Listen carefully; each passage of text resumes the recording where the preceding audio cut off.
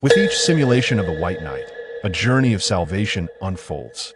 In the initial simulations, mundane life prevails. However, upon the emergence of a chat group, White Knight realizes that his good days are over as he finds himself surrounded by familiar faces. Chapter 1. Damn it, another C. You shielded your beloved girlfriend from a fatal blow, your golden-haired companion, as if empowered, pierced through the adversary. You have perished. The number of simulations has been exhausted, and the rewards are now being calculated. The system's evaluation, a mundane demise, albeit one that will forever be etched in the memory of a young girl. Reward, C, damn it. Another C for a reward. A young boy exclaimed in frustration, leaping from his bed. White Knight grabbed a soda from the bedside table and gulped it down. He sat on the edge of his bed, a cloud of gloom enveloping him. He felt a slight increase in the quality of his true essence and physical strength, and he sighed in resignation. Our protagonist is named White Knight. Under the disdainful treatment of many second-generation individuals, he was dispatched to District 11, barely making it through the summer break. White Knight is also a transmigrator. His method of crossing over was rather simply large truck barreled toward the 34th floor. There was no pain involved in this transition. He arrived in a typical anime world. In the realm, he encountered armored warriors and supernatural beasts, and even witnessed urban cultivators. He visited the Flip Garden and spotted Hututu and Old Nyo. He even crossed paths with the legendary General Duanmu. There were also returnees who had broken through space to arrive in this world, but before they could unleash their fury, Old Nyo swiftly subdued them with a couple of slaps, and relevant authorities promptly apprehended and imprisoned them. White Knight's family is merely a small cultivation clan, with all members practicing Taoism. Most of them, upon completing their education, joined relevant national institutions, often working in related departments before graduating. They frequently dealt with unusual phenomena, particularly entities akin to ghosts. Being a reincarnator, White Knight exerted himself from a young age, diligently practicing the family's ancestral techniques. Notably, when White Knight turned 10, the Transmigrator Alliance finally bestowed a system upon him. After a fortunate spin on a wheel of fortune, he acquired a rather common simulator system. Each simulation would provide him with several attribute bonuses. He had only 3 chances to simulate each world, and the final evaluation would reflect the highest score attained.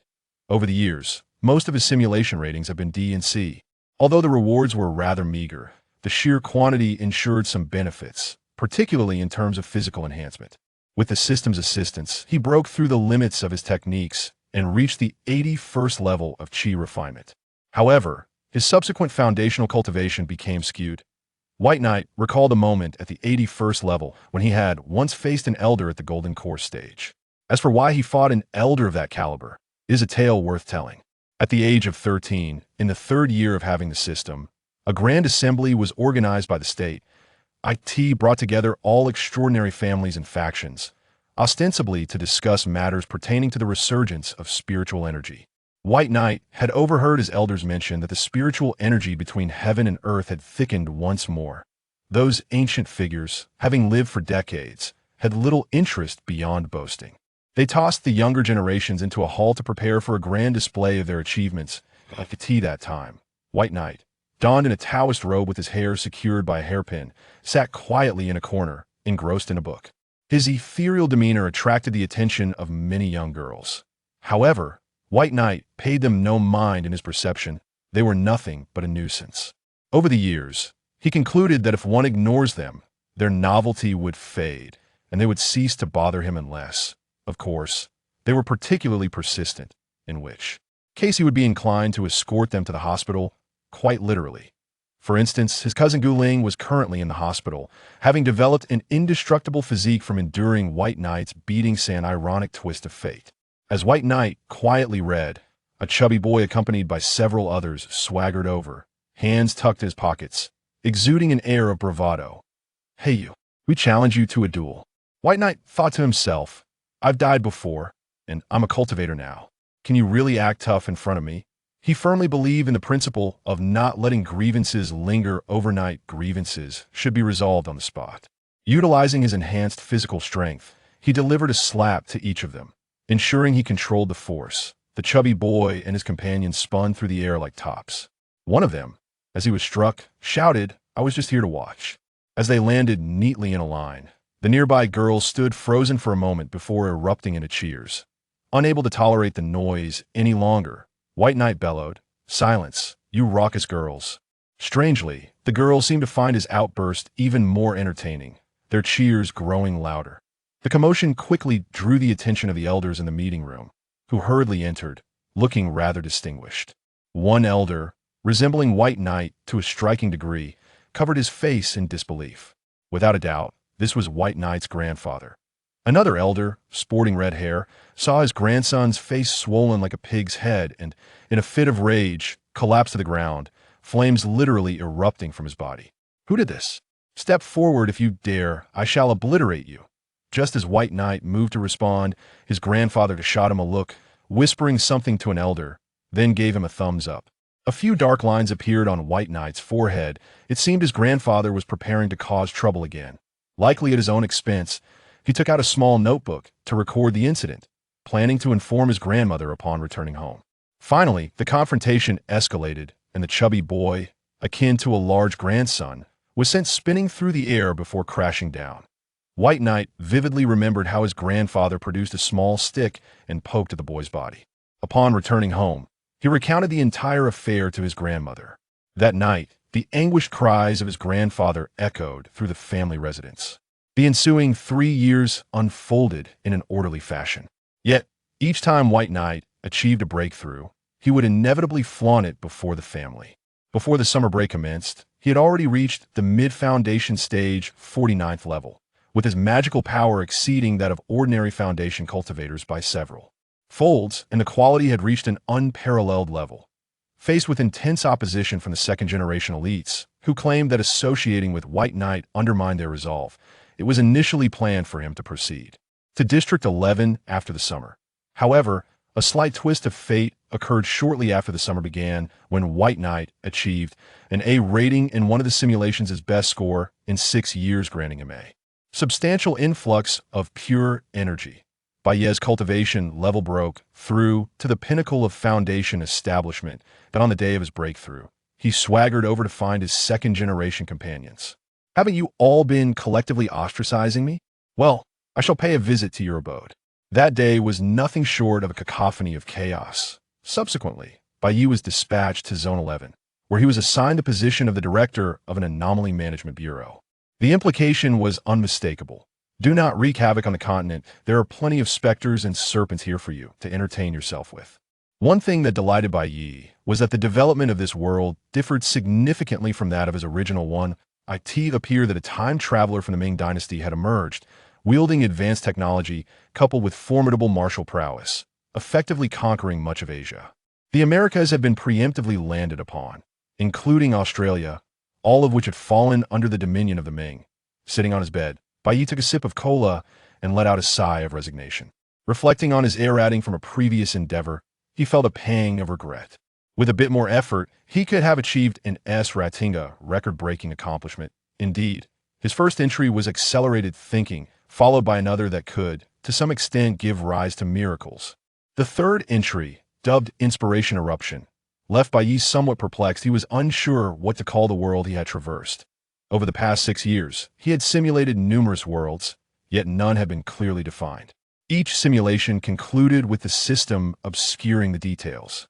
Had it not been for the air-rating granting him some memories mostly of technology, with a fraction of quotidian life, he would still be in the dark about the worlds he had visited.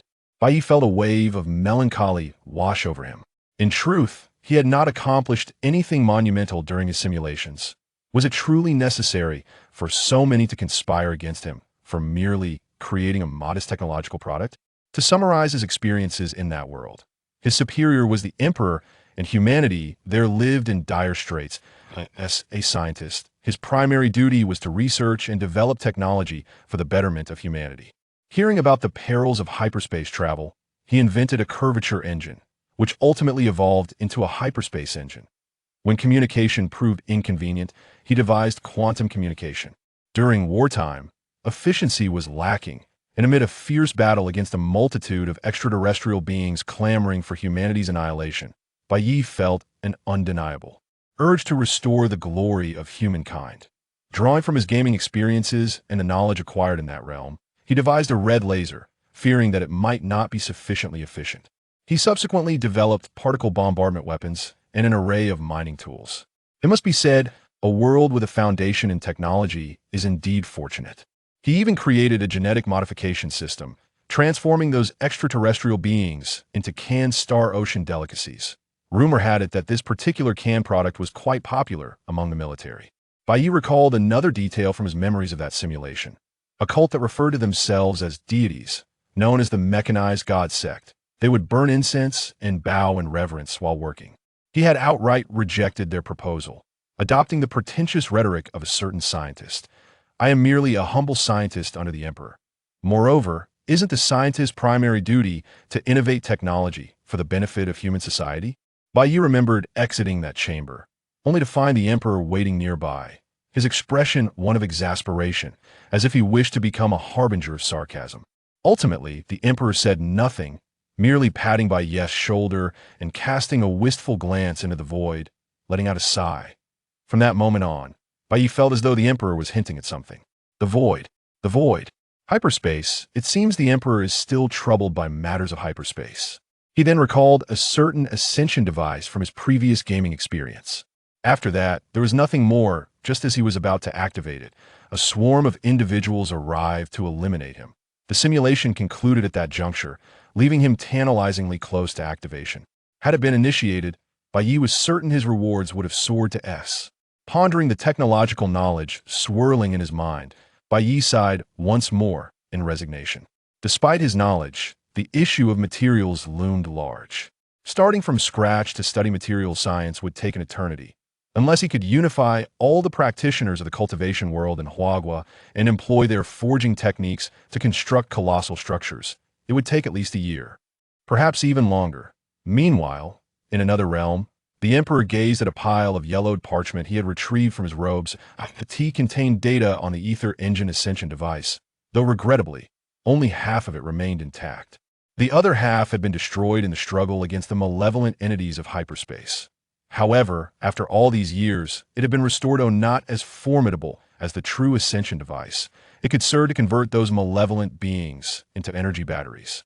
Sitting upon his throne, the emperor peered through the palace window at the grand statue outside the effigy of Bayi, triumphantly raising a gear aloft.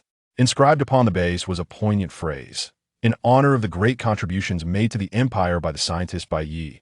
His deeds would be eternally celebrated, with Bayi's numerous achievements etched upon a stone tablet, the most significant of which was the invention of the spatial siphoning device. At that moment, before the statue, a group of individuals adorned with oil-stained robes and various mechanical gear ornaments knelt in reverence, worshipping the effigy.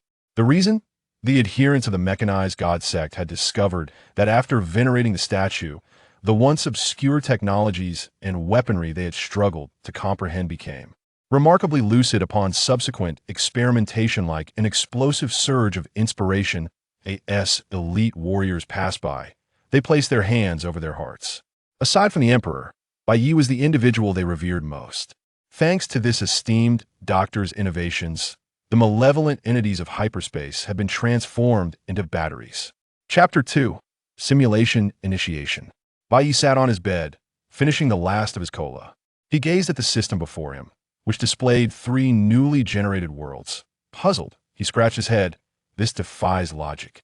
Previously, the system had presented one world after another, but now he was faced with a multiple-choice scenario. Looking at the numbers below the system interface, he noted the upgrade to 2.0.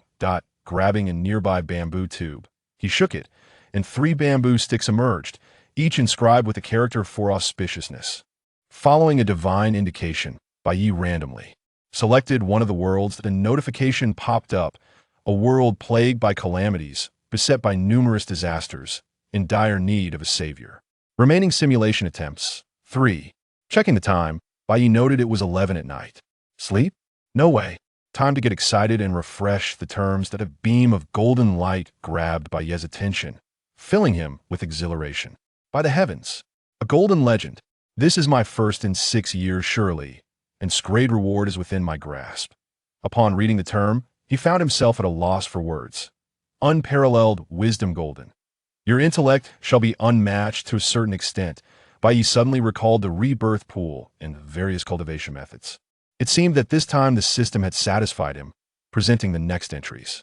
Bioelectric manipulation, purple, you can control the bioelectric currents within your body, enabling you to become faster and stronger. Physical fortification, blue, you will possess a robust physique, impervious to any virus. Accumulated growth, white, regardless of the task at hand, you will experience gradual growth over time. You will become increasingly adept. Divided attention, white, you are unable to concentrate on a single task. There was no need for further contemplation. The first 3 entries were undoubtedly exhilarating. Bai activated the device. Shortly thereafter, Bai retrieved several array plates, and the array flags swiftly flew around the house. Several invisible light barriers enveloped the dwelling. Once all was complete, Bai lay on his bed, found a comfortable position, and selected 3 entries.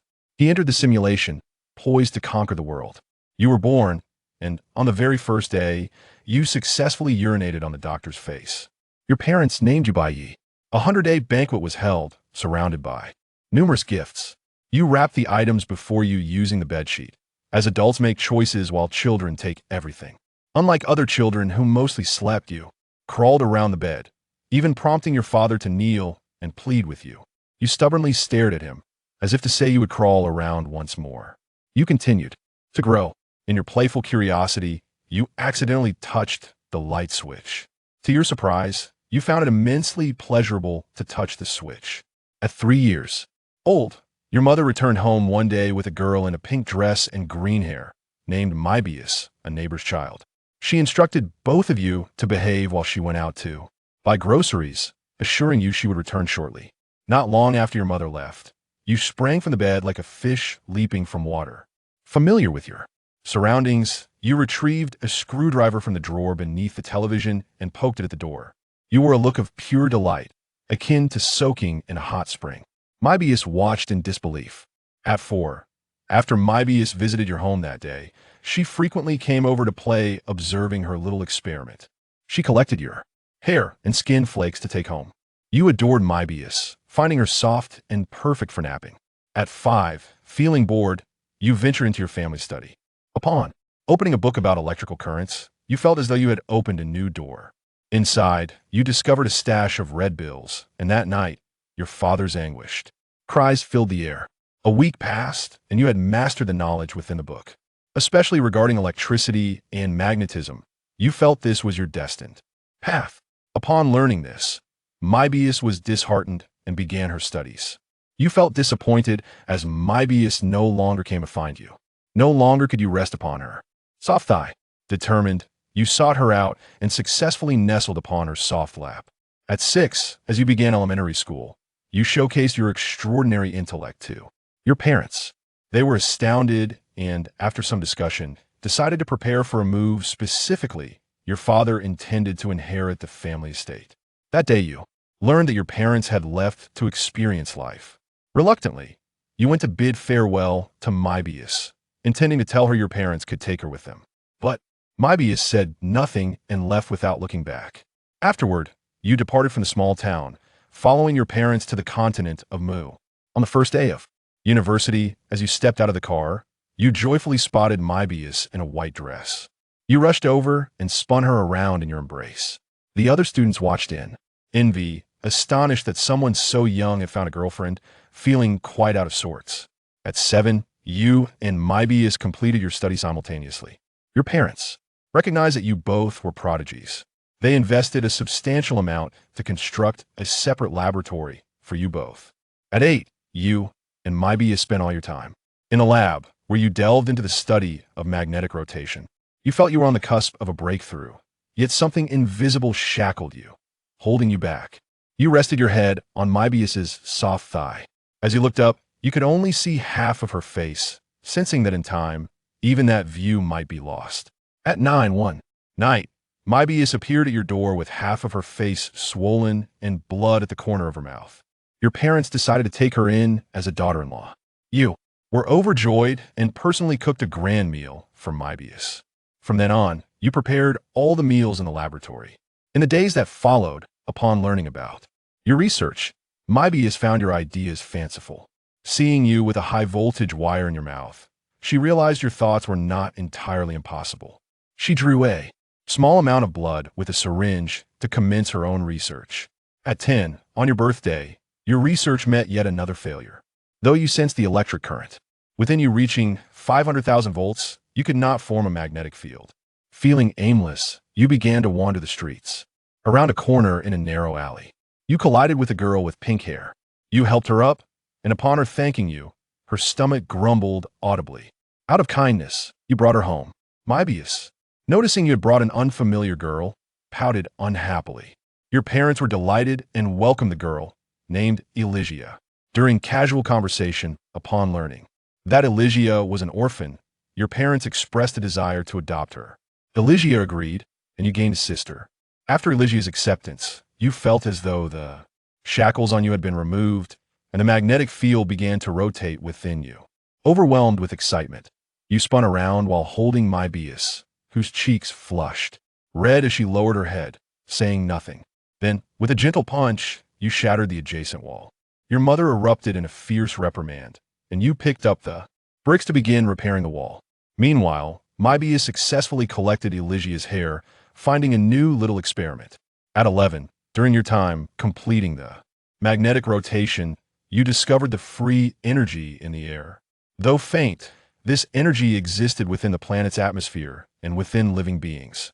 This energy had become one with the planet through your observations. You discovered its potent corrosiveness, capable of altering a being's characteristics. Through your investigations, you identified the individual in your vicinity most saturated with energy. It is your beloved sister, Elysia. You did not pay much attention after some time together. You realized that Elysia was no different from usual. That same year, Elysia expressed to your mother her desire to explore the vast world. Your parents, during this period, also recognized that Elysia was no ordinary person after all, who but an extraordinary individual could keep pace with your training. With a heavy heart, you bid her farewell, presenting her with a bank card to ensure she would enjoy herself and not forget to visit often. That same year, when Mybius learned of Elysia's impending departure on the last night, he administered a sedative to her and stealthily entered her room to draw a vial of her blood. After Elysia's departure, you revealed to Mybius the unique energy you had sensed in the air. Mybius responded nonchalantly, "I knew all along." He then took a sample of your blood and retreated to the laboratory. At the age of 12, your magnetic field had reached an astounding 20,000 units, categorizing your strength as street level. In that same year, Mybius, utilizing the blood samples from both you and Elysia, successfully developed a basic gene enhancement serum. Elysia returned home briefly, and Mybius, employing the same tactic, acquired additional experimental material. Meanwhile, the dynamics between you and Mybius grew increasingly intricate. At 13, you persevered with your magnetic field training, successfully increasing your magnetic power by 10,000. That you also achieved comprehensive control over your physical strength, which you designated as the complete realm. You felt your power capable of obliterating a small city. During this time, you sensed that the unique energy in the air seemed to be multiplying. A premonition stirred within you, suggesting that something adverse was on the horizon. That same year, Mybius optimized the genetic serum, which could amplify human physical attributes tenfold, albeit with the side effect of requiring an immense intake of food. Elysia returned home once more, and Mybius, once again, employed his old methods, securing another year's worth of experimental materials. In the midst of this, a minor incident occurred. Mybius had drawn too much blood. Elysia, feeling faint, tumbled down the stairs and landed in your arms, resembling a drowsy child, exceedingly affectionate. After this, you came to a realization. Your sister is indeed a most endearing creature. Chapter 3 Simulation 2 As the new year dawned, Elysia returned home early. Your parents, eager to celebrate her arrival, planned a seaside vacation. Upon reaching the beach, Elysia, clad in a pink bikini, immediately ventured onto the sand to engage with various young women. Meanwhile, your parents lounged nearby, indulging in their affection for one another. You extended an invitation to Mybius, who wore a green bikini, to join you for a swim in the ocean, but she declined. Disappointed, you immersed yourself in the water. Gazing up at the sky, the vast openness around you made you feel as if you were merging with the planet itself. enabling you to sense the fluctuations of the Earth's magnetic field as well as that of the universe. The magnetic force within you surged rapidly, reaching 80,000 and continuing to escalate. Upon regaining your composure, you felt a newfound ability to manipulate the particles around you. You realized you could even absorb the vitality of nearby trees to replenish your own life force. Additionally, you sensed the capacity to access the thoughts of those around you and effortlessly alter their memories, instilling within you a divine sensation. At that moment, you detected a peculiar magnetic field. You submerged yourself and swiftly swam towards its source. Upon arrival, you discovered beings emitting strange electromagnetic waves, resembling jellyfish. You seized one, feeling its texture akin to plastic, infused with a power similar to that of Elisha. With a single punch, you shattered it into fragments. You then returned to the beach, enjoying a delightful holiday with your family. A year passed. The magnetic force reached 150,000, yet you sensed it had hit a plateau. You resolved to embark on a journey to clear your mind. You invited Mybius once more, but she remained non-committal. On the day of your departure, you observed Mybius, now grown tall and radiant, organizing your clothes. You felt a sense of pride for your childhood decision. Reminiscing about your birthday when you and Mybius officially established your relationship and tasted the forbidden fruit for the first time. Afterward, Mybius spent 2 days in bed. That same year, upon learning of your liaison, Elisha was quite displeased. You decided to travel eastward. During your journey, you accidentally lost your way in a jungle and stumbled upon a small village, where you discovered an altar with a person bound upon it. You engaged in friendly dialogue with the villagers, who warmly welcomed you.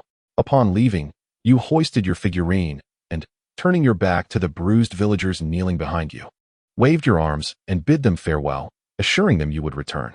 You took the man from the altar with you as you departed the village. Not long after leaving, the man regained consciousness and you exchanged friendly banter, albeit rather physically. Through this spirited interaction, you learned his name was Chinjia. Though he did not disclose how he had ended up on the altar, his mask piqued your curiosity immensely. You attempted to remove it, but regardless of your efforts, something would always obstruct your view of his face. On one occasion, after unleashing your full power and shattering everything around, a bird flew by and concealed Chinjia's visage. After that, you ceased your pursuit of uncovering the mystery behind Chinjia's mask. He followed you like a street urchin, exploring various regions and immersing himself in their cultures. You encountered creatures clad in white armor and individuals afflicted by energy corruption, witnessing the myriad facets of humanity, its darkness, and the corruption of government officials. Yet you also glimpsed the brilliance of human nature. Your magnetic force continued to rise, now at 170,000. Upon arriving in Shenzhou, a sense of belonging washed over you. As if you had come home. Perhaps in a past life, you were indeed a denizen of Shenzhou. There, you met a master of ancient martial arts and studied under him for a time, appreciating the profound depth of Shenzhou's martial traditions. Your magnetic force surged once more, now at 180,000. Recognizing your master's prowess, you recommended him to your parents for their bodyguard training, bringing along his offspring as well. With Chinjia in tow, you resumed your adventures. In the Siberian plains, you encountered a blue monster resembling a pig. Before you could act, Chinjia charged forth, swiftly dismantling the creature. Afterward, you both prepared a meal and, once satiated, engaged in spirited post-dinner activities. You had to admit that Chinjia was the most formidable individual you had ever encountered. You were aware of your own strength. Once, while traversing the Pacific, you had secretly submerged underwater and obliterated a small mountain with a single punch.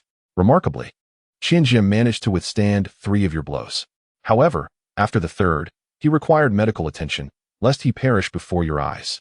As the new year approached, you returned home with Chinjia. Your parents, upon learning of your arrival, hurried home from work and were delighted to see you had brought a friend. That evening, you spent a night of revelry with Mybius. She learned that this individual named Chinjia had survived 3 of your strikes. Mybius, eager to extract a sample of Chinjia's blood, was thwarted by her recent confinement to bed, leaving the matter unresolved. In the following year, you and Chinjia ventured to the most chaotic locale, Dusk Street. Upon entering, you apprehended a small thief, no more than 10 years old. Lifting her with one hand, you found her pitiful demeanor endearing and decided to keep her as a guide in Dusk Street. You learned her name was Podorphilus, an orphan raised in that very street. While dining with Podorphilus and Chinjia, A skirmish erupted between two rival factions, overturning your table. You swiftly dealt with them, sending each opponent sprawling as if they were corpses in a morgue. Your remarkable intellect kicked in as you pondered the potential repercussions should they seek revenge on your family. Consequently, you and Qianjie dismantled their stronghold. Congratulations were in order, for you had attained the title of King of Dusk Street. Once again, your keen intellect was activated. Having assumed the mantle of leadership, it was time to govern. You initiated a grand transformation of Dusk Street. In that same year, Moebius developed a new serum and inoculated your parents, presenting them with the original genetic formula to initiate mass production. They reaped substantial profits and successfully established connections with governmental agencies, uncovering some clandestine information. Among the aberrant monstrosities and the irreparably afflicted souls, you encountered a cadre of assassins intent on extinguishing your parents' lives, seeking to monopolize the formula for a genetic elixir. Yet, your parents deftly thwarted their malevolent designs. Upon returning home and learning of this event, a somber cloud enveloped your countenance. Silently, you stepped outside the villa, raising your gaze to a towering edifice. In a flash of electric brilliance, you materialized behind the watcher, seizing their head to extract their memories. After reuniting with your family, you journeyed to the Americas, where you sought out a mogul in the medical industry, eliminating their entire lineage. Promptly, you contacted your parents to assume control of the enterprise, sending a clear message to others that you were neither a pushover nor easily trifled with. Following this, a palpable calm descended upon the realm. You returned to Twilight Street, where, bolstered by your financial and martial prowess, you brought order to the once chaotic locale. Twilight Street no longer mirrored the disarray depicted by outsiders. It resembled the grand urban centers, with some desperate criminals wondering if they had fallen into a governmental trap. During this period, you encountered a peculiar individual named Velvy, who frequently harassed you with her erratic demeanor and grandiose claims of being the greatest magician. There was an undeniable sense that she had recently escaped from a mental institution. Yet, despite her eccentricities, you acknowledged her remarkable aptitude, particularly in mechanical matters. Inspired by a stroke of genius, you confined Velvy with a selection of books, ensuring she would not disturb you while simultaneously encouraging her scholarly pursuits. You commended your own brilliance in this arrangement. In this time frame, you also met a rather endowed young nun named Apollonia, who was merely 12 years old, her stature surpassing even that of Velvy. As the year drew to a close, you returned home with Qianjie, little Pato, Apollonia, and the eccentric Velvy. Your parents were overjoyed upon learning of your friend's visit, shedding tears of happiness at the thought that their child had finally found companionship. Alicia beamed with delight at the sight of so many beautiful young women, her expression reminiscent of a kidnapper's glee as she whisked little Pato, Apollonia, and Velvy aside for whispered conversations. You also encountered Moebius, whom you hadn't seen for a year, standing elegantly in a white lab coat. Although you had frequently communicated online during your separation, the moment of reunion ignited a spark akin to dry tinder meeting a roaring flame. Consequently, Moebius took a week-long respite in bed. At the age of 19, your magnetic force steadily increased, reaching a formidable 190,000. That same year, an organization known as the Moths to the Flame extended an invitation to you and Moebius. You both joined their ranks, rising to the status of elders within the group. Alicia introduced you to her dear friend Eden during a journey, and you cultivated a profound bond over your shared appreciation for musical artistry. However, Alicia often felt sidelined during your conversations, as if she were an extraneous presence. At 20, amidst a series of cataclysmic events occurring worldwide, you sensed an impending crisis. Your magnetic force stagnated at 199,999, seemingly shackled from further ascent. Seeking relief, you vented your frustrations on the incessantly prattling legislators of the Moths to the Flame, ultimately breaking through the 200,000 threshold. You felt liberated, no longer requiring sustenance, as the external matter transformed into your nourishment. During this time, you endeavored to impart the secrets of magnetic manipulation to the soldiers, yet none succeeded. Even faltering at the initial stages of electrical propulsion, disappointment lingered, revealing the solitary path of the great. That same year, you wed Moebius, astonishing the Moths to the Flame, particularly Blanca, Moebius' lab assistant, who was utterly taken aback. Shortly after your marriage, Velvy barged in while you and Moebius were engaged in a delicate matter. Surprisingly, Mebius did not express anger. Rather, she seemed relieved. Mebius and Velvy spent a week together, lounging in bed. When the cataclysm erupted at 21, you rushed to the scene. Encountering a gray-haired girl with twin ponytails, her head adorned with contemporary weaponry. Amidst overwhelming gunfire, the soldiers faltered. You engaged in a heartfelt endeavor, extracting a blue gem from within her. You returned the body and the gem to the moths to the flame, where the gray-haired girl was designated the first Hershers. Her extraordinary power dubbed authority. The higher-ups of the moths to the flame sought to conceal the corpse, prompting you to confront them.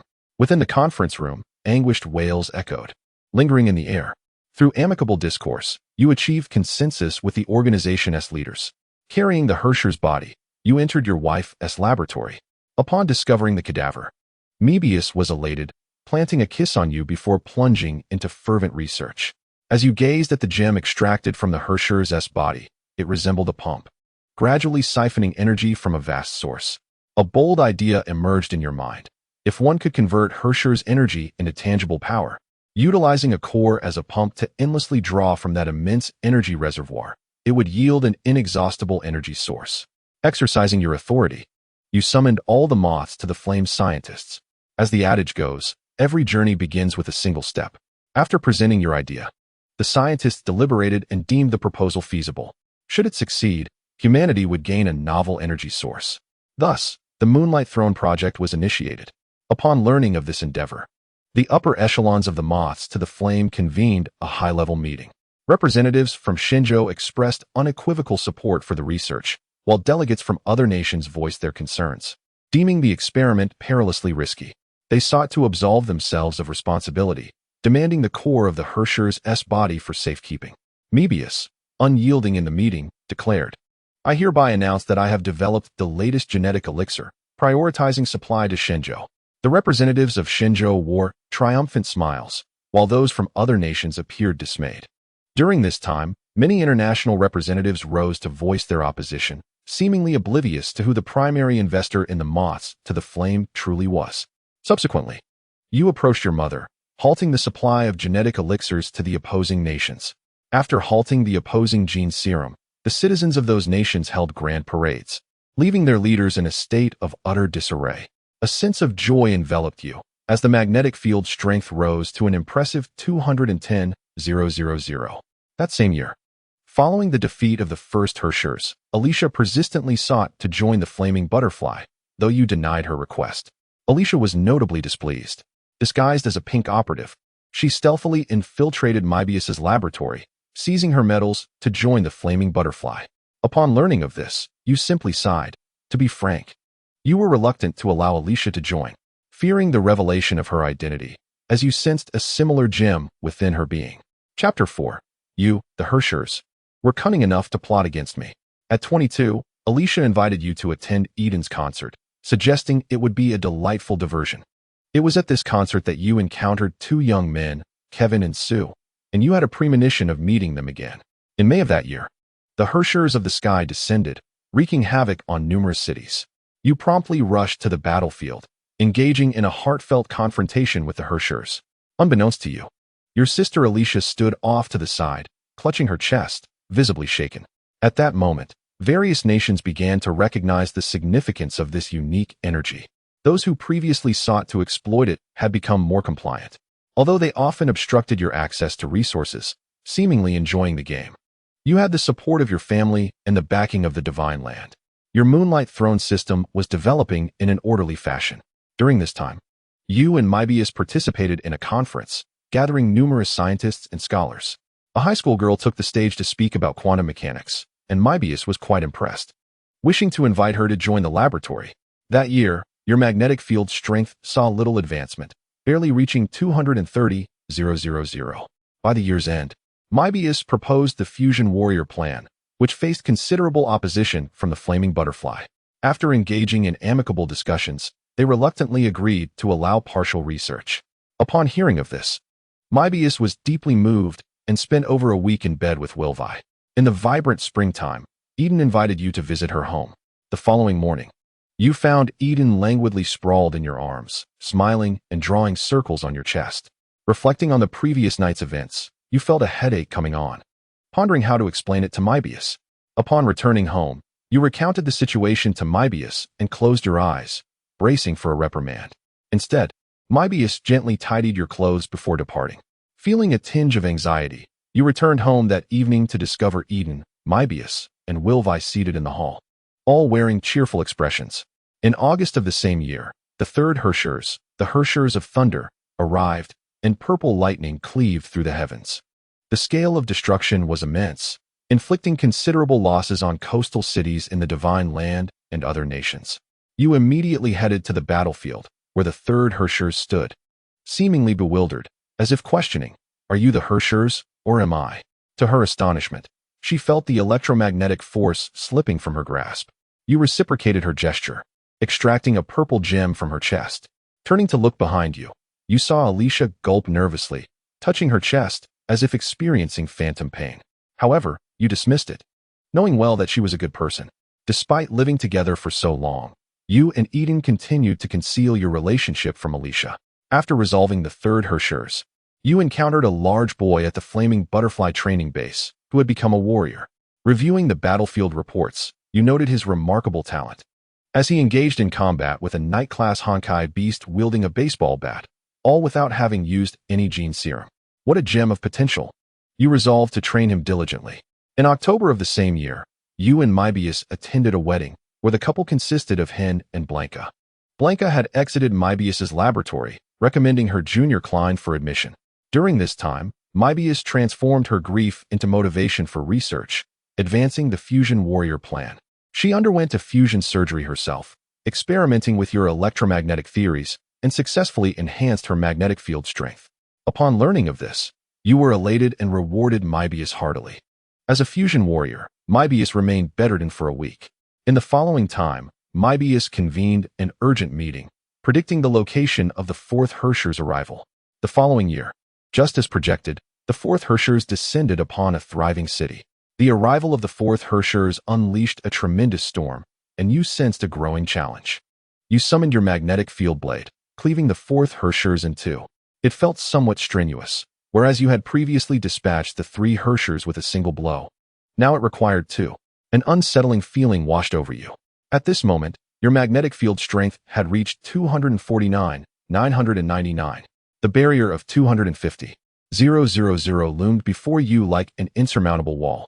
That year, Kevin, Alicia, Qianjia, and Wilvi applied for the super transformation surgery. After Qianjia completed the procedure, he engaged you in battle, and you noted his enhanced resilience. He could withstand 5 of your current punches. You personally infused them with magnetic field energy, and they erupted with blue electric sparks.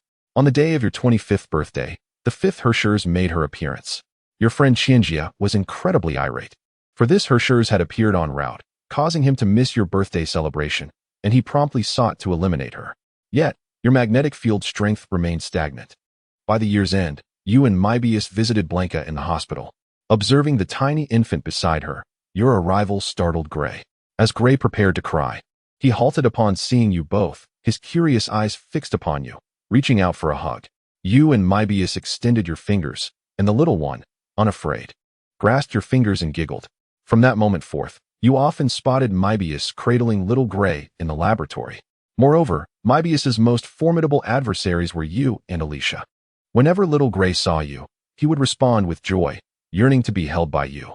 That year, the Moonlight Throne Project successfully developed a device capable of converting Honkai energy into other forms of energy. The scale of Honkai's emergence continued to escalate dramatically. Large-scale devastation has occurred in various parts of the world. The death toll has surged dramatically. By the time the sixth Arbiter descended, millions had already perished.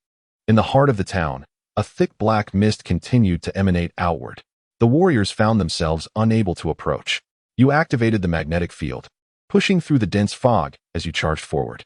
Along the way, you saw neither surviving humans, animals, nor plants, only patches of ash on the ground and the rampant ruined beasts in the city. In the center of the town, you beheld a girl clad in Arbiter attire, brandishing a scythe and gazing at you with crimson eyes. In an instant, you found yourself before her, braving the suffocating fog, and reached for her chest. Everything proceeded with an almost unbelievable ease. Typically, other arbiters would resist. Your hand pierced through her chest, yet you found no gem within her body, as if this were a trap set to ensnare you. A slight exertion from you reduced the counterfeit to dust. At that moment, the ground began to tremble, cracking open as countless plants surged forth in wild growth. You were thrust high into the air by this unexpected spectacle. Grasping the plants tightly, you commenced absorbing their life force. Upon entering your body, this vitality brought you immense comfort, and a look of pure delight crossed your face, an expression akin to sheer ecstasy. The sixth arbiter unleashed her full power, and you engaged in a protracted tug-of-war.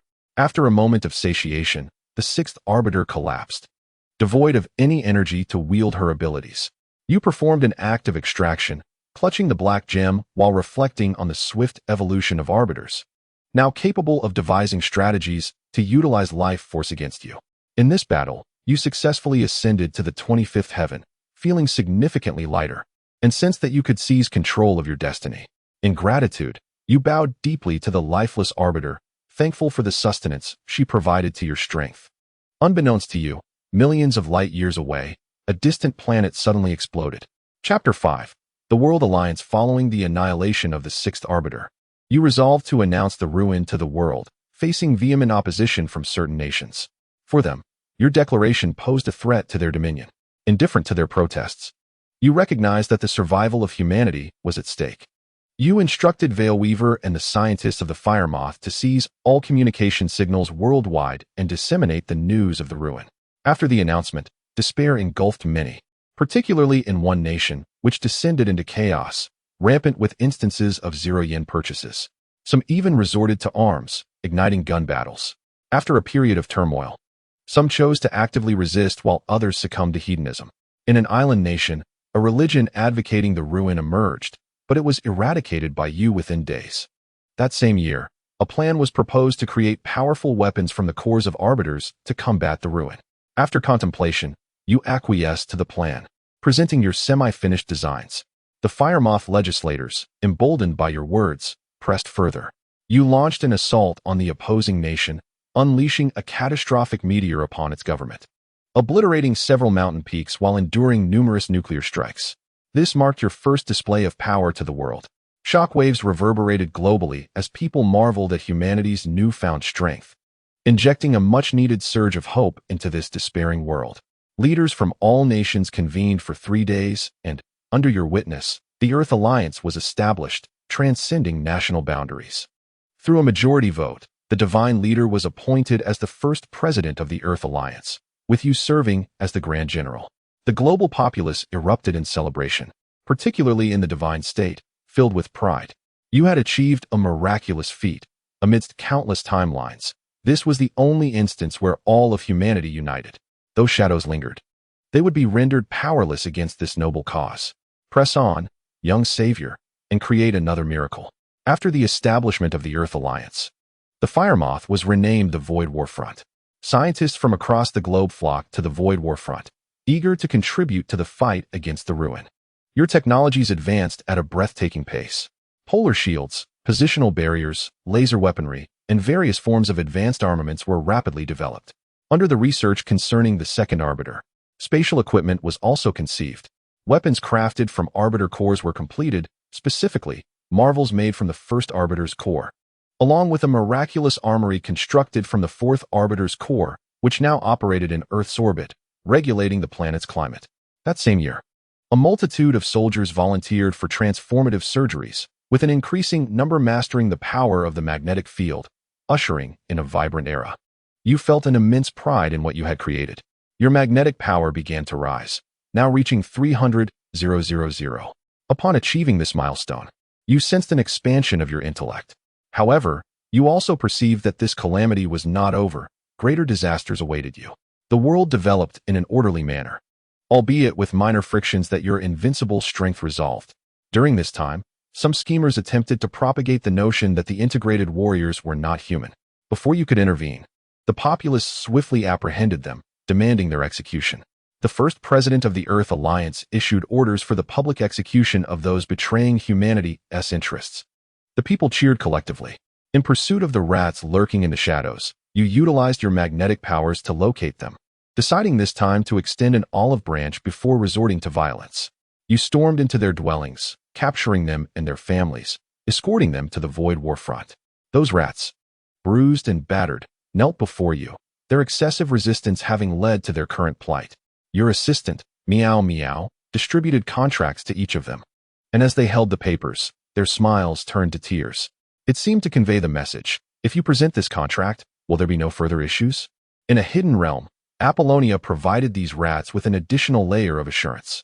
After resolving these petty matters, the fusion of warriors and magnetic power quelled the outbreaks of the ruin across the globe at the very moment they erupted. You were then able to dedicate yourself to scientific endeavors. In the M-Bias laboratory, you gazed upon corpses preserved in formaldehyde alongside the arbiter cores. Your extraordinary intellect ignited. Reminiscent of the immortal novels you had once read, ruin energy could be an insidious force, if it could be rendered gentle and easily absorbable. Would it not resemble the cultivation depicted in those tales? The core crystallized within the body of the lawgiver is undoubtedly akin to the essence of the golden elixir. Your will reveals to you that this is a remarkably viable path. Through your extraordinary intellect and 3 days of deliberation, combined with the forces of the magnetic field, you have discovered a method of cultivation. You have named it the New Era Magnetic Field Cultivation Technique. Upon mastering this technique, a profound joy fills you, accompanied by a premonition that somewhere in this world, the rampant issue of collapse energy has been resolved. Indeed, after emerging from your seclusion, you received delightful news. The development of the Moonlight Throne system has been successful, with major modern cities now manufacturing small-scale versions of it. Consequently, you gather numerous scientists to share your insights and unveil your cultivated method. All the scientists gaze at you in astonishment. At this moment, one scientist raises his hand, bringing forth good news. This scientist, through an unexpected encounter, has discovered a plant capable of absorbing collapse energy and converting it into a gentle form of energy. Although it retains the characteristics of collapse, it lacks its corrosive properties. Upon receiving this information, you realize that your plan has succeeded halfway. The next step involves cultivating this plant or modifying the Moonlight Throne. You choose to pursue both avenues. Upon learning of this development, Moebius sets aside his research on the stigmata. After a lengthy adjustment period of 3 months, the Moonlight Throne finally gains the ability to release this energy. Simultaneously, Moebius completes his genetic editing. Just as you prepare to celebrate, the 7th lawgiver silently descends upon Australia. And it turns out that this lawgiver is a captain from your Void War front. Unlike previous lawgivers, this one sits solemnly on the ground, furrowing her brow as if engaged in a fierce struggle. The first fusion warrior seeks to eliminate her, with the insistence of a fusion warrior named Hua, who presents evidence of your acquaintance. The personnel in the Australian division opt to report the situation. Upon your prompt arrival, you gather information from Hua. You quickly arrive at the scene and perform an intimate gesture, extracting a fiery red crystal from your chest. Accompanying you, Alicia touches her own chest. After removing the lawgiver's core, she places her hand on her chest, channeling the life energy she previously drew from the 6th lawgiver. Wounds on her chest begin to heal rapidly. Following a series of examinations, it is discovered that she possesses human consciousness and is not a lawgiver. From her words, you learn that at the moment of becoming a lawgiver, she felt another will emerging within her, seeking to consume her. Fortunately, having become a fusion warrior and cultivated the magnetic field's powers, her will stood defiantly against the encroaching force, preventing her assimilation. You receive this news with great joy and relay it to the higher authorities. They promptly choose to disseminate this information widely, promoting it to every corner of the globe. Among the crucial points highlighted is the cultivation method that promises longevity. Every human receives a manual on magnetic field cultivation, plunging into a fervor of learning, with some even erecting a statue in your honor. By the end of that year, your magnetic field power reaches an astonishing 450,000. Due to the rapid advancement of civilization, the 8th lawgiver arrives. However, the timing of this arrival is somewhat peculiar, coinciding with a nationwide fervor for cultivation, which unleashes a powerful will. The 8th lawgiver emerges as a staunch anti-collapse entity. At the Void War front base, you witness a spectacle. A girl with black hair, adorned with a victory ribbon, brandishes a piece representing victory over collapse, continuously rallying encouragement. Yet, this 8th lawgiver harbors a deep disdain for Alicia. Following her arrival, your sister introduces you to a close friend of hers named Sakura, a girl from the Far East. You recognize her as the one who surrendered the quickest while dealing with the vermin in the sewers. Despite her past, you accept her, transforming her from a creature of the sewers into a human. That same year, your dealings with Eden and others are discovered by Apophis and Kat, who subsequently drag those two into the fold to share the burdens. During this time, Sakura, who was eavesdropping at the entrance, is also pulled in. Simultaneously, Elisha, engaged in an external mission, feels an overwhelming pressure on her head, as if burdened with many responsibilities. Chapter 6. Simulation ends at year-end. An experimental mishap opens a gateway known as the Quantum Sea. However, during the opening, monstrous entities emerge, swiftly vanquished by the guarding fusionists, magnetic field warriors. You choose to explore the Quantum Sea at once. Upon entering, you find the quantum energy profoundly resonant with you. The Quantum Sea conveys a message, desiring you to become its son. You decline, asserting that the power obtained effortlessly pales in comparison to your rigorously forged physique. After your rejection, the sea extends several tendrils, pinning you in place as a torrent of energy surges into your body, as if to say your consent is irrelevant. Congratulations. You have achieved a new title, Son of the Sea. After this transformation, you regard the situation with disdain, rebuking the sea for its actions toward you. Your subsequent explorations proceed smoothly, likely due to your status as the Son of the Sea. Whether traversing the world bubbles or exploring the Quantum Sea, you consistently acquire valuable treasures, bringing back abundant resources. Armed puppets, Prometheus, and other mechanical constructs are successfully manufactured. That same year, through the Thousand Realms passage, you observe the relationship between the sea and the tree, discovering a perpetual cycle between them. From this, you draw a conclusion. The occurrence of collapse is contingent upon the state of civilization's development, suggesting that collapse may serve as a trial for civilization. You promptly inform the Void War Front. Upon receiving this report, a smile spreads across your face. In truth, you had already deduced this, merely withholding its announcement. Seizing the opportunity presented by this report, you disseminate the trial's revelation to the entire world. The populace continues their routine, eating and drinking as usual, seemingly unaffected. Yet each night, one can witness groups of individuals engaged in rigorous training. At this juncture, your magnetic field power reaches an impressive 500,000. You have liberated yourself from the constraints of gravity, no longer requiring energy to fly freely through the air. Furthermore, you sense that, apart from your brain and heart, any part of you can undergo rebirth. One evening, you attempt to breach the atmosphere and discover that you can survive in space. It is worth noting that Elisha remains oblivious to your activities. On one occasion, even in the restroom, neither she nor Sakura detects your subtle interactions. Before long, the ninth lawgiver arrives. Unlike the previous two, this lawgiver does not rebel against collapse, nor does she possess a steadfast will to resist. Just as the ninth lawgiver prepares to unleash her fury, she is encircled by a throng of enthusiastic citizens, overwhelmed by the relentless magnetic field assault.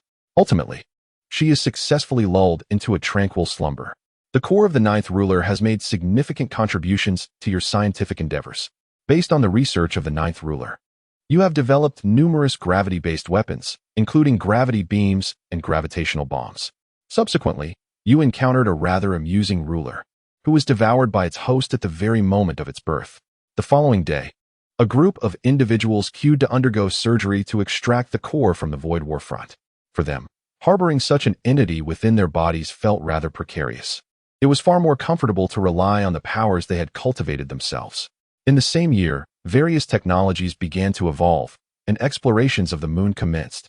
Numerous technological marvels were discovered on the lunar surface, alongside significant remnants of the collapse energy.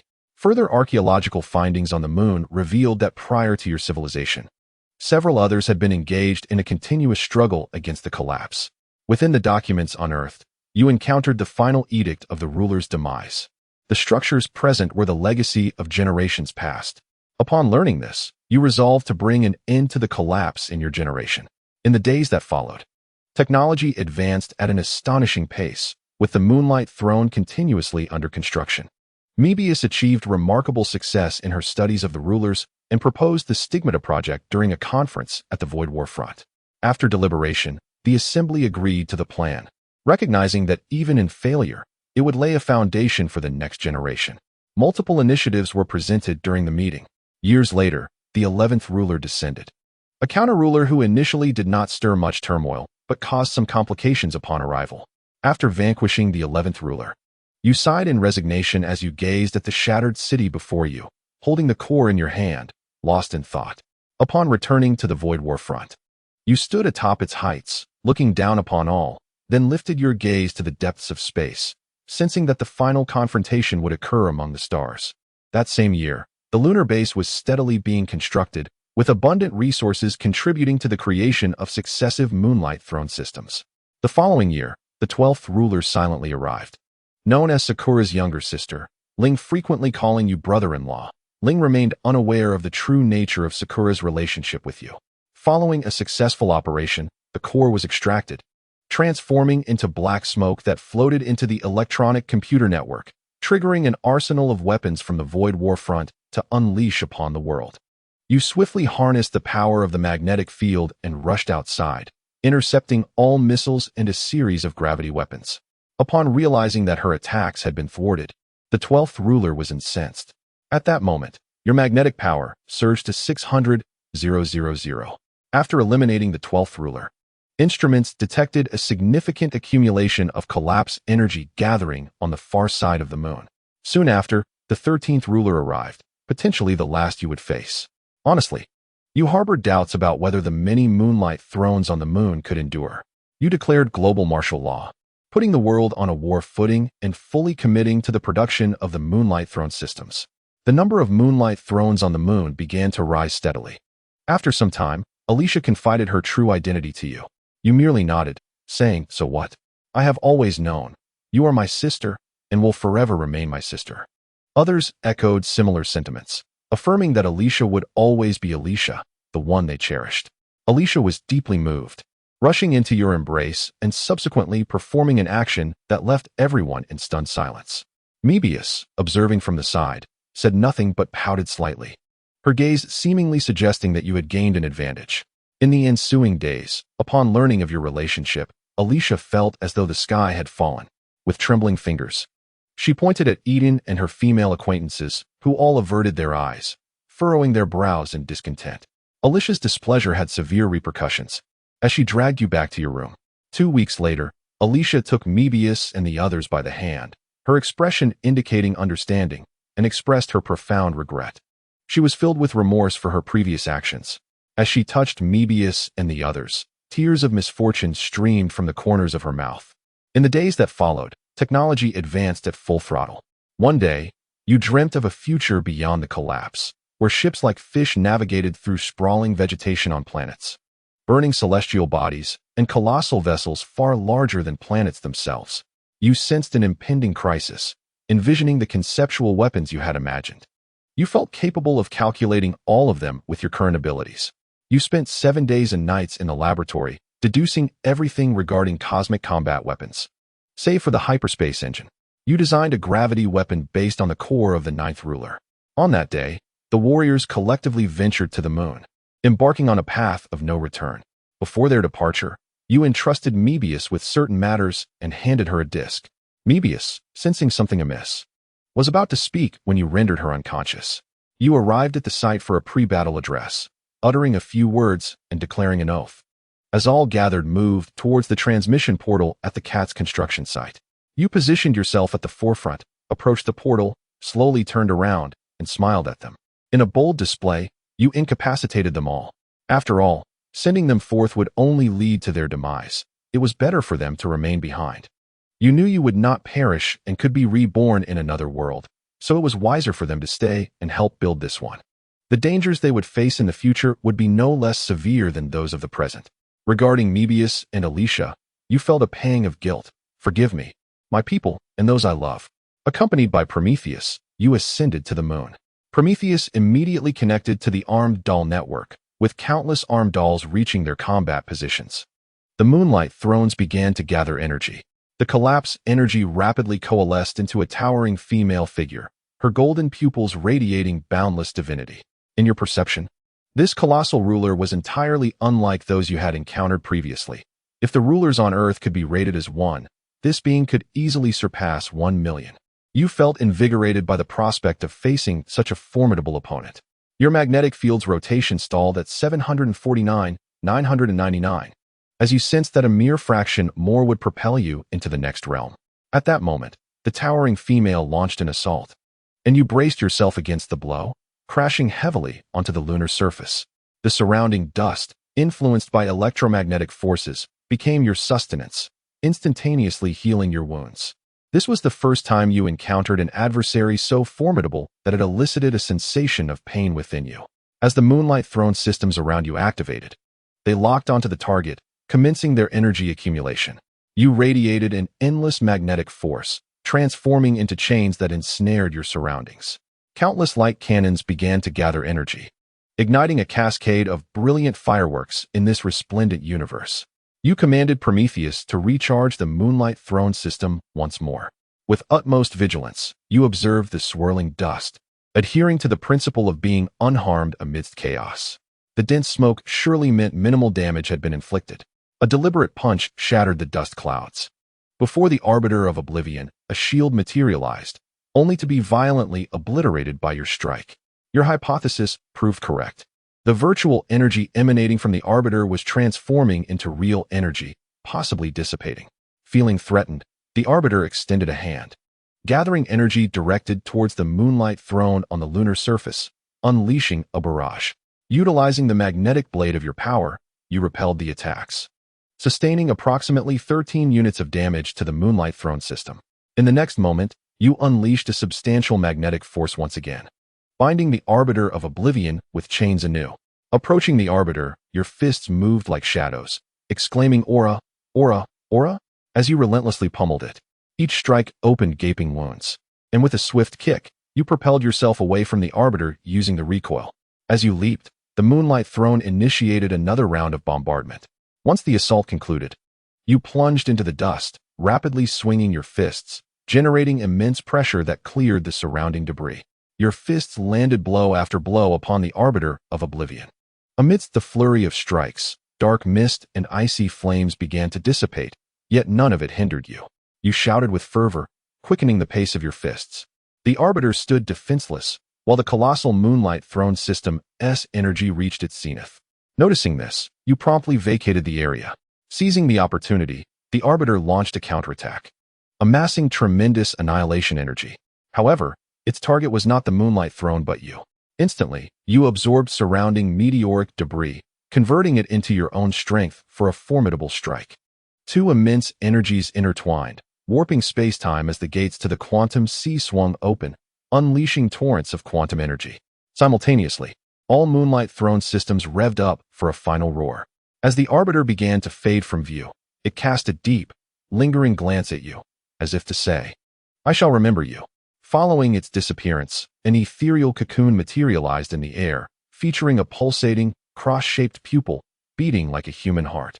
In this battle, your magnetic power finally surged to 750,000, granting you the ability to effortlessly alter the structure of matter, creating whatever you desired. You laughed heartily and charged forward, fueled by the infinite energy of the quantum sea, relentlessly striking. Ultimately, the cocoon of oblivion morphed into your likeness, and you hurled it towards Alicia on the void battlefield. You then beheld the still unfading gates of the quantum sea, emanating violent quantum energy. If left unchecked, this deluge of energy could engulf the entire planet. From your perception, the gates could not be closed from the outside, only from within. Realizing the grand scheme of the quantum sea, you penetrated its depths, where the raging energy transformed into tendrils, obliterating your clothing and coordinates.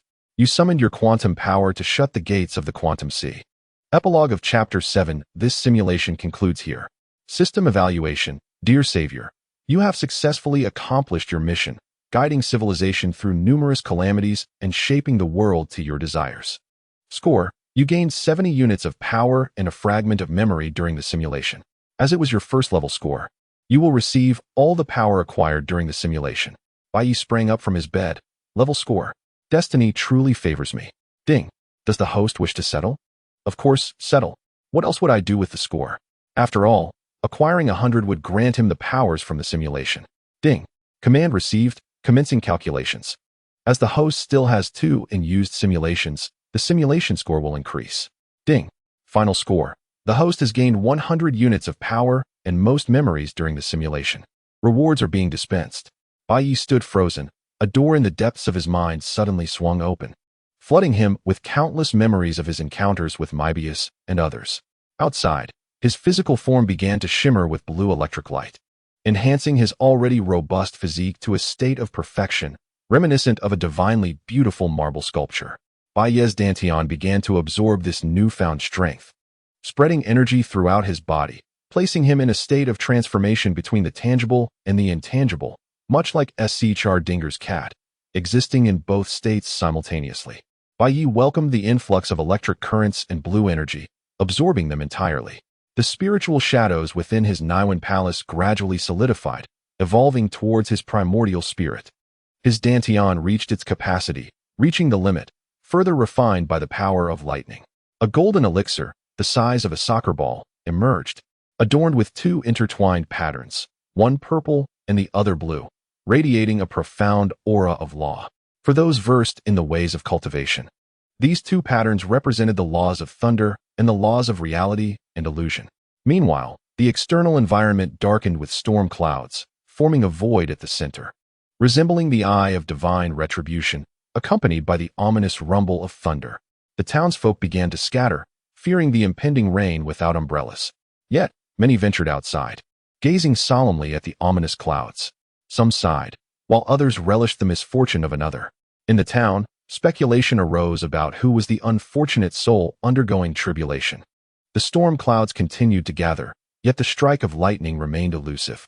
At that moment, Bai Yi opened his eyes, a flicker of purple lightning flashing within, causing the storm clouds above to dissipate. Those who had gathered to witness the event stood in stunned silence. What just happened? They wondered, sensing the power of divine retribution, only to find it vanished. Wasn't it meant to strike? The clouds seemed to act as protectors, leaving everyone bewildered and sleepless that night, ultimately concluding that the tribulation bearer had perished.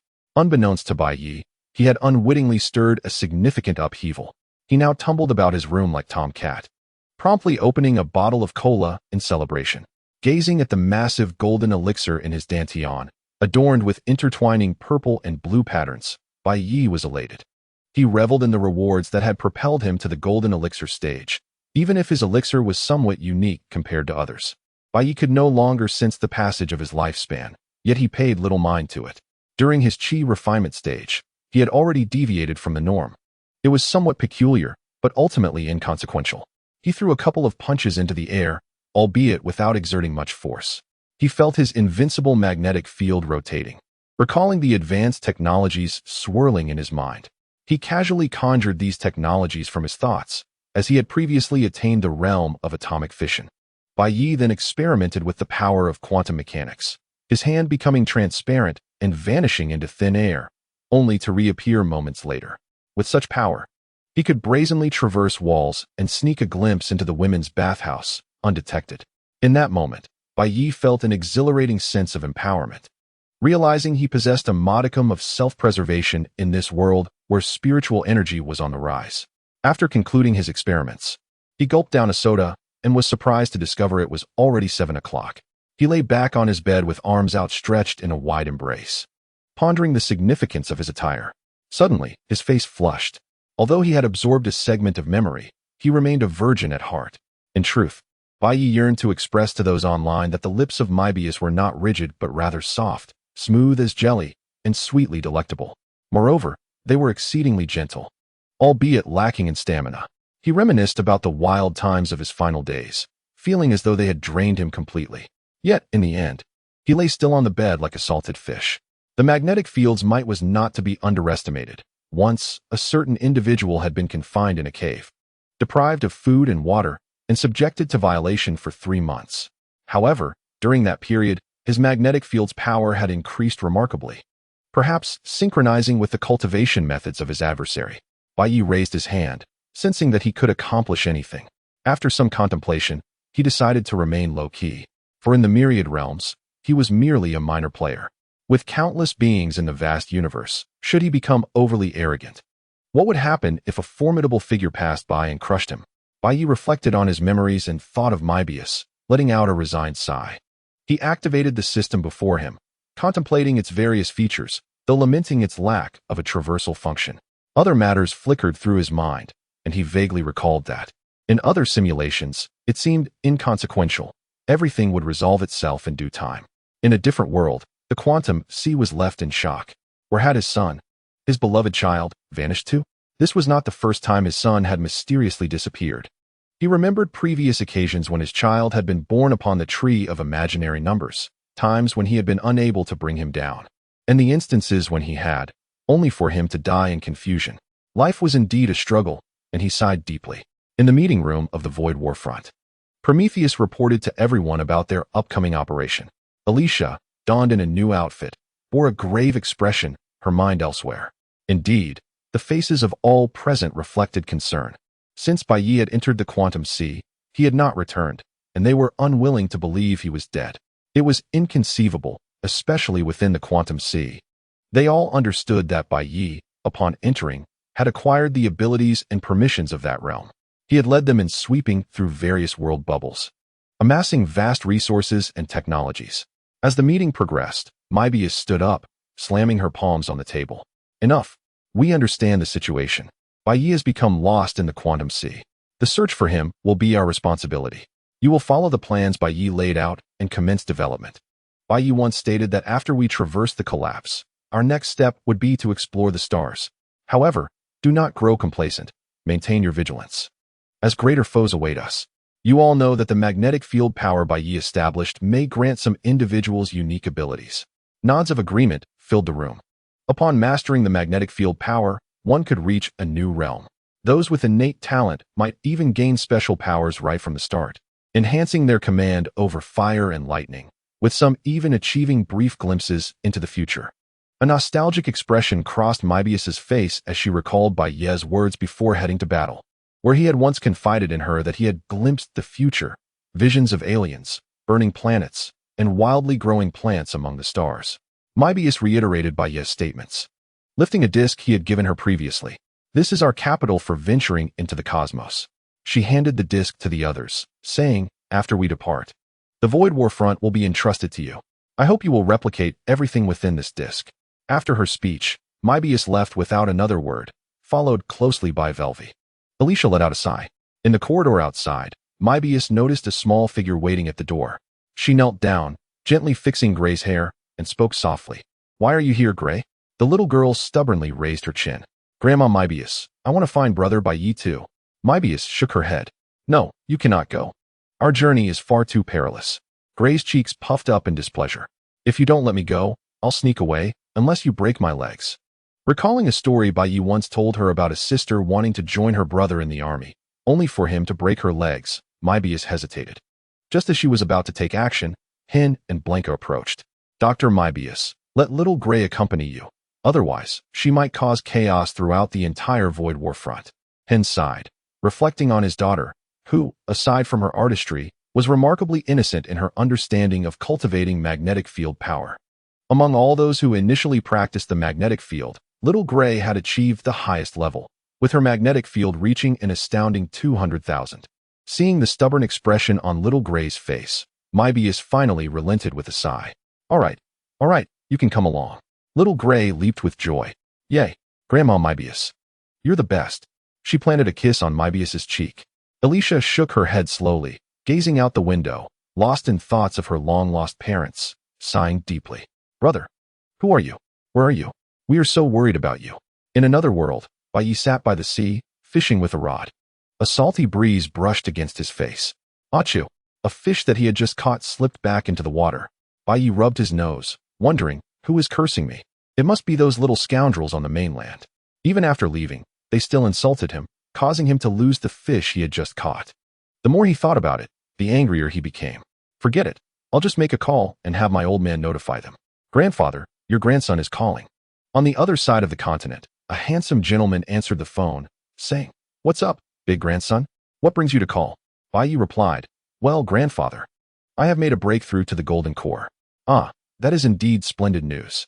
You have reached the golden core. The old man paused for a moment, then spoke with astonishment. But wait, big grandson, are you not mistaken? Did you not just recently achieve the peak of Foundation establishment? How could you have advanced to golden core so soon? Have you perhaps gone astray? Chapter 8. Goodness, how could these two deities be here? Hearing his grandfather's skeptical tone, Bai Yi felt a twitch at the corner of his mouth. It was only natural. He then summoned the golden core from within and recorded a video with his phone to send. When the old man heard no response, he almost hung up the call. But then, ding-dong, the old man received the video from his grandson. He opened it to reveal a golden core the size of a basketball, adorned with two distinctive lines. Even through the screen, he could sense the profound aura of the laws emanating from it. He slapped himself hard, feeling the sting on his cheek. It was real indeed. It seemed he was not hallucinating after all. The old man gazed at the video, at the basketball-sized golden core, and then looked down at his own dantian, where his golden core was roughly the size of a fist, with only 20 lines, while his grandson's single line was far thicker than his own. Bai Yi said, "Hello? Hello, did you hear that? Why does it sound so bad over there? I must quickly inform Grandma." The old man snapped back to reality, lamenting, "No, little ancestor. Please do not tell your grandmother. I just finished kneeling on the washboard. I do not wish to do so again." Bai Yi found it curious. "What is it, grandfather? Why are you kneeling on the washboard again?" The old man replied, "It's all because of you. Your grandmother heard that you were targeted by those families." Bai Yi, realizing the situation, quickly interrupted, "All right, you need not say more. I understand. Oh, grandfather, it seems you are having quite a hard time." "Indeed," came the old man's sigh from the other end. In that moment, the two men seemed to share a deep resonance, both exhaling a sigh of empathy. The old man cheerfully asked, "Is there anything else you require, big grandson?" Bai Yi, feeling no need for formality, requested, "If possible, please send me some materials for refining tools and alchemy." The old man patted his chest confidently. "No problem, big grandson, I just had a windfall." Hearing his grandfather's tone, Bai Yi understood the situation. After kneeling on the washboard, his grandfather had leveraged his strength against those families, causing quite a stir and making off with a trove of treasures. "Thank you, grandfather. Family doesn't need to thank each other. If there's nothing else, I'll hang up now. By the way, grandfather, don't forget my matter. Please inform them about my golden core stage." The old man raised his thumb on the other end of the line. "No problem, big grandson. You can rest assured. I will certainly take care of it." As Bai Yi heard the busy tone on the other end, he put away his phone, casting aside his fishing rod with a smile on his face. "Hee. I believe that after this encouragement, my friend's resolve to pursue the Tao will only grow stronger." Meanwhile, the old man hung up the phone, took a piece of paper, folded it into a paper crane, and attached a ring to it. With a gentle breath, the little crane began to flap its wings and soared into the sky, flying faster and faster until it vanished like a shooting star. The old man then connected his phone to a nearby computer and began categorizing and saving data. He made numerous copies, a mischievous grin spreading across his face as he pondered how much they might pay for these copies. On the other side, Bai Yi, while fishing, felt his fishing line taut. The weight on the hook suggested he had caught something substantial. With a vigorous tug, he realized it was not a fish, but rather a blue cat and an orange mouse. They tumbled onto the shore and turned into pancakes, only to revert to their original forms the next moment. The orange mouse immediately leapt down, listened to the cat's heartbeat, and in a panic, produced a blow dryer, stuffing it into the cat's mouth before seeking a high vantage point. Bai Yi's eyes widened in astonishment. "My goodness, is that not Tom and Jerry?" These two characters were iconic, unkillable, rebounding, and capable of pulling an array of items from their pockets.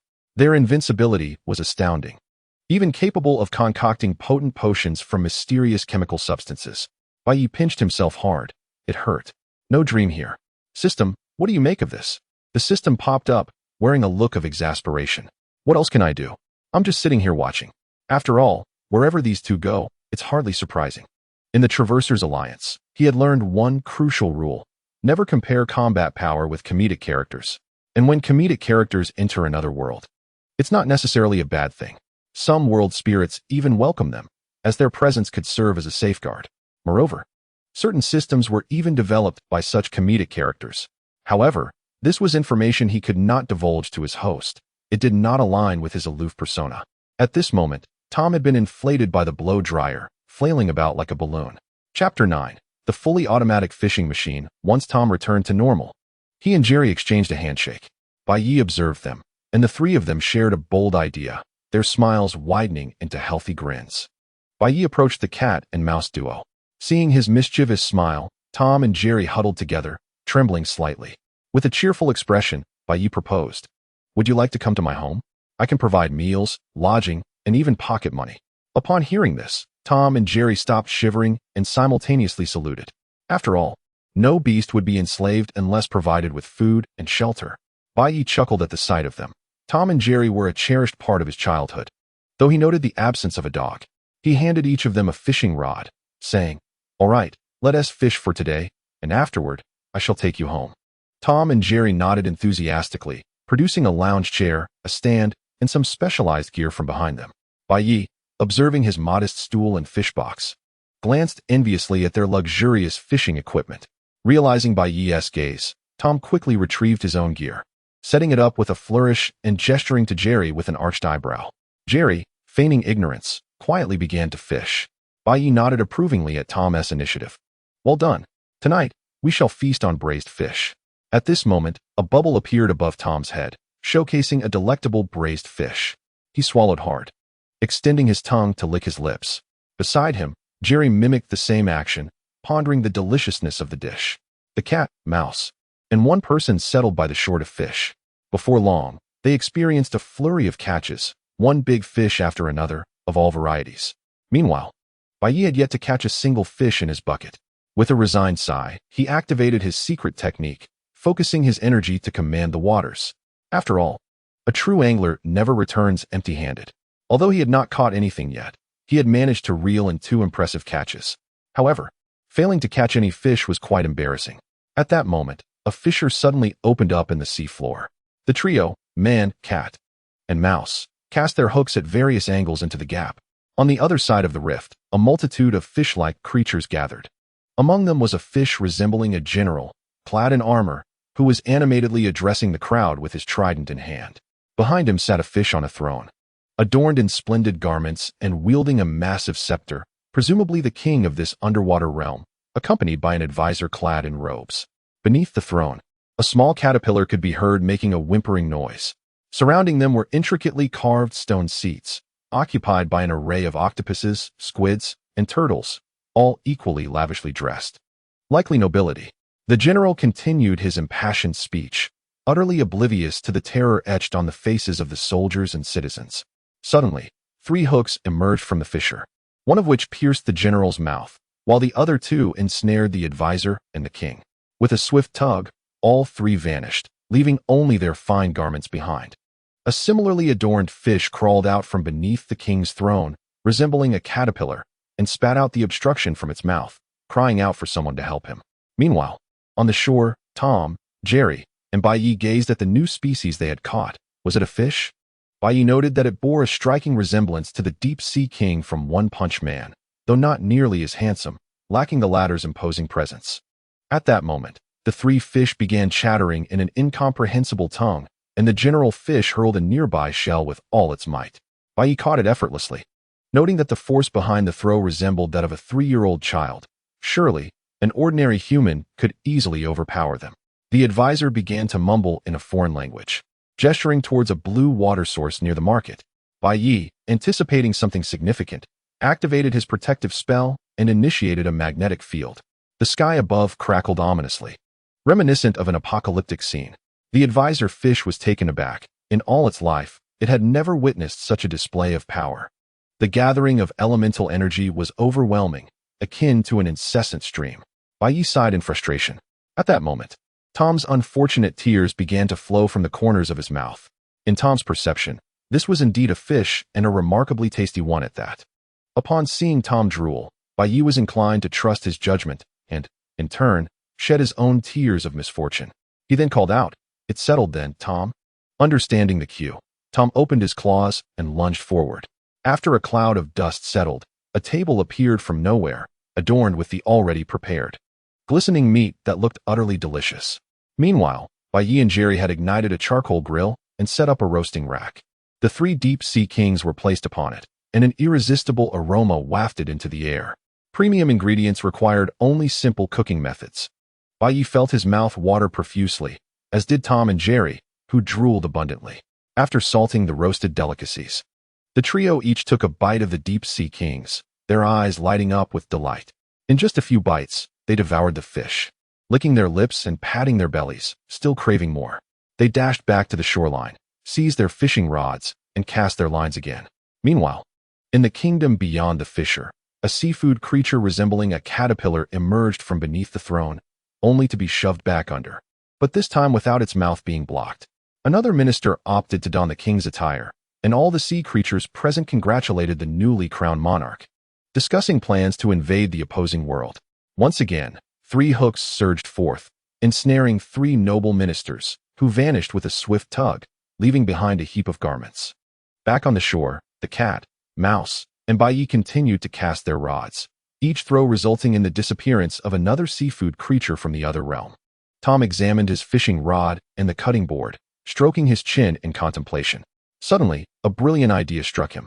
He poked Jerry and whispered something in his ear. Jerry's face lit up with joy, giving a thumbs up. Bai also noticed, halting his casting to observe what the duo was plotting. The cat and mouse produced a power drill and a hammer, and amidst a cloud of dust, they unveiled an automatic fishing machine. They removed their welding masks, and Tom and Jerry hopped onto 2 bicycles, one large, one small. Utilizing the chain mechanism and various gears, they fixed the fishing rods to the shore, casting them with increasing speed. Bai nodded in understanding. Tom, I'm going to utilize this contraption. I hope you don't mind. Tom gazed at the automatic fishing machine and nodded, even gesturing for Bai to proceed. Bai shook his head. Not that. Allow me to demonstrate. He clapped his hands, unleashing a surge of magnetic energy, revealing a larger fishing machine equipped with 3 bicycles, arranged in perfect alignment. Upon witnessing this spectacle, Tom's eyes nearly bulged out of his head, and Jerry was equally astonished. Bai mounted the grand bicycle, beckoning to Tom and Jerry. What are you waiting for? Come on, don't you want to savor delicious fish every day? Upon hearing this, Tom and Jerry snapped back to reality, realizing the importance of fish, and dashed to their designated spots. Bai glanced at both the cat and mouse, nodding in affirmation. He then picked up a helmet, and the trio donned them. The traffic lights nearby flickered to life, and the green light illuminated. At that moment, the eyes of the man, cat, and mouse sparkled with fervor. For the love of delicious seafood, they were determined to go all out. Their legs spun like whirlwind, and if there had been a speedometer, it would have registered speeds well beyond the sound barrier. It must be noted that this fishing machine was incredibly resilient. At that moment, a golden-haired girl stood with her mouth agape, completely unaware that her ice cream was melting in her hand. It seems that Isaka AI has been here for quite some time. Today, she has finally welcomed a long-awaited day off. Rather than indulging in a bath at home, she ventured out for a stroll. What did she see? To her astonishment, there were a cat, a mouse, and a person fishing. Moreover, the items that fell out were all peculiar and bizarre. The cat and the mouse were busily crafting a fishing machine with a hammer and a drill, along with some processing apparatus. Then, the man clapped his hands and conjured an even larger one. Isaka AI felt compelled to investigate, suspecting that the mushrooms she had consumed for lunch, which were sourced from the mainland, might contain some toxic and hallucinogenic properties, leading her to a state of bewilderment. Chapter 10. Daily Life 1. Isaka AI dialed the phone number of her esteemed lady, her gaze fixated on the large, fully automatic fishing machine before her, her expression vacant. I'm sorry, my lady, but it seems I cannot serve you for the next few days. I need to visit the hospital. I think I may have been poisoned by the mushrooms I ate for lunch, as I witnessed some unbelievable things. I will inform my mother. She will take care of you. Isaka, you must recover quickly. I cannot be without you, came the whimsical voice of her lady on the other end of the line. All right, I understand, Kagaya-sama. Just bear with it for a couple of days, Isaka AI replied, and then hung up the phone. She glanced at a trio not far away, pedaling furiously on bicycles, 1 person, 1 cat, and 1 mouse. With her eyelids drooping, she pondered a question. However, her insatiable curiosity triumphed over all. Isaka AI nodded to herself, deciding to confirm whether it was just an illusion. On the nearby coastline, a girl with black hair, donned in casual attire, rushed over, resting her hands on her knees as she gasped for breath. Upon seeing the trio cycling by the shore, her face lit up with joy, for to her eyes, the brilliance of the scene was unparalleled. Yurichikawa Hana approached and patted her shoulder, saying, Mitsuko, wait for me. What are you doing? Why did you get off your bike? We were supposed to visit the shrine, and you were supposed to. Before Hana could finish, she caught sight of the cycling trio and the peculiar fish they were catching. Swallowing hard, she instinctively shielded Mitsuko, peering out cautiously, her hand trembling with fear. "What is that?" Mitsuko inquired, attempting to comfort her friend. "It's all right, Hana. They are probably just a bunch of good people." Originally, Mitsuko was an ordinary girl. Recently, however, she had awakened to disturbing visions, including her father from a past accident and grotesque beings shrouded in dark mist, reminiscent of legendary monsters. This had placed an immense burden on her. And hearing that the local shrine was quite powerful, she sought a talisman for protection. When she arrived at the seaside, she witnessed a blinding light, and upon looking around, all the monsters had vanished. In truth, it was the result of Byakuya casting a purification spell to silence the chaos surrounding him before he fished. He had even grumbled about the inefficacy of the local management. Reflecting on his prior appointment as the head of the local bureau, he realized he was inadvertently criticizing himself. At this moment, Isaka AI was hiding behind a large rock, peeking out to observe the unfolding events. With an expression of incredulity, she pinched her thigh and rubbed her eyes, convinced she was not mistaken. Indeed, there were a cat, a mouse, a person, and that machine, all real. The speed at which they pedaled was akin to the wind, rendering their legs nearly indistinguishable. Suddenly, Byakuya, Tom, and Jerry came to a halt, causing Isaka AI's heart to leap into her throat, fearing she had been discovered, especially since they had ceased catching fish. They stared at the water's surface, letting out a collective sigh, as they beheld a mound of meat that could sustain them for quite some time. The trio exchanged glances, quickly reaching a consensus. They must first savor this exquisite food. Tom stoked the fire, while Jerry hastily constructed a cooking platform. Byakuya retrieved several pots from his ring, along with an array of seasonings. At that moment, Tom inexplicably vanished. Meanwhile, Isaka AI, attempting to stealthily depart, felt the sunlight blocked and saw the fuzzy blue legs of a cat. Realizing the gravity of the situation, she slowly raised her head to find Tom, wielding a baseball bat, sporting a friendly smile, alongside the bound Mitsuko and Hana, both grinning. "Long time no see, Isaka-san," they greeted. Isaka AI recognized these two as inseparable friends from school. Observing their bound state and the rope in Tom's hands, she extended her own. "Could you loosen my bindings?" Tom shook his head, indicating that he could not. They found themselves seated around a square table, each tied to a chair. Isaka AI, Mitsuko, and Hana. Byakuya crossed his arms before him as Tom whispered something into his ear.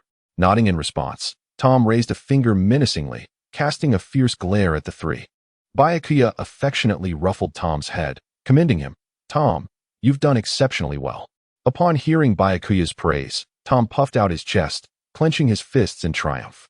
Meanwhile, Byakuya leaned forward, intrigued, observing the three before him.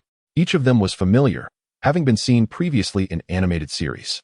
Feeling an invisible pressure, Isaka AI and her companions swallowed nervously, beads of cold sweat trickling down their foreheads. They gazed at Byakuya as though he were some primordial beast. However, the pressure did not stem from him, but rather from Tom and Jerry. To set the scene, an assortment of torturous implements, iron maidens, wooden horses, spiked clubs, and red-hot brands, were displayed ominously to the side. As Tom retrieved a searing brand, Jerry accidentally knocked over a nearby spiked club, causing it to tumble onto the brand, which spun in the air before landing squarely on Tom's rear. Naturally, Tom's fur ignited upon contact with the scorching iron, and he rolled on the ground, employing every possible position to extinguish the flames, yet the fire persisted. He let out his iconic cry, "Oh no!" In that instant, Jerry hastily produced a large bucket and doused Tom, transforming the burns into a raging inferno. Upon examining the bucket, Jerry noticed it bore the words vegetable oil alongside a mouse insignia, causing him to blush. Watching Tom engulfed in flames, Jerry shrugged innocently and leisurely strolled a few steps away, whistling nonchalantly as he dashed behind Byakuya. Tom, propelled by the flames, dashed into the sea. A considerable amount of water vapor was released, and after it dissipated, he lay there with a look of utter contentment, displaying an expression of bliss. The three onlookers felt a pang of discomfort at the sight. Bai Yi, however, found it utterly normal, for the daily interactions between these two were always like this. For instance, Jerry, while sleepwalking, still thought of Tom, even to the point of dreaming about him while clutching a small handbag, unwaveringly pointing at Tom.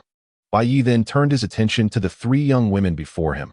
resting his chin on one hand while the other rhythmically tapped on the table. Furrowing his brows, he contemplated how to manage them.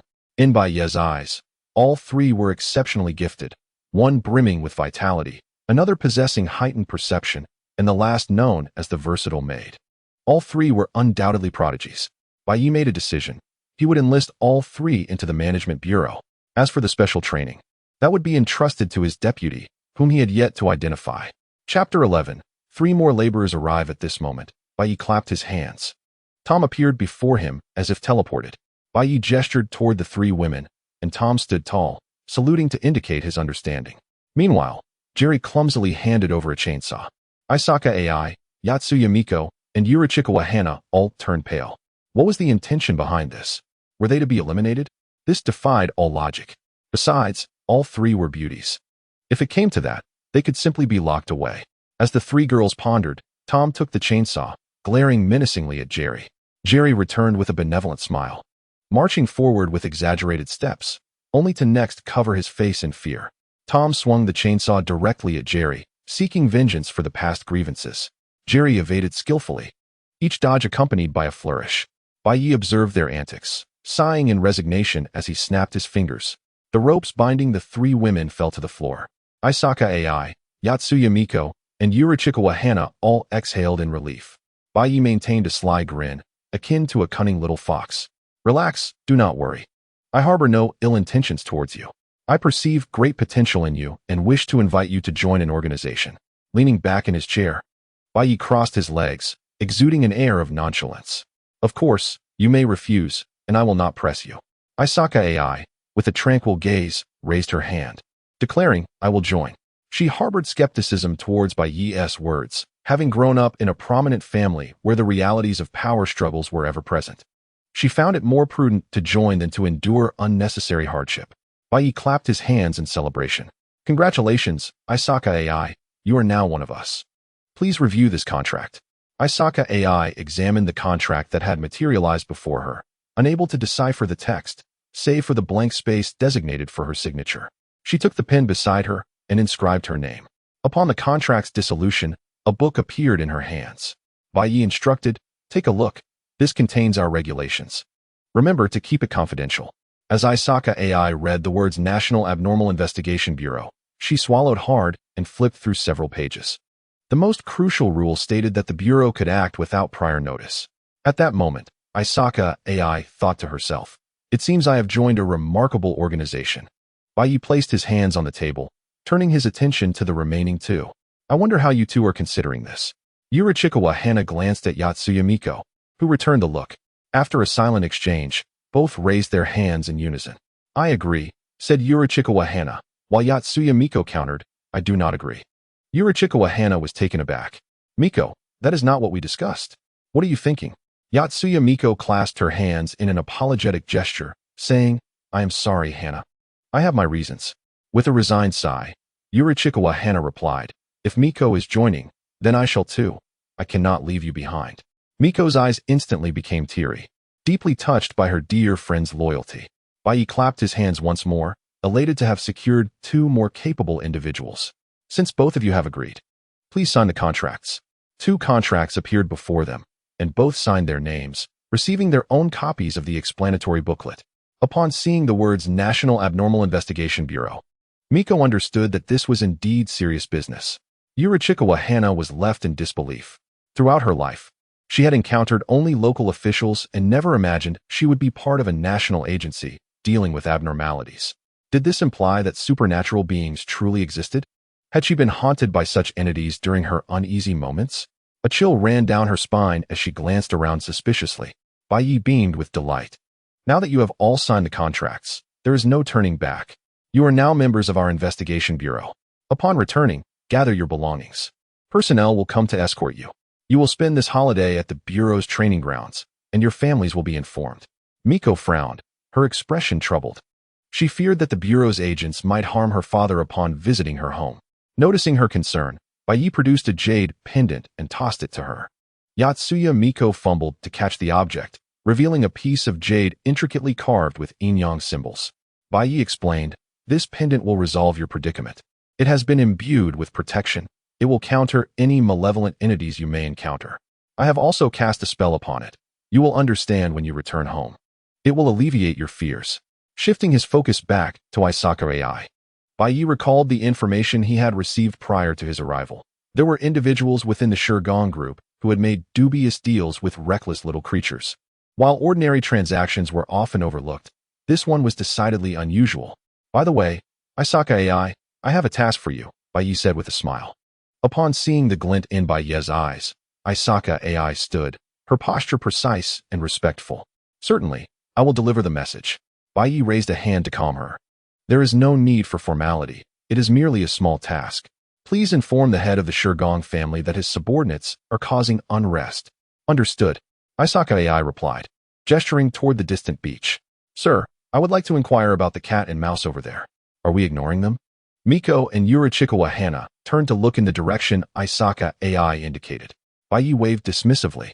No need to concern yourselves with them. That is merely a natural occurrence. At that moment, Tom and Jerry were not far off on the beach, constructing sand fortifications.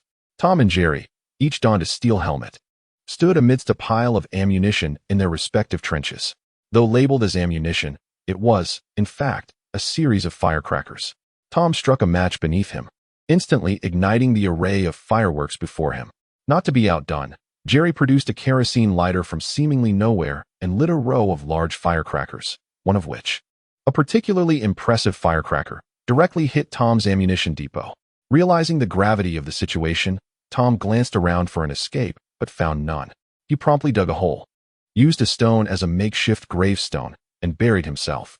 After a thunderous explosion, a large crater formed where Tom had been, with only a small patch of his grave remaining intact. Upon discovering he was unharmed, Tom rose from his makeshift grave, nonchalantly retrieving a knight's sword. Jerry also grabbed a smaller knight's sword, and thus commenced a whimsical duel between the cat and mouse. At that moment, a large firecracker, seemingly unlit, aimed directly towards Bai Yi, who was preoccupied with greeting 3 newly arrived employees. By the way, I have some items for you, Bai Yi said, as he pulled several talismans from his pocket. Just as he was about to hand them to the trio, a large firecracker suddenly sparked to life, igniting in an instant. With a resounding pop, Bai Yi's hair transformed into a frizzy explosion. Tom, Jerry, both of you, come here, he bellowed. The two immediately ceased their playful skirmish and hurried to Bai Yi's side, observing his disheveled appearance. The cat and mouse pointed fingers at each other, feigning innocence. Unable to contain his laughter, Bai Yi shook with amusement. Tom exclaimed, "Ah!" and Jerry echoed, "Ah!" Their laughter grew infectious, and they both rolled on the ground, clutching their bellies. Meanwhile, Bai Yi's expression darkened, and his fists clenched tighter. After all, there is an old adage that states, when patience wears thin, action must be taken. With a resounding thump, both Tom and Jerry sported large bumps on their heads. Isa, Yurichuan, and Yatsuya all crouched on the ground, nursing their foreheads, which emitted a faint warmth. "Humph, don't think I didn't see you 3 snickering," Bai Yi declared, hands on his hips. "Regardless of your gender, I shall not hold back." At that moment, Bai Yi's phone rang.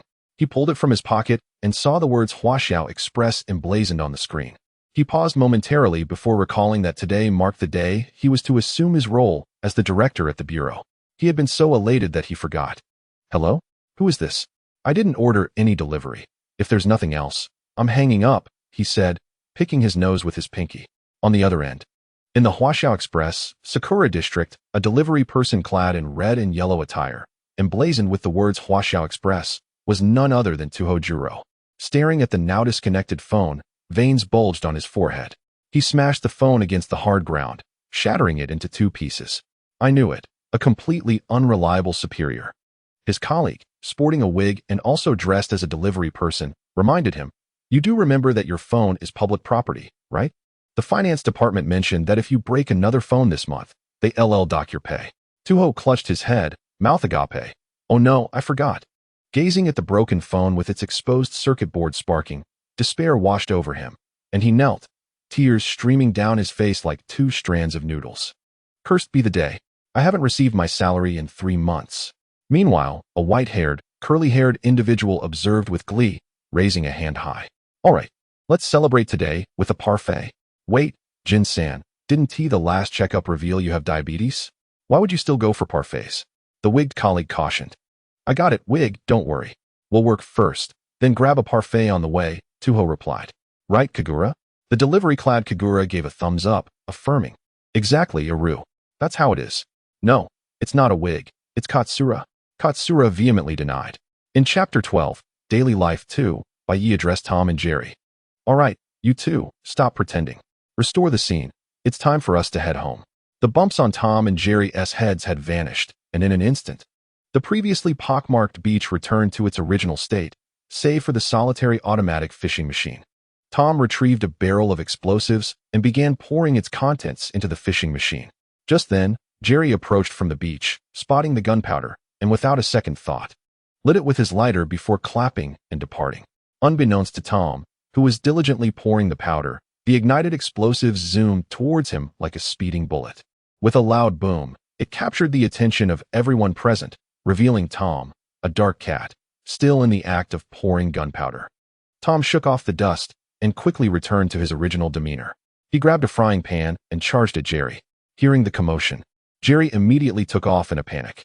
Bai Yi, suddenly struck with a realization, slapped his forehead.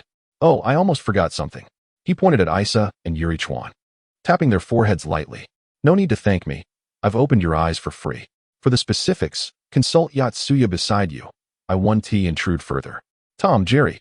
We must be off, Bai Yi said, waving his hand lightly, gathering the already prepared small deep-sea kings. He then stomped his foot gently, and the massive automatic fishing machine turned to sand, falling onto the beach. Jerry hopped onto Bai Yi's shoulder, claiming the best vantage point, and made a face. Tom, wearing a disgruntled expression, sighed in resignation and tossed the frying pan aside. It soared gracefully in a parabolic arc, embedding itself in the sand. After Bai Yi, Tom, and Jerry departed, Isa stealthily approached and collected the frying pan. Yuri Chuan playfully pinched Yatsuya's cheeks like dough, persistently questioning, Yatsuya, what are you still hiding from me? Aren't we good friends? Yatsuya's voice quivered. Hua, let me explain. At Huaxiao Express, Sakura District, Bai Yi, accompanied by Tom and Jerry, arrived at the Anomaly Investigation Bureau. Bai Yi mused, I wonder which genius thought of this. The delivery person, Tuho Juro, approached immediately. What business do you have, sir? Bai Yi, feeling somewhat bashful, scratched his cheek. I'm your new director. Tuho's face flushed with anger. You are the one who caused my salary to vanish this month. Tom immediately leaped up and grabbed a large hammer inscribed with the number 10, bringing it down with a resounding thud. Thud. Hijikata Toshiro rolled his eyes and promptly slipped into a serene slumber. At the entrance, Okita Sugo cupped his hands in a trumpet shape and shouted into the room. Come on, everyone. Hurry up and slice some lamb. We're having hot pot tonight to welcome our new director. The others joined in the raucous cheer. Fantastic, Sugo. Okita Sugo, grinning widely, replied, No need to thank me.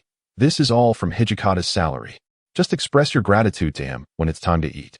Kondo Isami thumped his chest and declared, No problem, Sugo. We'll take care of everything. Ha.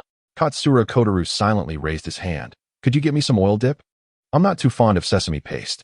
Unfortunately, no one paid him any mind. Byakuya looked around at the familiar faces with immense joy. Although he had received a barrage of documents prior to his tenure, which contained familiar names, their presence assured him of much happiness. As for Hijikata Toshiro, he had been carried away to the infirmary. A water truck arrived, and Sakamoto, clad in a Huaxiao Express uniform, leaped down from it with a flourish. He produced an array of cleaning supplies and a secret recovery technique from within his attire. With a dazzling display, he cleaned the area until it sparkled, even restoring the marks on the ground. Sakamoto then bowed deeply, performing a curtain call. Byakuya, Tom, Jerry, and all the other familiar faces from Gintama applauded. Byakuya approached Sakamoto and patted him on the shoulder, saying, Well done, young man. I have great faith in you. Sakamoto adjusted his glasses. This is all part of my duty, director. Byakuya smiled. I have a glorious yet arduous task for you. He produced a thick stack of shimmering talismans from his pocket and handed them to Sakamoto. Your first task is to distribute these benefits to everyone. Sakamoto stood straight, saluting. Yes, director. Chapter 13. When you cry in no time. Everyone held 3 talismans, feeling the potent energy emanating from them, all swallowing hard. Their gazes toward Byakuya shifted. It was not merely a superior who had arrived. It was a deity of wealth. Byakuya greeted them with a smile. My apologies, colleagues. I had matters to attend to this morning and was delayed. You must all be quite frustrated. Okita Sugo stood tall. Not at all, Director. You send us east. We wouldn't dare venture west. You ask us to do something unpleasant. We certainly wouldn't dare clean up after it. The others chimed in agreement. Kondo Isami added. Indeed, Director. It would be a travesty if you weren't in charge. If anyone dared to suggest removing you, we would take care of them. Absolutely. They echoed. Kondo Isami continued. Director, whatever orders you have, we are ready to comply. Byakuya waved the 3 talismans. Nothing major, just get Tom and Jerry registered. Okita Sugo and Kondo Isami rushed forward, but one person was quicker. A shadow darted past, and Sakamoto reached Tom and Jerry, bowing at a 90-degree angle, creating a gust of wind that distorted Tom's face, while Jerry was sent flying, grabbing Byakuya's hair midair. Byakuya felt a painful tug from Jerry's grasp. Sakamoto suddenly straightened and gestured. Mr. Tom, Mr. Jerry, please follow me. I will take you to register your identity. Tom and Jerry exchanged excited glances and strutted inside. After a session resembling a prison photo shoot, their information was successfully recorded. Oh, I have other matters to attend to, so I won't disturb you further. You need not buy meat for tonight's gathering. I just returned from fishing. With a gentle wave of his hand, a pile of small deep sea kings appeared. Byakuya pointed at the heap of meat. Let us use these. Consider it a benefit for you all. The deep sea kings emitted a unique aroma, causing everyone to gulp in unison. Kondo Isami wiped the drool from his mouth and asked seriously, Director, may I inquire where you acquired these beasts? Byakuya waved dismissively. Didn't I just say? I caught them while fishing. But fret not. These creatures lack significant power. An ordinary adult could easily handle 3 of them. By the way, Sugo, send a few people to the seaside to investigate and see if there are more of these creatures. We should cultivate them. They are quite delicious and nourishing. Okita Sugo nodded, as expected from the director. You think of everything. I will notify the seaside personnel right away. Meanwhile, the trio at the seaside, Jin, Shinpachi, and Kagura, found it strange to hear reports of a horde of monsters appearing, yet none were visible. Just then, Shinpachi, glancing at his phone, exclaimed with delight, Jin, look at our group chat. Jin nonchalantly picked his nose and replied, what is so interesting? Is someone sharing lewd pictures? Kagura, beaming, said, it seems there are no lewd pictures. The new director is distributing benefits. Jin exclaimed, let me see. In that instant, Shinpachi's phone transformed into a delivery package. Holding the package, Shinpachi called out, hey Jin. Jin waved him off. What are you still doing here? Hurry and deliver that package. We'll head back for our benefits. Shinpachi's fists clenched tightly, his resolve hardening. With a resigned sigh, he set off to deliver the package. Shortly after completing the delivery, upon returning to the vehicle, he glanced at his phone, noticing the group message announcing a feast of monster meat that evening. The 3 of them, faces darkened, grumbled as they headed to the seaside for an investigation. Unbeknownst to Byakuya, the rift to the other world had been permanently sealed by the world's king. Byakuya, Tom, and Jerry's earlier fishing escapade had nearly led to the extinction of the species, leaving only about 110 small deep-sea kings remaining. Until a future time. During a battle that tore through space, they discovered a thriving population of small deep-sea kings. Meanwhile, Byakuya was busy assigning 3 new workers and handing their contracts to Okita Sugo, as he was the most reliable among them. As for the mayonnaise alien, it was still recuperating in the infirmary. After a glance at the contracts, Okita Sugo noted, Director, regarding the Shinigami Financial Group. Byakuya waved his hand dismissively. I know. It's just about making connections with those rats in the sewers. Our new member is, after all, one of theirs. I've sent a warning. If they don't heed it. A mischievous smile spread across Byakuya's face. You know what to do, right? Okita Sugo felt that despite Byakuya's youth, he was quite to his liking. A sly smile crept onto his face. No problem, Director. We understand what needs to be done. The 2 foxes began to chuckle slyly. Tom and Jerry strutted out with a certain swagger, adorned in delivery uniforms that, I must admit, suited them quite well. They approached Bai Yi, who affectionately patted both Tom and Jerry. Bai Yi then addressed the gathered crowd, stating, I have something to share with you all. Having just assumed my position, I am still unfamiliar with the protocols. This individual tends to avoid complications, so remember to utilize the talismans in your possession without reservation. As he spoke, Bai Yi retrieved a stack of golden-tinged talismans from his pocket and tossed them into the air. Here, I can conjure as many as I desire. The onlookers, including Okitani Sugo and Kondo Isami, gaped in astonishment, silently pondering the nonchalance with which their new director regarded money. As they watched the talismans rain down from above, more numerous than those previously distributed, a shadow darted across the scene. Sakamoto leaped into the sky, swiftly gathering a considerable amount of talismans. The crowd soon reacted, employing various tactics to seize the talismans, reminiscent of monkeys plucking peaches. Observing the fervent scramble below, Bai Yi couldn't help but smile, thinking, enjoy yourselves while you can. When training begins, your laughter will cease. Chapter 14. Causality. Bai Yi stood frozen at the entrance of a secluded convenience store, accompanied by Tom and Jerry. Beside the store sat a girl clad in armor. Resembling an ethereal sprite, Yukuri would howl size. Bai Yi closed his eyes, recalling the documents he had previously perused. It appeared that under his jurisdiction, there was indeed a personnel named Aikawa, a couple who had self-assigned to various missions, essentially enjoying a taxpayer-funded holiday. Their son was coincidentally named Aikawa Ayumu. Bai Yi mused internally, could it be such a coincidence? Is it truly that fellow? Tom and Jerry observed Bai Yi, who was momentarily transfixed by the girl at the storefront. Their thoughts synchronized, leading them to believe their master was seeking a mistress. Exchanging knowing glances, Tom and Jerry strode confidently towards Yukuri Wood. At that moment, Bai Yi remained oblivious to the unfolding events, reflecting on how well protected he had been by his elders. He had underestimated the perils of this world, becoming complacent with his newfound abilities.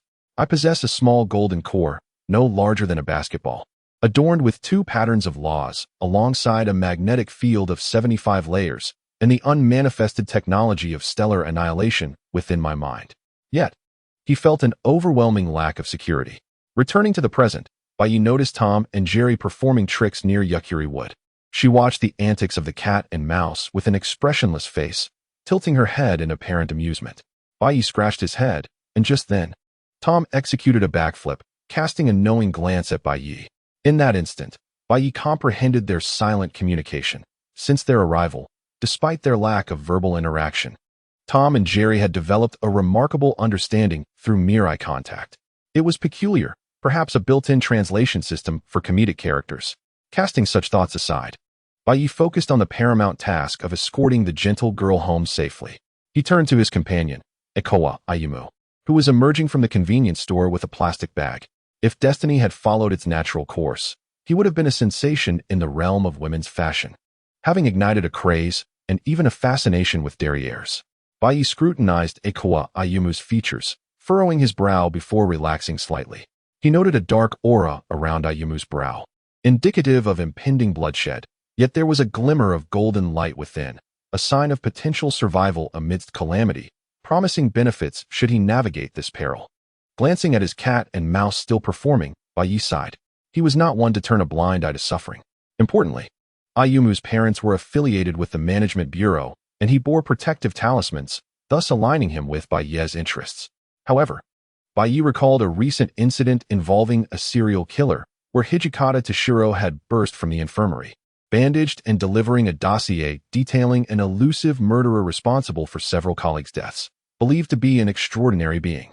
Analysis revealed the weapon was a katana, and forensic investigations indicated that witnesses had been obscured by darkness, only perceiving a blade piercing through them. Further examinations revealed that their life essence had been drained. Had it not been for the Bureau's protective equipment, their souls would have been consumed. Including the 2 in front of him, everything connected back to the demon-possessed girl, Kyuko. Bai Yi harbored disdain for such entities, notorious for their brutality, having claimed many lives even within foreign territories. Although this was not Bai Yi's homeland, it was China, sharing a cultural legacy with his own. In the myriad realms, China was akin to family. If the demon-possessed girl targeted evildoers, Bai Yi might have sympathized, hoping for their lessened suffering in the afterlife.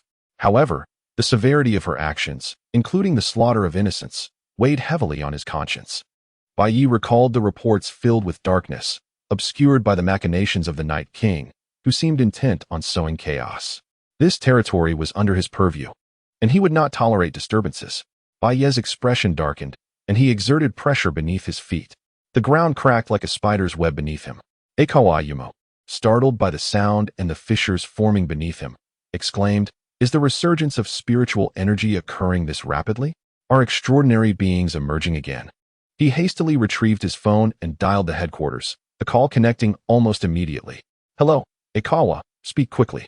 Have you discovered another extraordinary being?" Came Hijikata Toshiro's voice, accompanied by the sound of chewing. Suddenly, Ayumu felt his grip loosen as Bai Yi snatched the phone, calmly addressing Toshiro, "It's nothing, merely a misunderstanding. The information you provided earlier has led me to some conclusions. You need not concern yourselves. I will handle it." "Understood," Toshiro replied before Bai Yi hung up. Tossing the phone back to Ayumu, Ayumu clumsily caught the phone, relieved that it was undamaged. Bai Yi scratched his head, apologizing, "Sorry for startling you. I am affiliated with that organization." He produced his credentials, and upon seeing the insignia of the Anomaly Investigation Bureau, Ayumu visibly relaxed, scratching his head sheepishly. "I should be the one apologizing. There has been a surge of incidents lately. I thought you were a newly awakened extraordinary being." Bai Yi chuckled. "I am not an extraordinary being. I am a Taoist. Our meeting once again signifies our fate. Allow me to cast a divination for you." Without waiting for Xiang Chuan Bu to agree, Bai Yi began to count on his fingers. Although he had already discerned much from Xiang Chuan Bu's features, it was prudent to maintain an appearance of ritual. After a few moments of contemplation, Bai Yi furrowed his brow and scrutinized Xiang Chuan Bu once more. Letting out a resigned sigh, Xiang Chuan Bu swallowed hard. "Master, what have you divined?" He held a deep belief in such matters, aware of the existence of another realm beyond this one. His curiosity as a child had led him to this world, otherwise, he would have never encountered it. His parents often traveled the globe, sending back various artifacts adorned with seals, which quickly attracted the attention of delivery personnel. Once, driven by curiosity, he had secretly opened a package and glimpsed the other side of the world. Bai Yi said, "Ah, young one, tonight you shall face a perilous ordeal. Our meeting is indeed fated." Before he could finish, Xiang Chuan Bu slid to his knees with practiced ease, a gesture honed to perfection. Bai Yi barely noticed how he had approached, only seeing a flash of sparks. Xiang Chuan Bu clutched Bai Yi's leg, tears and snot staining his trousers. "Master, please help me. I do not wish to meet my end so young." Bai Yi retorted, "First, release me from your snot. It's all over my trousers." "I never said I wouldn't save you." He continued, "As for the surroundings, the recent resurgence of spiritual energy has led to an increase in malevolent beings. It has become rather tumultuous, and few dare to venture out at night. Those who do are typically bold or unafraid of death, or they are officials." With that, Bai Yi retrieved 3 talismans from his pocket: the Thunder Talisman, the Diamond Talisman, and the Swift Movement Talisman. "Here are 3 talismans of safety. They shall aid you in overcoming this crisis." Xiang Chuan Bu gazed at the impressive talismans, more magnificent than those his parents had sent him. He hesitated to accept them, recalling his parents' words about the high value of talismans infused with golden light. Bai Yi waved his hand dismissively. "Take them. Do not overthink it. These talismans are yours. Did I not mention our fated connection? Moreover, I am a superior to your parents. I cannot stand idly by while you face danger. I have plenty of these." As he spoke, Bai Yi fanned himself with a stack of talismans. Xiang Chuan Bu, momentarily stunned, stood at attention and saluted with impeccable precision. "I salute you, sir." Bai Yi waved his hand again. "No need for such formality. We are of the same age. Simply call me Bai Yi. It is likely we shall meet again in time." Xiang Chuan Bu pondered for a moment. Being of the same age and destined to meet again, realization dawned upon him, and his expression morphed into one of embarrassment. At that moment, Bai Yi presented a contract before Xiang Chuan Bu. "Come now, young man, sign this contract. According to my calculations, after you survive this ordeal, you may awaken extraordinary abilities." Without a second thought, Xiang Chuan Bu took the contract and inscribed his name, then handed it back, saying, "Master, do you have any other treasures for me? I feel uneasy with just these 3 talismans." Bai Yi accepted the contract, patting him on the shoulder. "Rest assured, these 3 will suffice. Survive the night, and report to headquarters tomorrow. By the way, do not expect me to accompany you. I have other matters to attend to, so face it alone. Good luck." With a resigned sigh, Xiang Chuan Bu departed, clutching his plastic bag as he walked away unsteadily. Chapter 15. Tom. Composed. Basic operations. Bai Yi watched Xiang Chuan Bu's retreating figure and softly commanded, "Where are the mighty warriors?" A gust of wind swirled around him, revealing 3 yellow-turban warriors, half kneeling on the ground. These formidable figures, with faces like red jade and beards like black velvet, stood a full stature of 10 feet. Brimming with strength, Bai Yi pointed in the direction Xiang Chuanbu had taken, his expression stern. Escort him home. Should you encounter any who wish him harm, eliminate them. The 3 warriors clasped their fists in respect and proclaimed, "Understood." With that, another gust swept through, and the warriors vanished.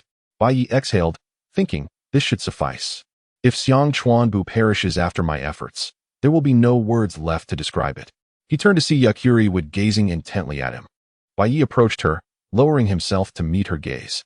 He had observed her from a distance, finding her exceedingly charming, especially with her flowing white hair. I have some understanding of your situation. If you do not mind, would you accompany me home?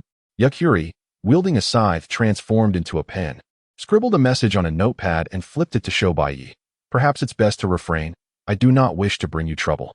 Bai Yi replied. And yet, what of it? Fate is meant to be challenged. Rest assured, your companion known as the King of Night has caused significant issues for our nation. Even if he does not seek me out, I shall pursue him. We will inevitably cross paths. Yakuri regarded Bai Yi with an impassive expression. Continuing to write, I apologize for the trouble I have caused. Bai Yi shook his head. This is not your fault. There is no need for remorse. Yakuri lifted her gaze, studying Bai Yi closely, then extended her hand, placing it in his palm. Bai Yi grasped her delicate hand as though it were a precious treasure. Nearby, Tom and Jerry began to clap enthusiastically, producing a pair of flower petals and scattering them about, even pulling out 2 firecrackers, showering the scene in colorful streamers. The cat and mouse duo certainly knew how to assist. Yakuri maintained her composure, showing no signs of embarrassment. Suddenly, a formidable creature from the underworld, the anti-demon armored maiden Megalo, appeared in the skies above the city. The enormous whale, which had originally been white in the source material, had inexplicably turned red. Bai Yi gazed up at the colossal whale, feeling a tug on his clothing. He noticed Yakuri handing him another note. Inscribed with neat characters, I apologize again for the trouble. Bai Yi shook his head. Do not worry, it will be resolved soon. He turned to Tom, whose eyes were alight with fish. Meanwhile, on the other side, personnel from the Abnormal Management Bureau were preparing hot pot with deep-sea king slices. Suddenly, an alarm blared. An armed personnel rushed outside to witness the gigantic fish. Sachikawa Juro exclaimed, this is unmistakably Megalo, despite the color change. What on earth is happening? How could such a colossal creature appear? Okita Sugo wore a peculiar smile, glancing towards the shadows. Could it be that the underworld is preparing to wage war against Huaxia? At that moment, a youthful voice echoed from the shadows. Do not misunderstand us. We harbor no intention of war, and as for the colossal megalith, we are equally perplexed by its arrival. The legion of demon-armed maidens from the netherworld is already more than we can bear. We do not wish to acquire additional adversaries. Anderson, clad in a pristine white shirt, emerged with a smile from the shadows. Like Yukira Wood, he is a denizen of the underworld, rated as an ordinary demon maiden capable of battle without transformation within the megalith system. Meanwhile, Tom gazed at the enormous fish, recalling the earlier morning's catch of deep-sea kings. He licked his lips and, with a swift motion, seized a large knife and honed it with a whetstone. Nearby, a seesaw in the park caught his attention. He gestured to Jerry, indicating the seesaw. Jerry quickly grasped Tom's intent and assumed a surgical pose. Tom stood upon the seesaw, his eyes fixed on the white whale soaring in the sky. Jerry produced a small hammer from his pocket, which had an opening, and then a larger hammer appeared in succession. When the hammer reached its maximum size, Jerry struck down with great force. In an instant, Tom shot into the air like a cannonball, and with a flash of the knife, he executed a dazzling display before gracefully sheathing it. With his eyes closed, he descended as if walking down a staircase, landing gracefully on the ground. He bowed slightly to the white knight, akin to a curtain call, and then raised his arms in a gesture of reverence to the sun. At that moment, the colossal whale disintegrated, transforming into chunks of flesh that neatly piled behind Tom. Witnessing this spectacle caused even Yakuri to momentarily falter, though she quickly resumed her impassive demeanor. She cast a curious glance at Tom. Although she did not fully comprehend the situation, one thing was certain. This feline was the culprit. The megalith was a creation of human and demon maiden souls, typically returning to the underworld as energy upon death. Yet, the existence of this massive whale in a corporeal form was puzzling. White Knight noticed the shift in Yukuri's expression, with a small figure in his mind crossing its arms, chuckling. Have you ever seen anything like this? This is Tom. As long as one believes it to be reasonable. It is indeed reasonable. In the grounds of the Anomaly Management Bureau, Hijikata and others stood agape, witnessing the instant disintegration of the colossal megalith. Concealed nearby, the vampire ninjas, poised to strike, hastily sheathed their weapons. At the entrance of the bureau, Hijikata closed his mouth with a hand and waved dismissively, declaring, "Well, that concludes our business. Let us return to the banquet." He then gestured disdainfully at Anderson. "What are you still doing here? Hurry along. Do you intend to mooch a meal?" Anderson's previously jovial expression faltered slightly, for Hijikata's offhand comment rang true. Kondo wrapped an arm around Hijikata's neck, saying, "Come on, Hijikata, be generous. Don't forget. Anderson may not be very strong." Anderson felt as though he had been struck with an arrow to the chest. The night sky was resplendent, adorned with brilliant stars and a grand full moon. White Knight gazed appreciatively at Yukuri, the silvery moonlight illuminating her snowy hair, which shimmered like an ethereal being beneath the lunar glow. In truth, White Knight could have used magic to arrive at her doorstep. But how could he pass up the opportunity to enhance their rapport? Under such scrutiny, Yukuri felt a touch of embarrassment and produced a note reading, "Please do not stare at me so lewdly." White Knight chuckled softly. "My apologies. I am not lewdly staring. I am merely admiring a beautiful maiden." Yukuri, upon hearing this, felt a hint of awkwardness, yet maintained her stoic facade. White Knight paused, contemplating that Yukuri might be a queen of the underworld. If that were the case, how old was she? 300 years? 10,000? Or 50,000? As White Knight pondered, he sensed a tugging sensation. Looking at Yukuri's expressionless face, he could not ascertain her thoughts, yet the atmosphere suggested she was quite irate. He quickly chose to apologize. "Forgive me, I was lost in thought." Yukuri raised a note that read, "I have a feeling you were thinking of something inappropriate." Nearby, Jerry and Tom, with an inexplicable watermelon and a small bench, observed the scene, munching as if they were watermelon enthusiasts, just as White Knight and Yukuri were enjoying their interaction. The previously closed doors of the Anomaly Management Bureau swung open with a crash. The door was pushed open by a figure clad in home attire, a long blade at her waist, her raven hair tied in a high ponytail cascading down to her waist. She was accompanied by a girl with a bob cut, yawning as if just awakened. The group that had been enjoying hot pot paused momentarily, only to resume their fervent competition for food. Yasaka Yoko's small fist clenched tightly, her determination evident. Taking a deep breath, T-Gami Kagura sighed helplessly, sensing that something significant was about to unfold. At that moment, Jin, Kagura, and Shinpachi arrived on a moped, screeching to a halt at the bureau's entrance, leaving deep tire marks. However, Shinpachi's body flew off, landing who knows where. Jin inhaled deeply, drawn by the tantalizing aroma, and saliva dripped from his mouth. "Kagura, hurry. Otherwise, those rascals will devour everything." Kagura flashed a bright smile. "No problem, Jin-chan. Leave everything to me." With that, she dashed away, leaving only her retreating figure. Jin quickly brandished his weapon. "Kagura, don't think you can run off. I know what you're up to." Shinpachi, on the ground, frantically searched for his glasses, just as Yoko was about to unleash her fury. She was knocked aside by Jin and Kagura as they joined the fray. T-Gami Kagura caught the flying Yoko in her embrace, inquiring with concern, "Yoko, are you all right?" Yoko, lying in T-Gami's arms, shook her head. "I'm fine, Kagura." At that moment, Yoko gently touched T-Gami's cheek, causing her to lower her head shyly. Around them, it seemed a flurry of pink flowers encircled them like a floral wreath. Just then, a figure broke the atmosphere, with Kagura approaching, holding a bowl brimming with meat. Her cheeks bulging as she inquired, "Did you call for me?" The two individuals snapped back to reality, suddenly realizing that their colleagues were all gazing at them with curious eyes. Embarrassed, they averted their gazes. Jintoki, with his cheeks puffed out, approached and playfully punched Kagura on the head. "It's your fault for preventing us from witnessing the spectacle," he said.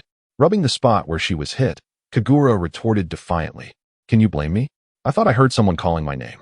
She then turned to Izumi and Tamamo, saying coolly, "You two can pretend we're not here." Jintoki nodded in agreement. "Exactly. Act as if we don't exist." The surrounding crowd all nodded in unison. Subsequently, Kagura and Jintoki squatted among the group, intently observing the two. Izumi and Tamamo lowered their heads even further, their earlier anger dissipating. At that moment, Shinpachi finally located his glasses on the ground. He hurried over, sensing from the size of those around him that he had missed something significant. Just then, the sky erupted with thunder and lightning, unleashing a torrent of rain. Shinpachi exclaimed, "Quick, everyone! It's raining! Hurry and gather the clothes." Izumi and Tamamo, along with Jintoki and the others, responded in unison. At that moment, a voice echoed from the entrance, "You lot, leave some for me." Dio looked around at the expressions of those present, feeling as if he had missed out on something. Meanwhile, in a nearby McDonald's by the station, Yurichika clung tightly to Makako, refusing to let go. Makako gently patted Yurichika's head, comforting her. "It's all right, little flower. It's just ordinary thunder." Across from them, Isaka sighed in exasperation, feeling that today's events surpassed any experiences in his entire life. First, he encountered the Abnormal Management Bureau. Then that peculiar individual granted them the power of the Yin-Yang Eye. Following Makako, they found themselves in some alleys of the city, facing a horde of twisted monsters. Armed with talismans, they chased those creatures for an entire afternoon. Makako, enviously glancing at the two, pouted and said, "You can shut your Yin-Yang eyes at will. But mine are open 24/7. Yurichika wrapped her arms around Makako. "Come on, don't be so gloomy. Remember the talismans we received? They helped us eliminate a bunch of monsters this afternoon." Isaka smiled, feeling that this was the most relaxed day he had in years. He looked out the window at the area still plagued by thunder and lightning, murmuring, "Why hasn't that storm dissipated yet?" On the other side, in the presence of Bai Yi, Tom and Jerry dropped a watermelon in fright at the sound of thunder. Bai Yi gazed at the streaks of lightning in the sky, a smile gracing his face, realizing that the talismans he left behind had triggered. You, standing nearby, held a note that read, "Did you do all of this?" Bai Yi nodded gently. "You could say that. Now, let us not dwell on it. Come, let us go home." You shot him a blank look before slowly turning away. Bai Yi felt elated, recalling the saying, "Let the enemy be shamed while I strip her of her garments." At that moment, beneath the tempestuous skies, Aikawa stood exposed, his skin radiating golden light. If anyone were to witness this, they might exclaim, "A diamond-hard youth, ready to burst forth." Aikawa, standing against the wall, patted his chest, feeling a lingering fear. Had it not been for the talisman given by Bai Yi, he might have perished then and there. Hearing the relentless thunder from behind, he was driven by curiosity and bolstered by the strength of the talismans, which emboldened him. He cautiously peeked around the wall, observing shadows engaged in what appeared to be a game rather than a battle. At that moment, a flash of dark mist enveloped the area, and the figure that had been the object of their amusement vanished. The three yellow-turban warriors turned their gazes toward Aikawa, who swallowed hard, realizing it was time to execute his ultimate move, a strategic retreat. Chapter 17. A little chubby dragon found by Yi, accompanied by Yu, arrived at a grand mansion, 3 stories high, complete with a large garden filled not with flowers, but with vegetables. On their way back, they encountered a charming little dragon, a true serendipity. Yes, it was that very dragon, with its chubby legs and a tail that resembled a plug. As for how they stumbled upon this dragon, it was merely a coincidence. A spatial rift opened up on their path, and the dragon tumbled out, as if discarded like refuse. Naturally, upon encountering such an adorable creature, they decided to take it home. Bai Yi glanced at the little dragon, which hid behind you, watching him warily. Bai Yi shrugged, knowing that the dragon had come seeking him. He would return it tomorrow. Tom and Jerry, employing an unknown method, managed to enter the house, transforming into butlers with a swift change of attire. Tom unfurled a red carpet from his pocket, laying it before Bai Yi with a flourish. Tom stood tall, gesturing with a flourish, while Jerry hurried to his side, mimicking the gesture, infusing an air of ceremony into the moment. Bai Yi observed Tom's actions and expressions, recognizing him as a genuine butler. It was undeniable that Tom, the champion rodent catcher of America, was indeed a force to be reckoned with. As for Jerry, he was no slouch either. His family was filled with remarkable individuals, magicians, saints, and even a fairy cousin capable of plucking cat whiskers through a screen. However, this raised a question. Tom likely had no one at home, while Jerry's family would undoubtedly turn the world upside down upon discovering his disappearance. Bai Yi's thoughts were not misplaced. At this moment, in the world of Tom and Jerry, Jerry's family was frantically searching for him, or rather, searching for their missing mouse. Jerry's cousin captured a cat, and demanded information about Jerry's whereabouts. Meanwhile, the magician cousin hypnotized a multitude of cats, instructing them to find Jerry, and the fairy cousin soared through the skies, distributing flyers in search of him. Meanwhile, Jerry, who was busy washing ingredients, turned away to sneeze.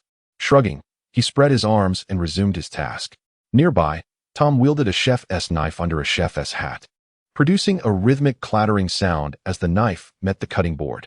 The freshly washed ingredients were evenly chopped, and Bai Yi promptly took them, heating oil in the pan and channeling his spiritual energy to ignite an explosive flame. Over the years, Bai Yi had not only practiced his skills, but had also honed his culinary artistry, even seeking the guidance of several culinary masters to perfect his craft. You may find these individuals quite familiar: Lu Maoxing, Master Xie, Ren, and the elder from the Bai family. Indeed, the patriarch of the Bai family is still alive. Bai Yi currently possesses an ancient recipe from the Shu Han era, which is considered a treasure in the realm of culinary arts. This holds even greater significance in a world imbued with extraordinary powers. The chefs who have embarked on the path of culinary mastery are each a gem in their own right. Additionally, among Bai Yi's mentors is the renowned 5-star tiger from the realm of dark cuisine. However, it should be noted that this term, dark cuisine, is a modern invention. Historically, such a classification did not exist. This change is attributed to a time-traveling predecessor from the Ming dynasty who accomplished numerous feats, particularly in the field of medicine, coupled with supernatural abilities. The boy who was initially poisoned by the toxic mushrooms of Ru Yunlong and Caillou did not succumb to death. For various reasons, he ultimately ventured down the path of creating dishes with poison, leading to several failures before settling down to create culinary masterpieces. Together with Lu Maoxing and others, they established the largest culinary academy in all of Huaxia, the New Oriental Culinary Academy, which has a rich history spanning over a century. Those who have emerged from its halls are undoubtedly exceptional individuals. Ru Yunlong and Caillou's toxic cuisine is something Bai Yi has personally tasted and found delightful, even possessing restorative qualities for cultivation. However, there is one matter that weighs heavily on Bai Yi's heart. Ever since he embraced the culinary arts, significant festivals in the Bai household have come to revolve around him cooking. While preparing a meal, Bai Yi suddenly recalled a request from his senior brother, Sir Lang, to visit the Far Tea House Culinary Academy when he had the time, to impart some wisdom to his juniors. During Bai Yi's time in the kitchen, Xiao Yu kept her keen gaze fixed on the culinary creations, her delicate nose twitching with anticipation.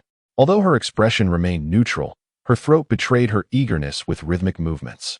Meanwhile, Kanna's tail wagged furiously as she focused intently on the kitchen. Not to mention Tom and Jerry, who were actively assisting in the kitchen, thoroughly engaged with the dishes. Having completed the final dish, Bai Yi tossed his apron onto a nearby hook and announced, "All right, Tom, Jerry, take it out. Dinner is served." Tom and Jerry immediately stood at attention, saluting before swiftly carrying the dishes out and taking their seats. Kanna, her tail wagging excitedly, reached out to lift the covers from the dishes. However, Xiao Yu quickly seized Kanna's hand with one hand, while holding a note in the other, which read, "Wait until everyone is seated before opening." Kanna complied obediently, settling back in her seat, her tail still in motion. Each passing second felt like an eternity to her. Bai Yi emerged from the kitchen, pulled out a chair, and sat down. "All right, let's eat," he declared, snapping his fingers.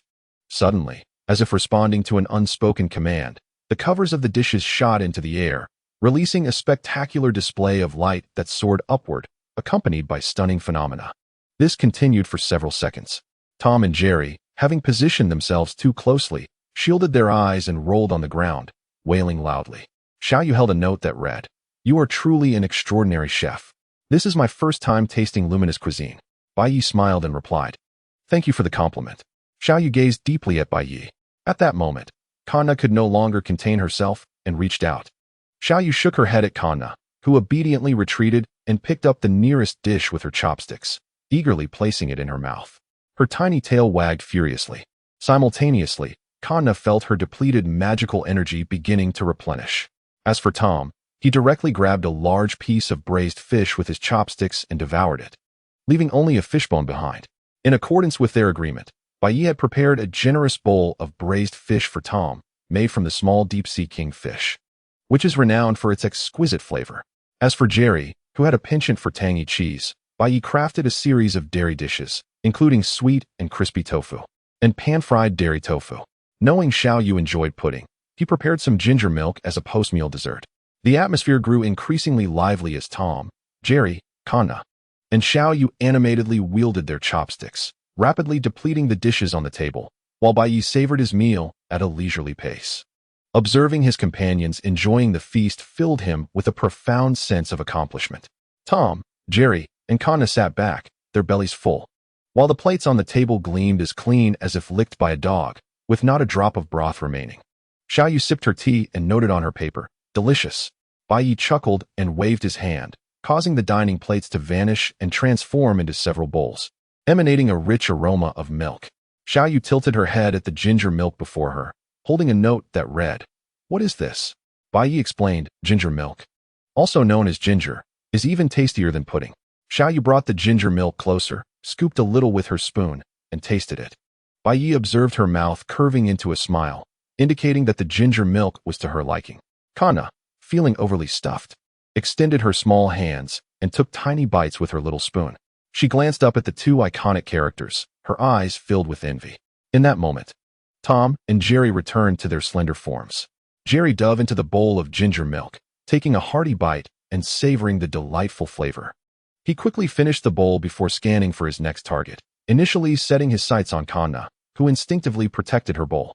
With a sigh, Jerry moved on, eyeing his old friend instead. At that moment, Tom was slowly savoring his ginger milk with his eyes closed, making satisfied sounds with each bite. Jerry swallowed hard, tiptoeing over to snatch Tom's ginger milk. Just as Tom pulled the spoon from his mouth for another scoop, he realized something was amiss, as if he were chewing air. Upon opening his eyes, he spotted his ginger milk sprouting legs and fleeing. Without a second thought, he lunged at Jerry, who nimbly evaded Tom's grasp. Thus, the classic cat-and-mouse chase resumed. Bai Yi reminded them, "Remember, if you break anything, you must fix it yourself, and afterwards, go wash the dishes in the kitchen." Tom and Jerry paused, acknowledging with gestures before resuming their antics. Chapter 18, Resolution and Contract. At that moment, Bai Yi seemed to sense something amiss and gazed toward the direction of the Jinzi family, shaking his head. Feeling a gaze fixed upon him, he looked up to find Xiao Yu intently staring at the glass of ginger milk before him, a piece of paper clutched in her hand. What had she been observing? Bai Yi smiled and slid the cup of ginger milk toward Xiao Yu, who sat nearby, resting her chin in her palm, and spoke up. "I wasn't looking at anything." Xiao Yu, slightly embarrassed, began to stir the drink with her spoon, accompanied by the sounds of a cat and mouse playfully causing mischief. Beside them, the chubby little dragon, with a soft grunt, sprawled across the table and began to emit adorable little snores. Hearing this, both Xiao Yu and Bai Yi turned to glance at the little dragon. Bai Yi chuckled. "All right, I'll take Kanna to rest." Xiao Yu held up the paper, which read, "I'm going too. Let us now shift our perspective to others." Shirgu Saito stood at the entrance of her home, her hand poised on the doorknob, unable to suppress a chuckle. Although the day's events had been utterly surreal, she felt a sense of joy. No longer would she have to endure the presence of those monstrous beings in her bed or bathroom. Saito touched the spot where she kept her talisman, the Bagua pendant, and with a determined nod of her small fist, she resolved to show the spirits in her home what a demon-slaying girl was capable of. Just as Saito confidently opened the door, she was met with an enormous face at the threshold. Stunned by the sudden sight, Saito froze. At that moment, the Bagua pendant in her pocket seemed to sense danger, soaring out and radiating a blue light that enveloped the area. The hidden spirits within the vicinity began to howl. The yin-yang Bagua symbol in the air started to spin rapidly, resembling a black hole that swallowed the malevolent spirits around. Soon, only the ghost in Saito's home and her father's soul remained. The Bagua pendant illuminated once more, surrounding the three of them. Saito felt a connection with the malevolent spirit before her. She absorbed the creature's memories and discovered that it was none other than her family's former pet dog, Samlang, whom her father had cherished dearly. Tragically, an accident had led her father to bury him in the yard. Saito gazed at the small mound of earth in the yard, realizing from those memories that her father's spirit had been protected by Samlang all along. Otherwise, that fragile spirit would have been devoured by more powerful ones long ago. Saito bowed deeply. "Thank you, Samlang. Thank you for always protecting father." Her father, wearing glasses and sporting a smile, said, "So you can see me, Saito. I'm sorry. I ate your pudding." Tears brimmed in Saito's golden eyes as she replied, I'm sorry, Dad. It's all my fault. I shouldn't have lost my temper. Is that so? Then it's all right, her father said softly, a look of relief washing over his face as he reached out to stroke the dog beside him. And thank you, Sanling. Thank you for always protecting me. Sanling lowered his head. Saito's father gently patted the large dog's head. Sanling, may I ask you for a favor? Sanling let out a bark that seemed to signify agreement. Her father smiled. Is that so? Then that's good. Saito stood quietly at the door, watching her father and Sanling engage in their secret exchange. At that moment, her father radiated a golden light that gradually began to dissipate. Dad, what is happening? Saito exclaimed. Her father maintained his gentle smile, lifting a hand to rest lightly on Saito's head. Don't be sad for me, Saito. I must go to where I belong. Saito lowered her head, tears streaming down her cheeks. Her father's soft smile transformed into golden light as he faded away. Sanling howled into the air, clearly filled with sorrow. He then approached Saito, lowering his head. Saito, emboldened by the moment, reached out to stroke Sanling's head. At that instant, the floating Inyang Bagua symbol emitted a golden light, connecting Saito and Sanling. Saito received information in her mind, realizing she had formed a pact with Sanling. The creature's twisted form began to transform, the dark energy dissipating entirely. In its place stood a snow-white dog, adorned with a red flame mark on its forehead and possessing golden beastly eyes, approximately 50 centimeters tall. A Chinese rural dog materialized before Saito. She knelt down and embraced Sanling tightly, tears flowing as she whispered, "Thank you." Sanling gently rubbed against Saito's neck, as if comforting her. At that moment, Saito's mother approached the door, seeing Saito holding a dog and looking somewhat perplexed. Saito, what are you doing at the door? And what's with this dog? Saito hesitated for a moment, thinking, my mother can see Sanling. Quickly wiping away her tears, she looked up at her mother, a smile breaking across her face. Mom, can we adopt this dog? Just then, Sanling obediently sat down and barked. Saito's mother gazed at Sanling, as if recognizing a resemblance to the dog her husband once owned. Then looked back at Saito. At that moment, Saito's younger brother, Gungjia, emerged from the room, puzzled by the scene. Mom, sister, what are you two doing at the door? Hurry up and come inside. As he stepped closer and spotted Sanling, a look of delight spread across his face. Sanling eagerly approached him, and Gungjia reached out to pet Sanling's head, marveling at its softness. Sanling playfully licked Gungjia, who laughed, "Stop licking me. It tickles, haha." Gungjia felt a tug on his clothes and looked up to see Saito blinking at him excitedly. Glancing between the dog and their mother, he quickly understood. He raised his gaze to their mother, who, observing her son and daughter, sighed, covering her head. All right, we'll adopt him, but you both must take care of him. I don't have the time. Saito and Gungjia clapped their hands in joy. Saito's mother, watching her children, realized that since her husband's passing, she hadn't seen them this happy in a long time. Then, she looked back at Sanling, feeling a sense of familiarity. As she squatted down, Sanling instantly approached her. She began to stroke Sanling, who squinted his eyes in contentment. By the way, what's his name? Saito stammered, a bit shy. How about we call him Sanling? Sanling responded with a couple of barks, as if in agreement. Saito's mother continued to pet Sanling, her fondness growing, for her husband had also named their dog Sanling. Chapter 19. Developments of others. Meanwhile, on the other side, Hayasaka AI returned to the Seagong family, standing before the grand gates of the Seagong residence. She retrieved a special phone and dialed the number for the eldest son, Seagong Huangguang. After a brief wait, the call connected. A voice on the other end inquired, "What's up? Is there something you need to report?" Hayasaka AI replied defiantly, "Nothing much, just that I quit." Before the other party could respond, she hung up and threw the phone to the ground, stomping on it with force. Looking at the now-defunct device, Hayasaka AI felt a sense of relief wash over her. Finally, she had freed herself from the clutches of espionage. As Hayasaka AI was about to enter the door, her phone suddenly rang. She retrieved the device from her pocket and saw that it was her mother calling. Internally, she thought, Shirgua Huangguang is indeed quite swift. AI answered the call, hearing her mother's concerned voice. Early AI, what is going on? I heard from the young master.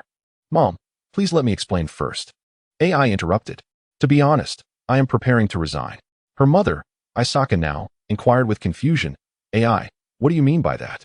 AI held her cheek, unsure of how to articulate her reasoning, as she couldn't disclose that she had joined a special department of the state. Mom, it's somewhat complicated to explain. but you will know by tomorrow. Following this, AI heard a resigned sigh from the other end of the line. All right, AI, as long as you're happy. By the way, Mom, is Lord Yinan nearby? Now, puzzled, asked, why do you want to know? Mom, if possible, please hand the phone to Lord Yinan. Someone has asked me to convey a message to him. What message, AI? Can't you tell me? AI spoke with a serious tone. I cannot, Mom. Hearing her daughter's grave tone, now sighed once more. Very well, AI, please hold on a moment. After a brief pause, a steady voice answered the phone. Sure, we Yinan here. I hear you have something for me, Isako AI. AI replied, Lord Yinan, I encountered someone earlier today while out, and I have a message for you. The exact words were. She then mimicked by Ye's tone, saying, is it truly wise to engage in transactions with those individuals? After a moment of silence, a heavy sigh emanated from the other end. Yinan responded, I understand now. It seems someone in the family has been in contact with that group without my knowledge. Truly foolish individuals, they only gather sesame seeds while losing watermelons. Do you have anything else? AI continued, Lord Yinan, I wish to resign. Yinan replied, that is acceptable. I grant you permission. Should you decide to return, the doors of the Shirwa family will always be open to you. After hanging up, now curious, asked Yinan, what did my daughter say to you? Yinan rubbed his temples and replied, now, you truly have raised a remarkable daughter. It is not your concern. You will find out tomorrow. Now slightly bowed before exiting the office. Yinan furrowed his brow as he opened a drawer, retrieving a small listening device. You both heard what transpired just now. If you continue to be obstinate, I will have no choice but to hand you over. You two are truly foolish to engage in transactions with those little demons. Meanwhile, Shirwa Huangguang gritted his teeth in frustration. How did the old man find out? Along with those agents from the bureau? On the other side, Isaka AI entered the Shirwa residence, where the now diminutive Hikari rushed over, eagerly checking on her. Isaka, are you all right? AI gazed at Hikari, internally sighing. She thought, Bai Yi is indeed a formidable man. In just one semester, he has transformed the icy Hikari into such a playful spirit. Truly, a model for our generation. Adopting a serious expression, AI said, I apologize, Lady Hikari, but I have something important to tell you. I must resign. Hikari stood frozen, her mind echoing AI's words. I must resign. AI shook her head at Hikari, now petrified in place, before retreating to her room to pack her belongings. Meanwhile, Yurichawa Hana returned home, glancing at the flickering light at the entrance, feeling an ominous sensation. With a sigh, she took out a talisman from her pocket, feeling a twinge of excitement. Activating her yin-yang vision, she discovered a large demon present. She swiftly affixed the talisman, and the demon disintegrated into ashes without a sound. Hannah began a thorough cleansing of her home, discovering numerous entities, particularly in her room, where several were hidden beneath the bed and in the cabinets. At this moment, in Bai Ye's home, in the guest room upstairs, the little dragon, Kanna, lay on the bed, one hand on her belly and the other on her head, seemingly lost in a delightful dream, smacking her lips. The living room had transformed into a battlefield for Tom and Jerry, with the sofa split in half and a lamp resembling a banana. Chairs and stools had become mere wood, while Tom and Jerry, armed with a revolver, engaged in close-range fire, yet neither managed to hit the other. Bai Yi and Yu descended the stairs, Bai Yi placing a finger to his lips. Show. If you want to play, let us do it tomorrow. Instantly, Tom and Jerry ceased their conflict, and the next moment, the living room returned to its original state. The two of them were now in the kitchen, washing dishes. Bai Yi turned to Yu, saying, it's getting late. You should rest. Yu held a note that read, you too, then turned and ascended the stairs. Bai Yi watched Yu's departing figure, then glanced at the two in the kitchen and the little dragon sleeping in the guest room. Feeling as if his day had been a surreal dream, he had leveled up, caught Tom and Jerry while fishing at the beach, and met a slew of amusing characters at the bureau. Upon returning, he encountered Yu and the little dragon he had just tossed aside. If an alien were to appear now, Bai Yi wouldn't find it unusual. Yet, how likely could that be? He shook his head, realizing his thoughts were far too fanciful. With a yawn, Bai Yi decided, all right, I'll take a shower and continue training. My strength is still inadequate. Returning to his room, a small paper crane gracefully flew before him, vibrant and seemingly alive.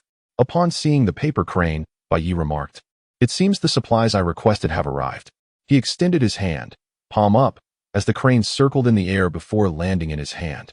Motionless as if it had completed its mission, Bai removed a spatial ring from the crane's neck and scanned its contents, discovering an array of medicinal herbs and an alchemy furnace. He stored the ring carefully, grabbed a change of clothes, and headed downstairs to the luxurious bath that resembled a hot spring. In the lavish bath, Bai relaxed, feeling the day's fatigue dissipate.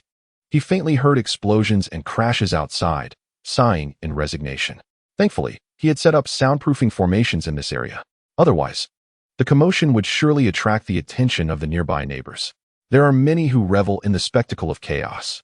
It would be quite troublesome to employ the spell of memory deletion. Suddenly, the bathroom door erupted with a thunderous blast.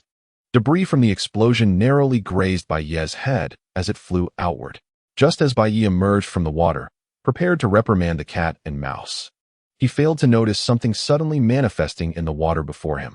The surface of the water erupted, and he felt something pressing against him, remarkably smooth and soft. Bai, attributing this to another of Tom and Jerry's antics, managed to escape successfully. A lively female voice chimed in his ear, and he felt his hands come into contact with two exceedingly soft objects. By instinct, he squeezed them twice. Bai quickly stepped back, creating some distance, and took a moment to observe the figure before him. Long pink hair, a striking figure, exquisite features, and a tail that resembled that of a little demon, all framed by curious, wide eyes that seemed to ponder something. Bai felt an unsettling familiarity with this scenario. Before he could fully recall the situation, Lala introduced herself. "Nice to meet you. I am Lala, from the planet Bylek." Upon hearing her name, Bai realized why this scenario felt so familiar. It was indeed that tale, and he had just engaged in an action that seemed to resonate with it. Regardless, he felt he had not lost out. An extraterrestrial princess with 2 additional perks. Bai pondered whether he might acquire that divine wrestling technique. Though such skills promised numerous benefits, they were not what he truly desired. To clarify, he was not a lecherous individual. Rather, he sought to analyze the wrestling technique from a scientific perspective, curious to uncover the underlying principles and concepts. At that moment, Lala sank into the hot spring and displayed a look of pure delight. "Oh, this is what they call a hot spring on Earth."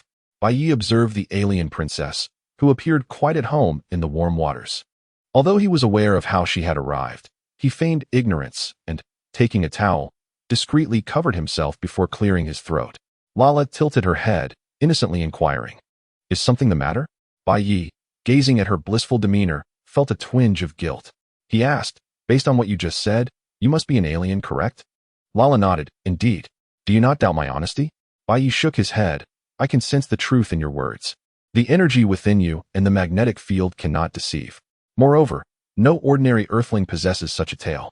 Initially, I thought you were a creature of folklore. By the way, how did you end up in my bathroom?" Lala was about to rise and demonstrate her invention, but Bai pressed her shoulders down beneath the water. He feared he might succumb to temptation. Who could resist a kind-hearted partner who considered everything for him, especially one who was wealthy and came with 2 bonuses? Lala struggled. "What are you doing? Let me go?" Bai felt her resistance intensifying, but managed to keep her subdued. The force of her struggle reminded him of his own training at level 30. "Wait, don't get up just yet. Let me fetch you some clothes." Hearing this, Lala paused her struggles. Bai retrieved an alchemy furnace and prepared to commence his work. With a flick of his fingers, he summoned a plume of true flame, which he directed into the furnace. Lala watched, her eyes glimmering with curiosity.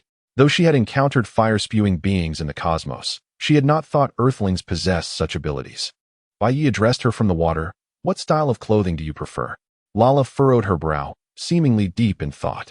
Bai suddenly realized he had nearly forgotten she was an extraterrestrial. Even if she expressed a preference, he had no frame of reference for what she might want.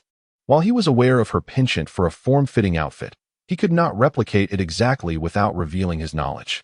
An idea struck him. Wasn't there a versatile individual nearby? He turned his gaze toward the door, where a large stone resembling Tom and Jerry lay. As he focused, he heard the rhythmic thumping of 2 hearts from behind the stone. "Tom, Jerry, come out. I know you're hiding behind that stone." Tom and Jerry emerged, sheepishly displaying their sharp teeth. Bai gestured toward Lala, instructing, "Design a set of clothing for Lala and repair the damage you've caused. Then I shall forgive you." Tom and Jerry exchanged glances, delighting in the simplicity of the task. They saluted and promised to fulfill his request, pulling out a sketch pad from their pockets. Lala observed the duo with keen interest. She had never encountered such a cat and mouse in the universe. Internally, she mused, Earth is truly fascinating. No wonder my father frequently visits. Yet, the thought of her father's matchmaking schemes soured her expression. Humph.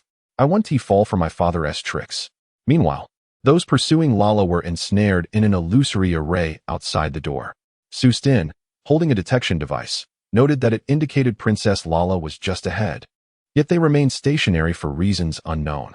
Nearby, Lala's dressing robot, Peak, lay exhausted on the ground. In a voice reminiscent of a martial artist, he called to the heavens. Princess Lala, where are you? Lala, clutching a stack of sketches, frowned in concentration. Tom and Jerry gulped nervously. It was not that Lala despised their presence, but rather she was unsure of what to choose. Each design on the sketches was exquisite, and Lala found herself wanting them all. Chapter 21. Trembling Hands, Save Me. Bai discerned Lala's inner turmoil and seized the sketches. Wait, I haven't finished looking. Lala protested, attempting to rise from the water. In an instant, Bai pressed her back down, explaining, I see you are quite conflicted. I shall create them all for you. Lala's eyes brightened, crescent-shaped with joy. She exclaimed, Hee hee, you are truly kind. By the way, I haven't asked your name yet. I am Bai, he replied, perusing the sketches one by one. Lala maintained her cheerful demeanor. Bai, I am so glad to have met you on Earth. Meanwhile, Tom and Jerry hurriedly brought forth a platter of fruits and beverages, placing them beside Lala. Understanding the significance of this encounter, Tom and Jerry felt a sense of hope. Perhaps this individual could become their mistress. They sensed that with Lala as their mistress, their days of want would be over, though they were quite content even now. Lala, noticing Tom and Jerry reaching out to pet them, said, Thank you both. Bai meticulously examined the sketches, and he could not help but admire Tom and Jerry's aesthetic sensibilities. Suddenly, he clapped his hands against a nearby boulder, which immediately transformed into particles. Moments later, the particles coalesced into the materials required for the robe. Bai gazed upon the outcome with great satisfaction. The power of the magnetic field was truly remarkable, a testament to his diligent efforts. At that moment, an idea struck him. Why not utilize the magnetic field to conjure the garments directly? However, glancing at the burning alchemical furnace and the materials scattered on the ground, he decided against it, thinking perhaps next time. With a casual wave of his hand, he cast all the materials into the furnace. After a brief while under the three flames of true fire, the materials within the alchemical furnace melted into liquid form. Bai executed a series of hand seals, causing the metallic substances inside to undergo continuous transformation. Soon, an object resembling a bracelet emerged, adorned with exquisite patterns. It was akin to the outfit-changing robots crafted by Lala, but far superior. This device would not suffer from the flaw of disappearing outfits when the power ran out and allowed for the instantaneous change into preferred attire. Bai picked up one bracelet and tossed it to Lala, who caught it and immediately donned it. Her curiosity piqued. Bai, how do I use this? She inquired. Bai collected the remaining bracelets and explained, This is called a wardrobe bracelet, a magical artifact that requires a drop of blood for recognition of its master. All right, I understand, Lala replied, biting her finger to apply a drop of blood. Instantly, information regarding the wardrobe bracelet appeared in her mind. However, Lala's indecision struck again.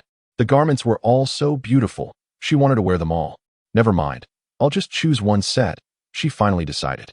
After selecting an outfit, Lala leapt out of the water. Bai silently closed his eyes and began to chant the ice heart technique. Lala tapped him gently. All right, Bai, open your eyes. As he slowly opened his eyes, he was momentarily dazzled by the sight before him.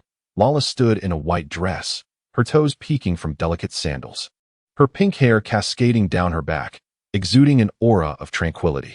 If one were unaware of her true nature, she resembled a serene princess. Someone from another world might have wished to speak up. How could she be tranquil? They were oblivious to her true self. I had endured Lala's various torments since childhood. Lala twirled before Bai, asking, What do you think? Does it suit me? Bai regarded her with an appreciative gaze, nodding. It suits you perfectly. That's wonderful. Lala exclaimed, jumping with joy. Bai chuckled. All right, let us move to the living room. This is not a place for conversation, and you have yet to answer my earlier question. Okay, Lala maintained her cheerful demeanor. As they arrived in the living room, Yu, who had not yet rested, emerged from her room upon hearing the commotion and spotted Lala beside Bai. Their eyes met, and Bai Yi could clearly sense Yu's slight discomfort. Lala dashed over, exclaiming, "So cute," and enveloped Yu in a hug, playfully splashing water on her. Lala glanced back at Bai Yi. "Bai Yi, who is she? She's truly adorable. Like a little sprite." Bai Yi observed Yu as she held up a note, her arm dropping limply thereafter. The note floated down slowly, landing in front of Bai Yi. Inscribed with 2 words, "Save me." Bai Yi immediately approached. "Lala, let go of Yu. She seems to be struggling." Lala promptly lowered her head, noticing Yu turning pale from lack of oxygen. Bai Yi, what should we do?" Lala asked anxiously. Bai Yi checked Yu's breath, reassuring her, "No worries, she still breathes." Lala exhaled in relief. "Thank goodness." Bai Yi bent down and lifted Yu, gazing at her delicate face nestled in his arms, soft enough to pinch. Meanwhile, Tom and Jerry sat on a small stool, observing the unfolding scene with the unfinished fruit platter Lala had left earlier. To be honest, this was far more entertaining than their usual brawls. In a certain leaf within the world of collapse, in the golden courtyard, a small gray and a larger gray were playing together. Cosmo, dressed in loungewear, looked on helplessly at the 2 small ones. Master Chien stood by the stove, simultaneously cooking and complaining. 2 cherry blossoms were discussing the education of their younger sister, while 2 snakes were engaged in a speech, with one taking notes rapidly. 2 vervies wielded welding machines and drills, seemingly concocting some astonishing invention. After exchanging glances, 2 was lowered their heads to their toes, sighing in unison. Kevin, with a stern expression, delivered freshly made soy sauce to Master Chien. At a nearby round table, 2 Alices sat together, one adorned in garments signifying her demise, while the other donned home attire, listening intently to the tales spun by her counterpart. It was indeed a moving story, as Eden offered her praises. Beside Eden, another Eden swirled a glass of red wine. Indeed, had it not been for Bai Yi, I shudder to think how our world might have perished, she mused. Alice, demise, smiled gracefully. Come now, Eden, let us not be so pessimistic. We have survived. Is that not a blessing? It is merely that, Bai Yi. Alice, daily life, consoled, do not be so downcast, my other self. Trust that your beloved will be safe. Alice, demise, chuckled. Thank you for your kind words. I never expected to be comforted by another version of myself. Rest assured, we will not give up. We shall find Bai Yi. The home-clad Alice nodded in agreement. Then I wish you a swift reunion with your beloved. Chapter 22. A day of epic proportions comes to a close. You gradually opened her eyes. Wonderful, you are awake. Lala's charming face was close before you. Expressionless, you sat up, feigning nonchalance as she moved beside Bai Yi, hiding behind him. Lala also approached Bai Yi and sat next to you, effectively sandwiching her in between. You regarded Lala with vigilance, though her expression remained inscrutable. Trembling slightly, you raised a piece of paper that read, "What do you intend to do?" Lala, scratching her head, giggled, "Apologies, truly sorry." You scrutinized Lala from top to bottom, then turned to Bai Yi, raising another paper that stated, "Who is she? And what have you brought home?" Bai Yi averted his gaze, awkwardly scratching his face. "Well, I suppose I did bring home quite a bit today." Lala chimed in. "Hello, I am Lala, from the planet Deborah." You tilted her head, her paper reading, "Deborah? An alien?" Lala shouted gleefully, "Indeed, I am an alien." Just then, a loud crash resounded as the living room window shattered, and an unidentified flying object crashed inside. Sustine, wielding a lightsaber, entered dramatically, scanning the room. "Princess Lala, are you unharmed?" Bai Yi gazed at the shattered living room, letting out a deep sigh. Lala clasped her hands together and said, "I apologize, they are here for me." Bai Yi sighed again, feeling as though this moment stretched longer than an entire year. Lala furrowed her brow and sharply inquired, "Sasting, how did you find me?" A faint smile appeared on Sasting's face as he produced a small robot, saying, "Thanks to Princess Lala's transformation robot." Lala glared at him. "Did I not instruct you to shake off our pursuers?" Pekai hung his head, responding with a hint of guilt. "I'm sorry, Princess Lala." Sasting fixed his gaze on Lala, asserting, "Enough with the idle chatter. Princess Lala, please don't be stubborn. Come back with me." Lala immediately refused. "I want tea. Father is too annoying." An awkward expression crossed Sasting's face. He was aware of the king's predicament. He wished to hasten the selection of a suitor to position his son-in-law as the king of the galaxy, then bring the queen to Earth for a secluded life. You held a piece of paper reading, "What does father mean?" Sasting flicked his cloak dramatically, proudly introducing, "Earthlings, allow me to present to you, Lala Saturn Bialik, the first princess of our Debiluk star. You raised another note. I am not an earthling. I am from the underworld, and look behind you. Sasting, puzzled, turned around, only to hear a voice akin to a malevolent spirit. Bai Yi exclaimed, did you destroy the formation outside? Just as Sasting turned his head, it felt as if a truck had collided with his stomach. His eyes bulged in shock as he flipped through the air and landed on the ground, rolling his eyes with drool spilling out. Nearby, Tom and Jerry rushed over with a medical kit, quickly donning a stethoscope and nodding. Jerry gestured, and after a moment, retrieved a collection of medicines from the kit.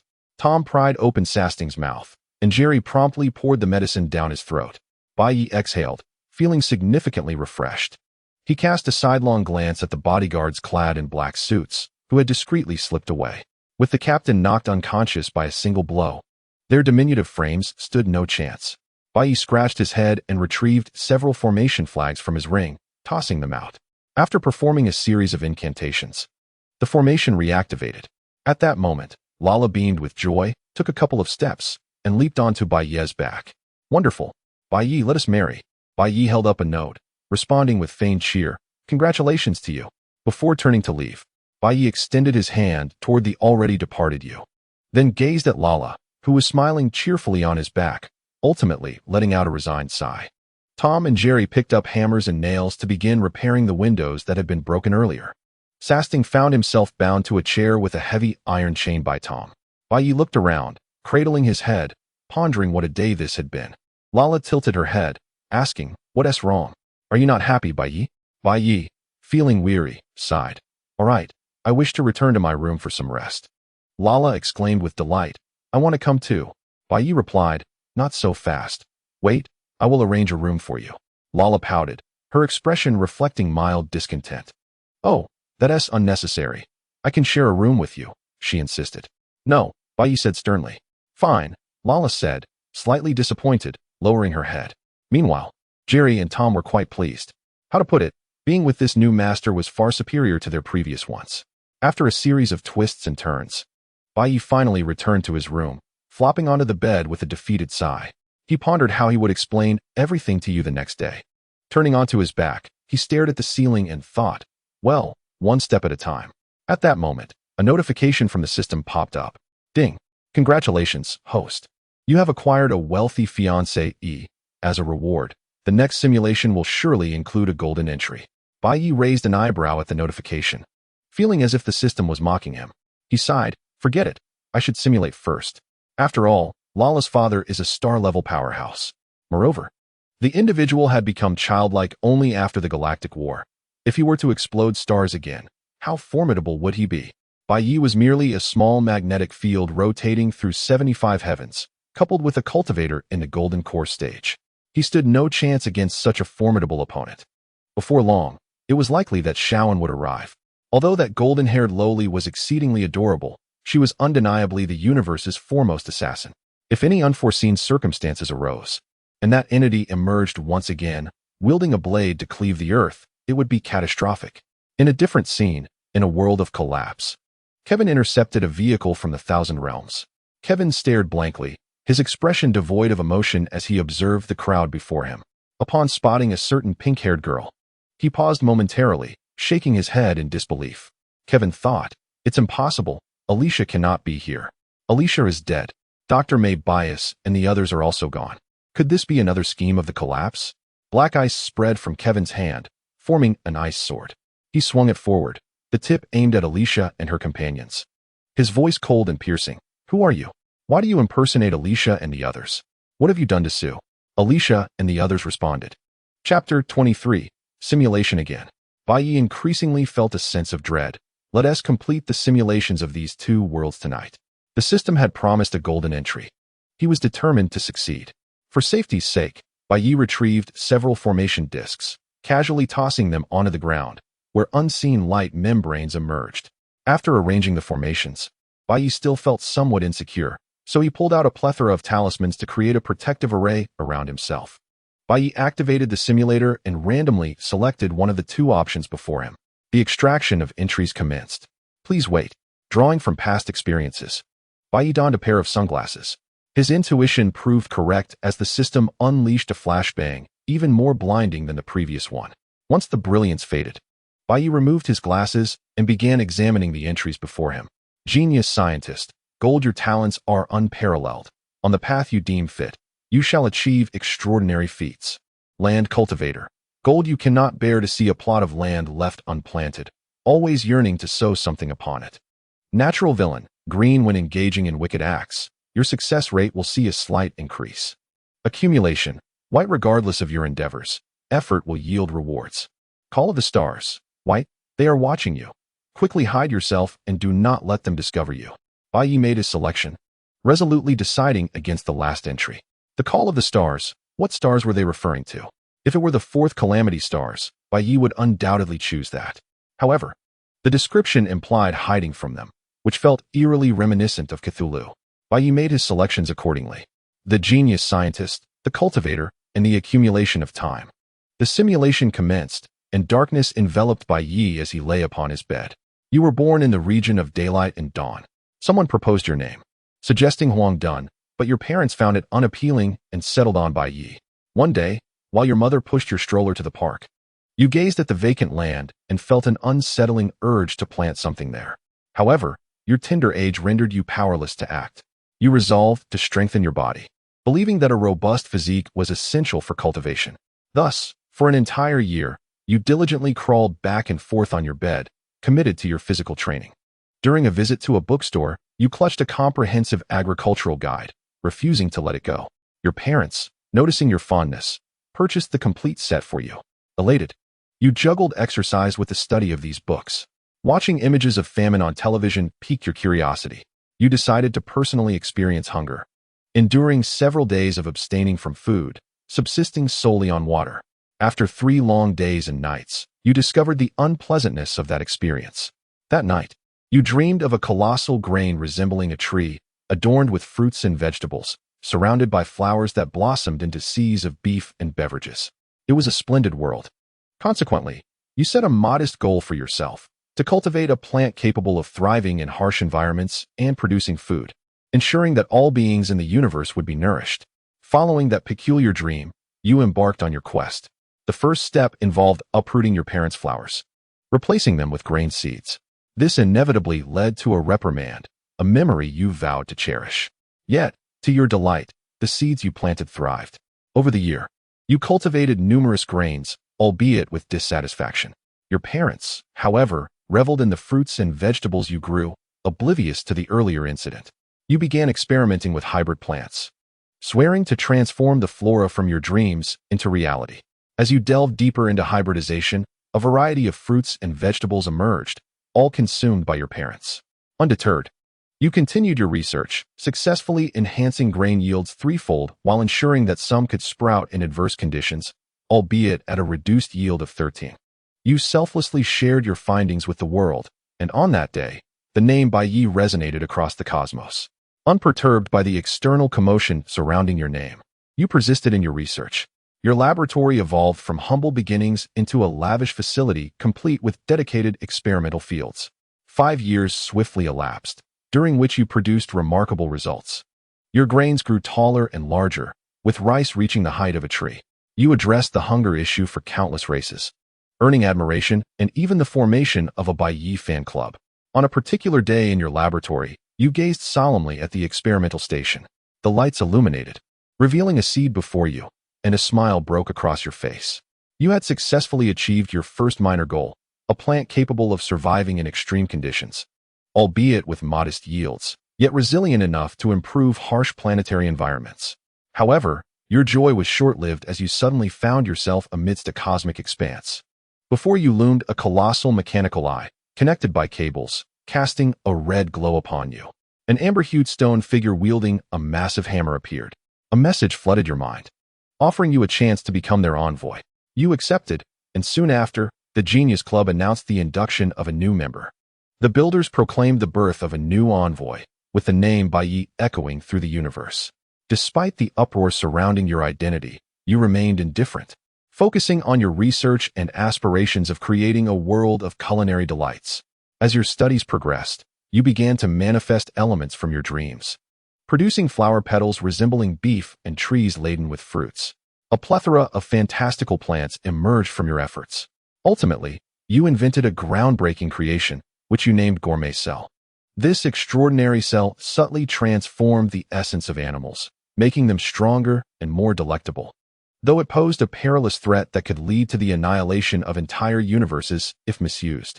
During this period, a jester-masked individual attempted to steal the Gourmet Cell, but the Amber King thwarted the attempt with a mighty blow. You chose a remote, lifeless galaxy as the site for your dream experiments. The Gourmet Cell was unleashed upon those planets, and soon it began to proliferate wildly, evolving into marine life and other visions from your dreams. In your final moments, you witnessed your aspirations materialize into reality. A smile graced your face as you seemed to grasp something ethereal, reaching towards the heavens. Your palm opened to reveal a shimmering seed. Seeing this seed brought you joy, and you raised it high. Your life approached its conclusion, resonating with the sound of a colossal hammer echoing through the cosmos. Chapter 24. The second simulation begins. The simulation concludes. System evaluation. Savior. You have rescued countless lives across the universe, alleviating the suffering of many from hunger. Your world has left an indelible mark in the cosmos. In your final moments, you left behind a seed, a dreamlike seed, on every planet. Whenever it senses resource scarcity, it will begin to grow in accordance with the planet's condition. After your demise, those unremarkable galaxies transformed into sanctuaries for gastronomes, though it remains unclear who plays the role of prey and who of sustenance. System assessment. The host has gained 70 of strength during the simulation and a fragment of memory knowledge. Ding. Host, would you like to settle? Bai Yi gazed at the level rating, his lips curling into an uncontainable smile, reminiscent of a score of 98. Before reflecting on the times I had not utilized, I certainly found myself amidst another thrilling moment. Bai Yi joyfully exclaimed, "Let the system commence the settlement." A chime echoed, affirming the initiation of the process. The system detected that the host still had 2 unused simulations. It began to enhance the system's evaluation, ultimately rewarding Bai Yi with a remarkable inscription. Acquiring an 80 in strength during the simulation period, alongside a significant portion of scientific knowledge. The rewards began to manifest. Bai Yi shut his eyes, and upon reopening them moments later, exhaled deeply. With a sigh, Bai Yi expressed his excitement, having initially believed he could harness the dual powers of the simulation. Yet, that power did not belong to him and could not be reclaimed. Nevertheless, there was a consolation prize. Internally, Bai Yi observed the golden elixir within his dantian, now adorned with additional intricate lines. He discerned the laws represented by these lines: earth, wood, metal, causality, and creation. The elements of earth, wood, and metal were likely bestowed upon him as a safeguard. Causality was understandable, given the incessant calculations of the cosmos by that ironclad intellect. As for creation, it must have been the seed he crystallized in his final moments. Though still feeble, the future held promise. Glancing at the clock, Bai Yi noted it was merely 2 in the morning. He turned his attention to the system's final world. Regardless, that world would eventually be simulated. It was better to seize the moment. He clicked on the last world, initiating the extraction of entries while donning sunglasses. After a lengthy wait without any flashes, Bai Yi sighed in disappointment. However, upon scrutinizing the 5 entries, he paused in surprise. Battlefield Commander. Blue, you can adeptly command a large-scale army of over 100,000. Glutton. Blue, the food you consume will be swiftly digested, enhancing your physique, albeit with some waste. Medical Genius. Blue, you shine like a brilliant star in the medical realm, albeit with peculiarities. Call of the Stars. White, you can sense the stars in the sky. They are calling your name. Accumulated effort. White, regardless of your endeavors. Diligent efforts will yield rewards. Contemplating the 2 entries marked with question marks, Bai Yi felt a strong urge to inquire about their meanings. As for the Call of the Stars, it seemed quite evident. Furrowing his brow, he pondered whether to decisively select the 2 enigmatic entries. After a brief moment, his brow relaxed as he made his decision. Then let it be, he mused, a playful smile gracing his face. This time, with unwavering resolve, Bai Yi chose the 2 entries marked with question marks. Medical Genius, blue. Call of the Stars, white. Glutton, blue. Thus began Bai Yi's next simulated journey. You were born into an ordinary family. Upon your arrival, you faintly heard a voice whispering in your ear, as if saying, "Child." But being an infant, you soon succumbed to slumber. A light, invisible to ordinary eyes, illuminated you, akin to a blessing. Your physique underwent a transformation. Call of the stars, white. Blessing from the stars, gold. Blessing from the stars, gold. Forge ahead, young one. With our blessing, thrive in this world, and remember, never lose yourself. Haha. In a parallel realm, at the Black Tower space station, the Star Corps hunter, Kafka, walked along an elongated corridor and paused before a projection. The image revealed an elderly man with white hair, peacefully resting beneath a tree laden with fruit. The man you speak of is known to me, Dr. Bai Yi, who lived during the latter stages of the galactic locust disaster, a member of the Genius Club, holding the 60th seat, a master of safeguarding and intellect, Silver Wolf remarked. To this day, many planets still cultivate crops developed by Dr. Bai Yi. Moreover, the culinary galaxy he created has transformed into a tourist destination. However, indulging in its delights is no simple task. One must possess sufficient strength to partake. Kafka responded, Indeed, Silver Wolf, you are correct. Yet, the greatest achievement of this scholar lies in etching a seed into the fabric of cosmic law at the twilight of his life. Whenever a planet faces famine, that seed will sprout, adapting its growth to the biological needs of that world. Elier once remarked that had this doctor consolidated that miracle within himself, he might have ascended to the ranks of a celestial deity. Dr. Bai Yi chose instead to crystallize that miracle into a seed, inscribing it within the laws of the universe. Silver Wolf fell silent for a moment before speaking again. Indeed, had it been me then, I would have been unable to resist. Enough of idle chatter. We must attend to our responsibilities, Kafka interjected. Understood. I have pinpointed the approximate location of the Star Core. Silver Wolf confirmed. Chapter 25. Second Simulation 2. Under the influence of the blessing from the stars, your innate talents evolved. Glutton, blue. Devour, red. Devour, red. You will acquire a remarkably powerful digestive system, capable of consuming even the hardest of substances. By devouring copious amounts of food, you can enhance yourself. When consuming special creatures, you may gain their abilities or talents. Medical Genius, blue. Medical Genius, red. Medical Genius, red. You possess unparalleled talent in medicine, capable of resurrecting the deceased and reclaiming life from the clutches of death. Albeit with some peculiarities, you remain blissfully unaware of the marvelous transformations occurring within your body. Just days after your birth, your father brought home delightful news. He had unwittingly purchased a lottery ticket and won a staggering $3 billion. Like any ordinary child, you thrived, though your appetite was several times that of your peers. Your parents, unconcerned, stocked up on formula, believing that a hearty appetite was a blessing. Years swiftly passed, and you grew robust, now possessing strength tenfold that of an average adult. Your appetite matched, being tenfold that of a typical adult. Had it not been for your father's prior lottery win, sustaining you might have proven insurmountable. Yet, during these years, luck favored your father, as his career flourished. Winning smaller prizes frequently, he never skimped on your sustenance. Your strength continued to gradually increase. One day, while carrying a small backpack past a lamb restaurant, you became intrigued by the live slaughtering of sheep and developed a keen interest in dissection. With your allowance, you discreetly purchased a book on anatomy from a bookstore. Unbeknownst to you, your parents discovered this endeavor. You braced for a scolding, anticipating a reprimand over your curiosity. However, upon learning of your interest in medicine, they promptly acquired a comprehensive collection of medical texts, surgical instruments, and practice tools.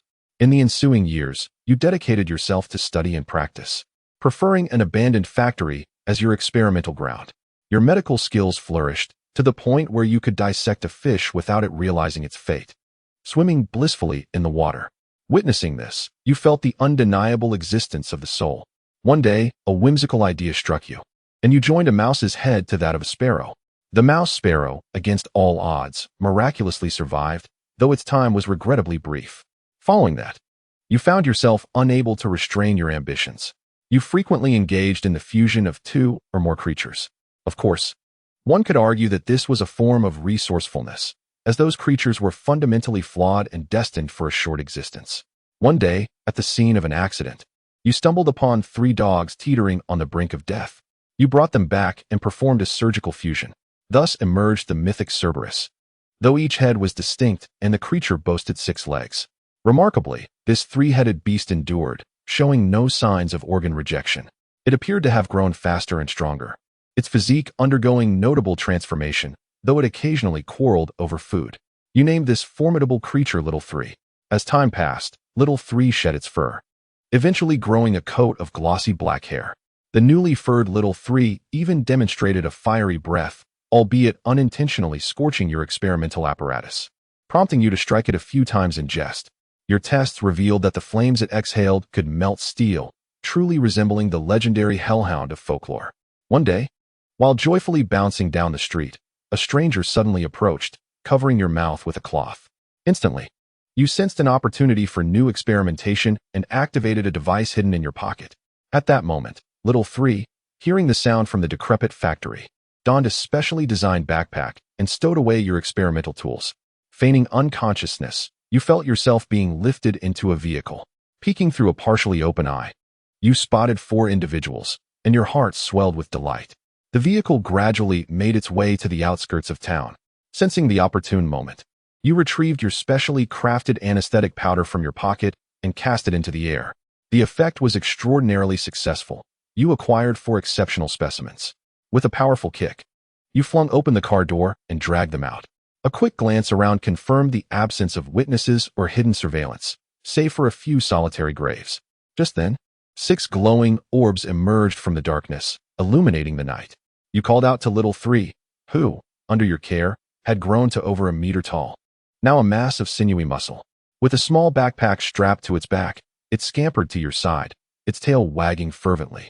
You removed the backpack, extracting surgical tools including a scalpel, a chainsaw, pliers, tweezers, and other surgical instruments, some unrelated to surgery. Although the 4 traffickers were paralyzed, they remained conscious, their faces betraying terror at the sight of your tools, regretting their choices that led to this moment. At that juncture, Little 3 barked at the graves, and a hand emerged from one of them. Your excitement surged, abandoning the traffickers as they cried out in gratitude to the zombie emerging from the grave, thanking it for saving their lives. You brandished the chainsaw, its motor roaring to life, eagerly anticipating the dissection of the zombie. For reasons unknown, the zombie seemed to sense danger and withdrew its hand. Feeling rather awkward, you summoned Little 3. Understanding your intent, it dashed over and began to excavate the grave, its 3 heads seizing the zombie and tossing it aside. The sight of the zombie, adorned with green fur, thrilled you further. Armed with the chainsaw, you prepared for an exhilarating encounter, but as the green-furred zombie let out a roar and turned to flee, Little 3 swiftly pinned it to the ground. With a healthy smile, you approached the green-furred zombie, gently assuring it not to fear, for it was contributing to the noble pursuit of medical advancement. Guided by instinct, you effortlessly sliced through the zombie's tough exterior with the chainsaw. Despite its incessant cries during the dissection, to you, they resonated as melodious praise for your monumental contributions to the field of medicine. Little 3 averted its gaze, unable to witness the scene unfolding before it. At that moment, a vehicle emblazoned with a peculiar insignia swiftly arrived at the scene. The 4 traffickers, their paralysis fading, clung to the legs of the newcomers, pleading for transport to the police station. Chapter 26, Second Simulation. As the traffickers recounted their ordeal, one individual, dressed as a leader, erupted in fury and approached, delivering several kicks that sent the traffickers sprawling. The team clad in black could no longer contain themselves. Some produced burlap sacks to restrain the traffickers, followed by the sounds of a fierce beating. After the altercation, the officials felt invigorated, but only then did they take notice of the bizarre scene before them. The traffickers disclosed that they had abducted a child, who had scattered some powder during their escape, leading to the emergence of a hellhound. It appeared the child had intended to dissect them, coinciding with a hand emerging from a nearby grave. Based on their descriptions, coupled with the mention of green fur, they confirmed the presence of a green-furred zombie. As laughter echoed from the shadows, thanking you for your monumental contributions to medical science, all present broke into a cold sweat, involuntarily swallowing hard. The notion of confronting the zombie was daunting, and the mad scientist would soon find himself under scrutiny. All eyes converged on a figure ahead. The leader, albeit hesitantly, approached. The closer he drew, the clearer the scene became. A mythic 3-headed hellhound restrained a green-furred zombie, its expression one of sympathy, while a small student, backpack slung over shoulder, gleefully dismembered the creature with a chainsaw, a healthy smile gracing his face. The student's clothes bore only a light dusting, untouched by the zombie's blood. The green-furred zombie lay in disarray, its body parts meticulously arranged nearby, its blood collected in a basin, and its internal organs displayed with precision. Even the intestines were aligned into a neat square, yet the zombie still breathed, emitting agonizing wails. The leader swallowed hard, opting to observe quietly, fearing that should he approach, he too might find himself subjected to dissection. Yet internally, he reveled in the discovery, convinced he had stumbled upon a treasure, the legendary natural awakeners of lore. Rumored to be exceedingly powerful, unperturbed by the chaos surrounding him, you remained engrossed in your anatomical exploration, delving into the brainstem. A discovery was made of a soft, jade-like object that exuded a delicate fragrance, which was promptly retrieved. Upon extraction, the zombie tilted its head, a rigid smile etched upon its face, as if it were expressing a sense of liberation. Gazing at the object in your hand, an overwhelming urge to consume it surged within you. You opened your mouth wide, intent on devouring it. Alarmed, the nearby leader rushed over, disregarding the hellish three-headed dog beside him. Despite his efforts, you successfully swallowed the preformed item, your formidable stomach rapidly digesting it. You sensed a newfound ability to control the sinister energy, your strength surging, and your skin becoming increasingly resilient. Tilting your head, you observed the group before you, particularly one individual who hung his head in frustration. At that moment, several hands emerged from nearby graves, as if they had discovered something and quickly retreated. You felt as though you had stumbled upon a new world, approaching the individual and patting him on the shoulder. Innocently, you inquired, "Uncle, what ritual are you performing? Can you summon such zombies? Please, bring me more." Zhao Yunlong suddenly lifted his head, scrutinizing you from head to toe, bewildered by your agility, deeming it entirely unscientific. After all, you had just consumed a corpse treasure, an item that typically required the remains of 100 zombies to produce. The item was highly toxic and necessitated a concoction of medicinal herbs for usage. Noticing that the uncle remained in a daze, you shifted your attention to the graves. With a wave of your hand, the three-headed dog, upon receiving the command, immediately leaped forth, its claws unearthing a green-haired zombie. You expertly dissected it, having done it once. The second time was swift. You fashioned the zombie's intestines into rectangular shapes, extracting another corpse treasure from its skull and tossing it into your mouth. The process resembled an assembly line, excavating zombies, dissecting them, and retrieving treasures from their heads. It was peculiar that every zombie's skull contained a corpse treasure, as if they were specifically designed to provide resources for you. In the distance, your teammates had approached, some even pulling out seeds to munch on. Zhao Yunlong snapped back to reality, staring at the scene before him, feeling fortunate to have stumbled upon such a treasure. He observed you, a corpse treasure in your mouth, wielding a chainsaw with fervor, while a three-headed hellhound diligently excavated the green-haired zombies like a conveyor belt.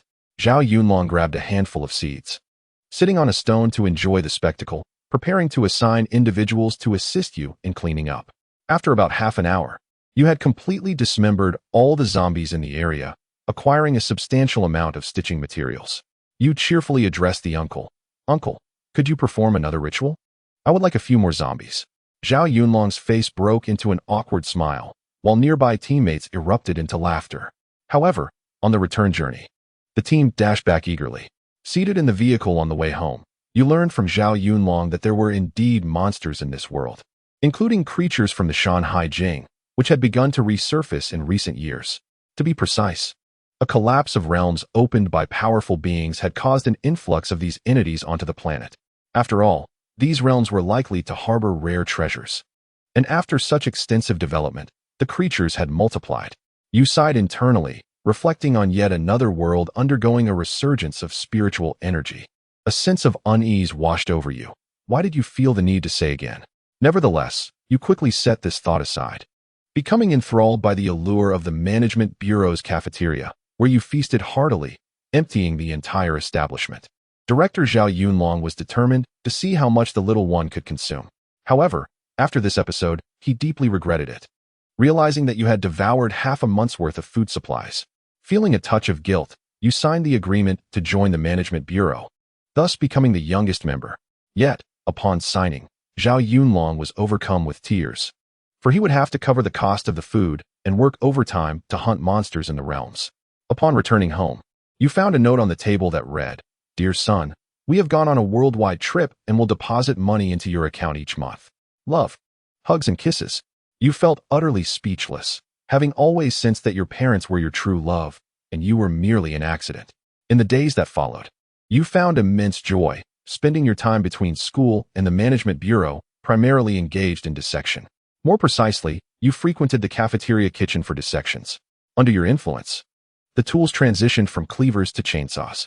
Gradually, you grew dissatisfied with dissecting lifeless entities, longing to witness the vitality of living creatures, as these cells lacked vigor and were unsuitable for stitching. In Chapter 27, Second Simulation, you resolved to explore the realms of the powerful beings. Soon after, you stealthily entered a cavern with your hellhound, Xiao-san. Within the depths, you dispatched a formidable creature, realizing the tenacity of those who documented the Shanhai Jing. If such unpalatable items could be ingested, it was indeed impressive.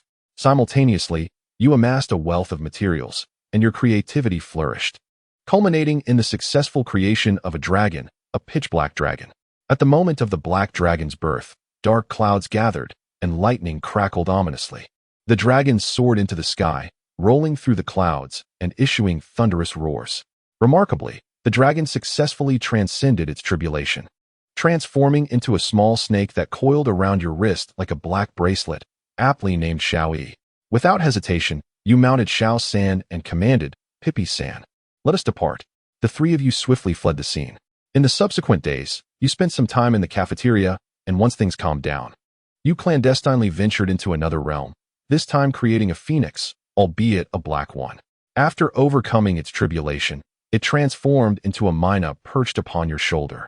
Named Xiao-Er. With your second creation successful and no one pursuing you, your audacity grew. You repeatedly infiltrated the realms to create creatures while primarily residing in the cafeteria for dissection. However, things took a turn for the worse as the already fractured realm collapsed, spilling into the planet. You escaped just in time, watching from a distance as a significant portion of the area crumbled, leaving you with a lingering sense of dread. Not lingering for long, you hurried back to your own territory. Within an hour of returning, you were summoned to the office for a stern lecture, told, "You must handle the consequences of your own actions. You have only just realized that it was not a matter of being unnoticed, but rather of someone turning a blind eye." With a resigned sigh, you gathered your dark little companions to clean up the aftermath. Following this incident, your enthusiasm waned, primarily due to a lack of inspiration, leading you down the path of medicine. Although your medical skills were exceptional, the authorities were now aware of your past and would only seek your services as a last resort. In the days that followed, the realms continued to collapse, merging with the planet, while the nation began establishing academies dedicated to nurturing practitioners. You took on the role of the school doctor, passing your days in a haze. The people of the West, envious of your position, felt emboldened as deities from Olympus and other mythologies descended upon the world. Upon receiving this news, you hastily journeyed to the west with your little pets and swept through Africa. After traversing the area, you were left disheartened. The bodies of these deities were not suitable for your purposes. You preserved their vital parts and, setting up a large cauldron, discarded their remains into it. Below, your small companions unleashed flames with fervor. In no time, the deities' corpses melted down into a golden broth, which you devoured heartily. Meanwhile, the denizens of hell, upon discovering your divine feasting journal, were so terrified that they immediately sealed the passage, locking it forever to prevent their descendants from forgetting. They left your record of consuming deities on continuous playback. The next day, when the Westerners returned to beseech the gods, they found them vanished, leaving them in utter shock. Their preparations for battle were rendered moot as the deities were no longer present. At the headquarters of the authorities, all branch leaders gazed at the items laid before you, the hearts of Zeus, Hera, and Hades pulsating with vitality. A note read, "A gift for you. The rest I have consumed. Do not find it distasteful."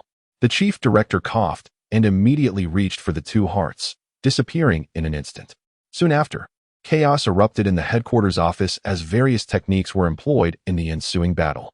3 days later, your forces surged forward effortlessly, conquering the opposing side, leading to the unification of the world under China's banner. Just then, a spaceship resembling an ancient edifice, inscribed with the words Pang Palace, appeared.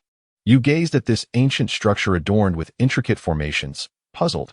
Could it be that Emperor Qin still lived? The nation itself was unaware of the unfolding events. A day later, you learned that the first emperor was indeed alive, along with the three sovereigns, engaged in a colossal battle against extraterrestrial beings 1,000 light-years away. Detecting the shattered realms left behind on your ancestral star, a ship from a Pang Palace was dispatched back. You also uncovered the truth about the Olympian gods. They had been suspended by your ancestors' hammers, sealing themselves in the divine realm. Perhaps after millennia of isolation, they emerged only to be extinguished once more. With this revelation, you felt a surge of new experimental material at hand. Despite some trepidation upon hearing that the true beasts of the mountains and seas were present in the battlefield, your insatiable curiosity overcame your doubts.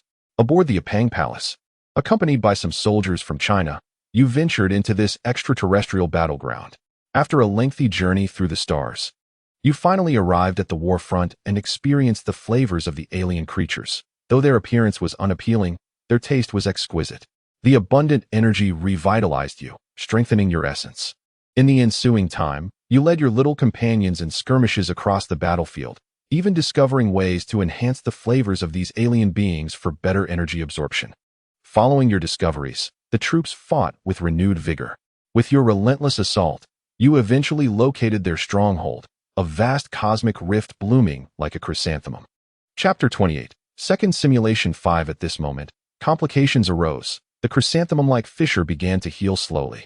In response, the powerful rushed forward, using their powers to hold the cosmic flower in place. After all, no one could resist such a delectable bounty, despite its less than appealing appearance. Just then, a massive tentacle emerged from the flower, attempting to dislodge those who had ensnared it. However, this effort proved futile, as all the warships swiftly unleashed their beams, binding the colossal tentacle. You and your little pets approached the tentacle, wielding chainsaws, and with instinct, you severed a substantial piece. Your companion promptly ignited the octopus meat, and you sprinkled your secret seasoning over it, sinking your iron teeth into a hearty bite, chewing with gusto. All eyes were upon you, anticipating your verdict. You gave a thumbs up, and upon receiving your approval, the crowd's eyes sparkled with excitement. The tentacle seemed to sense something amiss, snapping off, and the opposing aura dissipated. Shortly thereafter, a military base was established, and everyone feasted on the remains of the large tentacle. You quickly led your warships into the fray, discovering that the opposing side had already been stripped bare. Fortunately, some resources remained as consolation. Following the trail of their escape, you ultimately found the culprits and, after 3 years of warfare, managed to cultivate them into canned goods. Everyone lamented the absence of the largest creature. Yet you and your little pets continued your battles in the cosmos. During this time, you encountered numerous life forms and savored their essence, gradually reaching the pinnacle of your power. One day, you chose to lead your little companions back to Earth, embracing a pastoral existence. After what seemed like countless years, the tides of time turned. Your parents had long passed, your cherished confidants had departed, and the beings you had created had also vanished. Even the 3 sovereigns and 5 emperors of this world had succumbed to death, and the vast cosmic empire was engulfed in the flames of war once more. Fracturing into chaos, you observed the cyclical nature of existence, witnessing the transformation from prosperity to poverty and back again, until the universe itself approached the moment of annihilation. Now, you remained as the sole survivor, watching as the universe crumbled before your eyes, accompanied by the rifts in space. In the twilight of your life, memories flooded back, and a smile graced your face as you summoned all your strength to restore this shattered world.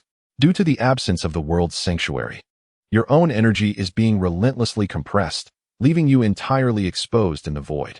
In this emptiness, only your existence remains.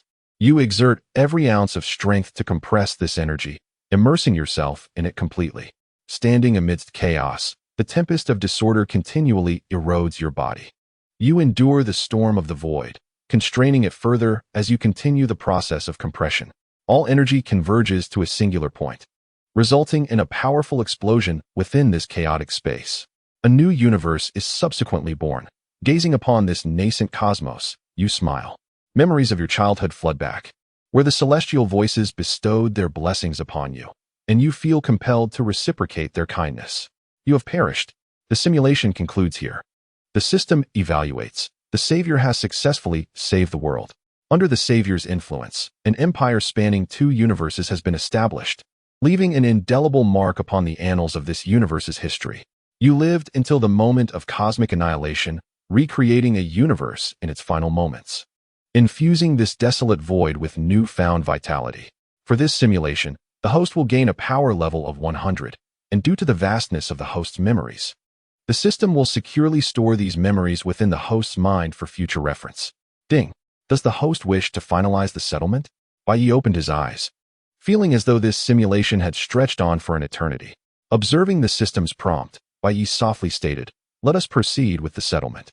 Upon receiving the command, the settlement commenced. Given that the host had 2 previous simulations left unutilized, the rewards for enhancement began.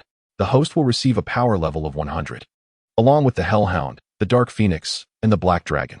Due to the vastness of the host's memories, the system will securely store them within the host's mind to prevent the original personality from being overwhelmed. As the rewards began to distribute, a barrier suddenly enveloped Bai Yi. He then felt a surge within him. The gate opened, and power radiated throughout his being, causing the golden core within to operate wildly. The intricate patterns of law multiplied, covering the entire golden core and continuing to spread. Suddenly, this golden core compressed into a singular point, and Bai Yi heard a resounding boom in his ears. The golden core exploded like the birth of the universe, giving rise to nebulae that gradually evolved, with magnetic forces joining the fray. Star cores, planets, and stars formed a galaxy, interconnected into the Milky Way, including some dark matter planets. Just then, the galaxy shattered, creating a massive black hole that consumed everything. Another explosion ensued, halting only after countless galaxies had emerged. Bai Yi opened his eyes, exhaling deeply, feeling the immense power within him. He sensed that even a gentle punch could obliterate a planet. Now he possessed just enough strength for self-preservation. Bai Yi glanced at the 3 little companions beside him, the familiar figures of Xiao San, Xiao Air, and Xiao Yi. "Long time no see," he exclaimed. The little black dog barked and leaped into Bai Yi's embrace, its tiny paws clinging to his clothing, tail wagging enthusiastically. The little black snake spoke in a boyish voice. "It has indeed been a long time, Creator. I never expected we would meet again." Bai Yi smiled as he stroked Xiao Yi's head. "Yes, it has been quite a while." Xiao Ba Go flew to Bai Yi's shoulder, its voice reminiscent of a little girl. "It's wonderful to see you again, Creator." Bai Yi gently patted the heads of his 3 companions, a smile gracing his face. Inwardly, Bai Yi mused, "Perhaps we should celebrate this moment with a fishing trip?" The alarm clock rang. Upon checking the time, Bai Yi realized it was already 7 o'clock. Just then, there was a knock at the door. Kanna's sweet voice called out, "I'm hungry." In a different realm, within the demon world, Bai Yi's long-cherished memory of a giant octopus surfaced, although it had diminished in size significantly. Apostle Rothus felt grateful for his wise decision to leave that universe early. Despite the sacrifices made, he remained content, vowing internally to avoid provoking humanity unless absolutely necessary, for he might revert to his former state. After indulging in a sumptuous feast, he fell into a deep slumber, completely unaware of a figure outside, wielding a magic staff, conjuring a massive magical array above him. At the moment the array activated, Rothus awoke with a start, exclaiming a string of profanities, which vanished in the brilliance of the magic circle. Chapter 29. Sastin, hooray, my task has arrived. Bai Yi donned his attire, concealing his aura, gathering his belongings before opening the door. Kanna's tail wagged excitedly as she looked up and continued, "I'm hungry." Bai Yi retorted, "Woof, woof. A mere little dragon dares to be disrespectful to the master? Watch me." Xiao San leaped forward, but Bai Yi effortlessly caught the scruff of Xiao San's neck. The little black dog looked up at Bai Yi with a pitiful expression. "Wah-wah, master." Bai Yi's shoulder perched the little parrot, while the little black snake on his wrist stifled laughter.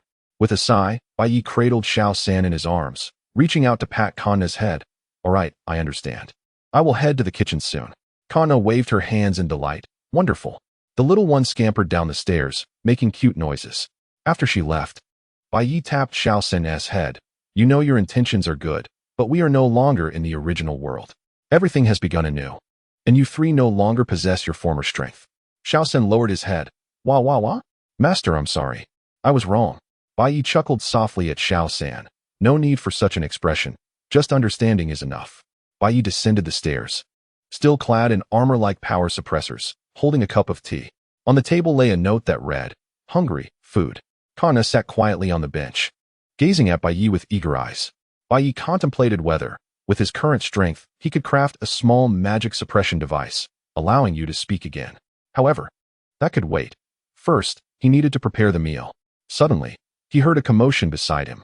Tom and Jerry had removed Saston's shoes, playfully tormenting each other's feet with feathers and stuffing a sock into one another's mouths. Bai Yi nodded. Indeed, these two are capable of such mischief. If Saston had not been tied to the fireworks and launched away, he would have been fortunate. Tom, Jerry, Bai Yi called, and the two halted their antics, hurriedly discarding their items before approaching Bai Yi. Bai Yi set Xiao Xin down, while Xiao Yi uncoiled from his wrist and Xiao Air fluttered down from his shoulder.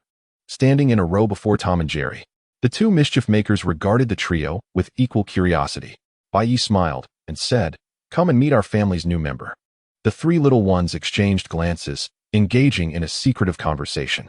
Little three, the Cerberus, remarked, "I feel like I could easily defeat this cat in a game of cat and mouse." "What about you?" Little two, the Black Phoenix, agreed.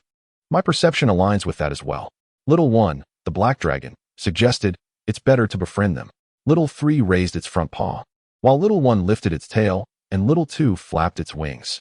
Tom and Jerry exchanged surprised looks, initiating a handshake with the trio. Tom then meowed a couple of times and pointed a finger at Sustin. The three little ones shared a knowing glance, realizing that despite being punished by their master, they remained.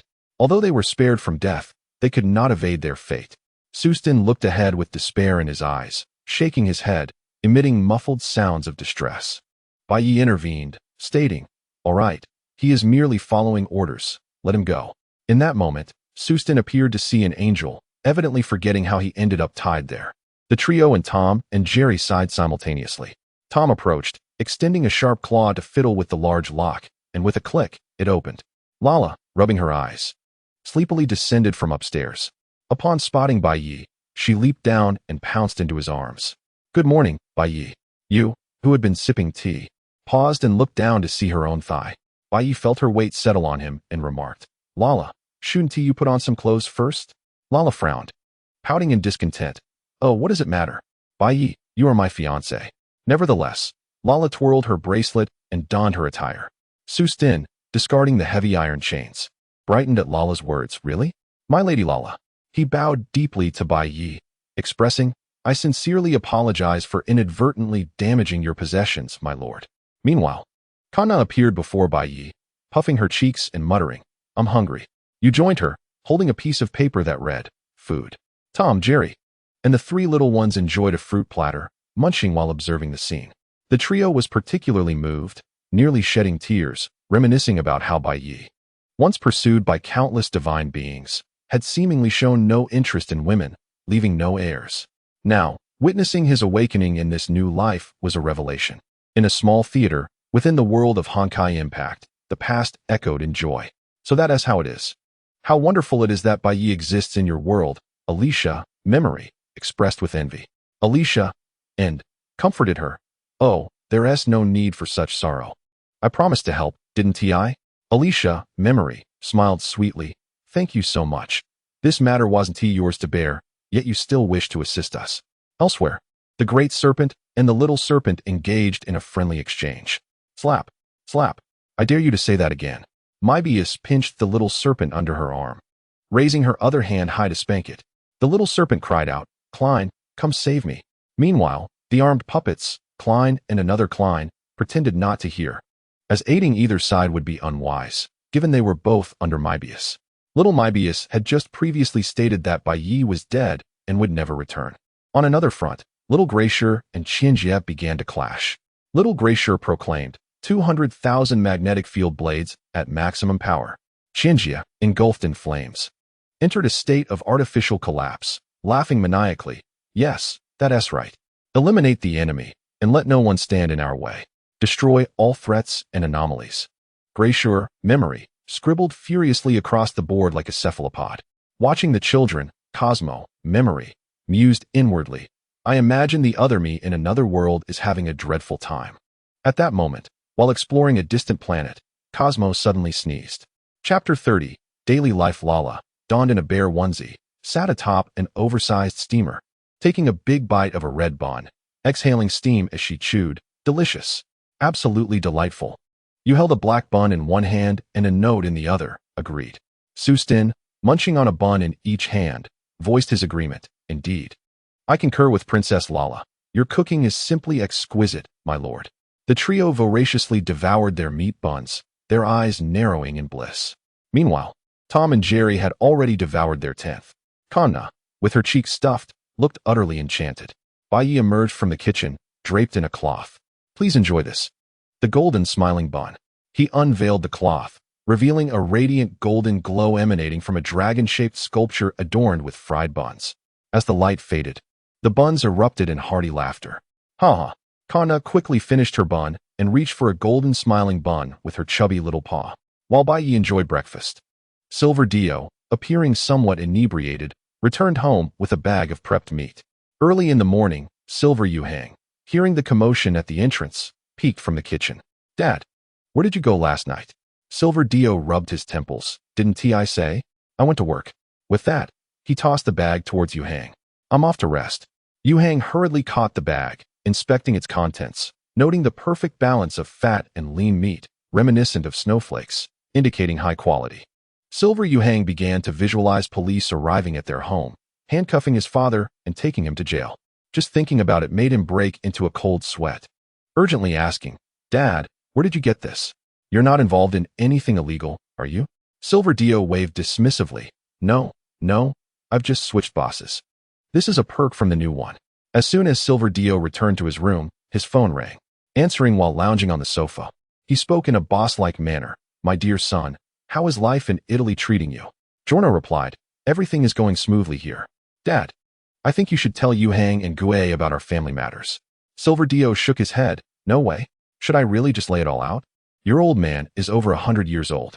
You have a brother who is a gang leader in Italy and a sister who ran off with a vampire into a place called Jinsokyo. Don't forget, we're law-abiding citizens now. Giorno fell silent, and Silver Dio added, Don't worry, I'll tell Yuhang soon enough. After all, your brother has fallen in love. In Italy, Giorno discovered a blind spot, immediately standing up in the mob's office. Wait, what did you say, Dad? Yuki is in love? Diavolo, tilting his head while holding the phone, began to remove his makeup. Indeed, that seems to be the case. Both share mutual feelings. I just hope the Shurgong family doesn't act recklessly. Our new director has made it clear that if the Shurgong family steps out of line again, we will retaliate against them. Giorno responded, I see. Should I return soon? Diavolo, reclining in his coffin, replied, Not necessary. Based on my observations, Yuki's stand will awaken soon. I'll inform him then. All right, I'll hang up now. This international call is rather expensive. Take care of yourself out there. Upon hearing the busy tone in Italy, Giorno shook his head. Bucciarati, nearby, inquired, Giorno, is that man on the line your father? I overheard he seems to be. Giorno, arms behind his head and legs on the table, sighed. Yes, my father is a vampire who has lived for over a century. The curious little airplane asked, Vampires? Do they really exist in this world? Giorno placed his hands on the table. Yes, many types exist, primarily residing in the East, living largely unbothered. However, I have never encountered a bat transformed into a vampire. They purchase blood vials online, as many of these vampires are quite wealthy, while some are picky eaters. Not as you might imagine, their reactions to blood vary. Some feel misfortune, others envy, and some experience pressure. Those from whom they have drawn blood usually lose that feeling, which is somewhat beneficial, though the duration may vary. Bucciarati nodded, I see. By the way, is this something we can discuss? Giorno waved his hand. It's best if you remain unaware of this matter. There are numerous hidden truths in the world. I learned about it from my father and several relatives who work in a mysterious department. Recently, during a call, he hinted at significant events occurring, so please be cautious. Everyone nodded in understanding. At the Shurgong residence, Kagaya embraced Isaka AI, her expression becoming increasingly silly.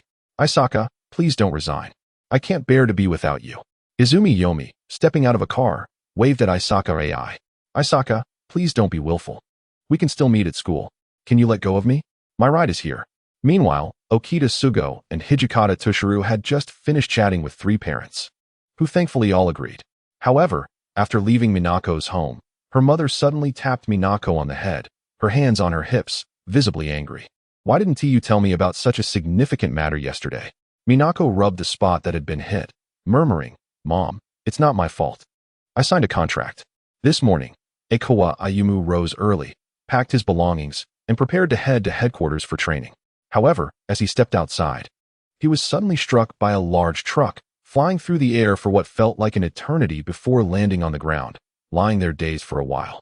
Maintaining a position with his rear facing upwards, Ayumu pondered, is this what the director meant by overcoming this crisis to awaken my powers? What could this be? Quick recovery or invincibility? Unbeknownst to Ayumu, a dark-haired girl nearby with glowing red eyes was fixated on him. Chapter 31. Daily Life 2 at the Shiryuki residence. The dining table was filled with gleaming platters. Even the dragon crafted from dough had been devoured. The trio leaned against each other, beaming with happiness. Kanna, the famished dragon, lay on the table like a deflated balloon. Lala rubbed her belly, her face radiating joy. How delightful. Hot food is simply divine. You, resting on the table, extended a finger to tease Jerry, who had transformed into a round ball, rolling about. Nearby, a note read, agreed. Both Tom and Jerry had also taken on round forms. Sassadin had removed his skeletal armor and lay motionless on the table, a blissful smile on his face. Shiryuki peeked from the kitchen, there's dessert after the meal. Does anyone want some? Please raise your hand if you do.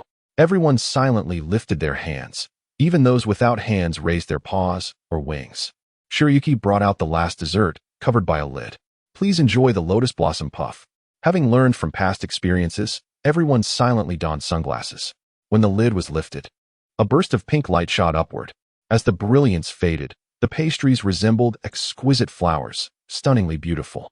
Sassadin, patting his belly, raised his hand. Your Highness, may I take this dessert home? Shiryuki smiled. Of course, no problem. Sassadin replied, thank you.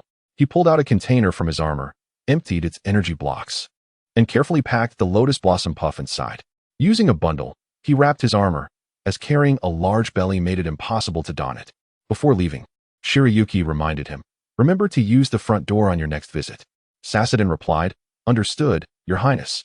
Lala peeked from behind Shiryuki. Sassadin, tell my father that I absolutely will not return. Sassadin nodded. Understood, Princess Lala. I will convey your message. With a shout to the sky, a beam of light transported him away. Upon arriving on the spaceship, Sassadin swiftly activated interstellar communication. Soon, a childlike figure appeared on the screen, speaking with the voice of a mature man. Did you capture Lala? Sassadin shook his head. I'm sorry, Your Majesty. I didn't catch Princess Lala. She instructed me to inform you that she absolutely will not return. The figure on the other end, King Chitarakusion Dabiroku, appeared displeased, contemplating. Has Lala seen through my plan? That shouldn't be. I've been plotting this for a long time. Chitarakusion began to recall recent events. Lala's intentions were clear. Her escape target was Earth. Realizing this, Chitarakusion understood that he had been exposed. Which part of the plan has faltered? He pondered, scratching his head in confusion, feeling that his plan had been flawless. A flicker of golden light crossed his eyes as he considered shifting his strategy toward his other two daughters. Your Majesty, I have good news. Princess Lala has found a fiancé on Earth. Chitarakusion's mood brightened, and he began to wag his thick tail enthusiastically.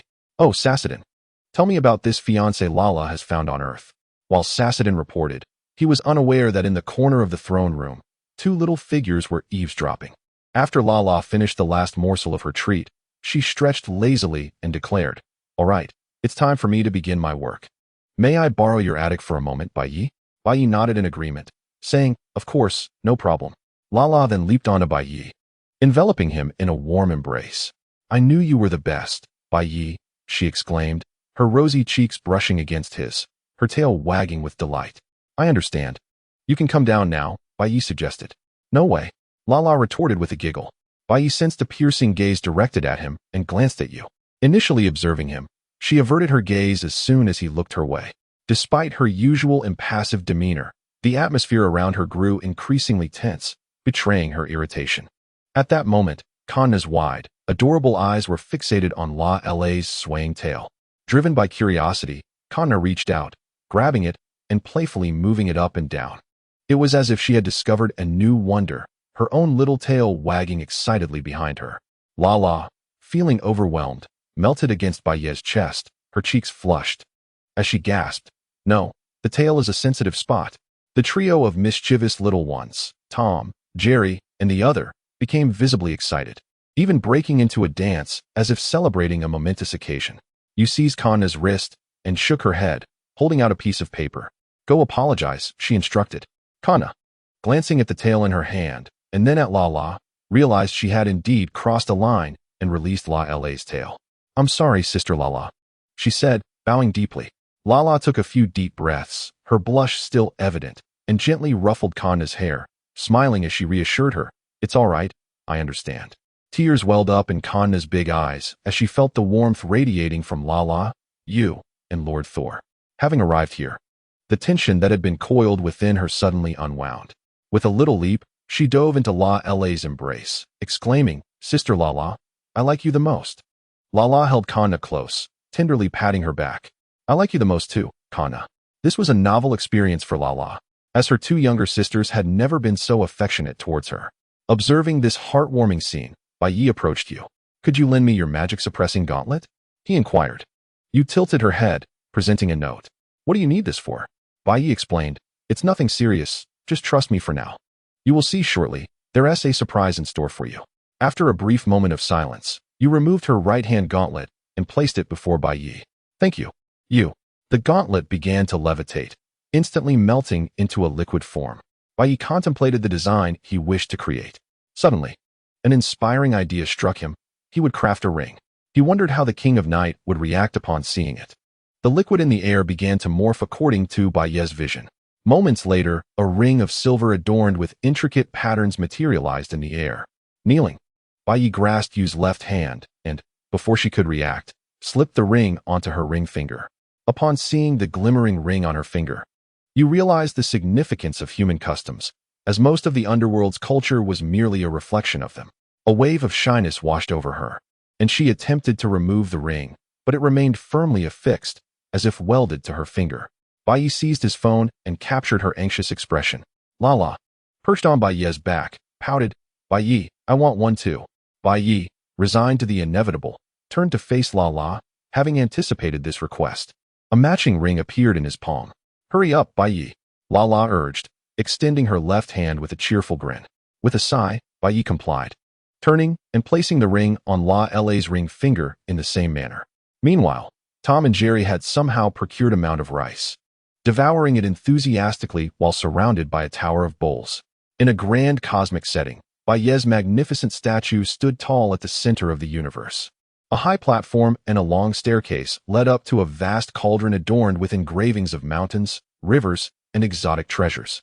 A figure clad in a dragon robe climbed the steps, followed by a throng of people and beasts, all brandishing torches, which they cast into the cauldron, igniting a roaring fire within. The robed figure held a sheet of paper, preparing to speak, but was abruptly kicked aside by a fiery red figure. "Get out of my way," the figure exclaimed. "Wasn't it agreed that I would preside over this sacrificial ceremony?" With the paper in hand, the figure began to announce, "Let us enthusiastically celebrate the birth of 13,986 members of the Bai Yi universe. I hereby declare the 13,986th sacrificial ceremony officially commenced." In Chapter 32, Chica AI noticed that the chaotic magic within her had settled. Slowly lifting her head, she clasped her right hand over her left, a smile gracing her lips as she spoke in a voice as clear as flowing water. "Thank you, Bai Yi." Bai Yi nodded with satisfaction, affirming, "I knew I was right. Your voice is truly enchanting." Flushed with embarrassment, you lowered her gaze. Lala rushed over, enveloping you in a warm hug. "You are just too adorable, little you." Feeling the weight of pressure lift from her shoulders, you glanced at the ring on Lala's finger and then at her own. Turning to Bai Yi, she reminded him, "Aren't we supposed to renovate the attic?" Lala smacked her forehead, exclaiming, "Right. I almost forgot." Waving her hand, she added, "We'll see you later, Bai Yi and little you." After Lala departed, you approached Bai Yi with a stoic expression. Bai Yi took a step back. "You, let me explain. Words are futile, Bai Yi. Accept your punishment," she declared, extending her finger towards the soft flesh at his waist. Bai Yi's mouth fell open in shock. "Ah!" Tom and Jerry closed their eyes, unwilling to witness the unfolding scene. They grabbed their tails to shield the little one's eyes, indicating that children should not look. Little 3, however, bit down on the tail, while Tom, covering his mouth, dashed away, his feline face flushed red, fleeing several kilometers from home. "Oh!" Tom shouted, realizing little three was still biting his tail. Their eyes met, sparking a fierce electricity. Just as the cat and dog were about to engage in a dramatic showdown, they suddenly noticed a white-haired girl sitting on a park bench, staring at them in bewilderment. Tom lay on the ground, feigning the behavior of an ordinary cat, meowing softly as he hopped away. The mistress fled in a hurry, glancing back repeatedly while shouting. However, to Tom's ears, it transformed into a menacing threat. "Just wait. I will definitely inform the master about this." At that moment, Tom, disregarding everything since he had already been exposed, dashed away with the speed of a whirlwind, swiftly surpassing the mistress. Rui Mu observed the direction in which Tom and the mistress had disappeared, and it seemed to lead towards his home. As Tom raced back home, a woman with pink hair dragging a suitcase sighed, pondering why her parents had sent her back to her hometown. At that moment, a flash of blue dashed past her. Chizaki-Ain blinked and gazed at the distant blue figure. After a few moments of scrutiny, she realized it was a cat. Just then, a large black rat scurried past her. Chizaki-Ain stood frozen in place, astonished. It was her first encounter with a cat that could run on two legs and a dog that ran so swiftly. Intrigued, she grabbed her suitcase and pursued them, closely following the mistress. Unbeknownst to Chizaki-Ain, something felt amiss as she managed to catch up to the cat and dog while dragging her suitcase. Meanwhile, at the Bay household, Yu exclaimed, "What do you mean by that? I didn't even touch you." Bay stood a respectful distance from Yu, awkwardly chuckling, realizing he had spoken too soon. "Humph, this time I'll forgive you, but I want ginger milk, and I want it now." Bay smiled, "No problem. I'll make it right away." The sound of chopping vegetables soon filled the kitchen. With the aid of various magical incantations, the ginger milk was swiftly prepared. Yu took a spoon and relished it, her expression transforming from stoic to joy. At that moment, Kana approached Yu, tugging at her clothing.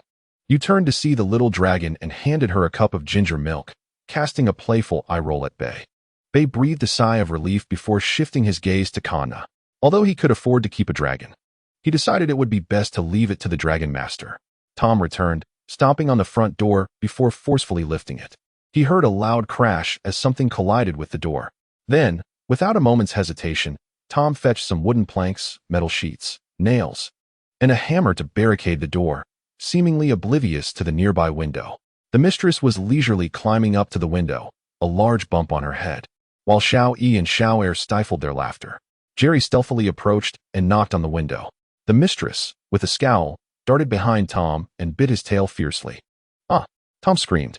After that outburst, he glanced back to see the little black dog gnawing at his tail. With a sixth sense, Tom immediately turned towards Jerry, who appeared guilty as he took a step back. Bay observed the unfolding events and couldn't help but chuckle. "All right, Tom, hold on a moment. Prepare some snacks for our guest. You should stay as well. I'm speaking to you."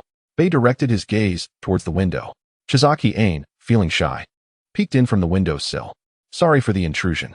Tom opened the adjacent door, dressed in a butler's uniform, and unfurled a red carpet that elegantly extended to Chizaki-Ain's feet. He adjusted his tie, swung his arms, and approached her, taking her suitcase.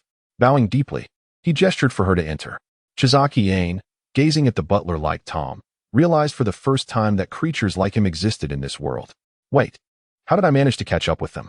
At that moment, Chizaki-Ain felt a sudden lapse in her thoughts, plunging into an unusual silence. In a different realm, the Warhammer world held its annual celebration, dedicated to honoring a particular individual. The alien beings and the lurking chaos gods would refrain from attacking during this time. All genetic entities had gathered for this grand event, and the oily members of the Mechanicus donned new attire, albeit still reeking of oil. The Emperor, wielding a warhammer, ascended to the podium, draped in a white cloth. Simultaneously, quantum information networks relayed the event across all human-controlled planets. The Emperor raised his voice, declaring, "This is our annual day of remembrance. A century has passed since that day. To express our gratitude to Dr. Bay for his contributions, let the guns be fired." Across the globe, space marines and human auxiliary forces raised their weapons to the sky, the gunfire resounding for a full minute. Once the gunfire ceased, the white cloth fell away, revealing the spring green version of the ether phase engine. A group of oil-smeared individuals wheeled in a massive bell and an incense burner. Commencing their prayers, the Emperor then struck the bell, announcing, The engine's preheating has been ignited. With each subsequent strike, the crowd chanted in unison, praising the god of all machines, Dr. Bay. Chapter 33. There is but one answer. Chizaki Ain found herself inexplicably inside the house, seated on a sofa, staring at a cup of hot tea and a freshly cut fruit platter before her. Bay sat opposite, holding two large toy hands stacked in front of him, while Jerry and others cast shadows in the dim light. Tom was behind, presenting an Iron Maiden. Miss Chizaki Ain, I believe you have noticed the peculiarities of your body. Chizaki Ain sat on the sofa, trembling like a startled creature. Bay's smile widened mischievously. You don't want to. You appeared behind Bay and playfully struck him on the head. Speak kindly to her. Don't frighten the poor girl. Bay rubbed his head. All right, I understand you. He waved his hand, and Tom and Jerry retracted their props. You sat beside Chizaki Ain. I apologize, although I haven't known Bay for long. He is a good person. His earlier demeanor was merely to give you a little scare. Bay spread his arms wide. Please don't label me as a good person. I've never considered myself one. I only believe in doing what is right. Overall, I am a jester. You shot Bay a glare before Bay turned to Chizaki Ain to apologize. I'm sorry, it was just a small joke. You've awakened a speed-based ability. However, Bay's carefree attitude belied any sincerity in his apology. He then produced a contract from the Management Bureau, smiling as he placed it in front of Chizaki Ain. Take a look at this document. If you have no objections, please sign it. Chizaki Ain eyed the document warily, recalling Bay's earlier remarks, pondering, could this be some sort of indenture? In truth, the Management Bureau's contract bore little distinction from a contract of servitude. Chizuru Aino turned her head, casting a pleading glance reminiscent of a small puppy. You nodded in response, gaining courage from Yu's affirmation. Chizuru Aino picked up the contract on the table and began to examine it. After reading, she looked at Bai Yi with an expression of disbelief, struggling to comprehend how such a person could be a national figure. At that moment, Yu jabbed Chizuru Aino again, adding, by the way, this guy is the director. Chizuru Aino's mouth dropped open wider. Bai Yi smiled and nodded, saying, indeed, I am the director of this bureau. So what will your choice be, Chizuru Aino? Bai Yi spread his arms wide, adopting a somewhat serpentine posture. There is but one answer. Chizuru Aino stood up, her expression markedly serious. She took a specially crafted cane from Tom's hands, and with a decisive snap, broke it in half. I offer you my loyalty. Yu was momentarily taken aback by this display. Bai Yi gave a thumbs up, impressed. Not bad. You actually understand this concept. Chizuru Aino bashfully scratched her head, confessing. In truth, I have a penchant for watching special effects shows. Subsequently, she signed the contract. As was customary, Bai Yi pulled out a talisman from his pocket. Consider this your onboarding benefit. Additionally, I shall grant you a free activation of the Yin-Yang eyes, he said, placing it on Chizuru Aino's forehead. She felt a sudden clarity. Though the surroundings remained unchanged, of course, they were clean. Bai Yi had tidied up. By the way, Chizuru Aino, you should know how to navigate the Huaxiao Express, right? Chizuru Aino nodded. Suddenly, she recalled the online legends, pondering if there truly was a secret organization involved. Bai Yi's next words confirmed her suspicions. Take your luggage and this contract directly there. When you arrive, just mention my name, and someone will assist you. Tom came out, dressed in his butler's attire, gesturing dramatically as they departed Bai Yi's residence. Holding the contract, Chizuru Aino sighed and set off towards the Huaxiao Express, pulling her suitcase behind her. Meanwhile, at the entrance of Huaxiao Express, a resilient young man, dressed in tattered clothing with only a decent backpack to his name, approached with a cane, taking slow steps. Akagawa Ayuma shouted, help, as two tears streamed down his face like noodles. Who could possibly understand his plight? First, he was struck by a large truck, then targeted by an infatuated woman, and pursued relentlessly by a ferocious dog. After narrowly escaping to this place, he was struck again by a vehicle. At this moment, Bai Yi was out with Kanna, searching for her parents, despite Kanna's apparent reluctance, likely due to her fondness for Bai Yi's cooking. Accompanying them were three little dark figures. Yu, at home, was enjoying tea and watching television when Bai Yi handed her a transformation bracelet along with an anonymous card. As for Jerry and Tom, Bai Yi engaged in a playful scuffle with them before departing. The two old friends could hardly go a day without bickering. On their way, as Bai Yi and Kanna passed through a park, they encountered a girl with silver hair, approximately 1.30 meters tall, clad in black attire, with two bows adorning her ears. She was hiding in the shadows of a tree, meticulously arranging sunflower seeds in 3 neat rows. Bai Yi sensed her identity as a vampire through her aura. As described in the Shanhai Jing, it is said that there are ghosts in the Western Ridge, resembling humans, with red eyes and fangs, who emerge at night to feast on human blood, extending their lifespan. Unfortunately, those vampires have all been consumed. The ones that exist now are mere mutations, lacking any life-extending properties. Bai Yi approached Kanna, as this was part of his duties. After all, vampires bold enough to appear before humans typically possess identification, especially this one, a charming girl. His sister had once advised him to treat every adorable girl with kindness. In a small interlude within the world of Honkai Impact, Vilvele, utilizing the technology of the World Serpent and her own recent creations, began to infiltrate the Hershers of the Void, discovering several photographs. Upon seeing one, Vilvele felt assured they were on the right path. However, the photos were linked to the second collapse at the Babylon Tower. Bai Yi, due to his unauthorized release of test subjects, was treated as an experimental subject himself. Despite enduring through the trials, he did not survive the last experiment, which had increased the dosage 5-fold. The second photograph was found within the computer of the strongest Valkyrie, revealing Bai Yi with a joyful smile, holding a golden-haired little girl. Vilvele promptly copied all the files and rushed to find Alicia and the others. After reviewing the materials, Alicia fell silent. Then, Mebius suddenly stood up, exclaiming, "I understand now. Everything is clear to me." These images of Bai Yi could all be projections of him. The quantum sea is a marvelous realm, filled with phenomena we have yet to comprehend. According to our knowledge, Bai Yi is the most attuned to the quantum sea. Therefore, I boldly speculate that upon entering, he fell into a state of unconsciousness due to some irresistible force and has yet to awaken. However, under the influence of the quantum sea, his will has begun to project into various worlds like shadows. Chapter 34. The Life of a Vampire. Mississippi. A young vampire, curled up in the shadow of a large tree, was pondering the meaning of existence. My name is Sophie Tavalet, and I am an ordinary vampire. Today, I committed a foolish act during my evening stroll. I intended to eradicate any recently emerged malevolent spirits or troublesome monsters and photograph them for rewards at the Bureau. Despite having lived many years as a vampire and accumulating considerable wealth, I cannot afford to squander it all. Lately, however, the roads have been unusually clean, devoid of any entities. On my way back, I spotted a sunflower beneath a tree and, drawn by curiosity, became engrossed in counting its seeds until morning. When I regained my senses, I realized I was trapped. How foolish of me. I should have taken the sunflower home to count. Unfortunately, this was the only large tree around, while the rest were exposed to sunlight. I had not brought an umbrella, nor did I have any sunscreen from the Bureau. Now, I face a life-threatening situation. Sophie clasped her hands in prayer.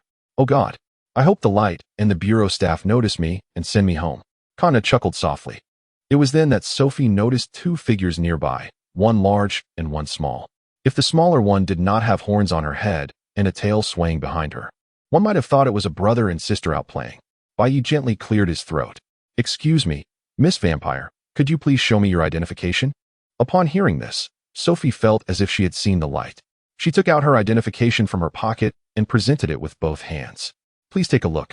Bai Yi examined the document, confirming its authenticity, complete with the Bureau's seal and a unique aura of magical energy. Notably, it indicated an age of over 300 years, truly a living piece of history. He handed the document back to her. Sophie carefully placed the item into her pocket after receiving it. Bai Yi inquired, I recall the Bureau sells a sunscreen specifically formulated for vampires. Do you not carry such a product when you venture outside? Sophie, slightly embarrassed, touched her head. Although she had purchased such a product, she seldom found it necessary, only using it during book signings. Suddenly, Bai Yi recalled a rather amusing detail. From his observations, this vampire maiden named Sophie, though he was uncertain of her origins, bore no traces of karma and appeared to possess a fair amount of virtue. Additionally, according to the information on her identification, she had resided in this place for a considerable period. Bai Yi reached behind him and retrieved a stone mask. The red stone of Aya had been replaced with the Philosopher's Stone. This version of the stone mask differed slightly from the original, having been modified by Bai Yi. However, upon the reveal of this item, Sophie instinctively took a few steps back, trembling as she exclaimed, How could you possess such a thing? I thought it had long been destroyed. Intrigued by her reaction, Bai Yi pondered whether remnants of this world still existed. He extended his finger and began to calculate. The more he deduced, the more perplexing the situation became. Although this world's Dio was indeed a vampire, he had seemingly reformed. The specific reason was that in this realm, every time Dio committed a misdeed, the great Joestar would appear beside him like a tracking device, delivering a stern reprimand and a thrashing, leaving Dio bedridden and plastered. Over time, Dio's malevolent aura had been effectively vanquished. As for why he became a vampire, it could only be said that during the era of the second Joestar, an unfortunate incident led to the great Joestar's demise. Dio, by sheer fortune, managed to survive into that era. Under the long-term tutelage of the great Joestar, Dio transformed into a successful individual. During battles with the Pillar Men, Dio's methods were rather unscrupulous. Under the influence of his luck, he stole the stone mask from Kars. Exclaiming, "Kars, in our confrontation, I have come to realize that as a mere human, I cannot defeat you. Thus, I shall forsake my humanity." With that, he donned the stone mask. Had it not been for the second Joestar, he might have been consumed like a mere morsel. In the subsequent Stand era, Dio contemplated a desire for seclusion.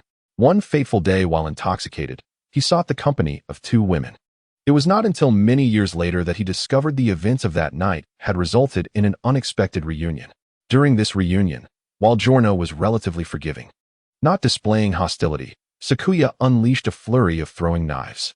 As for the present, Giorno has risen to prominence as a mafia boss in Italy, while Sakuya was whisked away by an eternally youthful vampire girl. Not long ago, they ventured to a realm detached from the mundane, known as Jinsokyo. As for Dio's subordinates from the original story, some have integrated into the Bureau, while others met their end at Dio's hands. A few, due to peculiar circumstances, now work at a nuclear power plant, requiring no remuneration, merely sustenance thrice daily, with the remainder of their earnings sent to Lord Dio. Eventually, Dio arrived in the Sakura district, where he processed the necessary paperwork at the Bureau, adopting the name Silver Dio, and began working under his own authority. He fathered a pair of children named Silver Yuhang and Silver Gue, accumulating a substantial fortune while adhering to a policy of frugal upbringing. Most notably, Dio's friend, Father Pucci, relocated to the Sakura district, establishing a church not far from Dio's residence. What is this called? Lifelong friendship? Bai Yi calculated that if Pucci were a woman, she would undoubtedly wish to wed Dio. Additionally, Jotaro and others also found employment within the Bureau, tirelessly traversing the world to recover those arrows.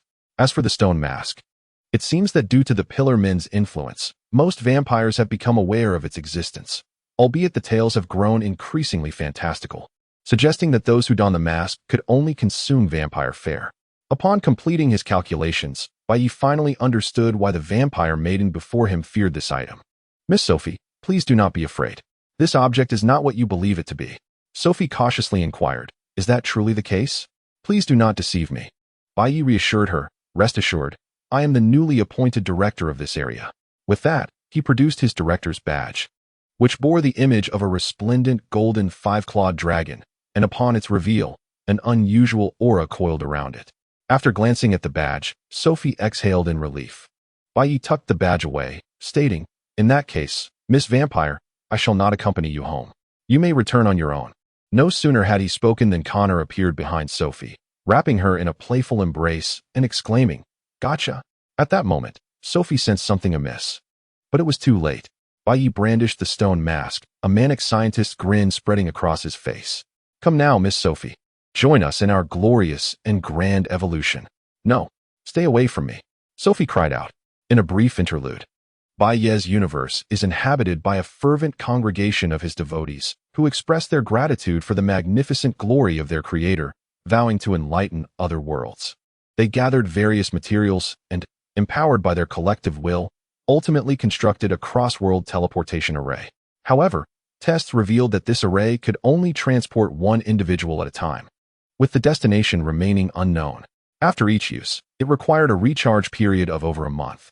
Consequently, after a rigorous selection process, they finally chose an individual named Zhao Kongcheng, who wielded the Bai Yi Bible, donned the latest mechanized exoskeleton, and carried a massive sword and a towering club. Fully armed and resolute, he stepped into the teleportation array.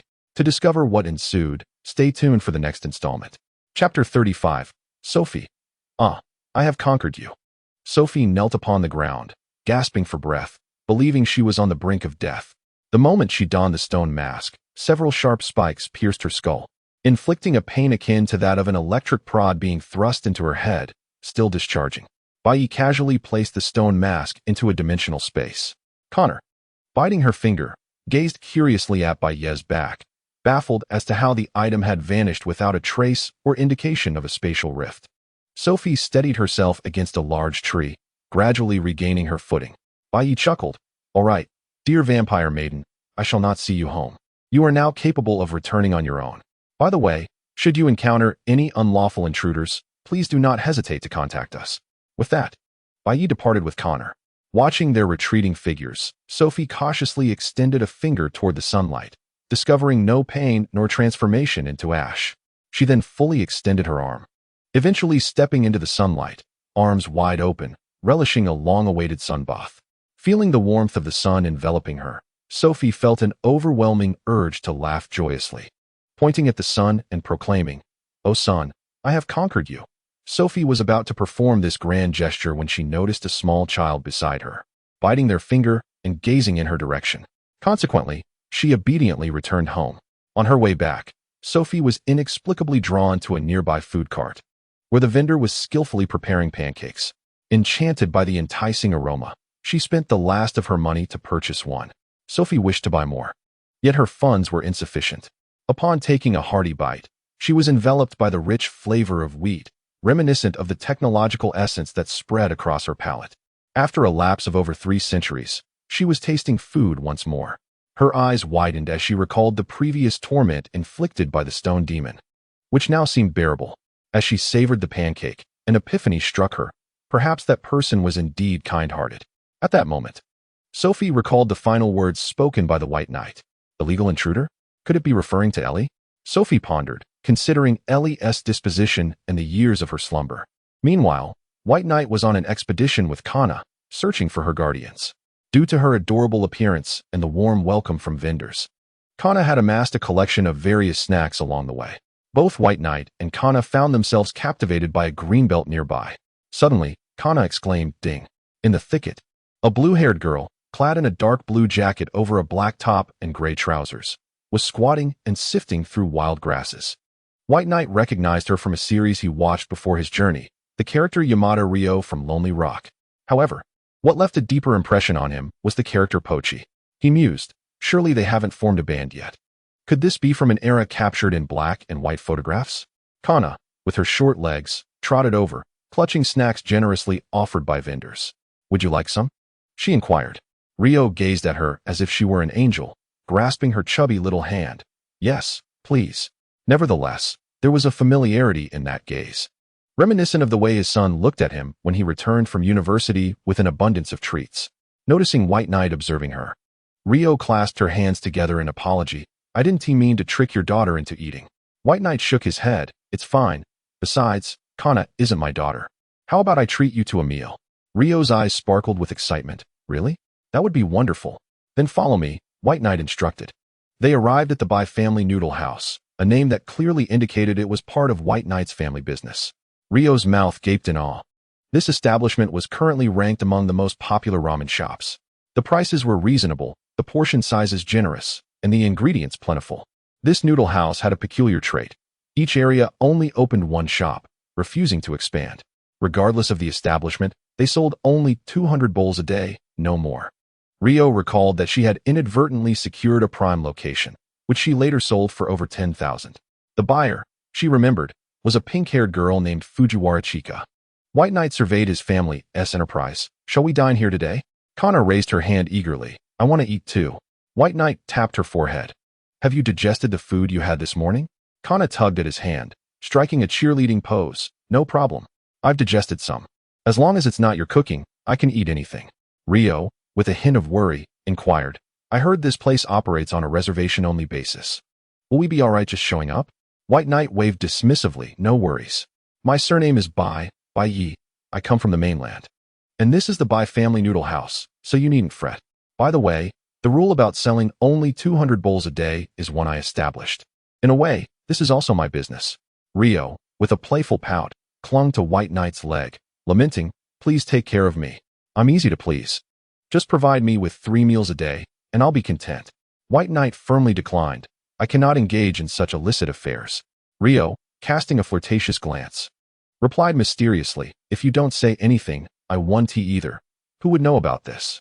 White Knight, noticing the smile behind Rio, teased, "Oh, if you're so bold, does your family approve?" Rio flashed a bright smile. "No problem. I can convince my family and friends." Unbeknownst to them, a blonde girl with a side ponytail and a distinctive floating strand of hair was listening intently.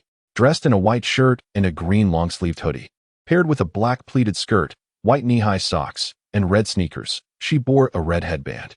Izuchi Natsuka observed Ryo's bizarre statements with a disapproving expression. White Knight chuckled. "In that case, persuade the person behind you." Ryo confidently declared, "Leave it to me." Turning around, she spotted Izuchi Natsuka, who wore a beaming smile. "Where are they? Where is everyone?" Ryo scanned the area, oblivious to the fact that the entire city was ignoring Izuchi Natsuka. She turned back to White Knight. "Wherein you going to treat me to a meal? I haven't tried the noodles here yet." With that, she headed toward the Bai family noodle house. Izuchi Natsuka, with a frown, remarked, "I suppose I should tidy my room. I recall some base that should be of no use." Ryo, resembling a large mouse, clung to Izuchi Natsuka's delicate leg. "Natsuka-san, I'm sorry. It was my fault. Please don't throw those kids away. They're innocent." At that moment, White Knight gently patted Kana's head. "Do you see clearly? Never become like those people, understood?" Kana nodded earnestly. "I got it. But can I still enjoy the snacks made by you, White Knight?" White Knight handed her a jade token, placing it in her hand. "Of course. If you wish to eat, feel free to come. You know the way. Keep this safe." Kana nodded vigorously, carefully stowing the token in her scales. For her, it was a ticket to future delectable treats. In a brief interlude, let us resume the tale. The fervent devotee of White Knight resolutely stepped into the teleportation array. Upon opening his eyes, he found himself surrounded by a bamboo grove. Activating the exploration device on his armor, he scanned the planet, discovering that its civilization level was still at 0.8. Yet, he encountered many intriguing elements reminiscent of the indigenous beliefs from the fringes of his own universe.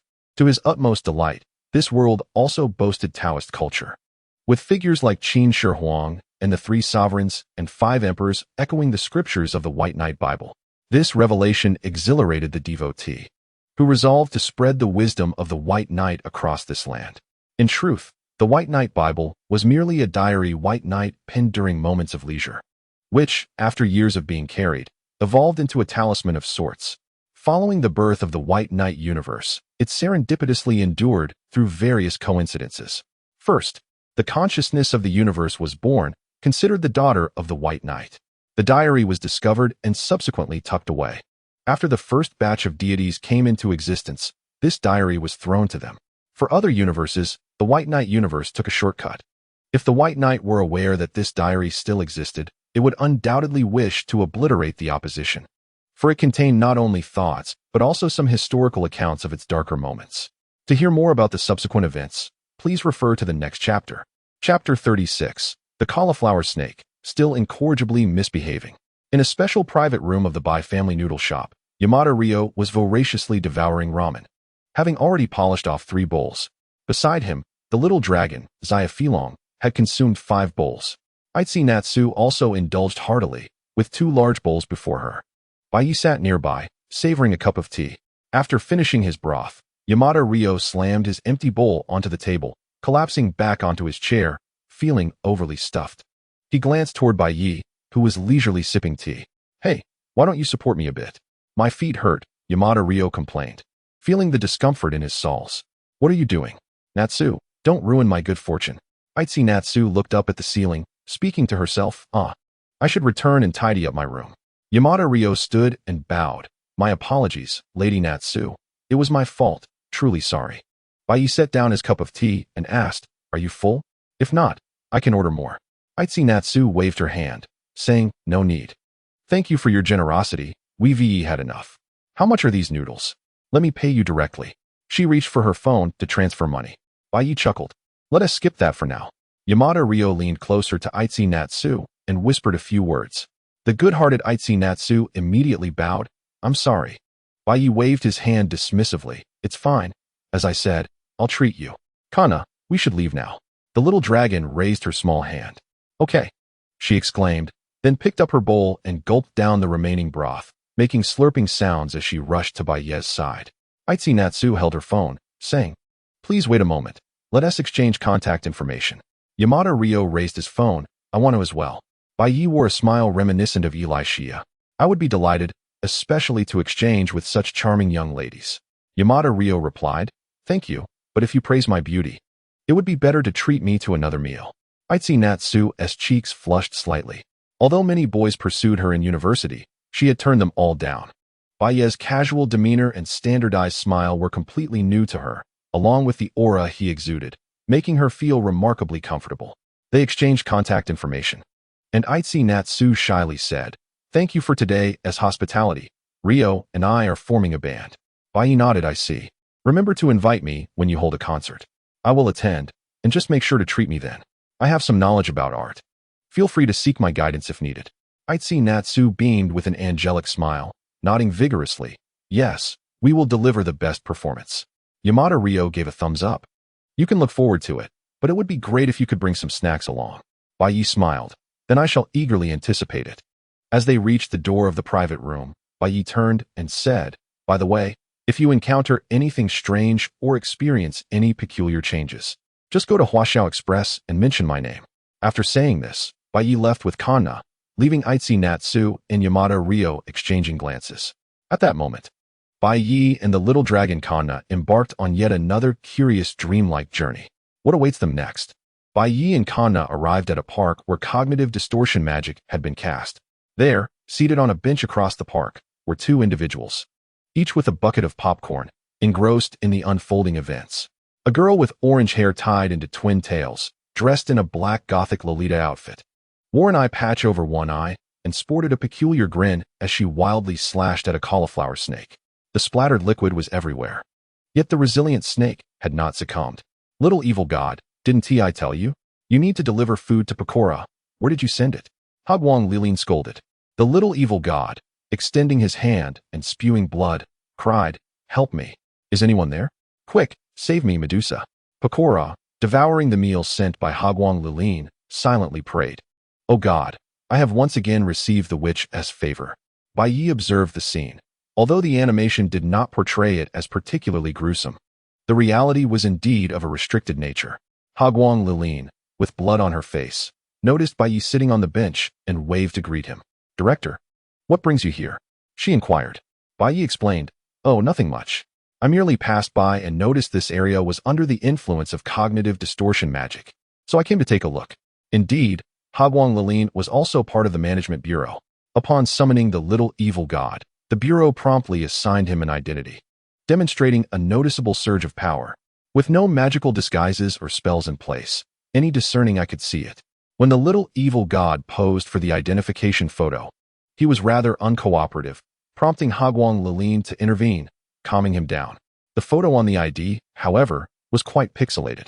The former director recognized Hagwang Lilin's potential and recommended her for the management bureau, providing her with an authentic spellbook along with several physical training manuals. Unsurprisingly, Hagwang Lilin proved to be a prodigy, learning rapidly, and with the little evil god as her training partner, her progress accelerated. However, the ways in which the little evil god met his demise had diversified significantly, often leading to him being sold for profit. Baiye pointed at the little evil god. "Is this creature yours?" Hagwang Lilin grinned mischievously. "Director, would you care for a taste? The little evil god's meat is quite delectable." "Really? How embarrassing. Perhaps we could trade," Baiye suggested, pulling out a plastic bag containing pre-cut deep-sea king meat, clearly having planned this in advance. Hagwang Lilin eyed the contents of the bag, swallowing hard. She realized that it was the very meat the gang had enjoyed in a hot pot the previous night, and it looked exceptionally appetizing. Recalling this incident, Hagwang Lilin felt a surge of anger. Just a couple of days prior, she had eliminated a formidable foe and had gone to bed early. When she woke up in the early hours, she checked her phone only to see her peers indulging in hot pot without informing her. Rushing over, she found that all the meat had already been consumed. The last bag had even been taken by Silver Dio. "In the end, I only obtained a few talismans, which can be considered a consolation prize. Reflecting on yesterday's regrets, I made amends today at noon." "No problem, Director, I will slice it for you now, ensuring it is fresh. Bai Ling flashed a cold glimmer as she wiped her cleaver with a cloth, approaching the little evil god. At this moment, the little evil god had also completed his repairs and was retreating continuously. Bai Ling, what are you doing? Don't come any closer.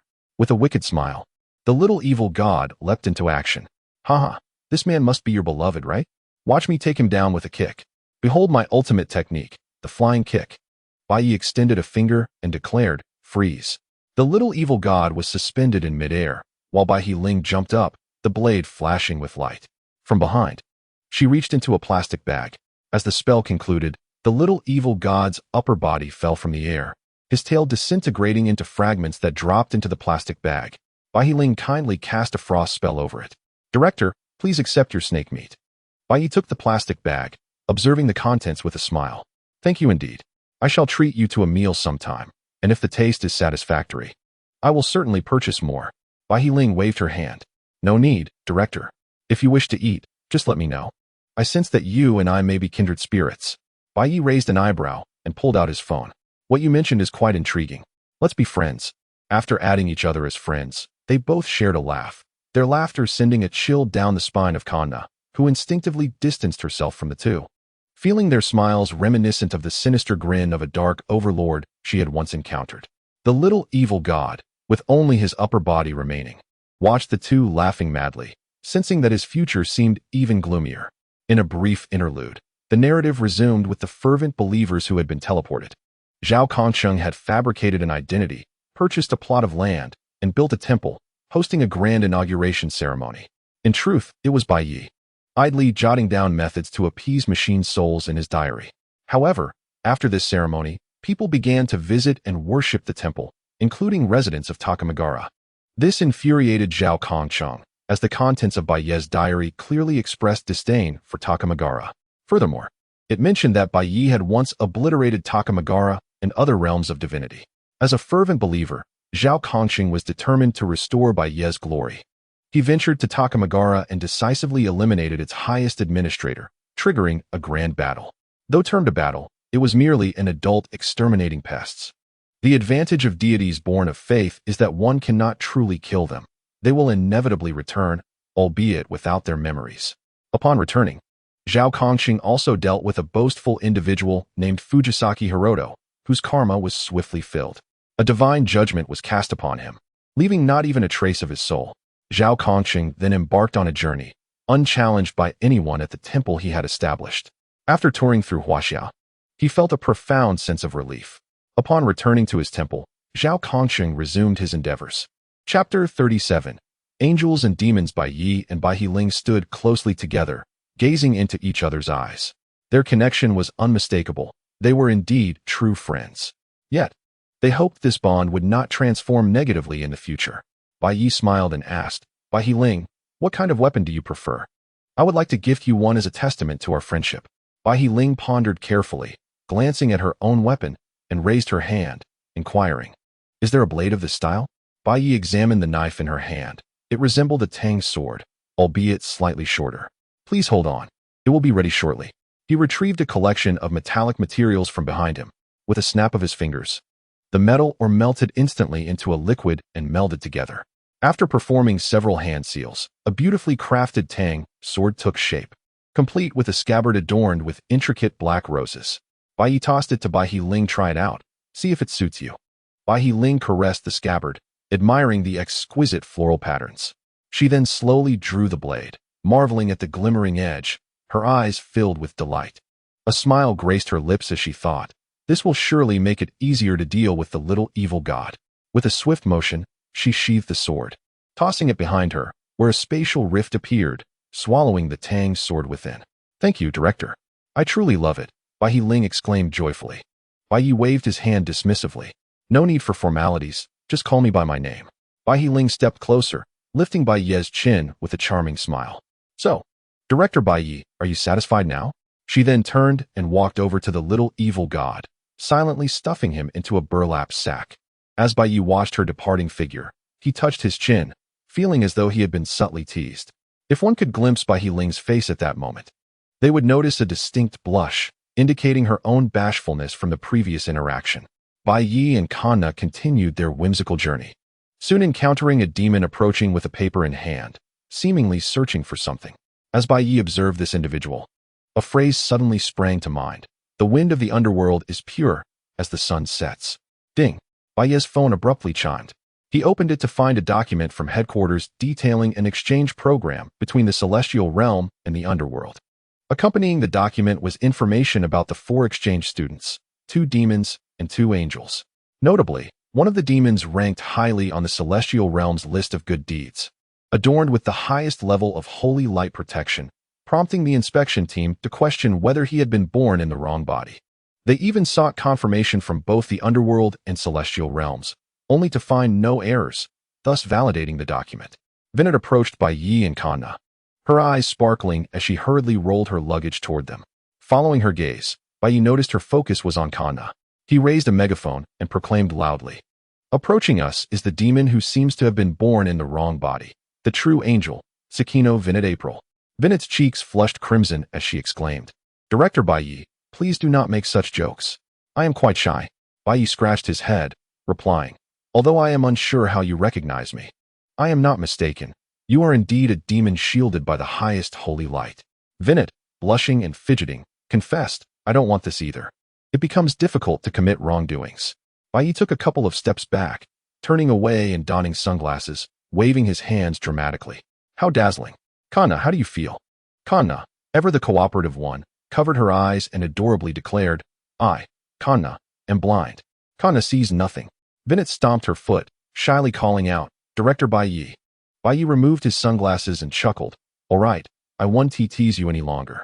Vinay puffed her cheeks in anger, "Director Bai Yi. The little evil god posted on social media saying you enjoy bullying others, and it seems she was not mistaken." Bai Yi nodded in agreement. So it was the little evil god. He took out his phone to send a message to Lily Ling, who quickly replied with 2 words. Putting away his phone, Bai Yi asked Vinay, "Were you looking for a place to stay just now?" Vinay frowned slightly, complaining, "I've been searching for a long time, but I haven't found anything. Director Bai Yi, could you please help me?" She then handed him a note. Bai Yi glanced at the note and said, "Vinay, you've already passed it. If you turn right at the last intersection, you'll find it." Vinay beamed with a smile like a blooming flower. "Thank you so much, Director Bai Yi." Bai Yi waved his hand. "No need to be so polite. We may meet again in the future. I'm a student as well." Vinay was puzzled by the notion of a student who was also the head of the bureau, leading her to wonder if Bai Yi was indeed her age and attended the same school. Kanna tugged at Bai Yi's sleeve. "Aren't you going to find Lord Thor now?" Upon hearing Kanna's distinctive voice, Vinay finally noticed her. She remembered being drawn to Kanna earlier, which prompted her to hurry over. Vinay crouched down to pat Kanna's head, but Kanna turned away, refusing to let her. No matter how hard Vinay tried, she couldn't manage to touch her. Bai Yi reminded her, "Vinay, do you have anything to eat?" Vinay clapped her hands and produced some chocolate she had bought. Offering the treat, she successfully petted the hungry dragon, stroking Kanna's soft little face, and her face lit up with a healing smile that brought great comfort. Bai Yi sighed, thinking that Vinay had truly been born under an unfortunate star. Not far away, a blonde girl with a suitcase walked by, radiating an aura of light wherever she went. "Excuse me, could you tell me how to get to this place?" It was her, Kambari Hikari, a top student from the celestial realm, bestowed with the horn of world destruction. Soon, she would be corrupted by online games, revealing her true nature. Bai Yi glanced at the note. "Kambari, you've taken the wrong path. Turned back 2 intersections, and then left." Without yet having fallen from grace, Kambari politely bowed. "Thank you so much. How do you know my name? Are you from the bureau?" Bai Yi nodded, "Indeed." Kambari acknowledged, "I see." After finishing the chocolate, Kanna ran to Bai Yi's side. Vinay felt a pang of disappointment and decided to carry more snacks in the future. At that moment, she noticed Kambari as well. Introducing herself, she said, "Hello. I am Vinay April, an exchange student from the realm of hell. You can just call me Vinay." Kambari smiled warmly. "Hello, I am Kambari Hikari, an exchange student from the celestial realm. You can just call me Hikari." Kambari slightly bowed. "It's getting late. I won't disturb you any longer. I need to hurry back and tidy up my luggage. I look forward to seeing you again." Bai Yi sighed, gazing at Kambari, who emanated a radiant light. A sight like her is worth cherishing for a day. Vinay's eyes sparkled with admiration as she looked at Kambari, filled with envy. Bai Yi wanted to scoff, realizing that the aura around her was indeed captivating. He then patted Wei Nei on the shoulder. You need not envy. Such an image is fleeting. In a small interlude, Zhao Kongsheng returned to find the shrine devoid of priestesses, which was unacceptable. He had been tracking a girl named Honda Toru, who lived with a host of animal spirits. She would be a perfect candidate to serve as Bai Ye's priestess. Zhao had never encountered anyone like her. Her pure kindness was sure to captivate Bai Yi. Moreover, the companions she kept were remarkable individuals. Under the cover of night, he found himself in the girl's room. Miss Honda Toru, would you please become Bai Ye's priestess? Toru's large eyes widened in surprise, clearly taken aback. Eventually, Zhao changed his approach and invited her to work at the shrine. In need of money, Toru agreed. Chapter 38. Another peaceful day after bidding farewell to demons and angels, Bai Yi, along with Kana, embarked on a marvelous journey. The path was tranquil, devoid of any demons or angels seeking directions. In a narrow alley, a small red demon cried out, "My pineapple bun! I just arrived in the human realm, and this is the third time you've stolen from me. Are you a lackey of the angels?" In a corner, a white-haired girl with ample curves peeked out. It seems there is some delightful entertainment in the human realm. They encountered a multitude of vendors enamored with children, and Kana was showered with snacks, leaving Bai Yi laden with bags as well. They arrived safely at Huaxiao Express, only to find Akizawa Ayumu peacefully reclining in the lobby. A genius had surrounded her with a plethora of white flowers, just shy of a black and white photograph. Kana crouched down, nibbling on a small cake, and poked Akizawa, who lay still like a corpse. Noticing no response, Sugo Akita entered, burdened with documents, followed by Isaka AI. Upon seeing Bai Yi in the lobby, Sugo exclaimed, "Oh, director, you're here. The talent you recommended is exceptional. It has noticeably increased our efficiency." Bai Yi smiled. "Is that so? AI, are you finding it comfortable working here?" Isaka AI remarked, "Working here is far less stressful than at the Shigoma household, and I even have free time." Bai Yi nodded, a slight smile tugging at his lips as he curiously asked, "Does that young lady not pester you?" Isaka AI remained silent, giving a look that implied, "If you can guess, why ask?" Sugo interjected, "By the way, director, last night there was a thunderstorm, along with the appearance of Mikagura." Bai Yi waved his hand. "That's nothing for you to worry about. The thunderstorm was my doing. There's no need for concern. As for Mikagura, it was merely an accident. And regarding that serial killer case, let us set that aside for now. I'll handle it." Sugo, recalling the storm and Mikagura's appearance, connected it to intelligence from the underworld, which suggested that the King of Night was pursuing Yakuri Wood in the human realm.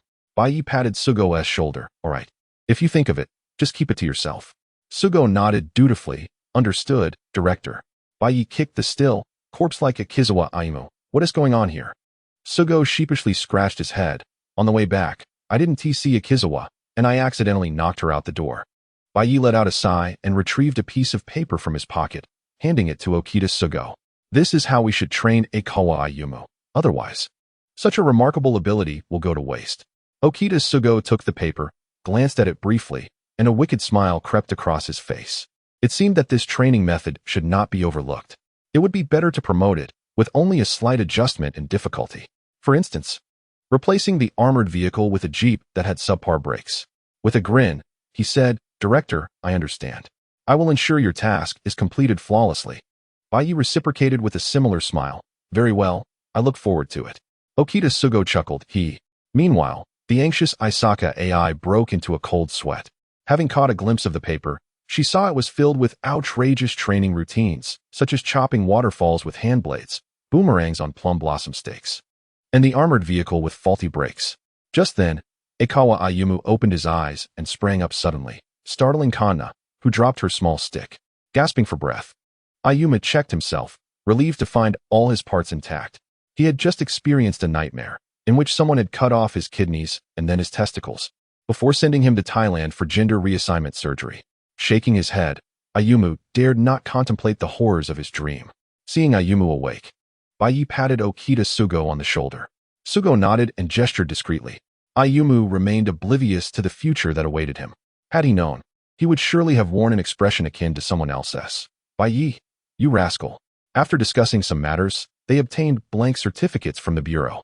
Kana and Bai Yi finally arrived at a somewhat dilapidated apartment building. Kana sniffed the air. "Lord Thor is right here." Bai Yi observed the shabby apartment, stroking his chin, pondering some mischievous idea. Leaning close to Kana, he whispered conspiratorially. Kanna furrowed her brow, conflicted, while Bai Yi held up 5 fingers. Kanna nodded vigorously. They approached the door of a room labeled Kobayashi. After ringing the doorbell a few times, a woman with orange hair and dark circles under her eyes opened the door. No newspapers or insurance, please. Upon seeing unfamiliar faces, Kobayashi began to speak. Who are you looking for? But halfway through, she noticed Kanna's dragon horns and tail. Suddenly realizing who they were looking for, and stepped aside to let them in. As they entered, Kanna looked up and down, comparing Bai Yi and Sugo, exclaiming, so small. Kobayashi brought over some tea from the kitchen, and upon hearing Kanna's remark, several black lines appeared on her face as she thought, my place is so small. I'm sorry. She served the tea while her curiosity piqued. So, are you here to ask about Kanna? Bai Yi smiled. Hello, I am Bai Yi. She is just like the dragon made you raise, a mighty dragon. We found her yesterday and are looking for Lord Thor. Kobayashi's head filled with questions, feeling as if she had experienced more in the past few days than in her entire life, encountering a dragon, and now another one, along with a bureau. What is this bureau? Bai Yi pondered briefly. This organization has existed since the founding of our nation, formerly known as the Abnormal Biological Management Bureau. Our world frequently sees interdimensional beings arriving, or they come voluntarily. They must register with the Bureau to obtain identification and residence permits. By the way, your boss is a wizard from another world. Kobayashi instinctively nodded, I understand. Suddenly, she paused, realizing, what did you say? My boss is from another world? Bai Yi shrugged. Indeed, your boss is from another world. Additionally, there are internationally renowned companies, Heaven and Hell, both originating from other realms. Kobayashi shut her eyes, rubbing her forehead, feeling overwhelmed by the influx of information. At that moment, the sound of a door opening echoed in the hallway, and Thor's cheerful voice rang out. I'm back, Kobayashi. Upon entering the living room, she saw 2 people seated on the sofa.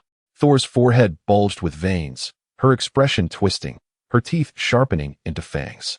You heartbreaker. In that instant, the small creature entwined around Bai Yi's wrist sensed an intense murderous intent and opened its eyes. Thor immediately felt a crushing pressure, collapsing to the ground. Kanna turned around, joyfully exclaiming, Lord Thor. Soon, Thor felt the weight lift. Upon seeing Kanna, she paused momentarily. Oh, it's you, Kanna. Then, Thor pulled Kanna close to Kobayashi, vigilantly watching Bai Yi. Kobayashi, Kanna, you must escape quickly. I'll hold him off. This person is extremely dangerous. Kobayashi shouted angrily. Thor. Bai Yi raised his right hand, revealing the small creature on his wrist. Apologies, I've caused you trouble. Now, we need to discuss our matters. Bai Yi narrowed his eyes. Miss Thor, as the daughter of the End Emperor and the princess of the Chaos Forces, you must know that coming to our world requires registration with the Bureau. Thor crossed her arms, tilting her head defiantly. Humph. What if I don't register? What can you mere humans do to me? The atmosphere shifted dramatically at her words. Bai Yi's eyes turned cold and emotionless. In that moment, Thor felt an even heavier pressure than before, pinned to the ground, unable to move. Bai Yi approached her, his gaze devoid of warmth, as if looking at a corpse. Miss Thor, this is not your chaotic world. Although I have heard of your deeds, how you helped many humans in your realm and aspired for freedom, even confronting deities and suffering betrayal, I admire your spirit. However, this world is not the same as your tumultuous one. While there are shadows lurking beneath our society, our order is far more stable than yours. You must consider why so many interdimensional beings wish to immigrate here. It is because this place is peaceful. If you refuse to comply, I will have no choice but to send you back. Kobayashi stepped forward, blocking Thor's path. We will register right now. As Kobayashi spoke, the oppressive atmosphere dissipated. Bai Yi returned to his previous demeanor, smiling pleasantly. That's good. I won't disturb you further. Kanna, you will take care of them. With that, Bai Yi vanished from Kobayashi's home. Exhausted, Kobayashi slumped onto the sofa, utterly terrified, believing Bai Yi was truly going to kill Thor. Thor immediately embraced Kobayashi, crying. Thank you, Kobayashi. I thought I was really going to die. Xiaolin gently caressed Thor's hair, softly comforting him. Now you should understand that there are greater realms beyond our own, and people beyond our kin. Thor nodded in acknowledgement. Xiaolin continued. So Thor, do you know where the Bureau is now? We should go and take care of that. Kanna walked alongside Thor, rummaging through her pockets. She produced 2 small notebooks and a folded piece of paper. Here, Lord Thor, Bai Yi asked me to give this to you. Upon glancing at the paper, Thor noticed it bore the title identity card for interdimensional beings and residence permit for interdimensional beings, with his own photograph displayed prominently. Xiaolin unfolded the note, her lips twitching as she read. Surprised? Unexpected? Afraid? And don't worry about your father. I'll handle that for you. Thor and Xiaolin exchanged glances, somewhat speechless. The once indifferent image of Bai Yi transformed into that of a jester in their eyes. Realizing this, Thor playfully tugged at Kanna's cheeks, teasing, Kanna, did you know all along? Kanna, her mouth tightly shut, emitted a series of muffled sounds. Bai Yi wandered aimlessly after leaving Xiaolin's home. At that moment, a shrine unexpectedly appeared before them. Bai Yi found herself at a loss for words, utterly perplexed by the presence of these apparitions. What are these spirits doing? Are they simply wandering around aimlessly? With fingers pressed together and a serious expression, she softly chanted, Heaven and earth, disperse the foul chi. In the depths of the void, let the light shine forth. Mighty deities from all directions, grant me your power. With the talisman of the spirit, I call upon the heavens. May the dark and malevolent be banished, and countless souls be saved. As she recited the incantation, she struck a dynamic pose. A radiant wave radiated from her, annihilating all spirits and resentful souls within a 5-kilometer radius, leaving not even a sound of suffering in their wake. Just then, a lively voice echoed through the air. Lala swooped down from above, landing in Bai Yi's embrace, exclaiming, Bai Yi, it really is you. Bai Yi affectionately stroked Lala's silky hair. What brings you here, Lala? Didn't you mention something about renovating the tower? At the mention of that, Lala's expression soured. Bai Yi, my father is so annoying. He announced your business to the entire universe. Bai Yi, upon hearing this, did not perceive it as a significant issue. She contemplated quietly. So, my information has been made public? Does that mean Xiaoan is coming? After considering this, Bai Yi reassured Lala, it's fine. It's just some extraterrestrial visitors. Earth has seen its share of interdimensional beings over the years. When friends come, we have good wine to share. When unwelcome guests arrive, we can simply send them away. Lala rubbed her cheek against Bai Yi's and said, Bai Yi, you're the best. Bai Yi gazed at the innocent and adorable Lala, unable to suppress a smile. She did not wish to hand Lala over to those bizarre extraterrestrial beings. However, there might be an opportunity for negotiation, especially with the one who summoned Xiaoan. After all, he was a prince and likely quite wealthy. If necessary, she could even inquire with her father-in-law about potentially annihilating a few planets. In a brief interlude, Zhao Conqing had finally managed to secure the witch after investing considerable resources. This afternoon, he was filled with excitement as he waited at the entrance. At last, the moment arrived for him to meet Bai Yi's chosen witch. Observing the group that approached, Zhao Conqing felt a sense of awe. Indeed, they were worthy of being called Bai Yi's witch. In his eyes, the youths possessed by animal spirits appeared somewhat distorted, as if they bore deep-seated scars. Especially the adults accompanying them, their gazes protective, as if guarding something precious. Honda revealed a cheerful smile. Mr. Zhao Conqing, thank you for your patience. He gestured to the people behind him. These are my friends. They wish to pay their respects at the temple. Zhao Conqing nodded. Since they are friends of the witch, please follow me. And the animal spirits you bear, I shall assist you in resolving that. Upon hearing this, everyone fell silent. Honda transformed again into a circle, blinking rapidly. Zhao Conqing approached Hanashi Masaki and asked, My dear, would you like to become my disciple? Your talents are extraordinary, and you might even attain divinity. Hanashi Masaki replied coolly. Becoming a god, akin to Amaterasu and the others? Zhao Conqing erupted in laughter. Ha! Do not insult true deities. Those beings are not gods. I have never seen such feeble gods. They are merely a bunch of rural spirits, not even worthy of being called that. Truly a case of when the tiger is away, the monkeys take over. He then produced a shattered mirror, transforming it into a pile of shards, alongside a fragmented jade. Behold, these are the 3 sacred treasures.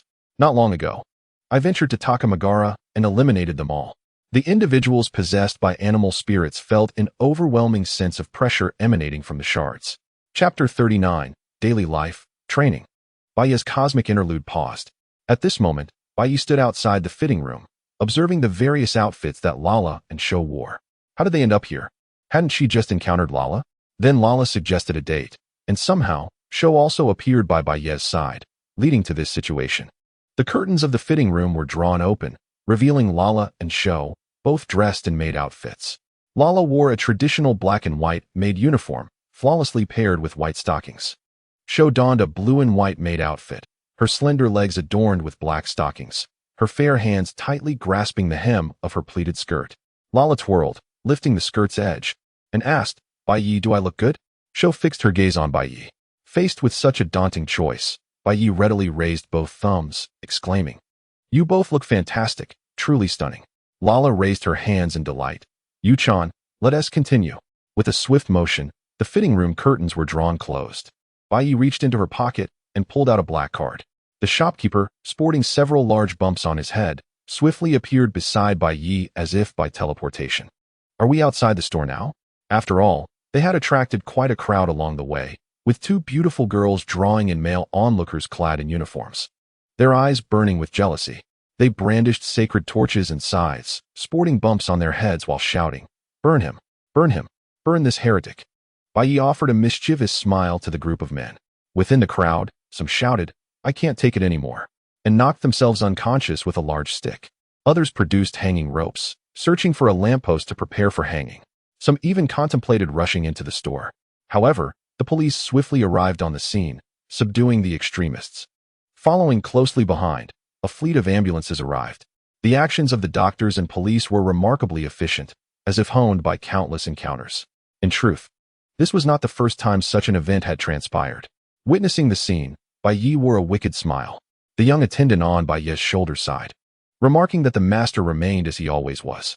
The members who had been pinned to the ground, upon witnessing this smile, suddenly discovered a latent potential within themselves, igniting flames upon their bodies. As part of the group, they felt this was a gift of power bestowed upon them by the divine. Their strength consumed all the energy of their romantic entanglements. However, their joy was short-lived, as a figure disguised as a police officer, Tohujijiro, jabbed an electric baton into the head of one of them. After a brief tremor, the individual collapsed to the ground. "Where's the medical team? Hurry and take him away." In the next moment, Tom and Jerry approached, each wielding a large stick, swaying as they came. Following a series of thuds, they wiped the memories of those who had yet to awaken their powers, including the shop owner. They then placed them at the entrance, leaving them all bewildered, their minds filled with questions. Who am I? Where am I? What am I doing here? The presence of the word again puzzled them further. Bai Yi sensed something unusual, anticipating a surprise upon returning home. At that moment, Lala and Yu-chan pulled back the curtain of the changing room, initiating yet another cycle. Indeed, these police officers and medical personnel were all summoned by Bai Yi. Given the current resurgence of spiritual energy, particularly among the members of this group, a slight provocation could awaken their powers, including the ability to wield flames. This conclusion stemmed from Bai Yi's prior stimulation of a dozen or so awakened individuals, thereby bolstering the combat strength of the Management Bureau. Most importantly, Bai Yi felt that the inclusion of this group would bring more excitement to the Management Bureau. If they were to learn about the existence of numerous ghostly wives, might they not masquerade as a wedding procession to block the Ghost King's nuptials? Such a scenario would indeed be quite amusing. In the underground space of the Management Bureau, akin to the expansive underground area beneath Urahara's shop in Bleach, Aikawa Ayumu donned a specially designed outfit, his body interconnected by powerful springs. He was sprinting rapidly, tears streaming down his face. Behind him, an armored vehicle pursued, its front adorned with sharp spikes coated in a menacing blue toxin. Sakata Jintoki wore a distorted grin as he pulled out a piece of paper. Clearing his throat twice, he shouted, "Aikawa, what's with that expression? Can your tears save the earth?" Aikawa, with hands in a karate chop position, shouted to the sky, "Sakata Jintoki, after all these years as friends, just you wait." Sakata Jintoki scratched his ear. "Huh? What did you say? Speak up." He then pressed the accelerator, sending Aikawa soaring into the air. Aikawa reached for the heavens, exclaiming, "Ah, Gaia, is this my trial?" Simultaneously, on the other side of this space, Miko, Yurichikawa Hana, and the sealed power of Otoi Iane were racing frantically, tears streaming down their faces. They were being relentlessly pursued by a jeep with malfunctioning brakes, its engine roaring ominously behind them. The driver was Kagura, who never touched the brakes, only the accelerator.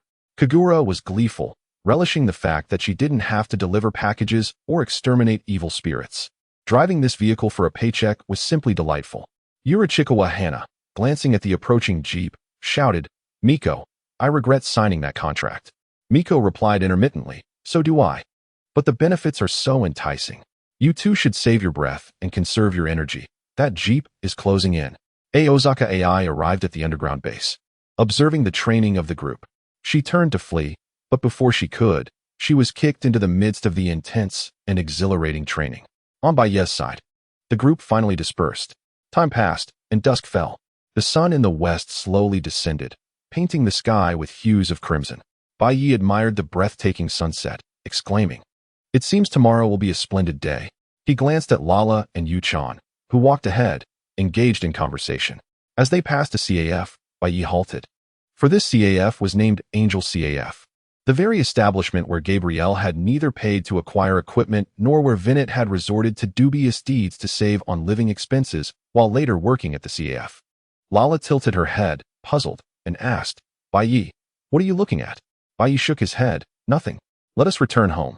In a brief interlude connected to the previous events, under Zhao Kongqing's persuasion, Honda To successfully became Baye's priestess and performed the calming ceremony for the machine spirit. At that moment, within the temple, Honda To, clad in priestess attire, twirled before her friends. A small tiger leaped forward, exclaiming, "Sister, you look so beautiful." The two embraced, radiating affection to those around them. Nearby, a little lamb burned with jealous flames in its eyes. Zhao Kongqing was deeply moved by such a pure and strong girl. A rarity within Baye's universe, where most appeared gentle yet were fierce within, cunning and manipulative. Soma Q was impatiently inquiring, "How do we lift the curse? Hurry and help us." Zhao Kongqing, with a face of disdain, waved his hand. "All right, calm down. I know you're anxious, but there is no need to rush. Your curse is quite easy to resolve, while I could assist you effortlessly." Soma Q, in a frenzy, interrupted, "Does it require any materials? I can go get them right now." He was then pinned to the ground by Zhao Kongqing. Sitting atop him, Zhao Kongqing said, "Young man, just wait a moment and listen to me." The little angel, Honda To, comforted, "Q, calm down." Soma Q turned his head away, falling silent. Zhao Kongqing surveyed the group before him, which included the rat, ox, tiger, sheep, rabbit, and a cat beneath him. "Each of you desires to break the curse, do you not? The truth is, you needn't wait for my intervention. This curse will dissipate in due time." Soma Yu interjected, "What do you mean? It will disappear along with our curse?" Zhao Kongqing, holding the Baiyi scripture reverently, declared, "The holy Baiyi once said that every arduous trial is akin to a test. Only by overcoming it can one achieve growth. Just as you are now, you find yourselves in such a trial. Once you resolve to embark on a new chapter in your lives, this curse will be lifted." Everyone fell into contemplation, their gazes fixated on Honda To. She shook her head anxiously, exclaiming, "What is going on? Why is everyone looking at me?" Zhao Kongqing patted the cushion beneath him. However, the most confused is this young man, the cat demon. Unable to perceive reality, caught in a web of resentment, deceit, and evasion, you've reached this point. It has not been easy for you. Soma Q fell silent, and the entire group entered a state of quietude. Zhao Kongqing sighed at the stubbornness of these young souls. "Let me lend you a hand." With a swift motion of his stick, he invoked the spell Yellow Dreams. All present fell into a tranquil slumber. Zhao Kongqing, observing these children with a hint of exasperation, shook his head. This truly is an educational issue. He couldn't help but reminisce about past events. Not long ago, amidst the frenzied slaughter in the celestial realm, a profound shift within Zhao Kong's heart occurred, as if a shackle had been released. At the moment he ascended to the divine domain, he regained the memories of his past life. He perceived that the Cthulhu deities in that world paled in comparison to the true Cthulhu, merely akin to a monstrous beast. Zhao Kong gazed at the sky, pondering the well-being of Lin Chiye and his old friends, wondering how they fared. Chapter 40. The Transdimensional Management Bureau in the Baiyi household. Baiyi surveyed the remnants of his once-cherished home, exhaling a sigh of resignation. A glance at Tom and Jerry revealed them whistling nonchalantly with hands clasped behind their backs, as if the destruction around them was of no concern. With a playful smile, Baiyi admonished, "Tom, Jerry, do I need to remind you? Fix this up quickly, or there will be no dinner for you tonight." At his words, their mouths fell agape as they hastily retrieved tools to mend the exterior of the house. Curiously, despite the collapse of the entire structure, the kitchen and dining area remained remarkably intact. Little Yu approached Baiyi, tugging at his sleeve. Upon meeting her large, expressive eyes, he understood her unspoken thoughts. Lala, who was also involved, was busy cooking in the kitchen, while the two girls outside shared laughter and conversation. Just as Bai Yi completed the final dish, an ominous black invitation materialized before him, sparking an unsettling feeling within. What was this? Could he possibly receive a second system? The name inscribed on the invitation was peculiar, evoking thoughts of a certain individual, known primarily for their adversarial nature. The invitation bore the title Transdimensional Management Bureau. Bai Yi felt a surge of excitement. This was a place he had long yearned for. He opened the invitation and was struck by a sudden thought. What if this system assigned him an undesirable name that might expose his intentions? Mimicking a comedic character, he swiftly seized the message he had been about to send. Upon reading it, he noted it welcomed the fun seeker Bai Yi God into the Transdimensional Management Bureau, adorned with a golden, supreme effect. Bai Yi scratched his head at the title. Bai Yi God? What does that even mean? When did I acquire such a name? He decided to overlook the title, but the phrase fun seeker was a curious reminder of his penchant for merriment. Thus, he raised his hand, retrieved a marker, and began to amend the message. Welcome, an ordinary cultivator, to the chat group, he inscribed, erasing the supreme effect. Satisfied, Bai Yi nodded. Now that feels right. He released the message, and it was dispatched into the ether, where he could faintly hear echoes of laughter and playful banter. Meanwhile, in a distant realm within China, the scene shifted to a grand villa. A young girl dressed as Kiana, the Hershers of the Void, scratched her head in confusion while gazing at the chat group. What is going on? The system is malfunctioning. It shouldn't be like this. Commanding Moonlit Sea Fish Cat. Is the system broken? I just saw a notification for a new member, and it was retracted. Is there a delay for something produced by the Transdimensional Management Bureau? Admin, hurry up and check. Weak and pitiful transcender, you ask me? I don't know either. By the way, Kiana, you can call me admin or dog, but not dog admin. That's my last shred of pride. In another world of the Honkai series, Kiana on the moon chuckled at the unfolding events. Truth be told, it had been a long time since she felt this joyful. She gazed up at the azure planet, her violet eyes reflecting a hint of sorrow. May, Bronya, you two traitors dare claim I merely imagined this? With a determined glint, she turned her attention to the Transdimensional Management Bureau. Bai Yi, wait. Just give me some time, and I will bring you back to silence them. Simultaneously, on Earth, Raiden May awoke abruptly from a nightmare, gasping for breath, tears streaming down her cheeks. She clutched her blanket tightly, lamenting, damn it, how could I have forgotten you? Pink Fairy Miss, all right, you two, stop the bickering. To fix this, as my brother says, just hit it at a 35-degree angle. Commanding Moonlit Sea Fish Cat. How do you even strike something like that? Teach me. Weak and pitiful transcender. Alicia, my Alicia, who turned you into this?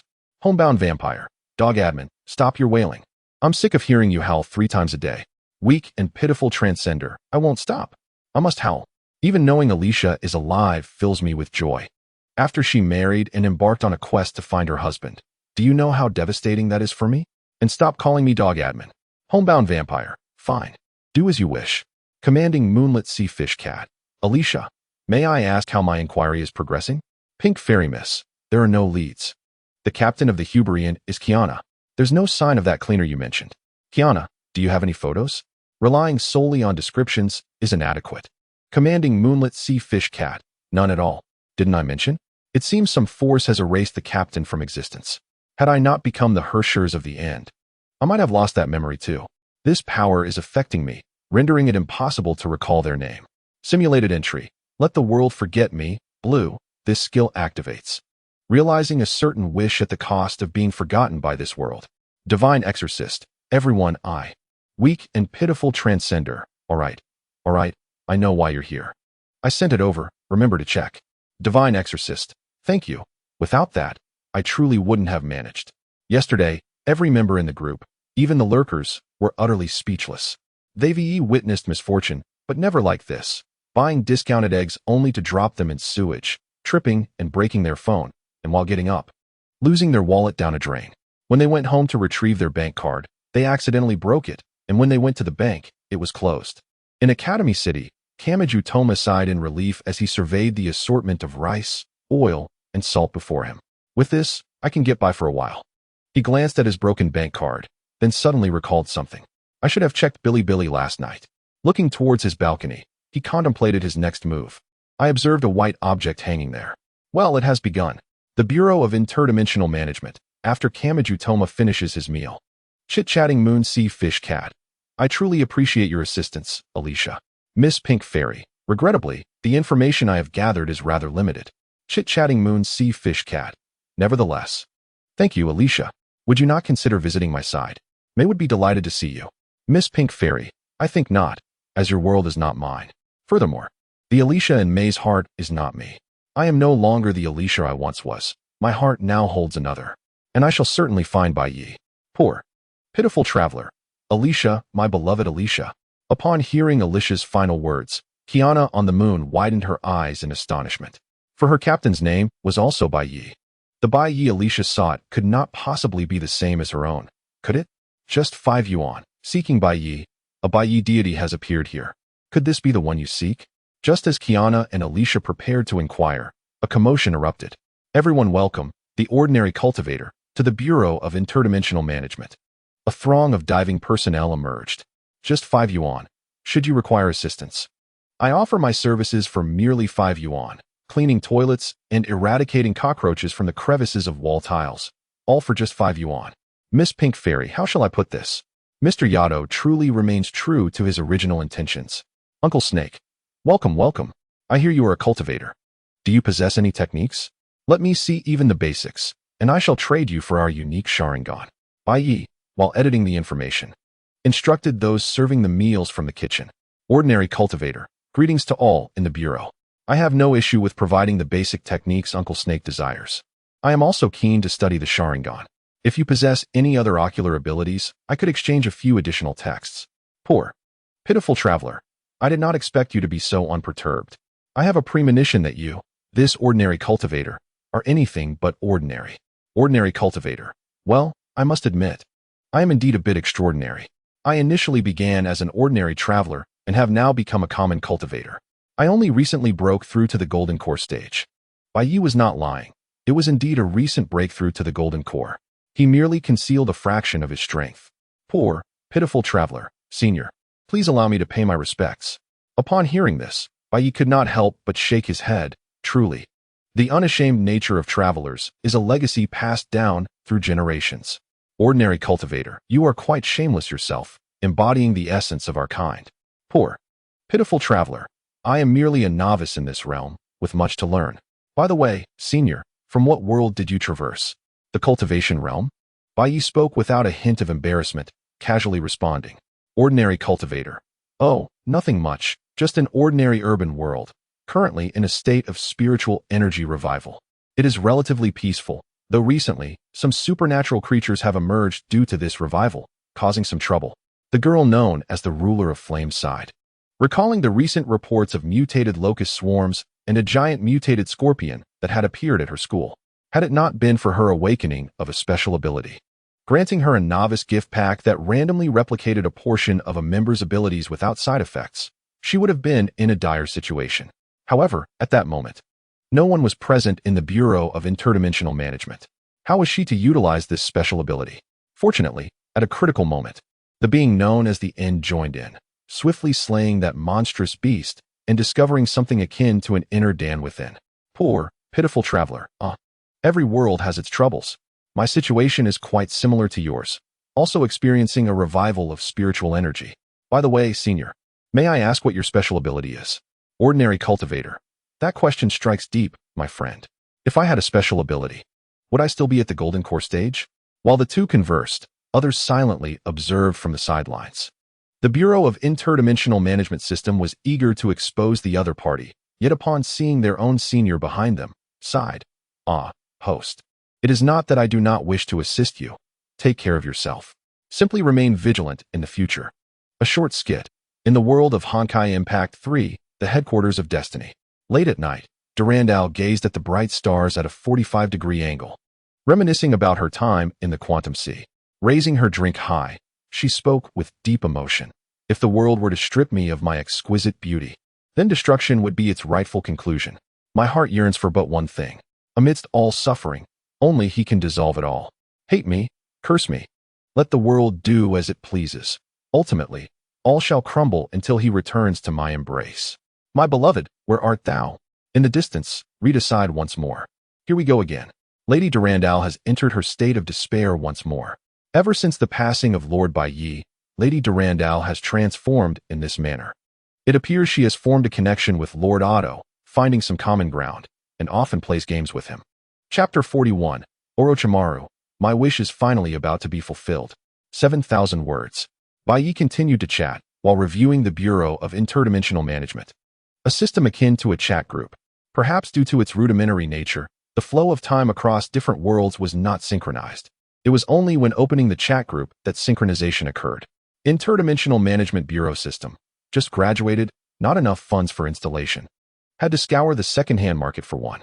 However, it possessed all necessary functions. Check-in, a shop, group files, a group warehouse, and traversal.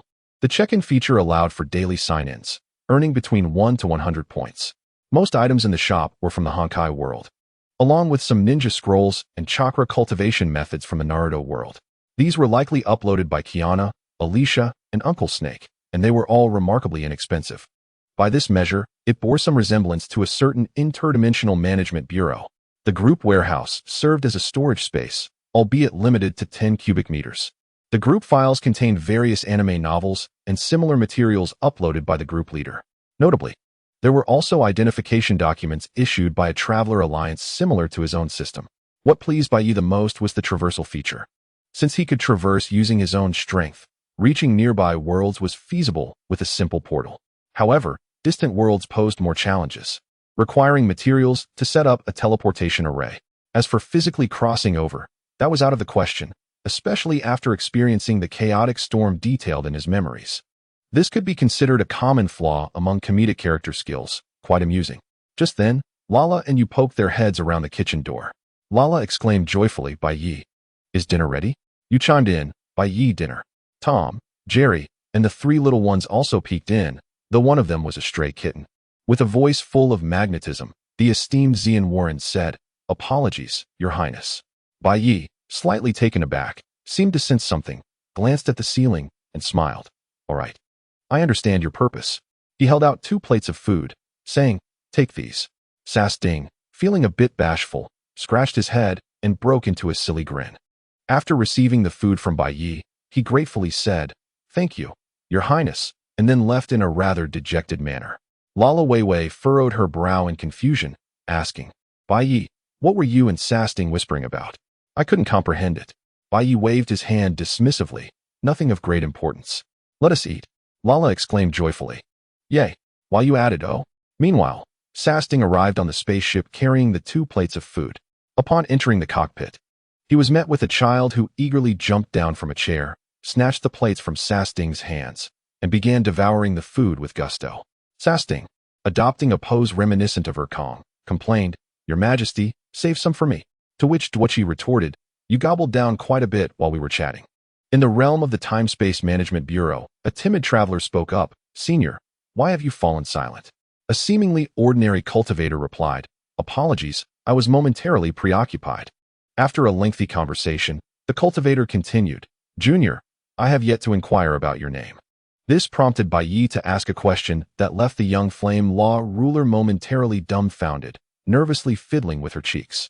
The timid traveler replied, Well, it's perhaps best if you remain unaware of it. To which the pink fairy interjected, Oh, I know. Her name is Long Out Yin. Upon hearing her name revealed, the girl, Long Out Yin, felt as if the sky were collapsing, wishing desperately to disappear into the ground. The traveler pleaded, Ailey, please don't disclose that name. We had an agreement. I have concealed it for so long, and now you've exposed me. The pink fairy giggled, while the fish cat of the moon sea chuckled, Don't be disheartened, Long Out Yin. Being exposed now or later is ultimately the same. Back at Baiyi's table, upon learning the name of the traveler, Baiyi turned his head, causing food to spray from his mouth as he doubled over, coughing uncontrollably. Huh, cough, huh. You set down her utensils and gently patted Baiyi's back, softly asking, Are you all right, Baiyi? He managed to respond through his coughs, cough. Huh, I'm fine, you. Lala approached with a glass of water, offering, Here, drink some. Thank you. Lala, Baiyi said, and she replied cheerfully, No need to thank me. Baiyi, you are my betrothed. Yu's grip tightened slightly, but Baiyi paid it no mind. He could bear it. viewing it as a peculiar form of happiness. He sipped the water while observing the dynamics of the chat group. The timid traveler lamented, "I don't wish for this either. My previous life bore this name, and who knew it would follow me into this world? I intended to change it at home, but my parents outright refused. You have no idea the torment this name has brought me. Whenever classmates see it in a novel, they come over asking if I am indeed Long Out Yin. Do you understand that feeling?" The pure god demon hunter chuckled. "Forgive me for laughing. I've read such novels too. No wonder whenever we tried to ask your name, you would cleverly evade the question." In the Academy City, Kamiju Toma smirked, noticing the ongoing banter in the chat. Since acquiring the chat interface, he felt a considerable relief, finally having a platform to vent. His gaze shifted to the nun voraciously eating, and after careful consideration, he decided to take an index.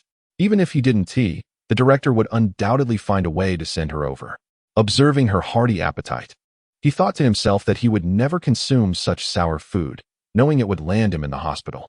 On the other side, the frustrated dragon girl, witnessing Kamiju's audacity, felt the need to teach him a lesson, forgetting entirely who had been providing her with food during this time. The timid traveler declared, "Kamiju, I hereby announce that your food supply is cut off." Upon reading this, Kamiju clutched his head and shouted into the air, "Index." Startled, Index dropped her chopsticks in shock. Meanwhile, Bai Yi, along with Tom and Jerry, began washing the dishes in the kitchen. Bai Yi retrieved ginger milk and various ice cream desserts from the refrigerator, placing them before Yu and Lala, while reserving some for Tom and Jerry, even leaving a portion of dessert on the windowsill. Observing the dragon girl's message, Bai Yi felt a sense of joy for the days to come. However, Kiana's subsequent message filled him with a sense of impending doom. "Yeto, what did you mean when you mentioned Bai Yi? What does he look like? Do you have a photo?" The pink fairy inquired. "I'm quite curious too." "No problem. Let me see if I can capture one. Please hold on." As Bai Yi recalled the Time-Space Management Bureau's introduction, he pondered, "Is Bai Yi the one they refer to? I don't recall ever having a title."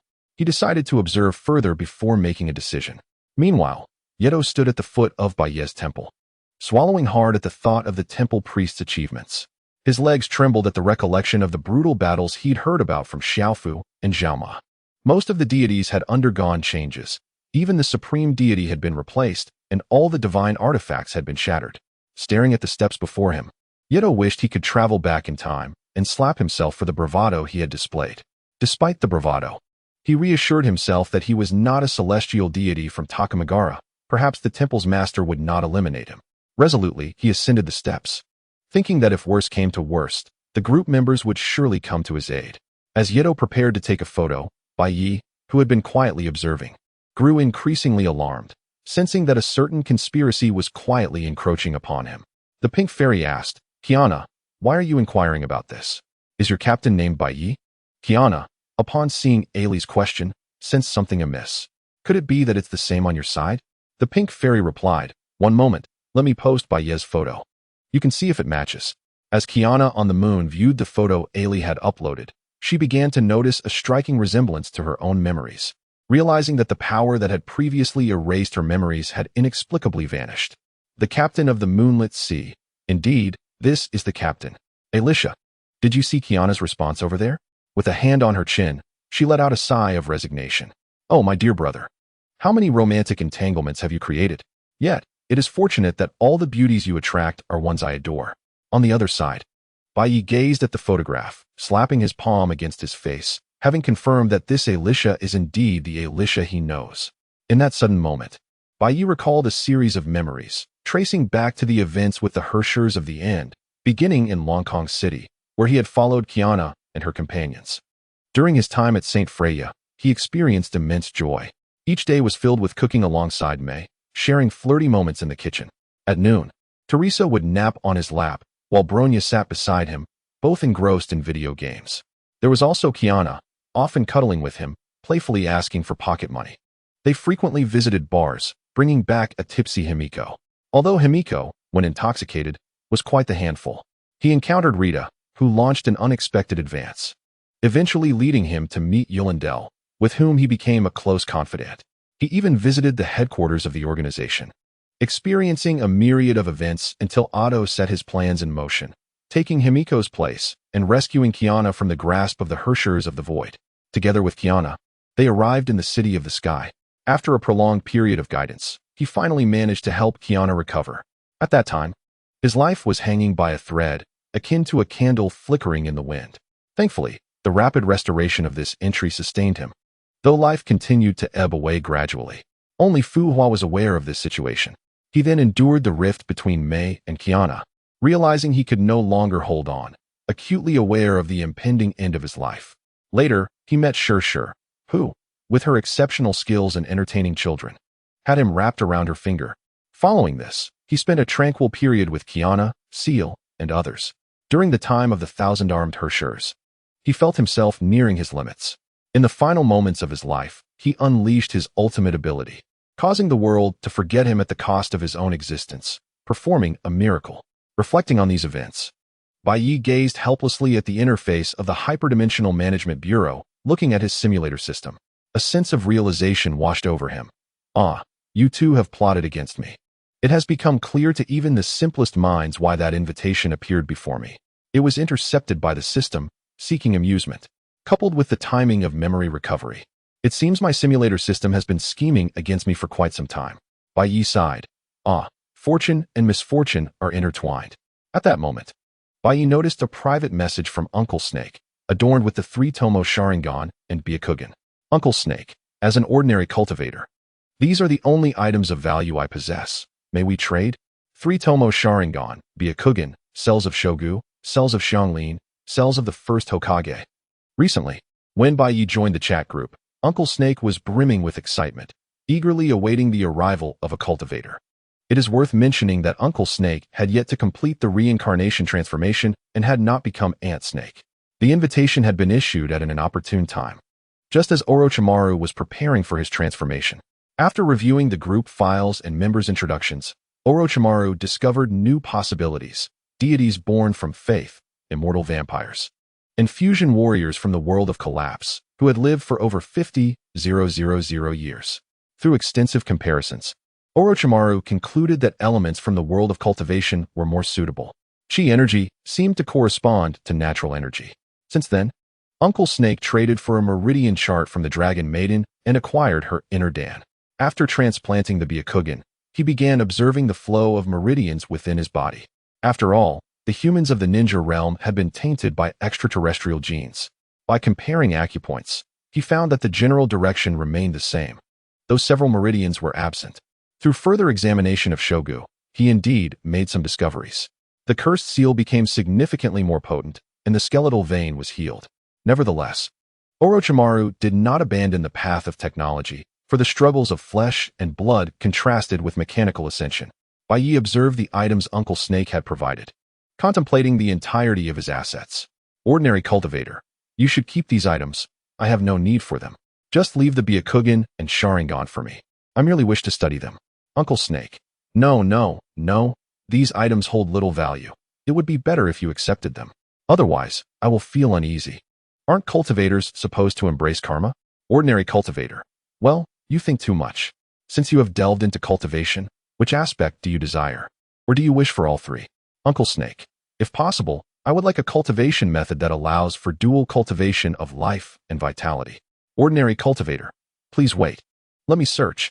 Bai Yi closed his eyes and opened the door to his mind, entering to find shelves filled with various texts. His system proved quite considerate. He arrived at the area of cultivation methods. Among the numerous techniques, Bai Yi finally selected an unassuming method, the eternal spring technique. From chi refining to tribulation crossing, it encompassed the entire journey. The creator of this technique was an ordinary tree that, after being struck by lightning, accidentally gained sentience. It should be well suited for the environment of the ninja realm. Ordinary cultivator. All right, I found it. Here is your eternal spring technique. To clarify, do not dismiss this technique. It is not a mere trash method, but one that directly guides one through tribulation, crafted by a plant demon immortal, making it quite suitable for your environment. Upon seeing this message, Orochimaru was taken aback by the unexpected delight. Uncle Snake, thank you. I truly appreciate it. I am at a loss for words. Please take these items as well.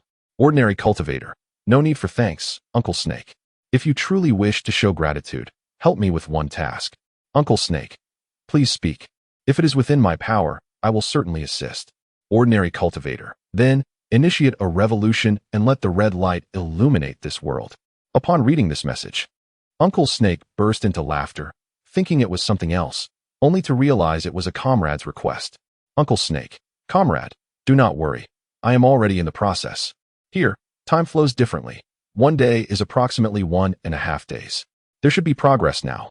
The latest news is that the Land of Fire has already been conquered and is advancing towards several other nations. Bai Yi, upon hearing Uncle Snake's words, thought to himself how unexpectedly swift his actions were. He wondered what would happen if the world of Naruto were to be stained by red ideology. Surely, there would be discomfort for some. Ordinary cultivator, comrade, I hope everything goes smoothly for you. Uncle Snake, comrade, I appreciate your kind words. Ultimately, the two completed their transaction. Orochimaru sent over a plethora of items, including the Kusanagi sword he used, truly depleting his entire stock. Orochimaru acquired the long spring technique and subsequently closed the chat group. After giving a few instructions to his subordinates, he announced his intention to enter a period of seclusion. Once inside the secret chamber, Orochimaru seated himself upon a mat, adopting the meditative posture of 5 hearts directed skyward. It must be said that Bai Ye's judgment was exceedingly astute. This long spring technique was remarkably well suited for the modified plants. As Orochimaru entered a state of cultivation, he sensed a vibrant array of energies coalescing in the surrounding air, particularly the verdant wood energy, which he found most readily absorbable. It felt akin to soaking in a warm spring. Time seemed to vanish during his cultivation, and after 2 days, he gradually opened his eyes and exhaled a breath of stale air. He finally comprehended why practitioners of immortality would often retreat for decades, or even centuries. The process of cultivation was indeed profoundly pleasurable. Orochimaru could distinctly perceive a sense of longevity within himself, believing that, barring any significant mishaps, he could live to be 120 years old. In Bai Ye's quarters, he retrieved the Sharingan and Byakugan, infusing them with a modicum of power. The eyes in his hands underwent a continual transformation. A snowflake materialized at the center of the Byakugan, while the Sharingan first morphed into a large pinwheel shape, then into a purple form adorned with concentric patterns. Ultimately, a series of Tomo emerged within those circles until 9 were present. Gazing upon the 9 Tomo reincarnation Sharingan and the transmigration eye, Bai Yi clapped his hands together. A spark of electricity coursed through the 9 Tomo reincarnation Sharingan and transmigration eye, initiating a process of division. 1 became 2, 2 became 4, and so forth. Observing the multitude of 9 Tomo Sharingan and transmigration eyes floating in the air, Bai Yi sighed and produced 2 large glass jars, carefully containing these ocular treasures. These artifacts could indeed be classified as unique to the world of shinobi. In other realms, their power would hardly be as formidable, serving only basic abilities along with gravitational and repulsive forces. Meanwhile, in the world of Naruto, as Orochimaru commenced his seclusion for cultivation, the unification war was nearing its conclusion. This conflict had been tumultuous, with Orochimaru's influence evident throughout. The land of Rice had long been under Orochimaru's control, who had begun developing various new equipment to contribute to the unified battlefield. As for the source of Orochimaru's finances, he had sought assistance from Kato, secretly bringing the land of waves under his dominion and subduing the likes of Zabuza and Haku. Additionally, Orochimaru ventured to the land of snow, where the chakra trains and chakra armor presented considerable research value. Now, Orochimaru single-handedly commanded 3 nations, all transformed into industrial powers under his aegis. Turning to the 5 great nations, Orochimaru had disseminated literature widely and arranged for individuals to educate illiterate farmers. Amidst a surge of class conflict, a rebellion erupted unexpectedly. Initially overlooked by the noble elite, the uprising grew increasingly formidable, attracting even some ninjas, whose armies began to defect. The noble class soon found themselves in a state of trepidation, seeking assistance from the ninja villages. However, each village responded differently. The Sand Ninja chose to join the rebellion, seizing food supplies from a noble stockpile, sufficient to sustain them for years, leading the entire village to side with the insurgents, who rallied around the slogan of "Overthrow the tyrants and divide the land." The most significant faction of the rebellion emerged in the Land of Fire, led by the Akatsuki organization. You heard correctly, it was indeed them. Furthermore, everything aligned with their interests. The artistic duo, one enamored with explosions and the other with puppetry, Deidara and Sasori, encountered the concept of mechanical ascension and acquired weaponry crafting manuals, complete with illustrations of mechas and explosive devices. They commenced their research, and their creations were appropriated by Nagato for revolutionary purposes. On another front, the immortal duo, one greedy for wealth and the other for sacrifice, found it easier to resolve their ambitions. Kakuzu, having fortuitously obtained an economics book, became engrossed in its contents and, in a moment of inspiration, decided to partake in the revolution, contributing all his money. Nagato utilized these funds to procure weapons from Orochimaru. After conquering several nobles, Kakuzu was astonished to discover his wealth had returned and even multiplied. Haiden, having acquired a manual on inflicting greater suffering during interrogations, joined the cause. Eager to experiment on captured nobles, Itachi Uchiha, after encountering those red books, realized that the will of fire was not as virtuous as it seemed. It was rife with corruption at the upper echelons, prompting him to abandon his espionage mission. Kisame, ever the loyal follower of Itachi, mirrored his actions. With a plethora of elite shinobi and the incompetence displayed by Konoha, their rebellion swiftly reached the capital of the Land of Fire, successfully slaying the daimyo. The 12 guardian ninja proved too feeble to offer any meaningful defense. The rebels began to establish a new regime. Konoha opted for cooperation, as its villagers had largely been unproductive on the battlefield. This phenomenon arose from Orochimaru's propaganda, which prominently targeted the 5 great ninja villages, especially Konoha. Although the individuals disseminating the literature were swiftly apprehended by the third Hokage or the Root, the flicker of rebellion continued to spread. The literature circulated clandestinely, particularly among the likes of Kakashi, who possessed a substantial collection of red books at home, even neglecting his favorite romantic manga. He audaciously read them during meetings with the third Hokage, and even the ninja clans began to undergo a transformation. Consequently, most Konoha ninjas were ineffective on the battlefield, with some even retreating to corners to indulge in hot pot, a reference to the Inuzuka, Nara, and Akimichi clans. During this period, Nagato was exceedingly pleased and dispatched agents to thoroughly investigate Konoha.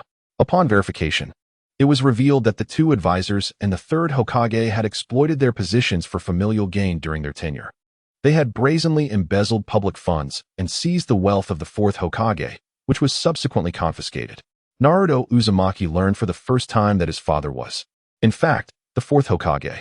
Sasuke Uchiha discovered the true enemy within his clan, and in a fit of rage, awakened his Manjiki Sharingan.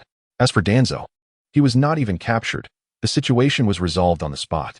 Meanwhile, the Akatsuki prepared to launch offensives against the other nations. For the resources discovered in the noble estates were ample enough to sustain numerous large-scale battles, allowing the populace to thrive for years. Coupled with Konoha's allegiance, they gained personnel for battlefield command. Utilizing the forbidden technique of Edo Tensei acquired from Konoha, they resurrected several deceased prisoners, including past Hokages and renowned shinobi, summoning them to the fray. Upon their summoning, Hashirama and Tobarama Senju were left dumbfounded as they learned of the dire circumstances facing their clan's descendants. With Tsunade suffering from hemophobia, leading her to confront the third Hokage directly. In the midst of turmoil, Namikaze Minato and Uzumaki Kushina have made their presence known. A day later, the third Hokage joined the ranks of reincarnated warriors. Soon after, they launched offensives against the 5 great nations and the surrounding smaller states. The vast army split into 5 divisions, with one segment systematically sweeping through the war-torn regions of the minor countries, while the others focused their might on the 4 great nations, under the pretense of restoring peace. Among them, the Land of Wind capitulated swiftly. Having assessed their dire circumstances and the presence of the first Hokage at their village's entrance, faced with an unwinnable battle, they opted for surrender and integration. The first Hokage remained, initiating reforestation efforts to restore the land.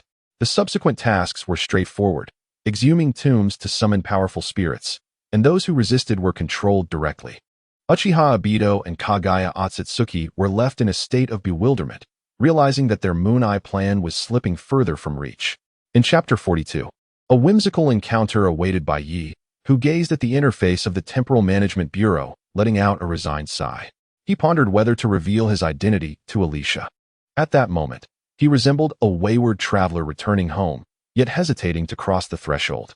Noticing the simulator beside him displaying a new world, Bai Yi instinctively raised his hand to select it, only to halt mid-motion, deciding to postpone the simulation.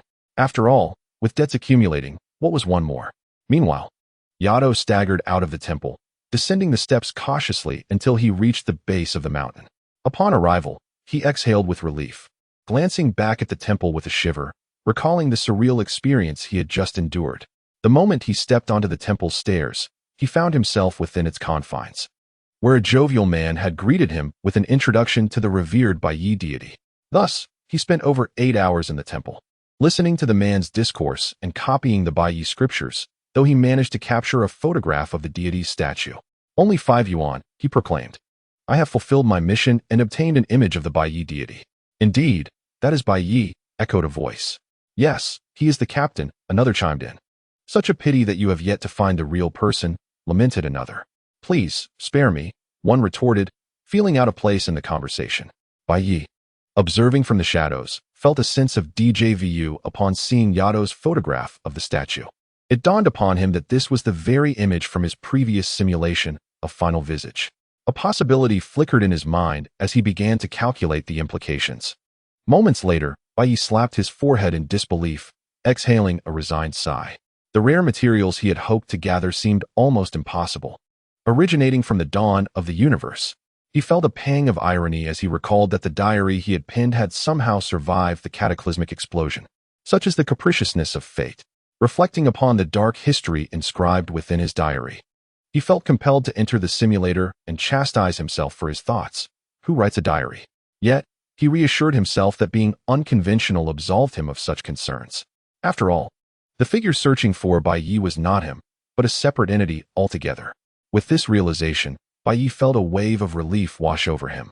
He observed the Temporal Management Bureau, watching Kiana and Alicia as he drafted a message to them. Excuse me. I would like to inquire what you plan to do upon finding Baiyi. Of course, we shall devour him first and foremost. What else could it be? Came the cheeky reply. Kiana, you seem rather ravenous, another teased. Kiana, do you truly think so? You have had your fill, while I remain starved, another chimed in. I must depart. These inquiries are beyond my comprehension, a voice murmured. Go ahead, your icon still glows with life, another retorted. As Baiyi read Kiana's words, an unsettling feeling crept over him. He sensed that should he dare to acknowledge his identity, Kiana would surely confine him to a basement, on a moon in another realm. Kiana gazed at the Bureau's interface, particularly fixating on a certain name. With her chin resting on her hands, she wore an expression reminiscent of a lovesick maiden. A flicker of cold determination crossed her eyes as she contemplated the disappearance of a peculiar power from the sea. May Bronya. And others were likely recalling memories of Baiyi, coinciding with the timing of this power's vanishing, just as an ordinary member of the Bureau had joined. This suggested that this individual might indeed be Baiyi. With a smile tinged with obsession, Kiana caressed the name of the ordinary practitioner, whispering, Baiyi, wait for me. We shall meet again soon. Hee, there is no escape for you.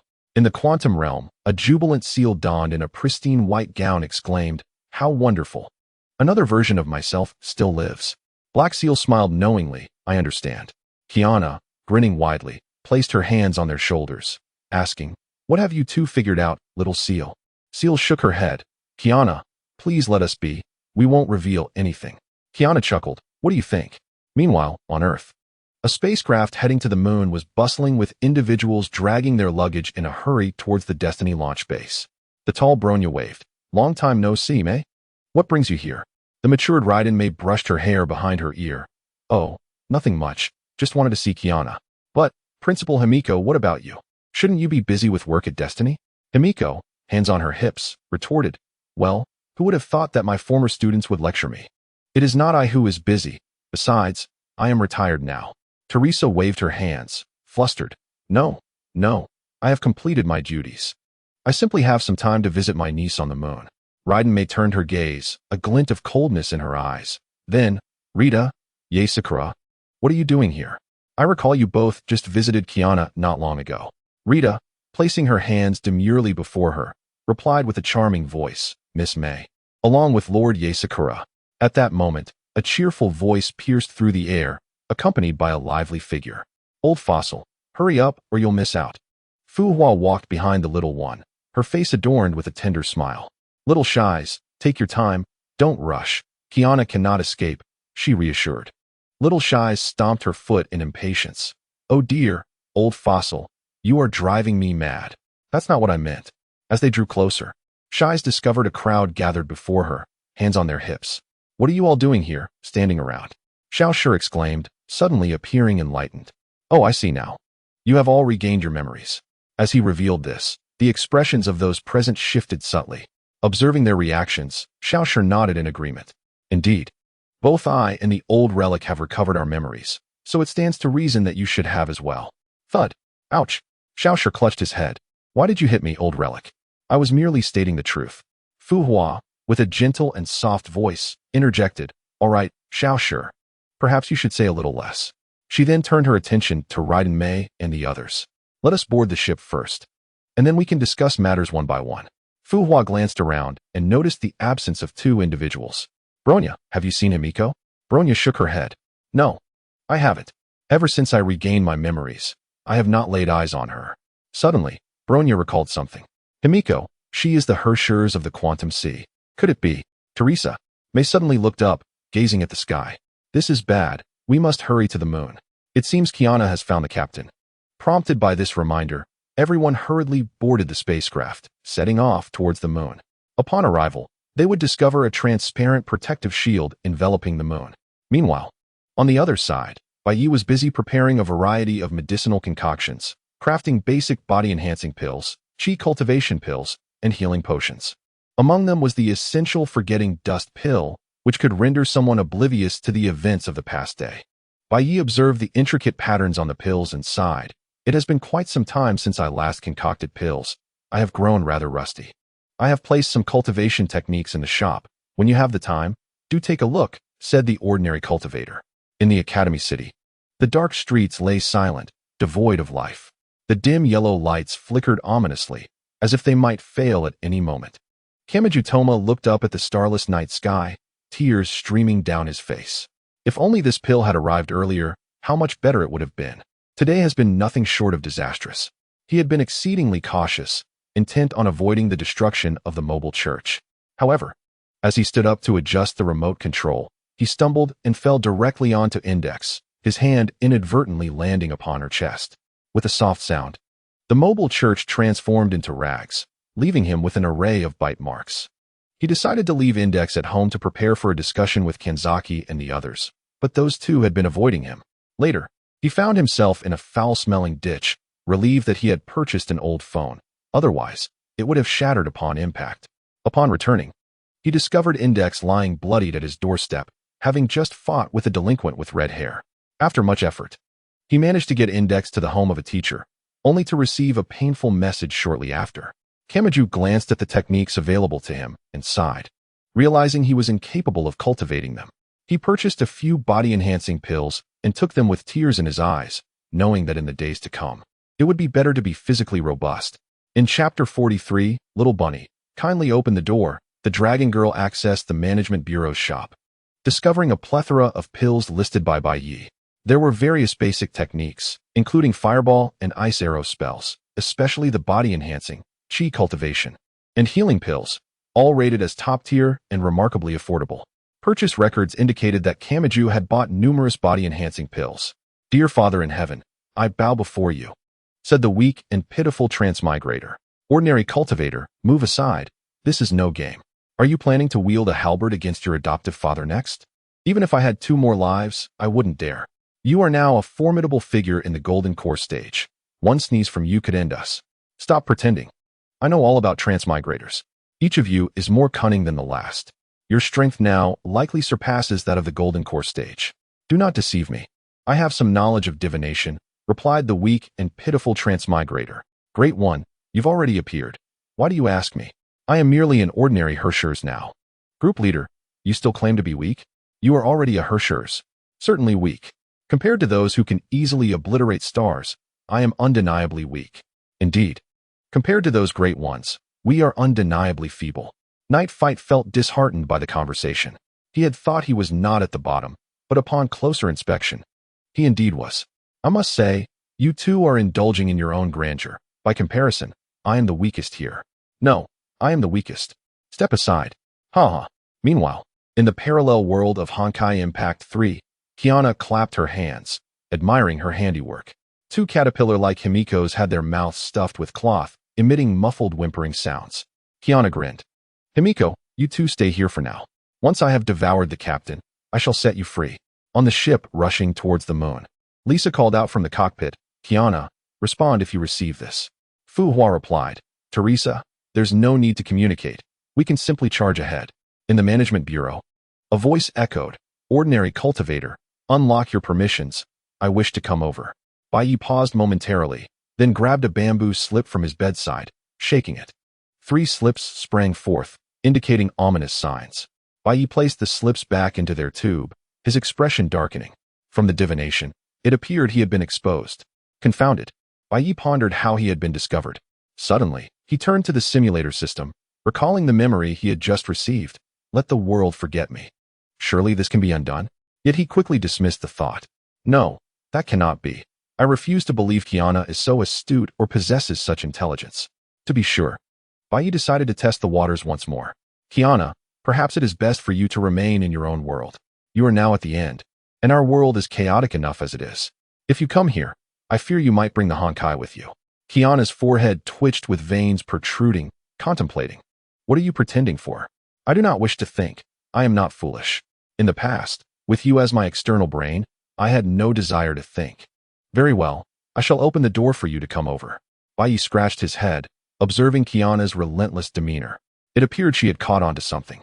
The diving Alicia also sensed something was amiss. Why does Kiana wish to meet this newcomer? Alicia's eyes lit up suddenly as she realized a possibility. I see now. I understand. Miss Pink Fairy, I understand completely. The truth is singular. An ordinary cultivator. You must be Bai Yi. Quickly, unlock your door. Your dear sister wishes to have a heartfelt conversation with you. Do not worry about my presence. I have mastered the power of the end exceedingly well. Bai Yi sighed helplessly upon realizing the other party had laid all their cards on the table. Ordinary cultivator. All right, I admit it.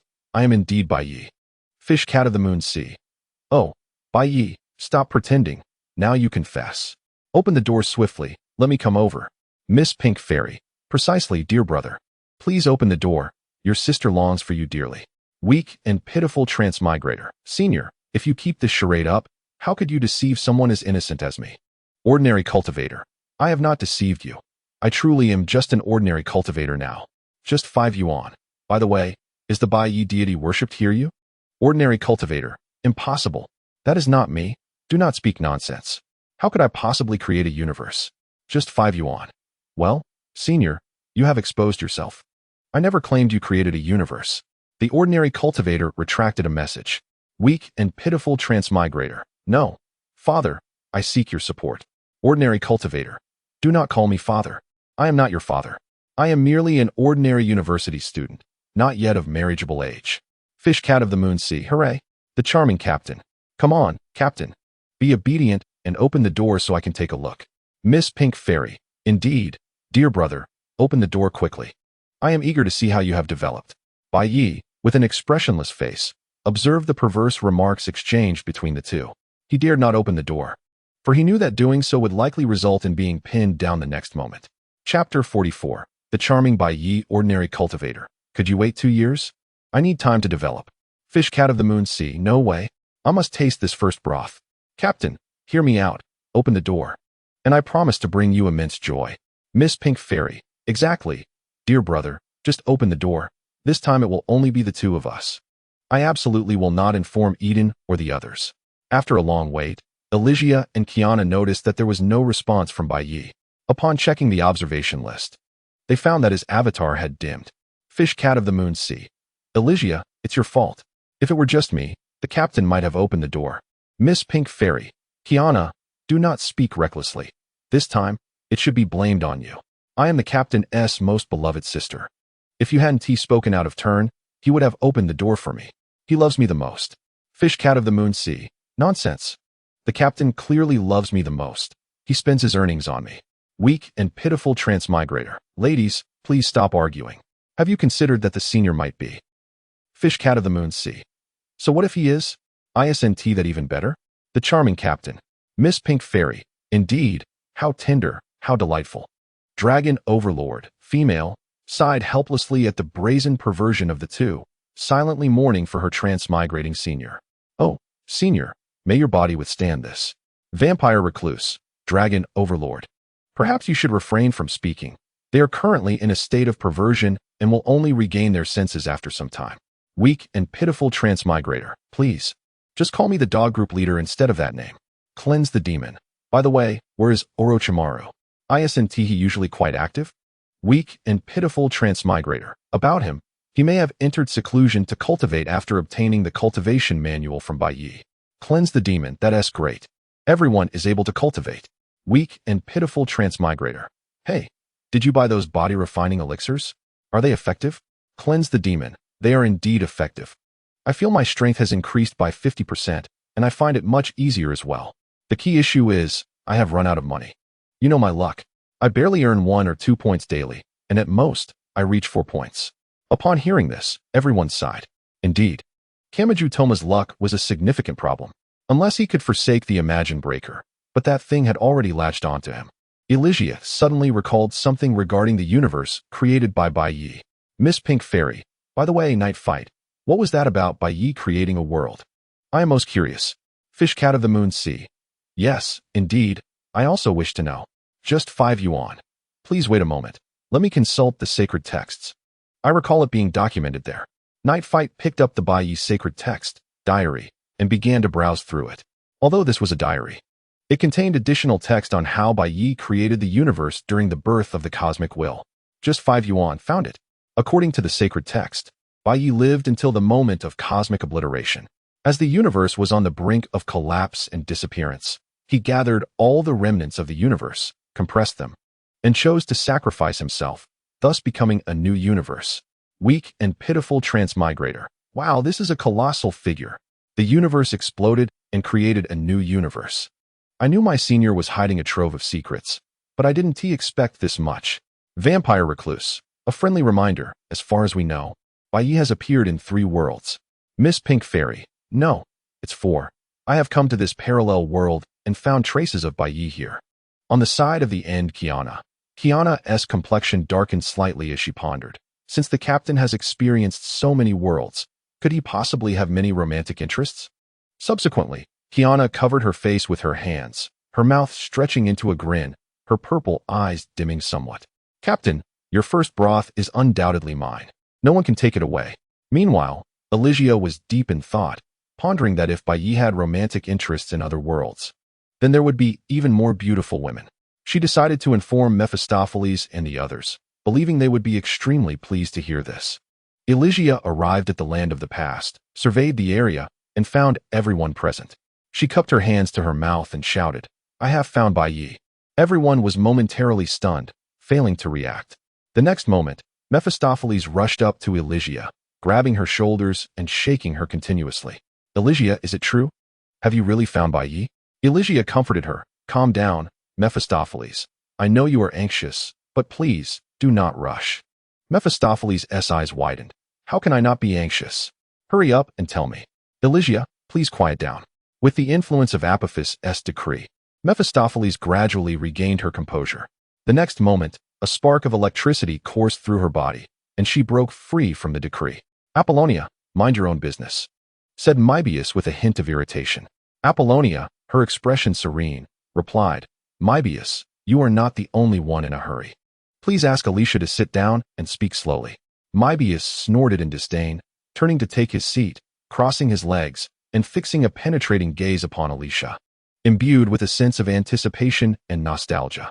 Grace Yu, with her large, innocent eyes, looked up and asked, Sister Alicia, where is Brother Bay? I want to eat the food he makes. Alicia affectionately patted Grace Yu's small head and smiled. Brother Bay has been reborn in another world. However, I have managed to contact him, although there was a minor hiccup along the way. Sakura interjected, Alicia, what exactly is going on? Bay is in another world. And there was a complication? Alicia scratched her head. Recently, I received something akin to a chat group that connects the myriad realms. She then recounted the situations regarding the Chrono Management Bureau and Bay. Mybius wiped away the drool at the corner of his mouth. I see, Alicia. Why didn't you bring Bay back? Indeed. We could exact our revenge, chimed in Velvy. Alicia spread her hands. What can I do? I wish I could bring him back to savor the delightful Bay, but he is not easily persuaded. Eden, shaking a wine glass, remarked, "At least it's good news that Bay is alive." With his wine-red eyes softly gazing at Alicia, he said, "Then, Alicia, the mission of bringing Bay back falls to you." Alicia playfully stuck out her tongue and saluted, "No problem. Leave it to me. I will definitely bring Bay back." Chapter 45. The beginning of salvation. As for Bay, he had closed the chrono management group and scattered some array disks, subsequently employing the celestial 36 techniques to reinforce the room. He activated the simulator system. Upon viewing the system interface, Bay was momentarily taken aback, for the simulator's appearance bore a mischievous grin. The name of the simulator had also changed to Savior System. Bay sighed deeply, reflecting on how much the system had assisted him. Without it, relying solely on his own efforts, he would still be an ordinary golden core cultivator. After a resigned sigh, he clicked on this Savior mission, which prompted a pop-up message. "Dear Savior, this is a world brimming with swords and magic, teetering on the brink of destruction. We implore you to proceed post-haste." As was his habit, Bay donned his sunglasses, and a burst of golden and crimson light erupted before him. Golden will, gold in the face of formidable foes or inner fears and doubts. One seeks hope amidst adversity, employing wisdom and courage to overcome challenges. Extraordinary perception, purple, you will keenly sense danger, shielding others with your presence. Accumulation, white, regardless of your endeavors, diligent effort will yield rewards. Godslayer, white. Growth potential, you shall possess the potential to slay deities. Wine enthusiast, green, after consuming alcohol, your combat prowess will slightly increase. After a moment of contemplation, Bay selected golden will, extraordinary perception, and Godslayer. Given that this was a world of swords and magic, the presence of these attributes suggested potential confrontations with divine beings. The prospect of challenging deities as an ordinary individual was undeniably intriguing, particularly the satisfaction derived from vanquishing them. Bay stroked his chin, pondering, since there are deities, I must confront them, but relying solely on these three attributes may not suffice. System, might I grant myself some advantages? A pop-up appeared, indicating the system's agreement. With the simulation initiated, Bay sensed a distinct difference this time. Rather than the usual darkness enveloping him, he felt a pair of large hands caressing his soul. Akin to a rogue, Bay shuddered, instinctively tearing away a fragment of his soul and casting it aside. The system responded with a thank you emoji. Soon after, a new pop-up materialized, displaying the system's log. With a divine perspective, Bay realized that all his prior preparations were in vain. Reaching into his belongings, he retrieved an assortment of snacks and tea, settling in to watch. He also extracted the meticulously chosen magical arts he had prepared earlier and tossed them into the screen. After all, if he was to confront deities, becoming a mage was essential. Moreover, with golden will in his possession, missteps were unlikely. At the age of 1, you opened your eyes and raised your hand, discovering it had become exceedingly tiny, resembling that of an infant. Your first thought was, "Oh no, I've been reincarnated again." Then you noticed your golden-haired parents. They spoke in a language you could not comprehend, yet somehow, you understood the essence of their words. A plump, golden-haired youth leaned closely to your face. He lifted you high, saying, "From the moment you were born, the forest and this land have whispered your name, Bay." Being held aloft, you felt quite exasperated, akin to wanting to poke your father, as you were not some Arthas. Suddenly, a glimmer caught your eye, revealing colorful objects floating in the air, beautiful and enchanting, prompting you to reach out to grasp them. In that moment, a scripture appeared in your mind. It was called the Heaven-Eating Demon Cannon, automatically beginning to operate within you. With the aid of the innate energy prior to your birth, you swiftly broke through to the third level of Chi cultivation, just as in a family test. Then you closed your eyes, entering a state of fetal tranquility. As days turned into weeks, you gleaned from your parents' conversations that you had entered a world akin to Western fantasy, with a monster forest not far from the village. You resolved to become an adventurer, eager to explore this vast world. Additionally, you intended to disseminate some revolutionary ideas, stirring trouble for the corrupt nobility. In this feudal society, coupled with extraordinary abilities, it was unlikely to find any good people. Merely surviving was a feat. During this period, you briefly perused the Heaven-Eating Demon Cannon in your mind. You discovered it was a comprehensive cultivation method, spanning from Chi cultivation to transcending tribulations and ascending. Magical techniques were equally indispensable, beginning with basic spells like Fireball and Ice Spike. The remainder consisted of increasingly sinister magical paths, such as the human bone sword, which involved extracting a person's spine to forge a sword, and blood pill, which required capturing humans or beasts for alchemical purposes. Moreover, combining these human-refined pills with herbs yielded a concoction known as the human essence pill. You felt an exhilarating thrill, a strong desire to put your newfound knowledge into practice. Ultimately, the desire for immortality is a wish shared by all of Huaxia. Moreover, who claims that the methods of the demonic path must necessarily involve murder and destruction. I could slay beasts or even magical creatures.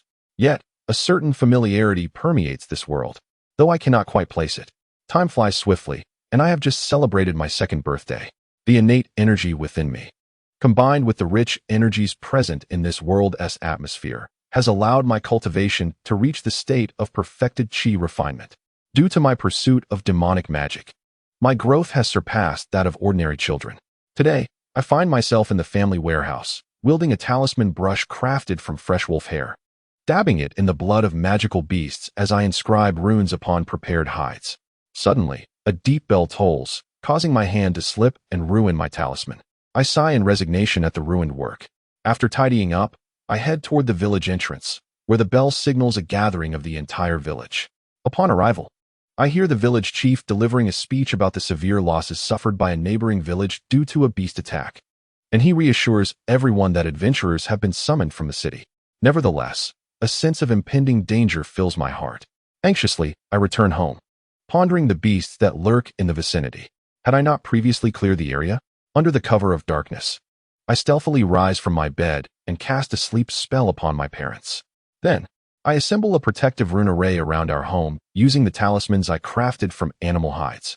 Once everything is in place, I nod to myself and cautiously venture into the forest. After all, it is better to take the initiative than to live in fear, especially since I am no stranger to this forest of magical beasts. Chapter 46 reveals the nature of this world. Clad in a stealth outfit, I navigate the forest with ease, utilizing my spiritual sense to survey my surroundings. I collect several herbs as I move swiftly through the woods.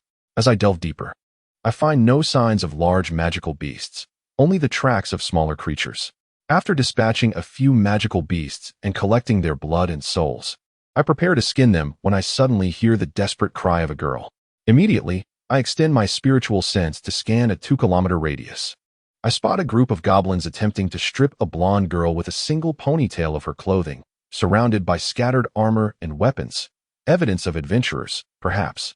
With a resigned sigh, I reflect on how these goblins are quite similar to those I've encountered before, wondering how they appeared in such numbers. I retrieve a collection of talismans and launch them into the fray.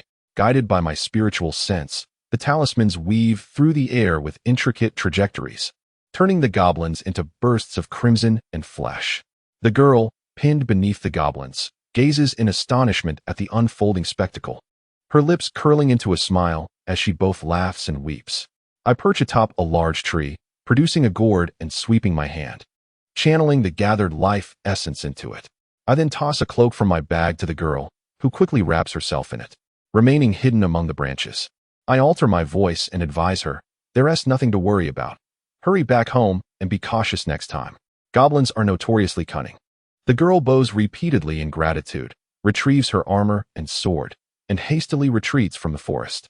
Once she is safely away, I conjure a sphere of blood in my hand, performing a spell that transforms it into a crimson bird that takes flight.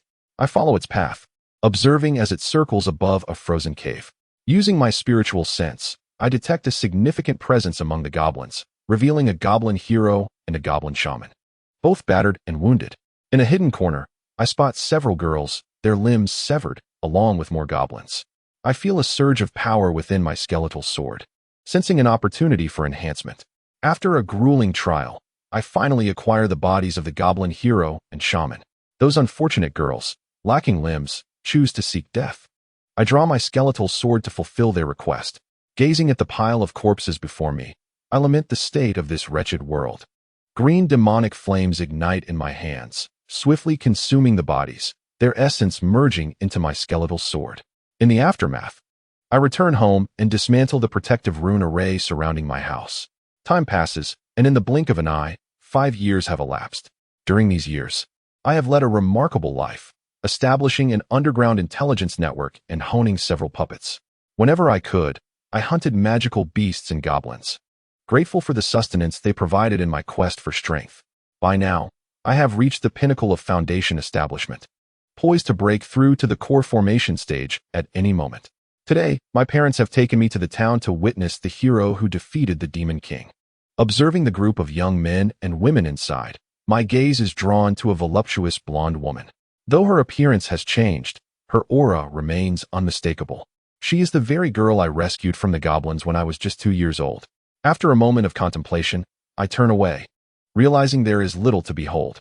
Even if the Demon King is vanquished, life will continue as it always has, with no significant improvement in living standards.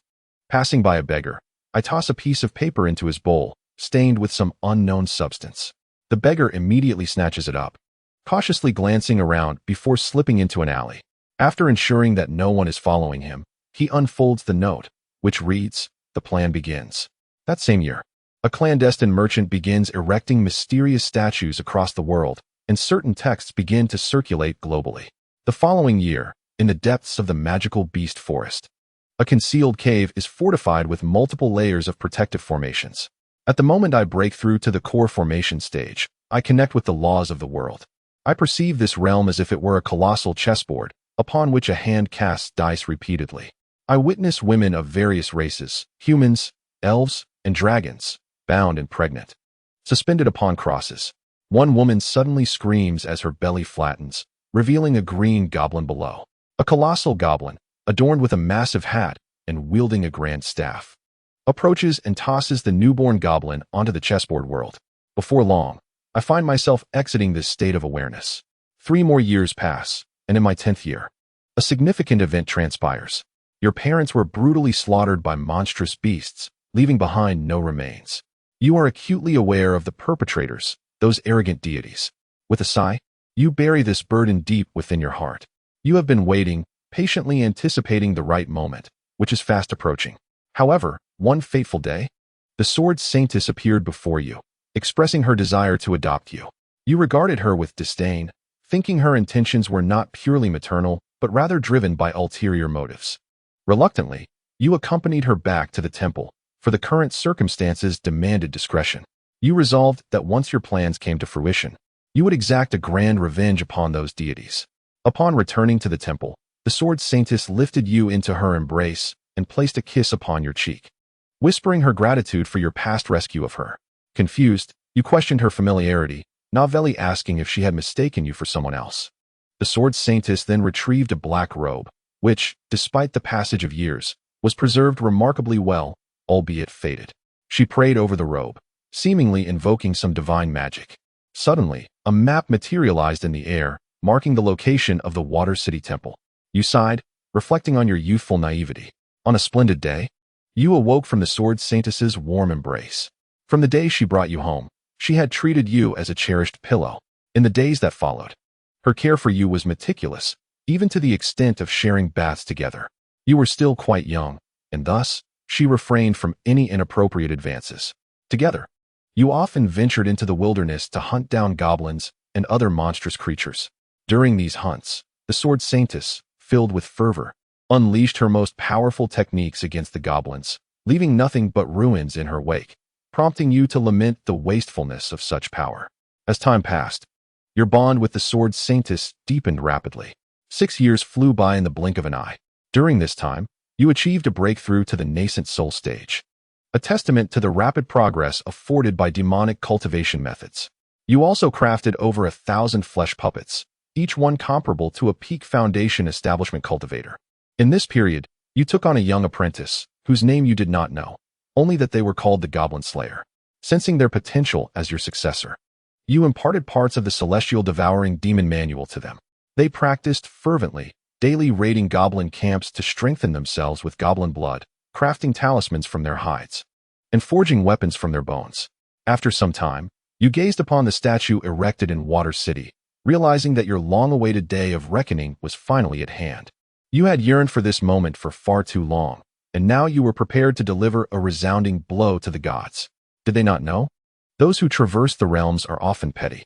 Any grievances I have endured will be remembered throughout my life, And should I not have my vengeance in this lifetime, I shall etch my tale into history for future generations to inherit. You approached the sword saintess, warning her of a potential uprising among the beasts, urging the villagers to relocate to the town. Trusting you implicitly, she immediately issued the necessary commands. Everything was in place, awaiting the final catalyst.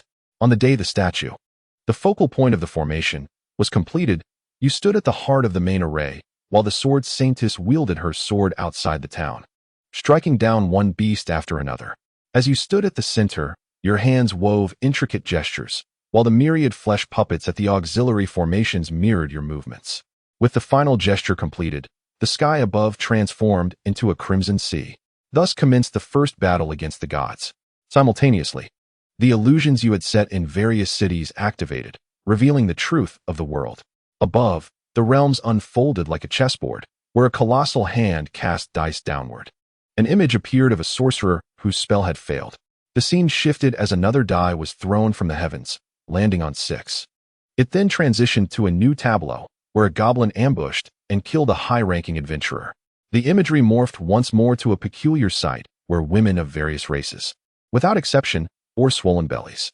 One woman shrieked, her belly deflating as a green goblin emerged. In a swift motion, a towering goblin wielding a scepter seized the infant and hurled it towards the planet below. Witnessing this, the collective fury of the populace reached a boiling point. Your voice echoed in their ears. We are not mere playthings of the gods. Here, I raised the sword of rebellion against them. As your words faded, countless black and red gases began to rise from the earth, coalescing into sharp blades aimed at the heavens, fueled by the collective resentment of the beings. These divine swords were formed through the Blood Sea formation. The sword of God-slaying soared towards the sky, weaving through patterns of water, as though entering another dimension. The air was filled with wails of despair from men, women, children, and even the roars of beasts. As the black and red blades continued to launch upward, the heavens opened, unleashing a deluge. This relentless rain persisted for an entire day and night. During this time, the various races did not retreat indoors but allowed the crimson downpour to drench them, their fury still unabated. As their collective resentment swelled, it coalesced into a gigantic sword of God-slaying, aimed fiercely at the green moon in the sky. With the impact of this colossal blade, the green moon was obliterated, leaving not even a trace behind. Concurrently, the goblins in the wilderness clutched their chests, emitting their final cries before collapsing to the ground, lifeless. They rapidly decayed, merging with the earth, eradicating their kind from existence. In this moment, you reaped immense rewards. The formation had captured a significant portion of divine blood. When the moon was destroyed, the majority of its essence, blood, and souls merged into the great formation. Through this refinement, they transformed into pure souls, energies, and lifeblood. You absorbed it all, witnessing your cultivation soar through the mid-nascent soul stage to high-tier, peak, and ultimately achieving perfection. With the aid of the lifeblood and spiritual energy, you broke through to the God transformation stage, continuing to ascend. Upon reaching the pinnacle of this stage, you sensed a growing repulsion from the world, as if it sought to cast you out.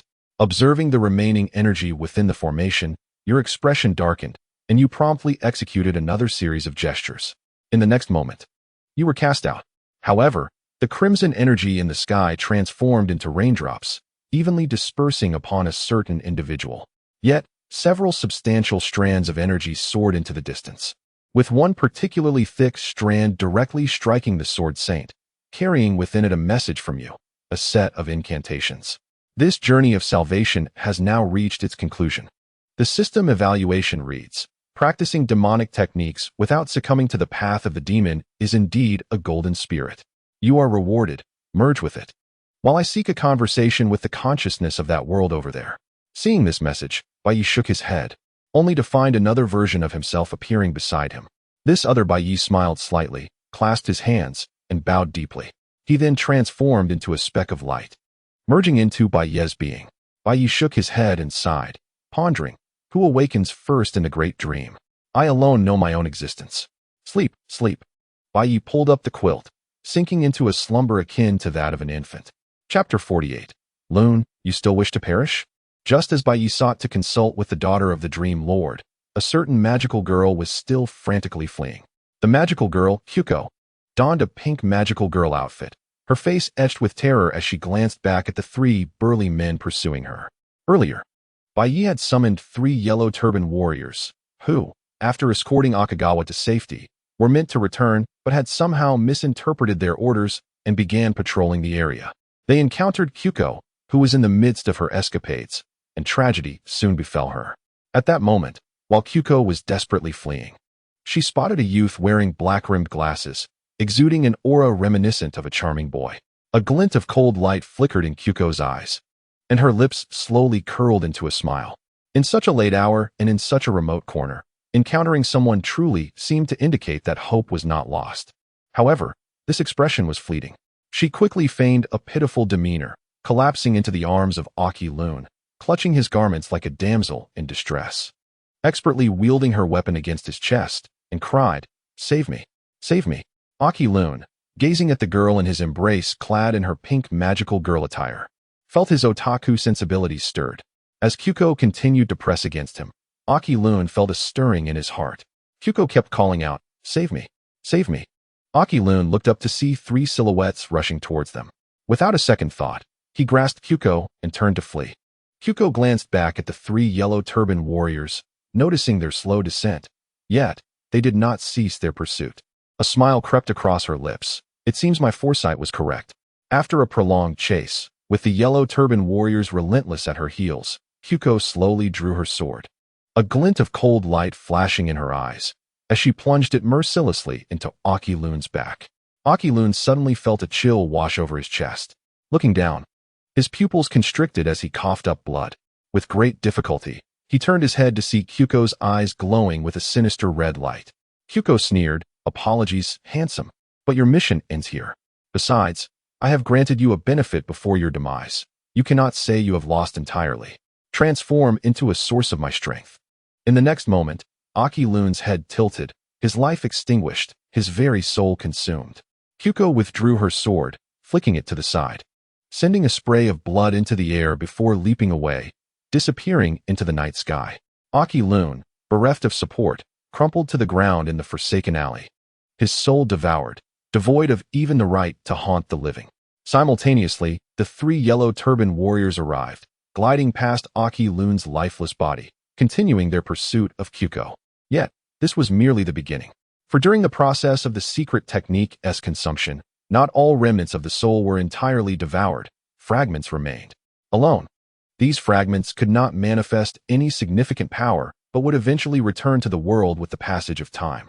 However, in this era of spiritual resurgence, the lingering essence left by the yellow turban warriors, combined with Aki Loon's intense resentment before death, created a chemical reaction, birthing a shadowy figure beside Aki Loon's corpse. Due to the fragmented memories, only incomplete recollections lingered within his mind, especially the final moment when he was slain by a woman, ceaselessly murmuring, "Die, die, die," and "Rai Rai, Kasumi. The magical girl must die." At that moment, a woman wearing a beret, neither short nor tall, with a perfectly proportioned figure and neck-length hair, approached Aki Loon's back. With a gun affixed with talismans, she fired twice, while her other hand snapped a photograph. Aki Loon's obsession has yet to manifest its grandeur, yet it has already been extinguished, she mused. Kato Megumi pulled out her phone. "Hello, Mr. Hijikata. I've discovered a corpse and a vengeful spirit here. The spirit has been eliminated. Please arrange for cleanup. Also, could you send me last month's salary? It seems you forgot to pay me again." Meanwhile, in the underground realm of Huaxiao Express, the group was fervently exercising, chanting slogans, "Train every minute, burn every couple, no one can stand in our way." Akagawa slumped over the table, one hand dangling beneath it, while the other mindlessly spooned food into his mouth, looking utterly drained. At another table, Yatsuya Kanako, Yurichika Hikari, and Shihaya AI were in a similar state. Isaka AI was faring slightly better, as handling numerous affairs daily in the Shigoma household necessitated good health. In the Yurin household, Yurin had already retired for the night. The small mischievous deity hung in the center of the room, her mouth gagged with a cloth, tears silently streaming down her cheeks. Having had her tail severed, not long ago, Yurin had gathered Medusa and others to prepare a hot pot at home using the Deep Sea King's meat given by Bai Yi. The small mischievous deity had once again acted recklessly, leading to her being suspended as Yurin added a portion of snake meat to the hot pot. The next day, Bai Yi rose early to prepare breakfast. Soon, a rich aroma wafted through the kitchen. Sensing the scent, Jerry, Tom, and the three little ones awoke from their slumber. Their noses bubbling as they followed the enticing aroma step by step. The five of them formed a straight line, nearing the kitchen, when suddenly Tom's nose bubble burst, triggering a chain reaction. They all sprawled at the kitchen door, mouths agape, drooling profusely.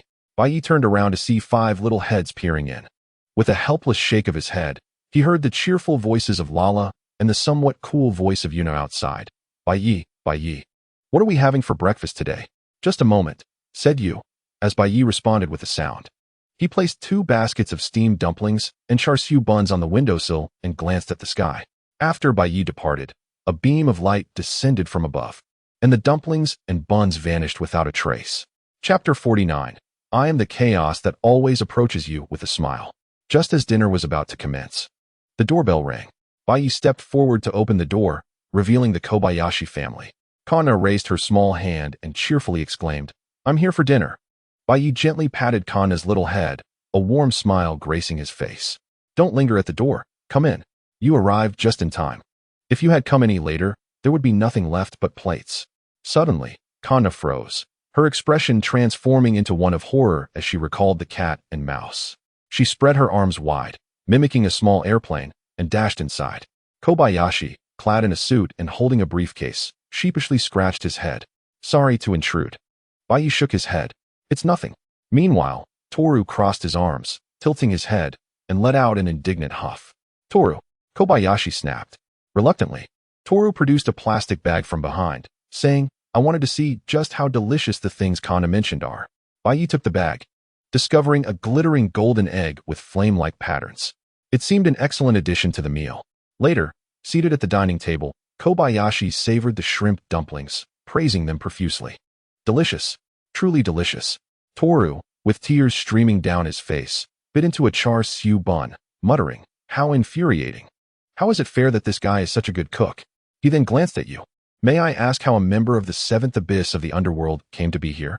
Aren't they searching for you?" You shook her head, softly replying, "I have withdrawn from the 7th abyss. Now, I am merely an ordinary person living a simple life, the daughter of the End Emperor. How is it you find yourself here?" She continued, reaching for another char siu bun. Toru embraced Kobayashi, beaming, "Of course, I found my true love." Kobayashi struggled slightly, sighed, and helplessly muttered, "Toru." You glanced at Kobayashi, sighed, and remarked, "You truly have it tough." A faint smile appeared on Kobayashi's face as he stroked Toru's head. "It's been quite all right. Toru has brought me immense joy." Toru was visibly moved. Kobayashi then noticed Lala, whose swaying tail resembled that of a legendary demon, and curiously inquired, "Who is this?" Lala cheerfully introduced herself, "I am Lala, from the Debrick Star." Kobayashi maintained a calm demeanor while pondering, Debrick Star? An outsider?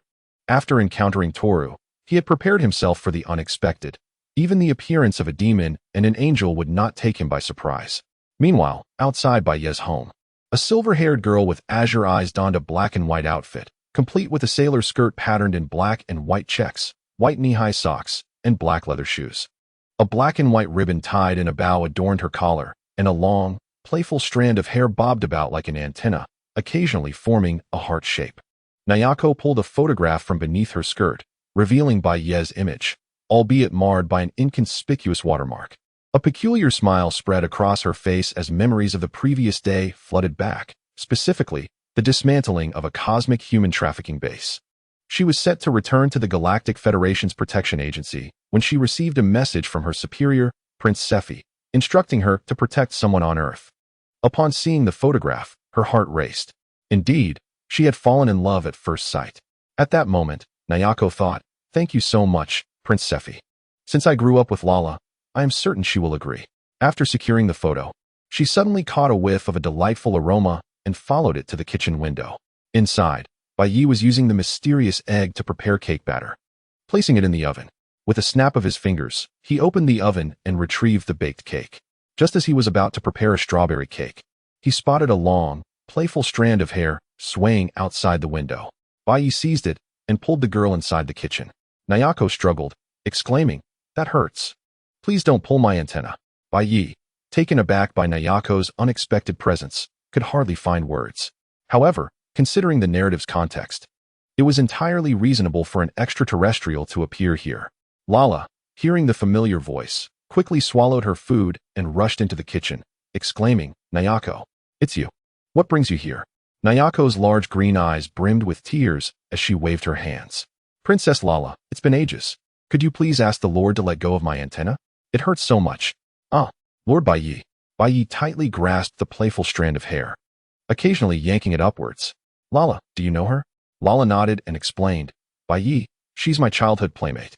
After growing up, she joined the Galactic Federation's protection agency established by my mother and has been traveling through the galaxy. I haven't seen her for over 2 years." Upon glancing at Nayako, Baiyi finally released her hair. Nayako, once freed, immediately regained her vigor, performing several somersaults and executing a series of acrobatic moves. "I am the chaos that always approaches you with a smile," Nayako Ladatip greets you. "In truth, I was sent by Prince Sephi to protect you, Lord Baiyi." Lala nodded. "I see. So you are from my mother's side." At that moment, out of curiosity, Kobayashi approached the kitchen door and raised his hand. "Nayako Ladatip?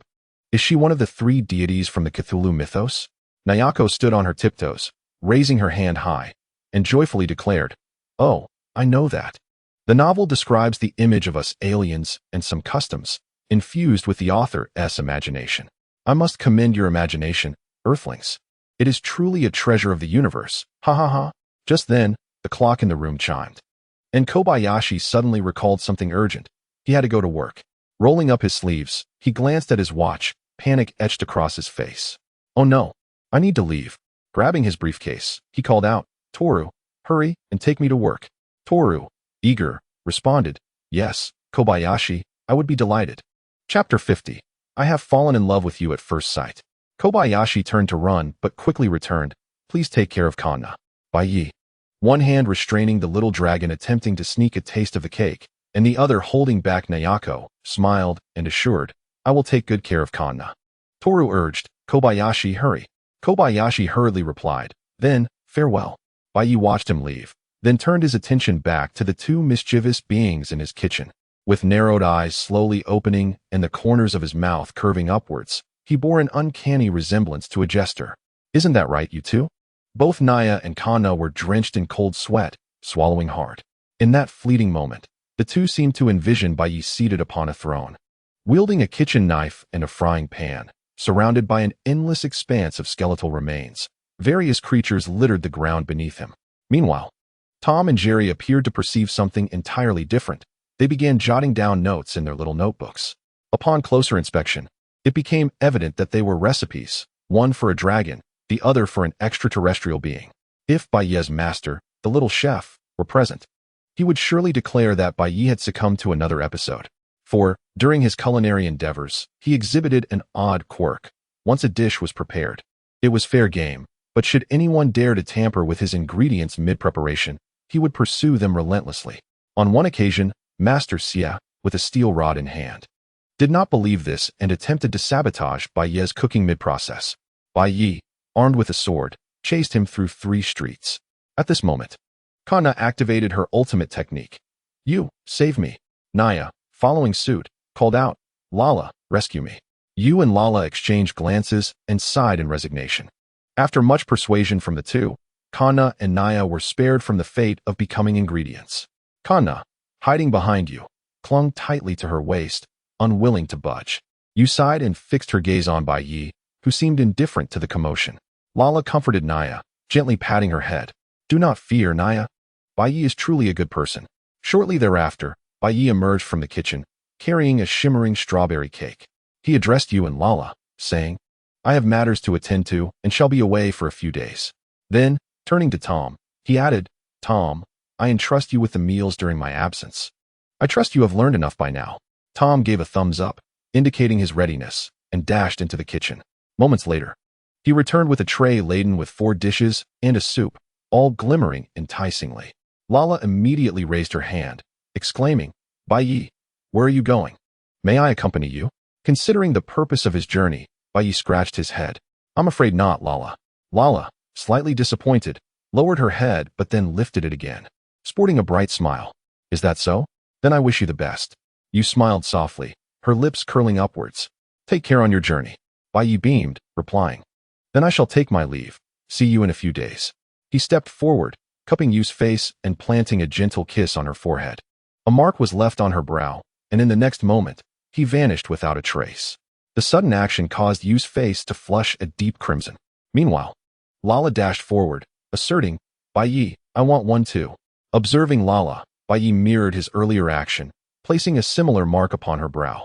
This mark served as a protective charm, housing a fragment of Bai Yi's essence. Such a safeguard should suffice, yet Bai Yi felt a lingering unease. He then communicated with the little black dragon, the little phoenix, and the three-headed hound, instructing them, while I am away, there is a possibility that someone may trouble you. I entrust you three with her protection. Subsequently, he produced a storage ring and tossed it to them, containing various formations and talismans crafted by Bai Yi. The three creatures barked in unison, woof woof woof. Do not worry, master, should anyone dare to harm the mistress. We shall eliminate them without hesitation. Even after taking these precautions, Bai Yi remained uneasy. He approached Tom and Jerry, issuing a few final instructions. Both assured him with confident gestures and patted their chests, pledging to fulfill their duties. The king of the night, clearly unaware of the extraordinary consequences should he dare to attack, completed his admonitions and stepped outside. Just as he crossed the threshold, his brows furrowed. He reached into the air beside him, grasping something and pulling upwards with force. Ouch, ouch, ouch. Lord Bai Yi, please stop tugging on my evil god antenna. You might pull it off. Naya's voice emerged in a whimper, visibly materializing in the air. Bai Yi, unfazed, continued to tug at the antenna. Naya, what is your purpose in following me?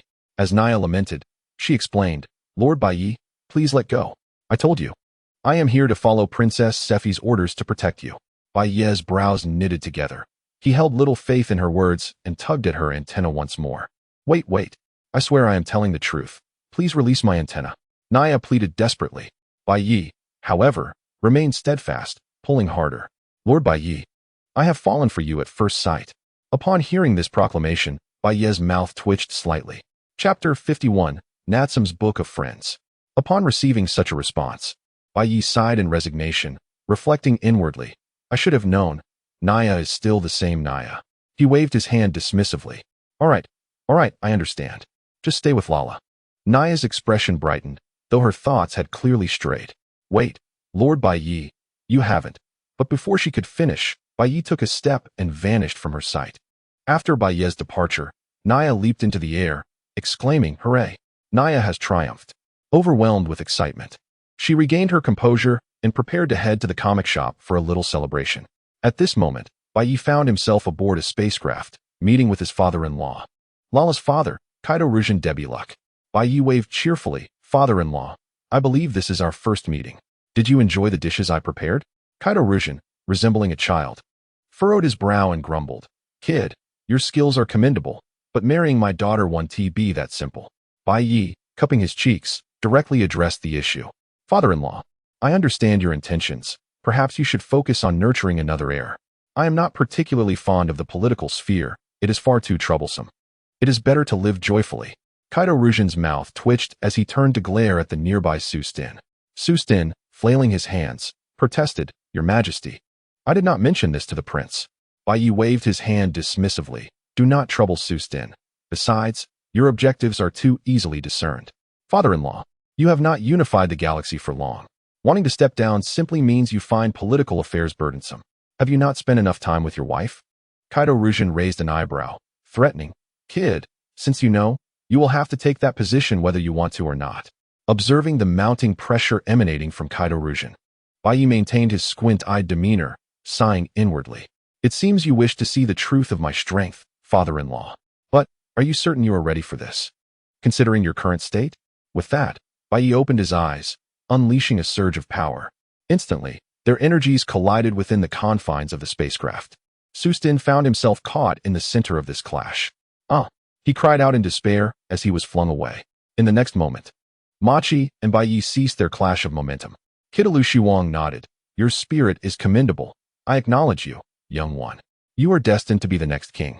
Bai Yi, witnessing Machi's shameless demeanor, felt an urge to strike him. He raised his hand, but ultimately let out a resigned sigh. After all, this was his father-in-law. Striking him was not an option.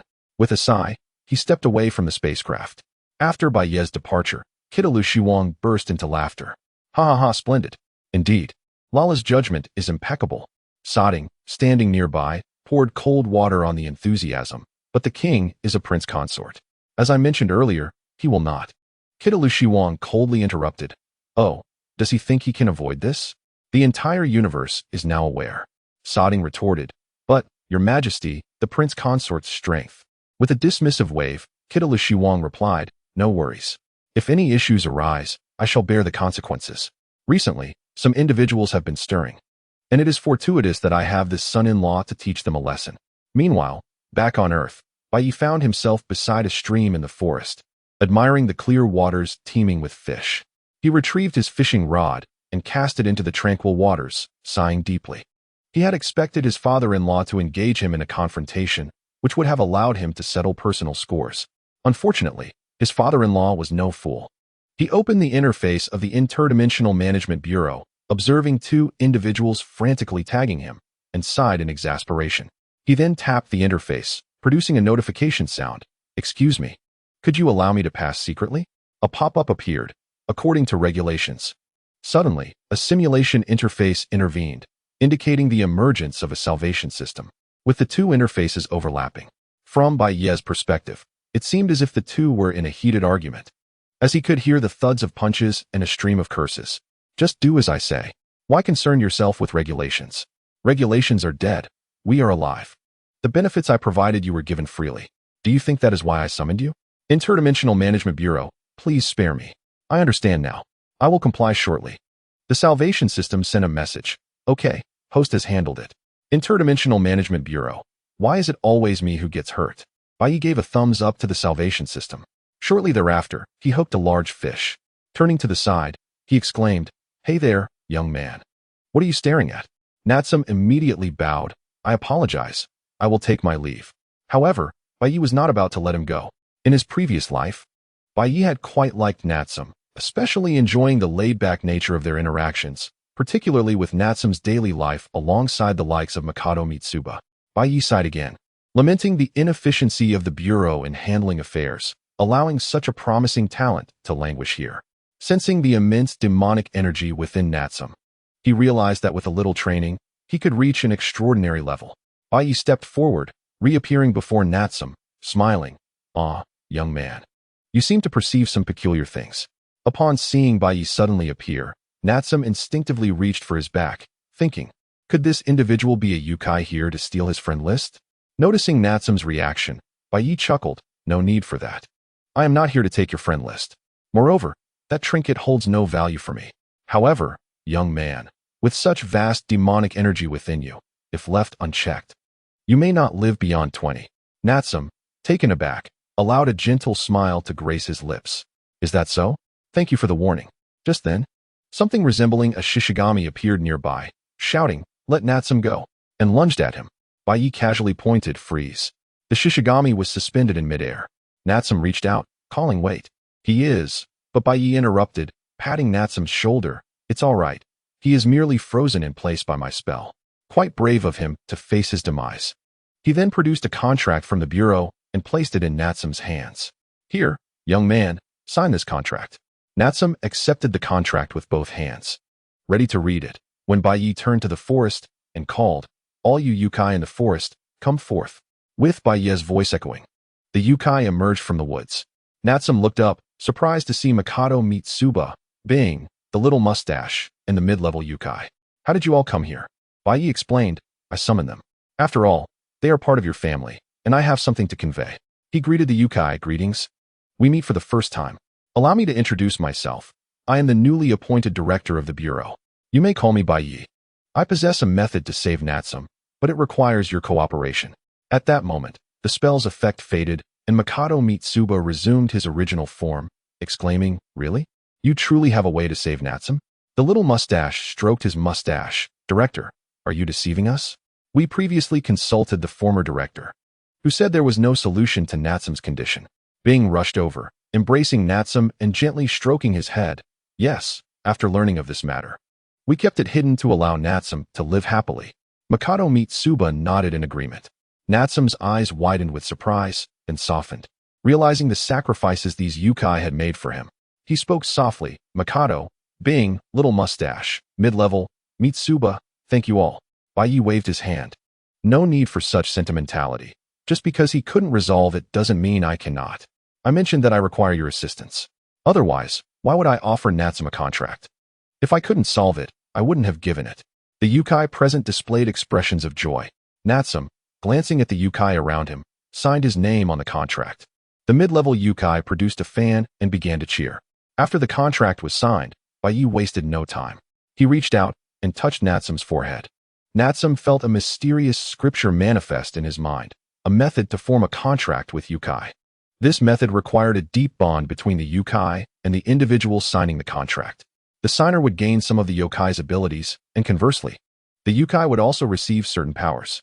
Generally speaking, this arrangement could be somewhat unfair to the yokai, yet it was perfectly suited for Natsum. As Natsum opened his eyes, eager to express his gratitude, he found that Baiyi had already vanished. The little mustache stroked his whiskers. Come on, Natsum, let us formalize the contract. Director Baiyi has informed us. Mikado Mitsuba leaned in. Indeed, Natsum. Mitsuba jumped onto Natsum's shoulder. If anyone is to sign first, it should be me. You all can line up behind me. Seeing the yokai before him, a smile broke across Natsum's face.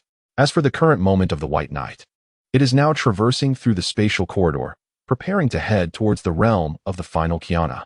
After all, having ventured to Alicia's side, it is undoubtedly a matter of extracting juice. A journey to Kiana's domain seems comparatively more favorable.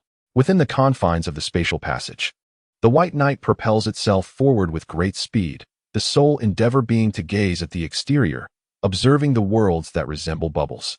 Each of those bubbles encapsulates a universe, while clusters of bubbles coalesce to form groups of worlds, radiating light outward, an unmistakable indication of a realm of cultivation. As it traverses a certain expanse, the White Knight halts, discovering a solitary world amidst the void. This world appears somewhat dilapidated, as if it were on the brink of being engulfed by the emptiness surrounding it, although this impending fate may not arrive for tens of thousands of years. After meticulous observation, the White Knight decides to temporarily forego the journey to the world of the final Kiana and instead visit this world, for it embodies cherished childhood memories, particularly those of a seraphic maiden named Kono. The White Knight resolves to bring her home, as there is ample space in its room, making it perfectly normal to accommodate a few more residents. In the parallel world of Honkai 3, Kiana suddenly sneezes, her arms crossed and legs crossed, impatiently surveying the group before her. Raiden Mei, in her post-collapse form, eagerly inquires, Kiana, have you found the captain? Kiana coolly turns her head, replying, Captain? Who is that? I have never known such a person. Bronya, adorned in her post-collapse armor, implores, Kiana, please tell us where the captain is. We all miss him dearly. Is Seal with you as well? Teresa nods in agreement, stating, Kiana, do not sulk. We all wish to know the captain's whereabouts. Please tell us, one to you? Indeed. Kiana, do not be willful. Yae Sakura also chimes in. Himiko brushes a strand of hair from her ear, saying, Kiana, just tell the teacher where Baiyi is. Beside her, Shiyu nudges Hu with her elbow, whispering, Old Relic, are you still here? What are you waiting for? Hurry up, or you'll miss your warm meal. Hu shakes her head, opting to observe further. Rita, covering her mouth, chuckles, Miss Kiana, we did not come to disrupt this family but to join it. Kiana surveys her surroundings and snorts disdainfully. You speak so nicely, yet back in the day, none of you believed me. Pointing at Rita, she accuses. Especially you, didn't you say I was out of my mind? Rita tilts her head slightly, smiling. Is that so? Miss Kiana, I do not recall ever saying such things. Perhaps you are mistaken. Kiana glares fiercely at Rita, producing a recorder and pressing the play button. The voice of Raiden Mei emerges. Kiana, could it be that you are mistaken? The captain of the Hyperion has always been Himiko, hasn't she? Hearing this, Raiden Mei hangs her head in shame. One kill. Kiana's recorder continues to play. Bronya states, I have never heard of such a captain. The large duck also lowers its head in shame. 2 kills. The recording persists. Teresa remarks, my dear niece, have you lost your mind? How could you conjure such an uncertain figure? We all adore him. It is simply impossible. Himiko adds, if there were truly such a fine man, I would have claimed him long ago. Why should it be any of you? Kiana, you ought to visit a psychologist.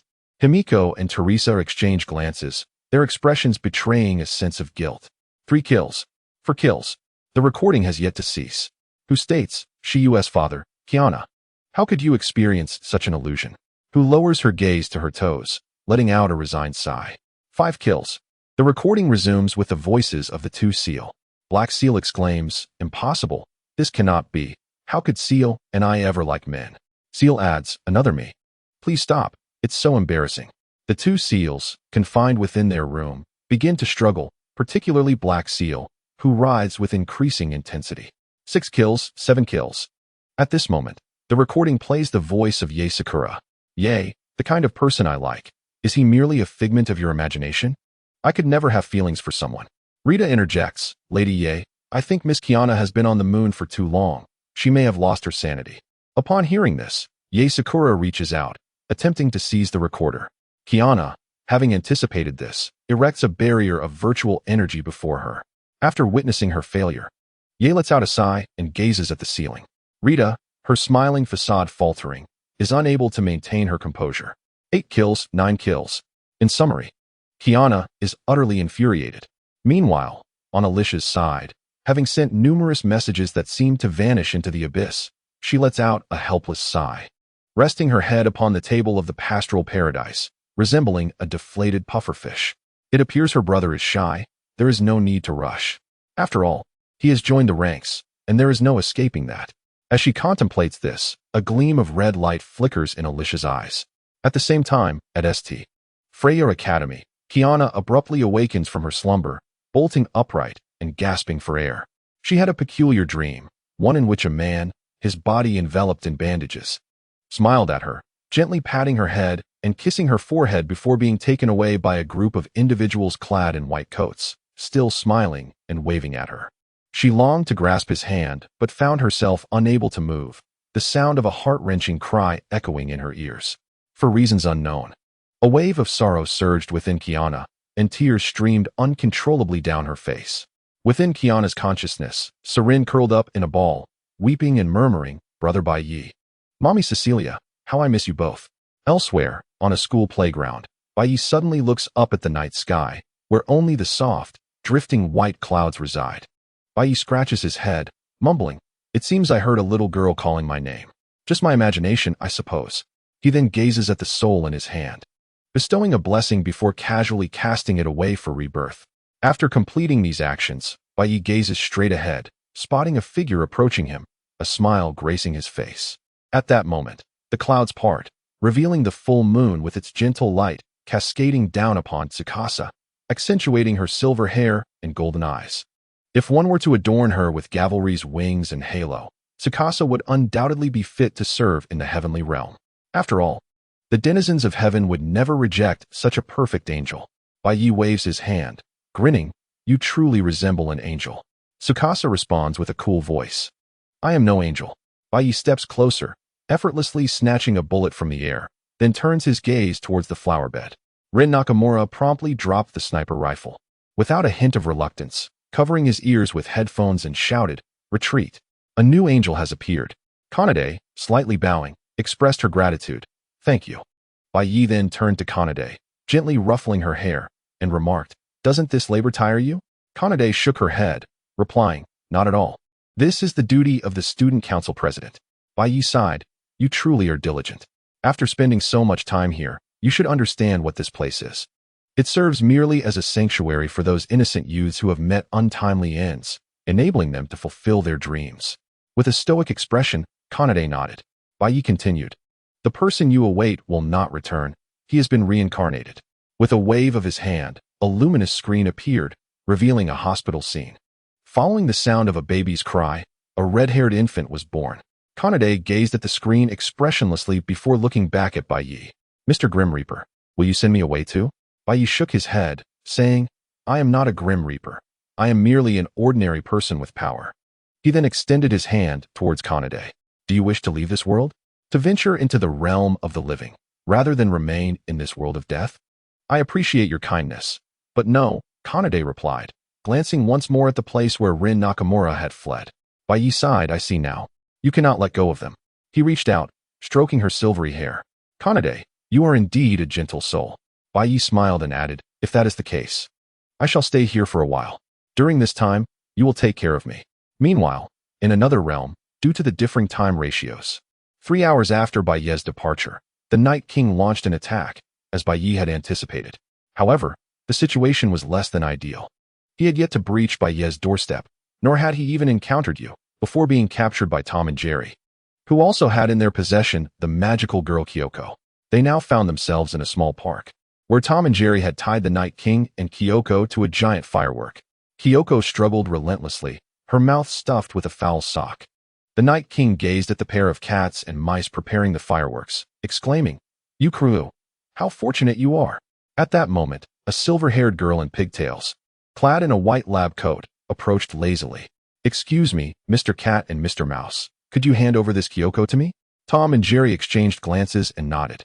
In a brief moment, they lunged forward, and not long after, Ariel received the same treatment as the Night King, bound to the firework. With narrowed eyes, she spoke in her customary lazy tone, "Long time no see, Night King. I didn't expect our reunion to be like this." Just then, a cheerful voice chimed in. "Teacher, what brings you here?" Ariel looked up. "Oh, it's you, Haruna." She then noticed Tom, who was stealthily approaching Haruna with a large wooden club. As Ariel attempted to warn her, she let out a resigned sigh. Tom's club came crashing down with a resounding thud, and Haruna collapsed to the ground without uttering a word. Youth is indeed a blessing. One can simply fall asleep. Before long, another firework was launched, bringing them closer to a complete set of Olympic rings. At that moment, Jerry began tapping a small drum, while Tom, brandishing a torch and dressed in white, proudly advanced towards the 4 captives. In the next instant, he revealed his true form, igniting all the firework fuses. Moments later, the fuses burned out, and with a series of pops, the 4 fireworks soared into the sky. The Night King, Ariel, Haruna, and Kyoko burst forth into a dazzling display. Below, Tom and Jerry applauded enthusiastically. Then, the sound of an alarm clock rang out. Tom fished out the clock from his pocket, and, upon seeing it was noon, his face turned pale with fear. He transformed into a blur, racing homeward. Jerry, too, spread his arms wide, also becoming a blur, for he knew that missing dinner was not an option. As for Bai Yi, it was already the following midday. Last night had been spent in Kanade's room. Do not misconstrue this. Upon returning to Kanade's room, Bai Yi cast a spatial spell, expanding the room several times over. And with a flick of his wrist, a plethora of furniture appeared. In the afterlife's battlefront, Rin Nakamura lounged with her legs crossed, projecting Bai Yi's image on a large screen, pointing at him with a teaching stick. Everyone, take note. This is the newly emerged angel, capable of catching bullets with his hands. Other abilities remain unknown. The blue-haired boy, Hinata Hideki, remarked, "With this scan information, we cannot contend with him." What are his specific abilities? With a long spear in hand, the purple-haired Tanyu brandished it menacingly, declaring, "Dare to oppose you? Are you seeking another 100 deaths?" Hinata, faced with the spear's proximity, cried out, "You help." Meanwhile, in the school cafeteria, Kanade had decided to skip class today, her reason being her favorite dish, mapo tofu. Bai Yi understood well the age-old adage, to win a person's heart, one must first win their stomach. Thus, the magical mapo tofu was a worthy indulgence for Kanade. With a large sign in hand, Kanade continuously fed herself with a spoon, accumulating a stack of empty plates beside her. Bai Yi emerged from the cafeteria carrying a grand dish of magical mapo tofu. Upon sighting it, Kanade quickened her pace, even employing delay to finish her plate. With both hands, she eagerly accepted the next serving, devouring it heartily. After finishing the last plate of mapo tofu, Kanade, fully satiated, slumped in her seat. Observing Kanade, who could hardly move, Bai Yi retrieved a napkin and gently wiped the red sauce from her lips. He then stroked her hair, leaving a protective mark upon her. "Rest here, I will return shortly." Kanade, utterly stuffed, could only manage a soft Bai Yi stepped away, heading to the student council, where he regarded the vice president. He then moved to the light music classroom, watching the students rehearse their songs. Subsequently, Bai Yi completed his rounds, checking in at all the notable locations within the afterlife, including an underground industrial base and the conference room of the afterlife's battlefront, which also served as the principal's office. Upon his arrival, he overheard them deliberating on how to deal with him. Next, He descended into a basement, where he encountered the mysterious boy and the surrounding operating system. With a gentle wave of his hand, he sent the enigmatic boy into reincarnation, then regarded the functioning system. With a swift motion, he transformed all the operating computers into particles, culminating in the creation of a 10-meter-high wheel of reincarnation. Bai Yi patted the wheel he had conjured and remarked, "Rather than let them remain lost, it is far better to grant them release sooner." As I prepared to depart with Xiaozhua, I suggested that if you truly wish to establish a cycle of reincarnation, you might draw inspiration from the myths and legends of the East. This statement by Bai Yi was directed towards the will of the world here. Subsequently, he ascended to the zenith of the school and cast a dream of Huang Liang upon the entire institution. Before long, the students of this school revealed expressions of relief upon their faces, vanishing one by one as they entered the cycle of reincarnation. Bai Yi approached the cafeteria, where Xiaozhua lay asleep with her head resting on the table. He gently brushed a strand of hair behind her ear. At that moment, Xiaozhua slowly opened her eyes. Bai Yi smiled and said, "Xiaozhua, let us take our leave. We are the only ones left in this school." Tachibana Kanade gazed out the cafeteria window, witnessing the collapsing sky and the majestic palace as the school buildings transformed into fragments, ascending into the heavens to form new entities. Everything was in the midst of a profound reconstruction. Xiaozhua cast a puzzled glance at Bai Yi, who, perceiving her confusion, explained, "This is the place where the will of the world reshapes the cycle of reincarnation." Xiaozhua nodded silently and inquired softly, "What happens when we go home?" Bai Yi chuckled, reassuring her, "You need not worry.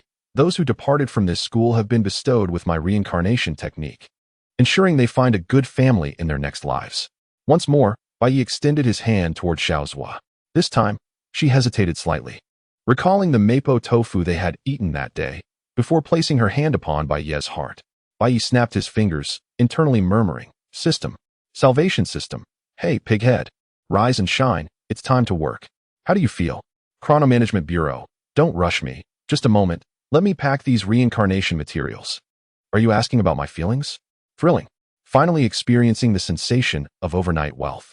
Next, Xiaozhua and Bai Yi found themselves within a spatial tunnel, retracing their steps, while matters concerning Qiana could wait.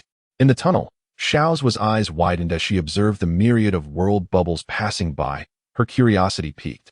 Bai Yi, observing her, recalled the dangers of his own world. Relying solely on Xiaozhua's sonic blade and her array of skills seemed somewhat inadequate.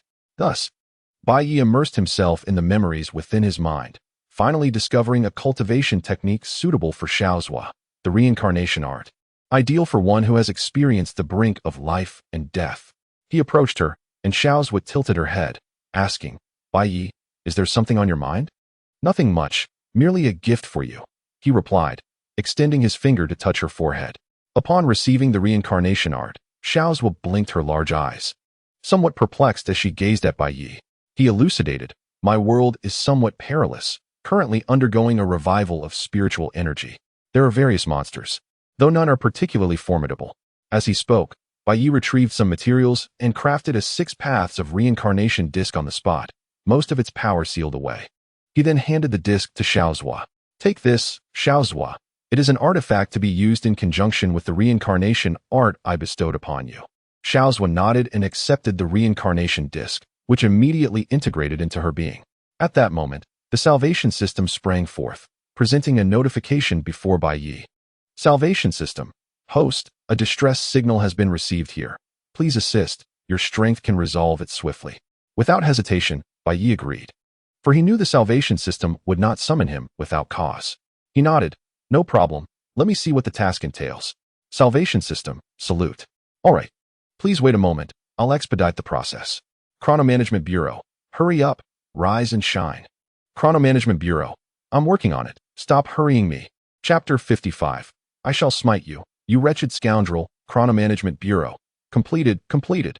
Salvation system. Why are you still here? Hurry and send it out. Chrono Management Bureau. I shall smite you.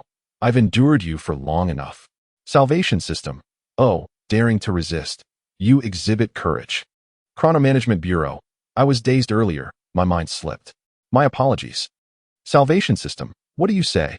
Salvation system. I shall teach you a lesson. I shall smite you. Chrono Management Bureau. Stop hitting me. I was wrong. Salvation system. A lesson must be imparted.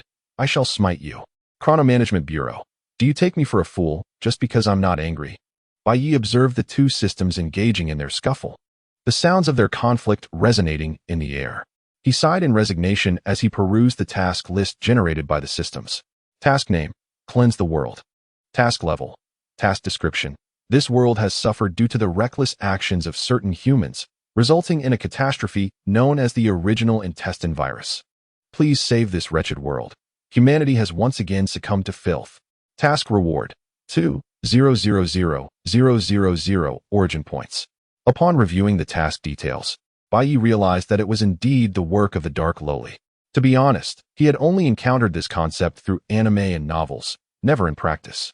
He recalled that the most formidable original intestine beings were all humans transformed. The Seven Stars legacy consisted solely of children's toys. Utilizing children as experimental subjects, such an injustice was intolerable. The humans within were increasingly twisted. The original intestine beings harmed their families, yet they sought out the original intestine beings. Why target the lowless, who had done them no harm? They too were victims. The technology to defeat the original intestine beings existed, yet they concealed it. Bai Yi's gaze deepened. As the system indicated, humanity had once again descended into corruption. He looked at Xiao Zhua and thought to himself, it would be best to send her back first. The matters concerning the Dark Lowly should remain undisclosed. If you and Lala were involved, one might summon a battleship, while the other could unleash a death spell. Later, at Bai Yi's residence. As he and Xiao Zhua arrived at the entrance, Tom and Jerry burst in like a whirlwind, standing proudly and saluting. Bai Yi exchanged glances with Tom and Jerry, nodding in acknowledgement. It seemed that after my brief absence, the King of Night could no longer contain himself. Well done, Tom and Jerry. This is your reward. With that, Bai Yi reached behind him and produced a plastic bag, handing it to Tom and Jerry. Inside were the remnants of a small malevolent god. Upon inspecting the contents, Tom and Jerry leaped for joy, quickly setting up a barbecue and starting a fire to roast the meat. Bai Yi then composed himself and led Xiao Zhua into the house. Their initial sight was the three little ones. Xiao San immediately rushed over, barking excitedly a few times. With a playful glint in his eye, he approached Xiao Zhua and rubbed his soft, furry head against her calf, displaying a demeanor of affection. Xiao Zhua crouched down and petted Xiao San's head, a smile gracing her face. Xiao San, in turn, squinted his eyes contentedly, emitting a soft whimper. Meanwhile, Xiao Yi and Xiao Er glared, exclaiming, "How unfair! We were beaten to it." Bai Yi could only shake his head in exasperation at the sight of the three little ones. At this moment, Yi was in the living room watching television, taking a sip of the hot tea before her. Beside her was a small, plump dragon, munching on snacks with a satisfying crunch. Lala was nearby, fiddling with some tools, engrossed in her latest invention. Hearing footsteps, the three turned their attention to the doorway. Kanna's tail perked up instantly, hiding behind you and trembling slightly. Bai Yi greeted them with a casual hey. Lala raised her hand excitedly, exclaiming, "Yay, Bai Yi." Yu tilted her head and remarked, "Didn't you mention that a genius was returning? Have you forgotten something?" Just then, Xiao Zhua appeared at the living room entrance, cradling Xiao San. Yu's gaze shifted slightly, focusing intently on Bai Yi. Bai Yi scratched his cheek, averting his eyes. Upon seeing Xiao Zhua, Lala's lips curled into a crescent smile as she rushed over. So adorable. Before Xiao Zhua could react, Lala enveloped her in a warm embrace. The enthusiasm of Lala was a bit overwhelming for Xiao Zhua, yet she offered no resistance, her own lips curving upwards with evident joy. You noticed something peculiar about Xiao Zhua's aura. It felt eerily akin to that of someone deceased. She fixed a penetrating gaze on Bai Yi, seemingly asking for clarification on the matter. Bai Yi chuckled awkwardly. Meanwhile, Kanna, cheeks puffed out, munched on cookies while observing the scene with curiosity, though she found it rather amusing. Later in the living room, Bai Yi explained the origin of Xiao Zhua, detailing how he had encountered her. He described the two systems as a transdimensional organization. Bai Yi assured them that it was indeed a cross-world and even inter-multiverse organization. That is how it happened, right, Xiao Zhua? Xiao Zhua nodded affirmatively. Yes. Yu maintained her scrutinizing expression, fixating on Bai Yi, her voice a touch hoarse and chilly as she inquired, "So, you've joined a secret organization? This organization dispatches missions to other worlds to save them?" Bai Yi confirmed, scratching his cheek. Precisely. Lala's eyes sparkled with excitement as she eagerly asked, "Bai Yi, Is your organization still looking for members? Bai spread his hands and sighed. Sorry, Lala, I'm just a minor member, and recruiting isn't my responsibility. Honestly, I'm still unclear about the criteria for recruitment. Lala, slightly disappointed, rested her head on the table. Bai stood up. In that case, I want linger. I have a mission to attend to. We'll meet again in a couple of days. You, with a subtle smile gracing her lips, softly said, take care on your journey.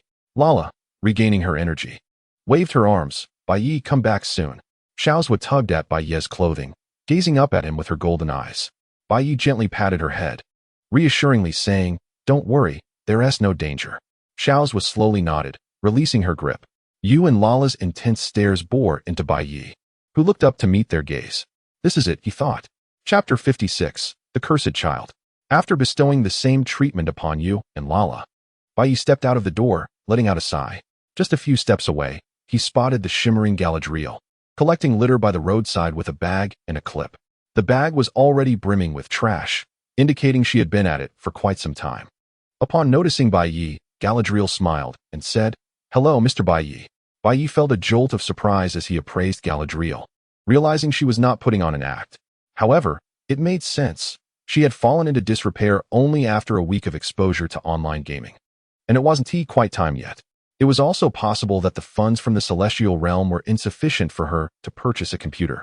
Then he recalled the artifact in Galadriel's possession, the Horn of Destruction, which would prove quite handy in the dark world of the little lowly. After all, with the divine pot overflowing, he had little fear of this burden. At that moment, Galadriel tilted her head and asked, Mr. Bai, what are you thinking about? Bai rubbed his hands together. Nothing much, Galadriel. I'd like to borrow something from you. Galadriel smiled and nodded. Of course, Mr. Bai, please go ahead. Bai requested, I'd like to borrow the Horn of Destruction. Galadriel tilted her head in confusion. Mr. Bai, I think I misheard you. Bai waved his hand. You heard correctly. I want to borrow the Horn of Destruction. Just then, Vene burst around the corner with a bag, exclaiming, Mr. Bai, are you planning to destroy the world? Bai scratched his head. Vene, you're here too. I can't quite explain. You'll just have to see for yourselves. Subsequently, Bai implanted a memory into Galadriel, Vene, and a certain voyeur's mind. Of course, this memory had been embellished by Bai. Before long, both Galadriel and Vene were in tears. Vene transformed, wielding a trident while donning a little demoness outfit. Mr. Bai, I had no idea you were involved in such grand endeavors. Please take me with you. I want to drag those scoundrels to hell.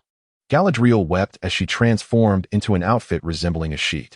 Those poor children are so unfortunate. The people in that world are utterly unworthy of salvation. Bai firmly declined. I'm sorry, but I have regulations in place. You can't come. Galadriel handed over the Horn of Destruction. Here, take it. Vene, wiping her tears, resolutely stated, Mr. Bai, you must save those cursed children. Bai smiled. I will save them. You can rest assured.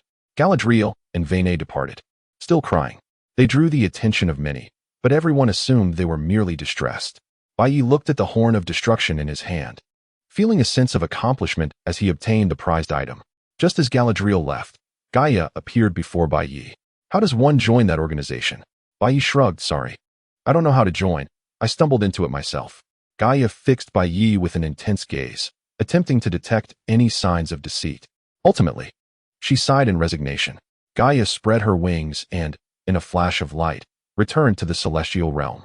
A glowing feather floated down from the sky, landing in Bai's hand, accompanied by Gaia's voice. If you find out anything, please let me know.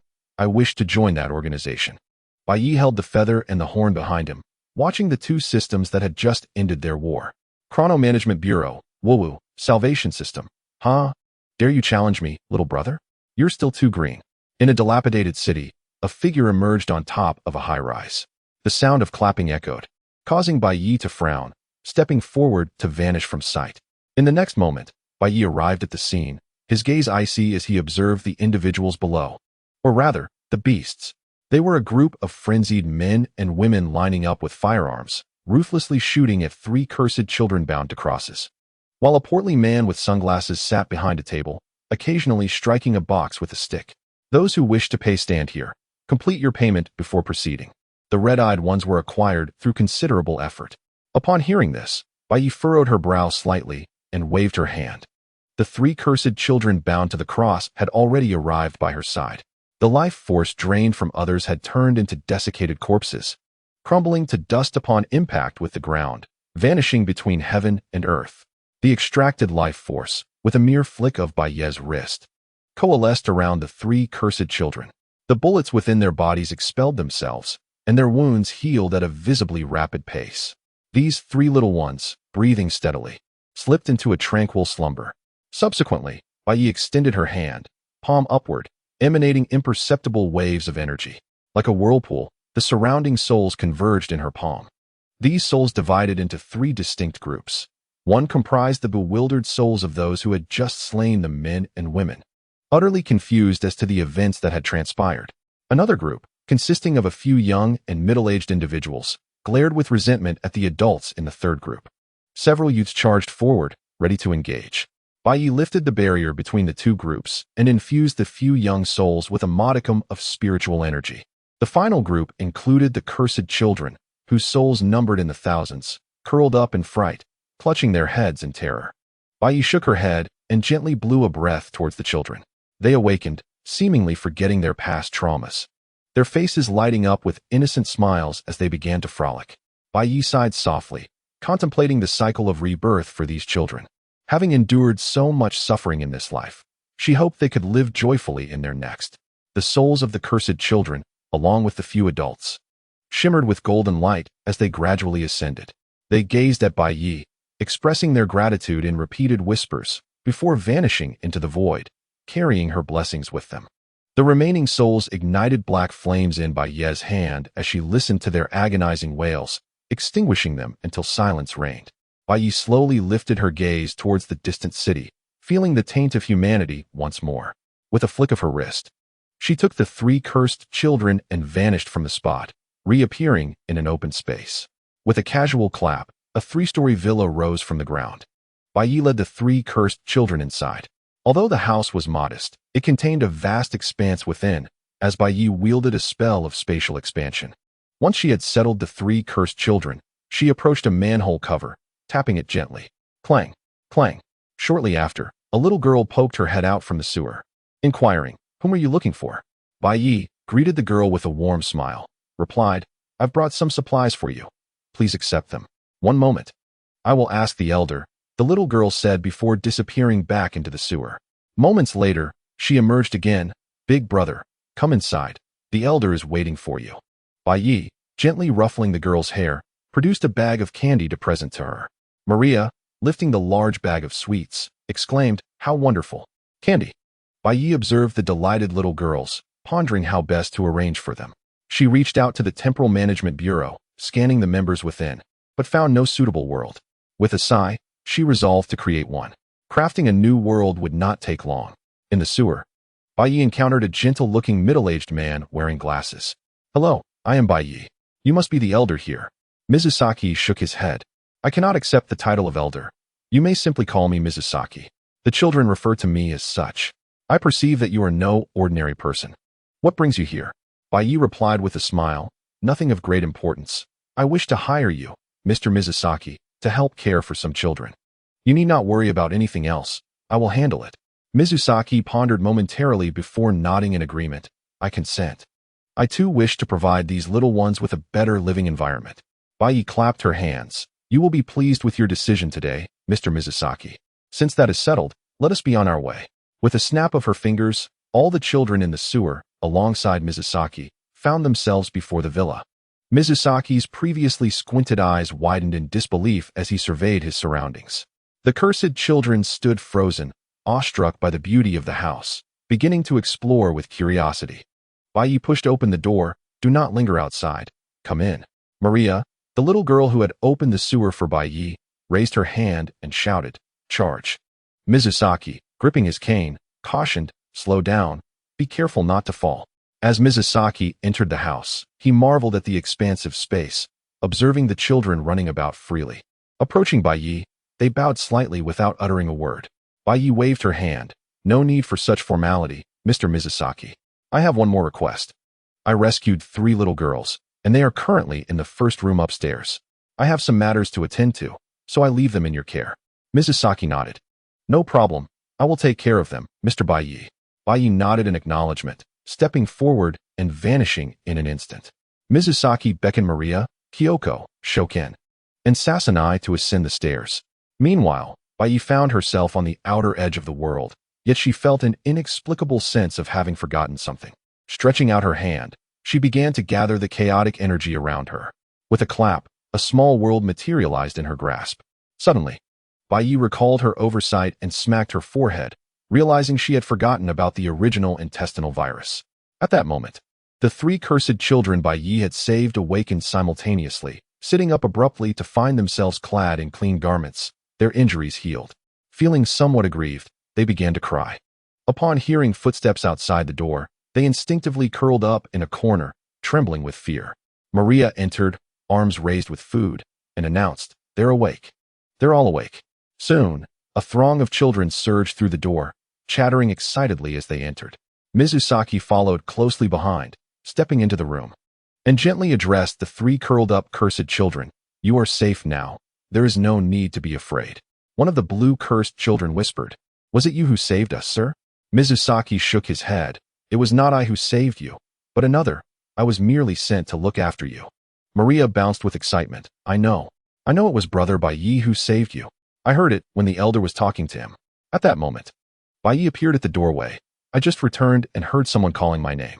Is there something you need?" Maria joyfully hopped to Baiyi's side, clinging to him. "Brother Baiyi, you're back." The little girls pouted, one exclaiming, "Maria, you're so sly. I wanted to." The three recently awakened cursed children joined in, rushing towards Baiyi. Chapter 57. Gaia, Alea, you two wait for me. Baiyi gazed at the myriad of little girls surrounding him and spoke gently. "Please come down first. There is something I wish to tell you." All the little girls stood in formation before Baiyi. He crouched down, gently stroking the three little ones he had rescued, and said softly, "It's all right. You need not be afraid anymore." The three little ones pouted and sniffled. Baiyi produced a box, and as he opened it, a wave of chill escaped. Inside were vials filled with green potions, concocted during his return trip, utilizing data from the Warhammer era and his time as a genius physician. This gene optimization potion could resolve the primal virus afflicting the cursed children, preserving their strength while also enhancing it. In short, consuming this potion would empower the cursed children significantly. Baiyi assured them that even at the very least, they would attain the level of the 12 zodiac beasts. Elder Matsuzaki, curious, inquired, "Mr. Baiyi, what are these?" Baiyi explained, "These are gene optimization potions I created, designed to address the children's issues." Elder Matsuzaki, filled with excitement, exclaimed, "Is that true? Mr. Baiyi, this is truly wonderful." The little girls jumped for joy, exclaiming their gratitude. "Thank you, Brother Baiyi." Some, in their excitement, attempted to rush towards him, but Baiyi raised his hand to halt them. "Stop. Line up to receive your potions." Soon, the little ones were holding their potions, gulping them down eagerly. Following this, Baiyi retrieved a yellow potion from the box and handed it to Elder Matsuzaki. "Elder Matsuzaki, this is for you." Elder Matsuzaki shook his head. "There is no need for me, Mr. Baiyi. I am merely an old man with little time left. Had it not been for these children, I would have long gone to meet my late wife." Baiyi nodded. "If that is your choice, I shall respect it." He then presented a freshly drawn talisman. "But please keep this." Elder Matsuzaki was about to refuse when he noticed a little one behind him punch through the wall with great force. Bowing deeply, he said, "Thank you, Mr. Baiyi." The following morning, in a cramped room, a television broadcasted urgent news. "We interrupt this program to announce that various international initiator supervisory agencies have come under attack, with numerous initiators being looted." The viewer, Rintaro, was taken aback, realizing that today was the day he was to receive his initiator. With a resigned sigh, he accepted his fate. In the ensuing days, politicians grew frantic as cursed children began to vanish globally. Alongside them, those who had shown kindness towards the cursed children disappeared as well. In the Tokyo area, a girl, pure as a blank slate, found herself lost in her bedroom, gazing around in confusion. In a bustling construction site, little girls scurried about, carrying materials playfully. One leaped effortlessly onto a structure, securing the materials in place, while another breathed fire to meld them together. The saint, observing the throngs of cursed children, finally understood the reports of their recent disappearances. A few helmeted little girls approached, bouncing with excitement. "Newcomers have arrived. Come with me. The saint inquired about the construction, to which a little girl proudly responded, We're building our city, of course. We're no longer in the old world. This is a small world created just for us by Brother Baiyi. Curiosity piqued, the saint asked, Created a world? Is Brother Baiyi a deity? The little girl pouted, scratching her head. I'm not sure. Brother Baiyi always says he is just an ordinary person. At a loss for words, the saint pondered the absurdity of someone who could create a world claiming to be ordinary. Sister, let me take you to school where most of the adults are.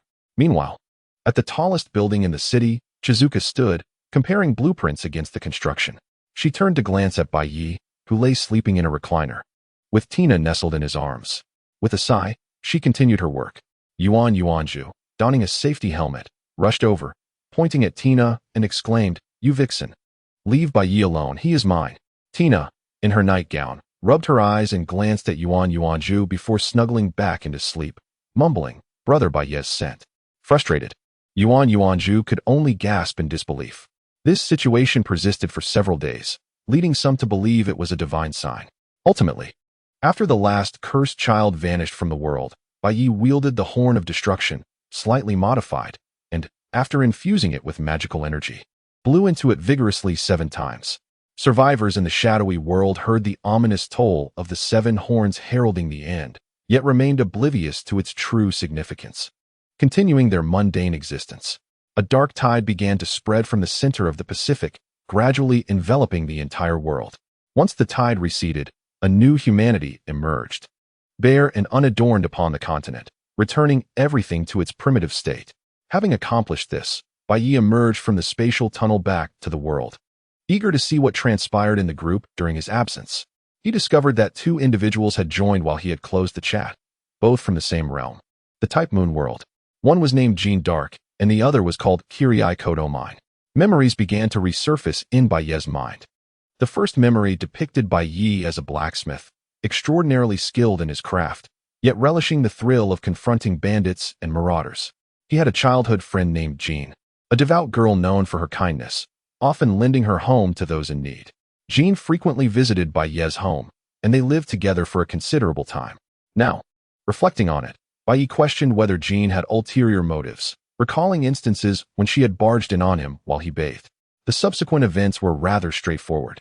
Jean received a divine revelation and took to the battlefield, with Baiyi following her side. The armor and weapons she donned were all crafted by Baiyi himself. It could be said that he had honed his skills to perfection during that time.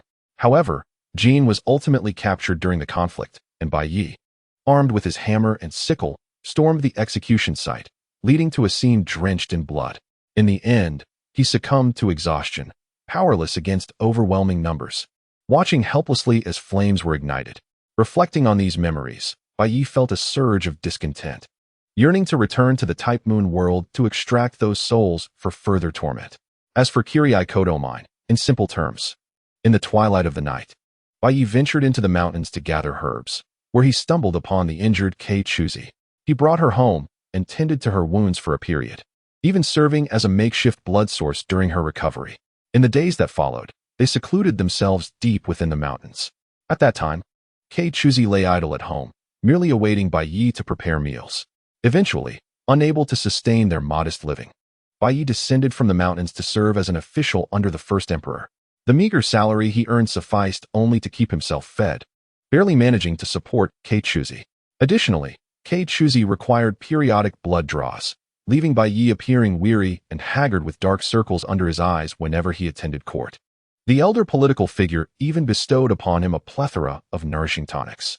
Regarding his demise, Baiyi could only recall a fleeting glimpse of crimson as he departed this world. Reflecting on this, an unsettling expression crossed his face, and with a snarl, he muttered, Gaia, Alea, just wait. When I enter the world of Moon Phase, I shall deal with both of you. I swear I will not rest until I have left you both in discomfort. At that moment, far away in the Moon Phase world, Gaia and Alea felt an inexplicable chill, as if ensnared by an ominous gaze. Saint Joan, a mere ordinary monk. You are Baiyi, correct? The Baiyi I know. Kei Chuzi, Baiyi, come out. I see you are online. Do you dare to deny it? Chapter 58. Praise for Baiyi Saint Joan. Baiyi, what is happening? What do you mean by eating clean? I have not done anything of the sort. Kei Chuzi, young lady, you are still naive. In the past, I would often leave marks like strawberries on his neck.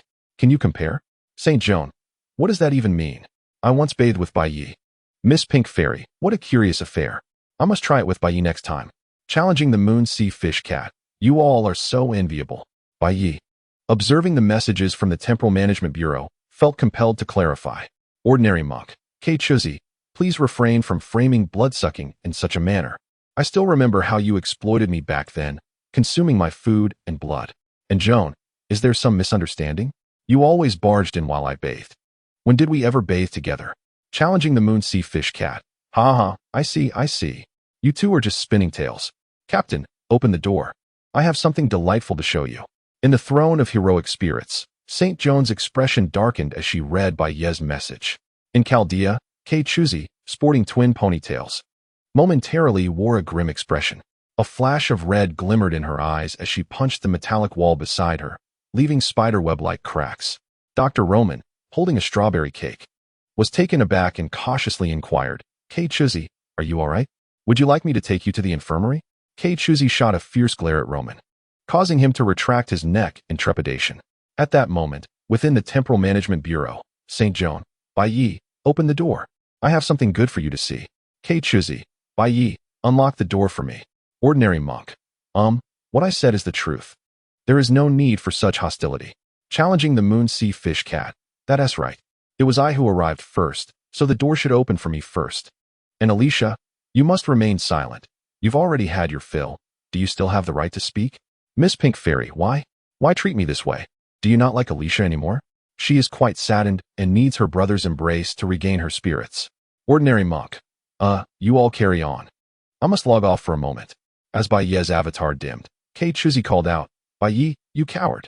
Don't run away. Come face me. Challenging the moon sea fish cat. Captain, how could you act this way? Miss Pink Fairy, brother. St. Joan, Bai Yi. In Chaldea, K. Chuzi continued her furious assault on the wall, causing the cracks to expand. Dr. Roman, witnessing K. Chuzi's rampage, gulped nervously and turned to escape down another corridor. Meanwhile, St. Joan sighed and began to pray to the divine. God, please allow me to be with Bai Yi.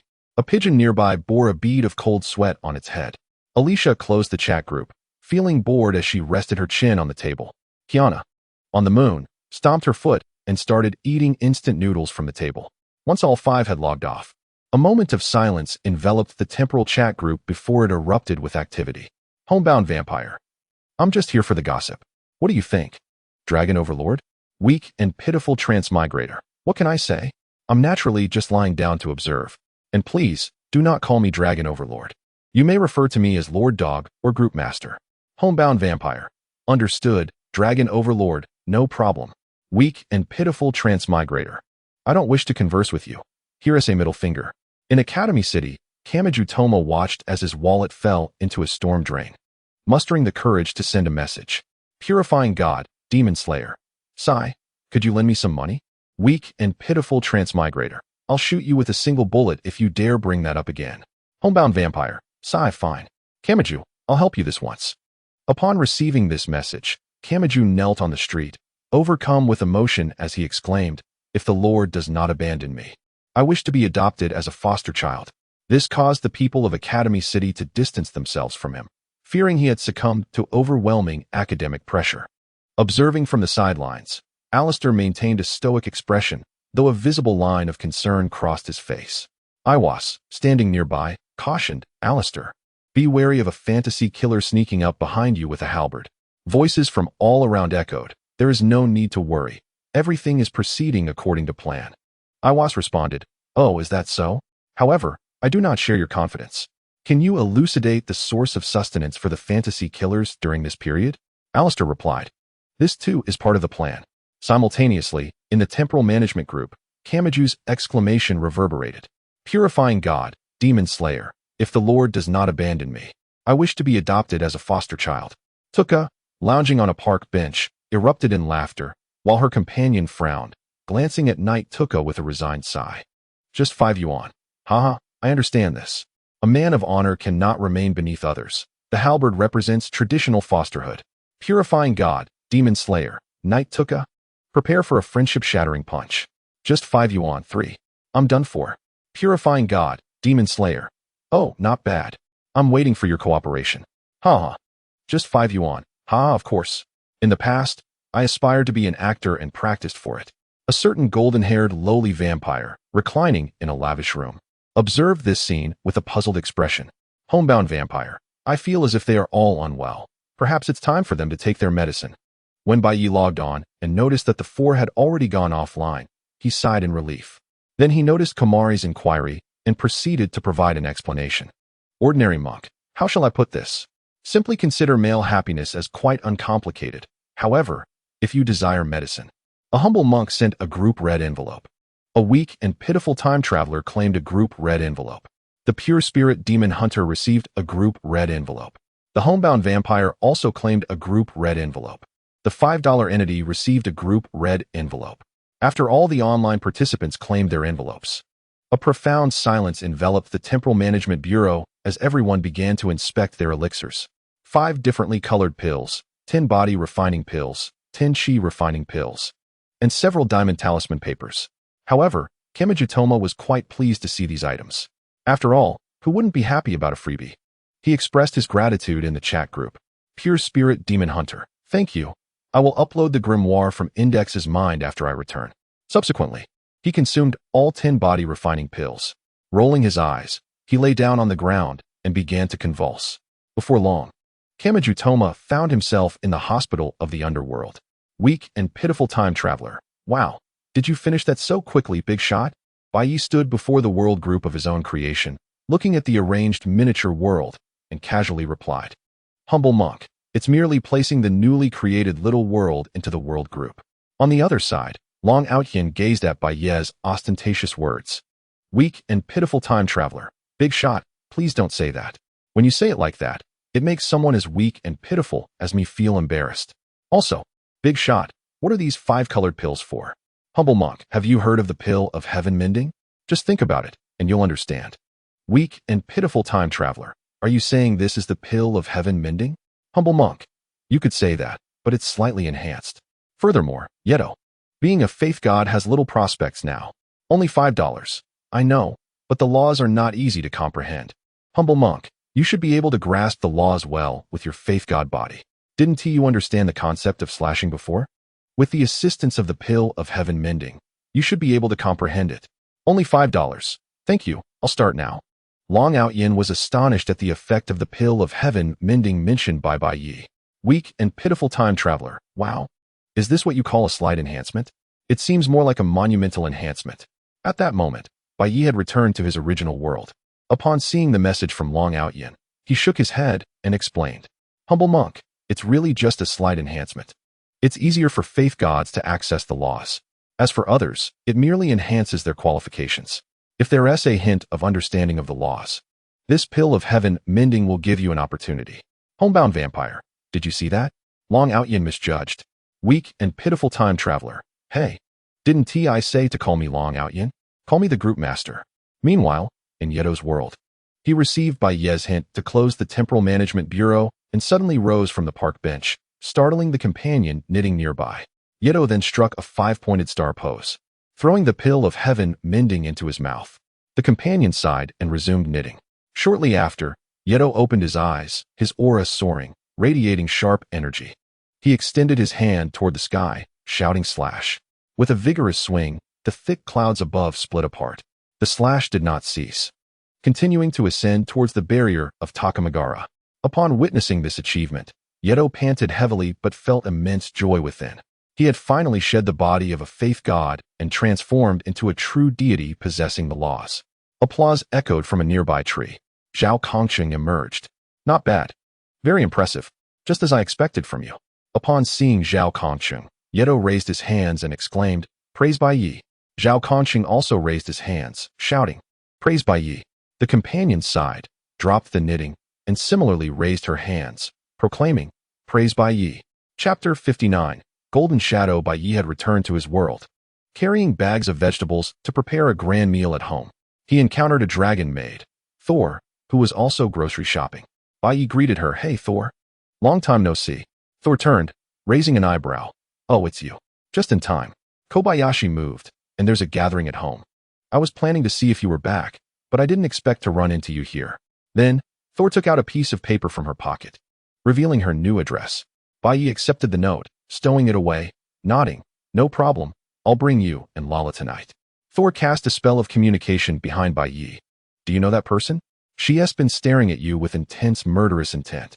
Bai Yi glanced back, spotting a petite girl with long golden hair and red eyes, clad in black leather armor, about 1.45 meters tall, fixated on him. Sighing, he communicated back, you don't need to worry about her. She is here for me. Thor scoffed. You're quite the heartthrob, aren't you? Bai Yi spread his hands. Don't say that. I just want to give them a home. Thor shivered, crossing her arms. Observing her reaction, Bai Yi shook his head, retrieving a bottle of genetic optimization serum from his pocket. Here, take this as a housewarming gift for Kobayashi. Thor accepted the serum, puzzled. What is this? Bai Yi explained. Just think of it as something that will extend Kobayashi's lifespan. Thor jumped in excitement. Awesome, Bai Yi. I owe you one. Time was running short. I'll go buy groceries now. I'll definitely come tonight. Thor carefully placed the serum away, waving goodbye. Bai Yi waved back. See you tonight. He then turned to the cosmic assassin, the Golden Shadow. Bai Yi recalled the appearance of an alien, a pumpkin-headed creature, and a very gentlemanly pet named Little Guagua, whose slime could only dissolve clothing. After purchasing some vegetables, he continued on his way. Passing by some snack stalls, he bought some treats and approached Littlin. Here, you followed me all this way. You must be hungry. Littlin looked at the food in Bai Yi's hands, momentarily stunned, then reached out to take it. As she ate, she remarked, the food on Earth is truly strange. Leaning against Littlin, Bai Yi casually remarked, the profundity of Chinese cuisine is yet to be fully experienced by you. Littlin nibbled on the snacks, coming closer, resting her hands on Bai Yi's shoulders in a very intimate manner. Bai Yi raised an eyebrow. Aren't we moving a bit fast? Shouldn't we get to know each other first? Littleland's face suddenly flushed, and she retorted, I hate that. Her hands transformed into sharp blades, slicing toward him. Bai Yi effortlessly caught her blade-like hand. Littleland attempted to withdraw, but found herself unable to move, her wine-red eyes narrowing. Her hair instantly morphed into fist-like blades. Bai Yi sighed softly, conjuring a shield, allowing the fist blades to strike against him. A metallic clang reverberated through the air. At that moment, Shaoan thought to himself, something is amiss. The intel did not indicate that Bai Yi possessed such formidable strength. Bai Yi remarked, you ought to conserve your energy. With such limited power, you cannot hope to defeat me. He casually placed the vegetables he held behind his back and surveyed the onlookers. Observing the crowd engrossed in the spectacle, he mused, how delightfully oblivious they are to the gravity of the situation. Just then, a portly man with a small mustache squeezed through the throng. But before he could utter a word, Bai Yi delivered a sharp slap to his face. Sighing, Bai Yi suggested, let us relocate our conversation. This is hardly the place for it. With a snap of his fingers, the two vanished from sight. A group of couriers, riding their bicycles nearby, rushed forth, brandishing memory-erasing devices to wipe the recollections of the onlookers. Meanwhile, in an abandoned construction site, Bai Yi and Shaoan materialized. Bai Yi had a firm grip on Shaoan, holding his chin to scrutinize him closely. Shaoan's face flushed crimson as he clenched his teeth, seething. Let go of me, let go. Bai Yi frowned. Remain still for a moment. I must inspect you closely. Your genes appear somewhat unstable. Would you like my assistance in adjusting them? I could help you eliminate a program within your genes. A clicking sound echoed nearby, accompanied by a sultry voice. I did not anticipate that Director Bai Yi had delved into such matters. Bai Yi turned to see the elegantly clad Dr. Yuman Rio. Dr. Rio, I believe this is our first encounter. I appreciate your care for my colleagues at the Bureau, he said with a smile. Rio shook her head. It is simply part of my duties. Shaoan, astonished, exclaimed, Doctor, you are also on Earth? Dr. Rio nodded with a smile. I have been here for some time. And you, have you been deceived? Shaoan hesitated, recalling his employer's words and his own experiences, realizing he might indeed have been misled. Observing Shaoan's state, Bai Yi released his grip. At that moment, the sound of barking approached. Bai San came bounding over, skidding to a halt upon seeing Shaoan, leaving deep tire tracks behind. He wore an understanding grin. Suddenly, a voice called from the sky, Bai Yi, there you are. A figure resembling a skin-tight suit descended from above, landing on Bai Yi. Lala, what brings you here? Bai Yi inquired, turning to the figure clinging to him. Lala grinned. I owe it to Shao-san. He seemed off earlier and bolted out while we weren't paying attention. I suspected you had returned. Lala then spotted Shaoan. her eyes sparkling with excitement. Bai Yi, who is this person? Bai Yi replied, he is here to kill me, an intergalactic assassin known as the Golden Shadow. The #1 killer on the leaderboard. Lala nodded, slightly perplexed. Upon hearing Bai Yi name him, Shaoan exclaimed angrily, how do you know my name? Bai Yi shrugged. I deduced it. Did you not conduct any investigations upon arriving on Earth? Shaoan glanced at Dr. Rio, as if to inquire if such capabilities truly existed on Earth. Dr. Rio nodded affirmatively. Lala cheerfully introduced herself. Hello, Shaoan, I'm Lala. It's a pleasure to meet you. Shaoan tilted his head. Are you referring to me? Lala raised her hand excitedly. Indeed, Golden Shadow, or simply Shaoan, Tom, and Jerry had already arrived, seated on some dilapidated structures, sharing a bucket of popcorn. Shaoxin joined them, snatching some popcorn from Tom's bucket and munching happily. In Chapter 60, Remaining on Earth, Shaoan spoke seriously. Princess Lala, I must inquire. According to my employer, Bai Yi has coerced you and plotted to seize control of the malevolent Debilux star. Lala tilted her head, her face a mask of confusion. Huh? Shaoan, I think you are mistaken. Bai Yi is not that kind of person. Bai Yi regarded Shaoan as though he were a fool. Seizing Debilux star? Surely you cannot be that naive. Shaoan turned, casting a cold glare at Bai Yi. Bai Yi raised his hands, feigning exasperation. If I truly wished to, I could simply marry Lala and inherit Debilux without any schemes. Besides, Lala's father is quite eager to abdicate the throne. Have you considered why the king of Debilux has sought so many suitors for Lala? It is to step down from his throne and gallivant across the universe with his wife. Lala blinked her curious eyes. Bai Yi, how do you know this? Bai Yi explained. Lala, have you forgotten that I possess the ability to read fortunes? Lala playfully tapped her forehead, sticking out her tongue. My apologies, Bai Yi, I forgot. Shaoan's hand morphed into a weapon shape. Enough idle chatter. I must proceed with my task. Regardless, I have accepted the contract, and I must kill you. Bai Yi. Bai Yi scratched his head, turning to Dr. Rio. Would you mind if I gave her a good thrashing? Dr. Rio smiled. As long as you don't cause any lasting damage. At that moment, a green flying saucer appeared overhead, and a voice boomed. What are you doing? Golden Shadow. Your opponent is not Lala. Subsequently, a yellow beam of light shot down from the saucer, revealing an alien with a pumpkin atop its head. Reminiscent of a child from the Namek race in Dragon Ball. Lala exclaimed, it's Rabasco. Bai Yi narrowed his eyes, his voice soft yet menacing. You hired Shaoan to assassinate me, did you not? How much would your planet pay for your freedom if I were to capture you? The green-skinned alien, Rabasco, hands on hips, laughed heartily. Earthling, are you jesting? Before he could finish, Bai Yi extended his hand and delivered a crushing grip. A resounding boom echoed as a brilliant firework erupted in the sky. Cold sweat trickled down Rabasco's brow as he sensed impending doom, shouting towards Shaoan, Golden Shadow. Quickly eliminate Bai Yi. Shaoan's piercing gaze fixed on Rabasco, coldly stating, coincidentally, I have a question for you. The information you provided regarding Bai Yi is entirely inconsistent with reality. Rabasco stumbled back. What do you mean? Shaoan continued. I recall stating that you must provide truthful information regarding the target. You haven't deceived me, have you? Just as Shaoan prepared to act, Bai Yi interjected. I personally dislike complications. When trouble arises, I prefer to eliminate it at its source. He slicked back his hair, transforming into an imposing figure reminiscent of Aizen from Bleach. At that moment, Xiao Yi, Xiao Air, and Xiao San cast a cognitive impairment spell upon themselves, completing their transformation as the sky darkened. A massive black dragon and a dark phoenix circled above, unleashing roars that echoed ominously, while Xiao San morphed into a three-headed beast, engulfed in flames. Standing behind Bai Yi with a terrifying roar, Tom and Jerry, from an unknown source, produced a peculiar object that they affixed to their chests, transforming into the superhero mouse and cat. Muscles bulged alongside Bai Yi as ancient monsters from the land of Huaxia began to rise from their graves. Pondering which of these old beasts was causing such a stir, Leposi Ku was rendered speechless, paralyzed with fear on the ground. Bai Yi extended his hand, mimicking a tiger's claw, and in an instant, Leposi Ku was drawn into his grasp. Bai Yi's voice was cold as he queried whether they thought Earthlings were easy prey, or if they had been too lenient, too gentle with them. Or perhaps, when he arrived on Earth, his father had neglected to instruct him on appropriate conduct. Leposi Ku, wide-eyed, could not muster a single word.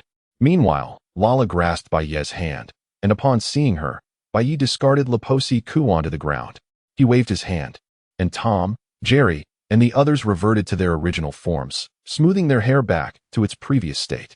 He gently apologized to Lala, inquiring if she had been frightened. Lala, perplexed, asked why she should be scared, pointing out that Leposiku had instigated the situation by hiring Xiao and to eliminate Bai Yi. Then, Lala, brimming with excitement, urged Bai Yi to have Xiao Yi, Xiao Air, and Xiao Sen transform again, as she had missed capturing their previous transformations. With a sigh, Bai Yi glanced at the trio, who stood with puffed chests, seemingly declaring their readiness to fulfill their mistress's wishes. Xiao Yi, Xiao Air, and Xiao San complied with Lala's request, transforming repeatedly. Lala, armed with a mobile phone and a plethora of photographic equipment, began to take pictures. At that moment, Soding approached Bai Yi, addressing him as Your Highness. Bai Yi pointed at the green-skinned dwarf, instructing Soding to take charge of him and to issue a warning. He cautioned that should he encounter any more like this, he would obliterate their planet. Additionally, he added that Soding should negotiate the terms of compensation, warning that should the compensation be inadequate, he would declare the dwarf's family destitute. Soding, holding the unconscious Leposiku, saluted, affirming his commitment to the task. Bai Yi then produced a residence permit and tossed it to Shaoan.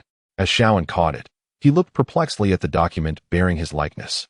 Bai Yi kindly stated that he would reside on Earth from now on, no longer needing to concern himself with cosmic affairs. If any of those beings dared to approach, he would crush them. Hearing Bai Ye's words, Shaoan's cheeks flushed, as they sounded akin to a confession of affection. It was reminiscent of the phrase, "Today, I shall take her away, let anyone dare to stop me." Nearby, Yumin Ryoko noticed Xiaoan's flushed expression, her face lighting up with an amused smile as she snapped a picture.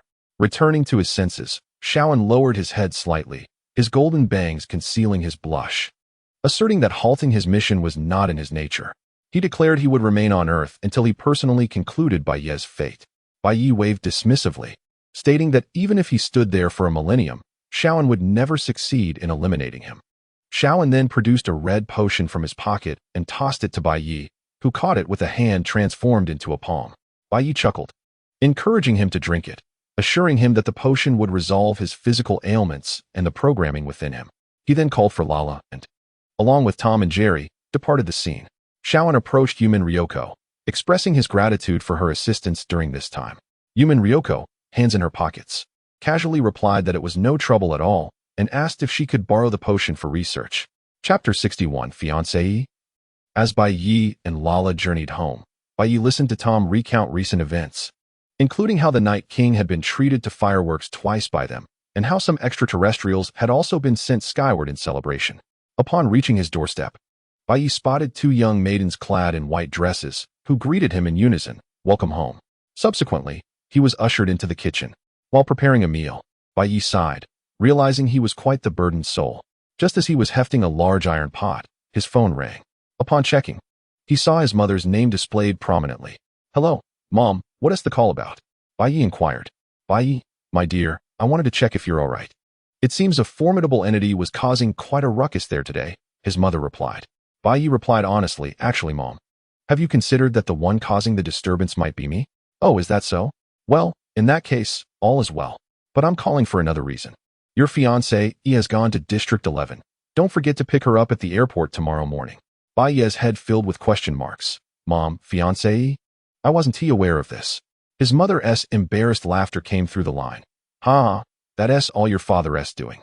While in England, he made a friend and, after a drink, arranged your marriage." Bai Yi sighed in exasperation. "Mom, I already have a fiancé E, and she's an extraterrestrial." To his astonishment, his mother replied, "Oh, my dear son, we've known about that for quite some time. The King of Debuluk is visiting us at the moment. You needn't worry.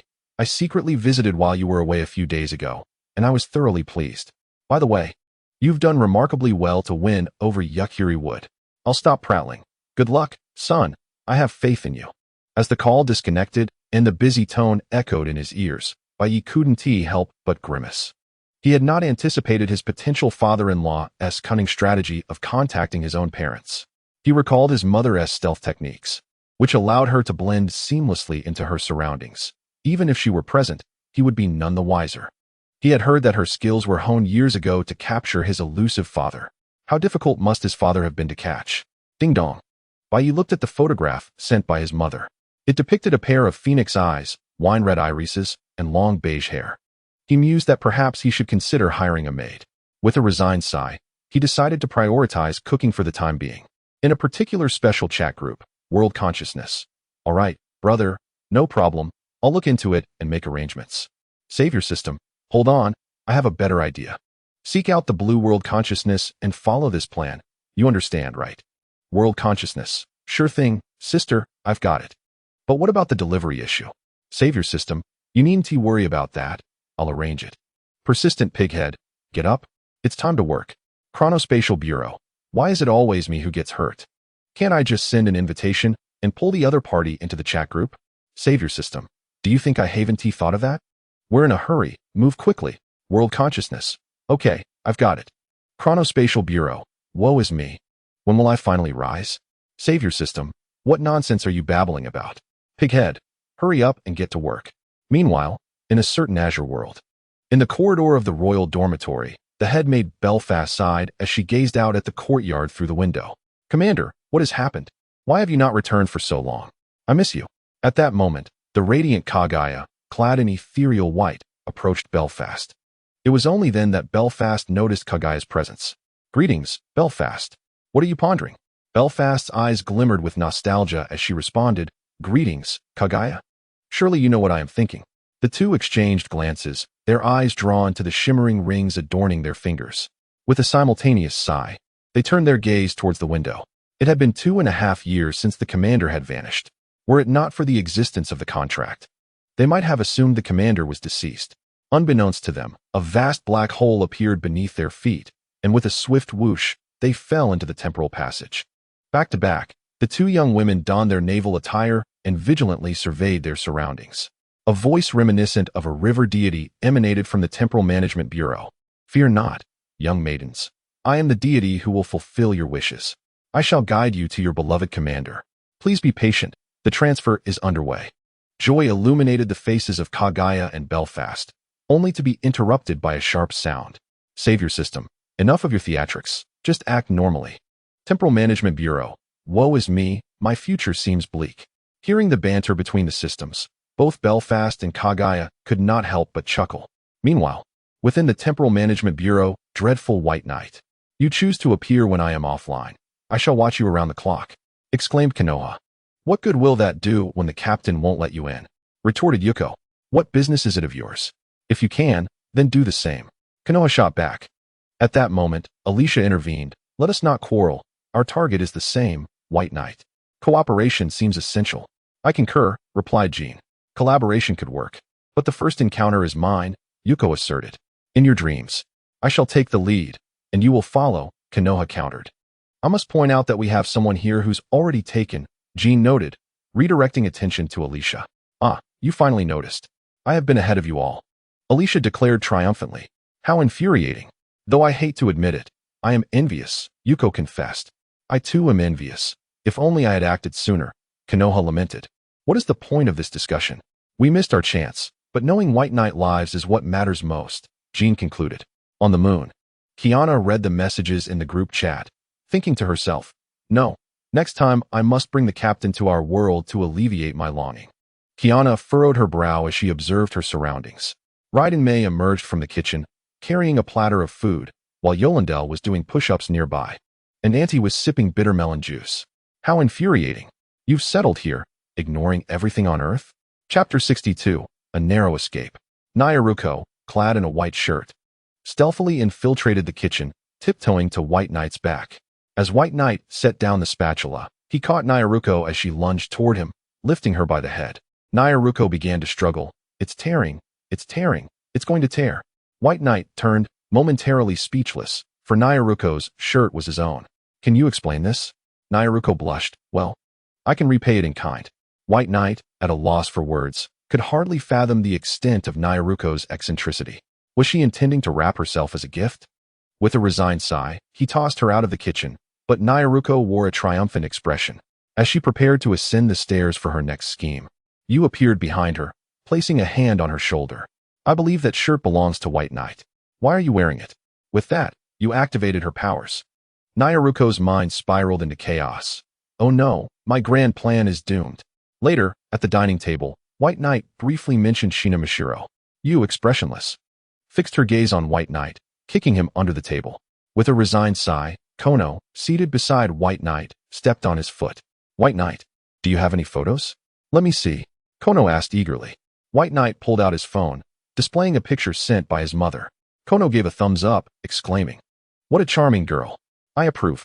That night, White Knight and his entourage made their way to the Kobayashi residence, having promised to visit Torkel. However, as they traveled, White Knight sensed something amiss. Looking up, he noticed a black hole above him, emanating a sense of familiarity. In the next moment, Kagaya and Belfast fell from above. The two women beamed with joy, embracing White Knight, tears of happiness streaming down their cheeks. In unison, they exclaimed, "Commander, we have finally found you." Nyaruko attempted to join the fray, but Tom and Jerry appeared behind her, brandishing a stick and delivering a swift strike.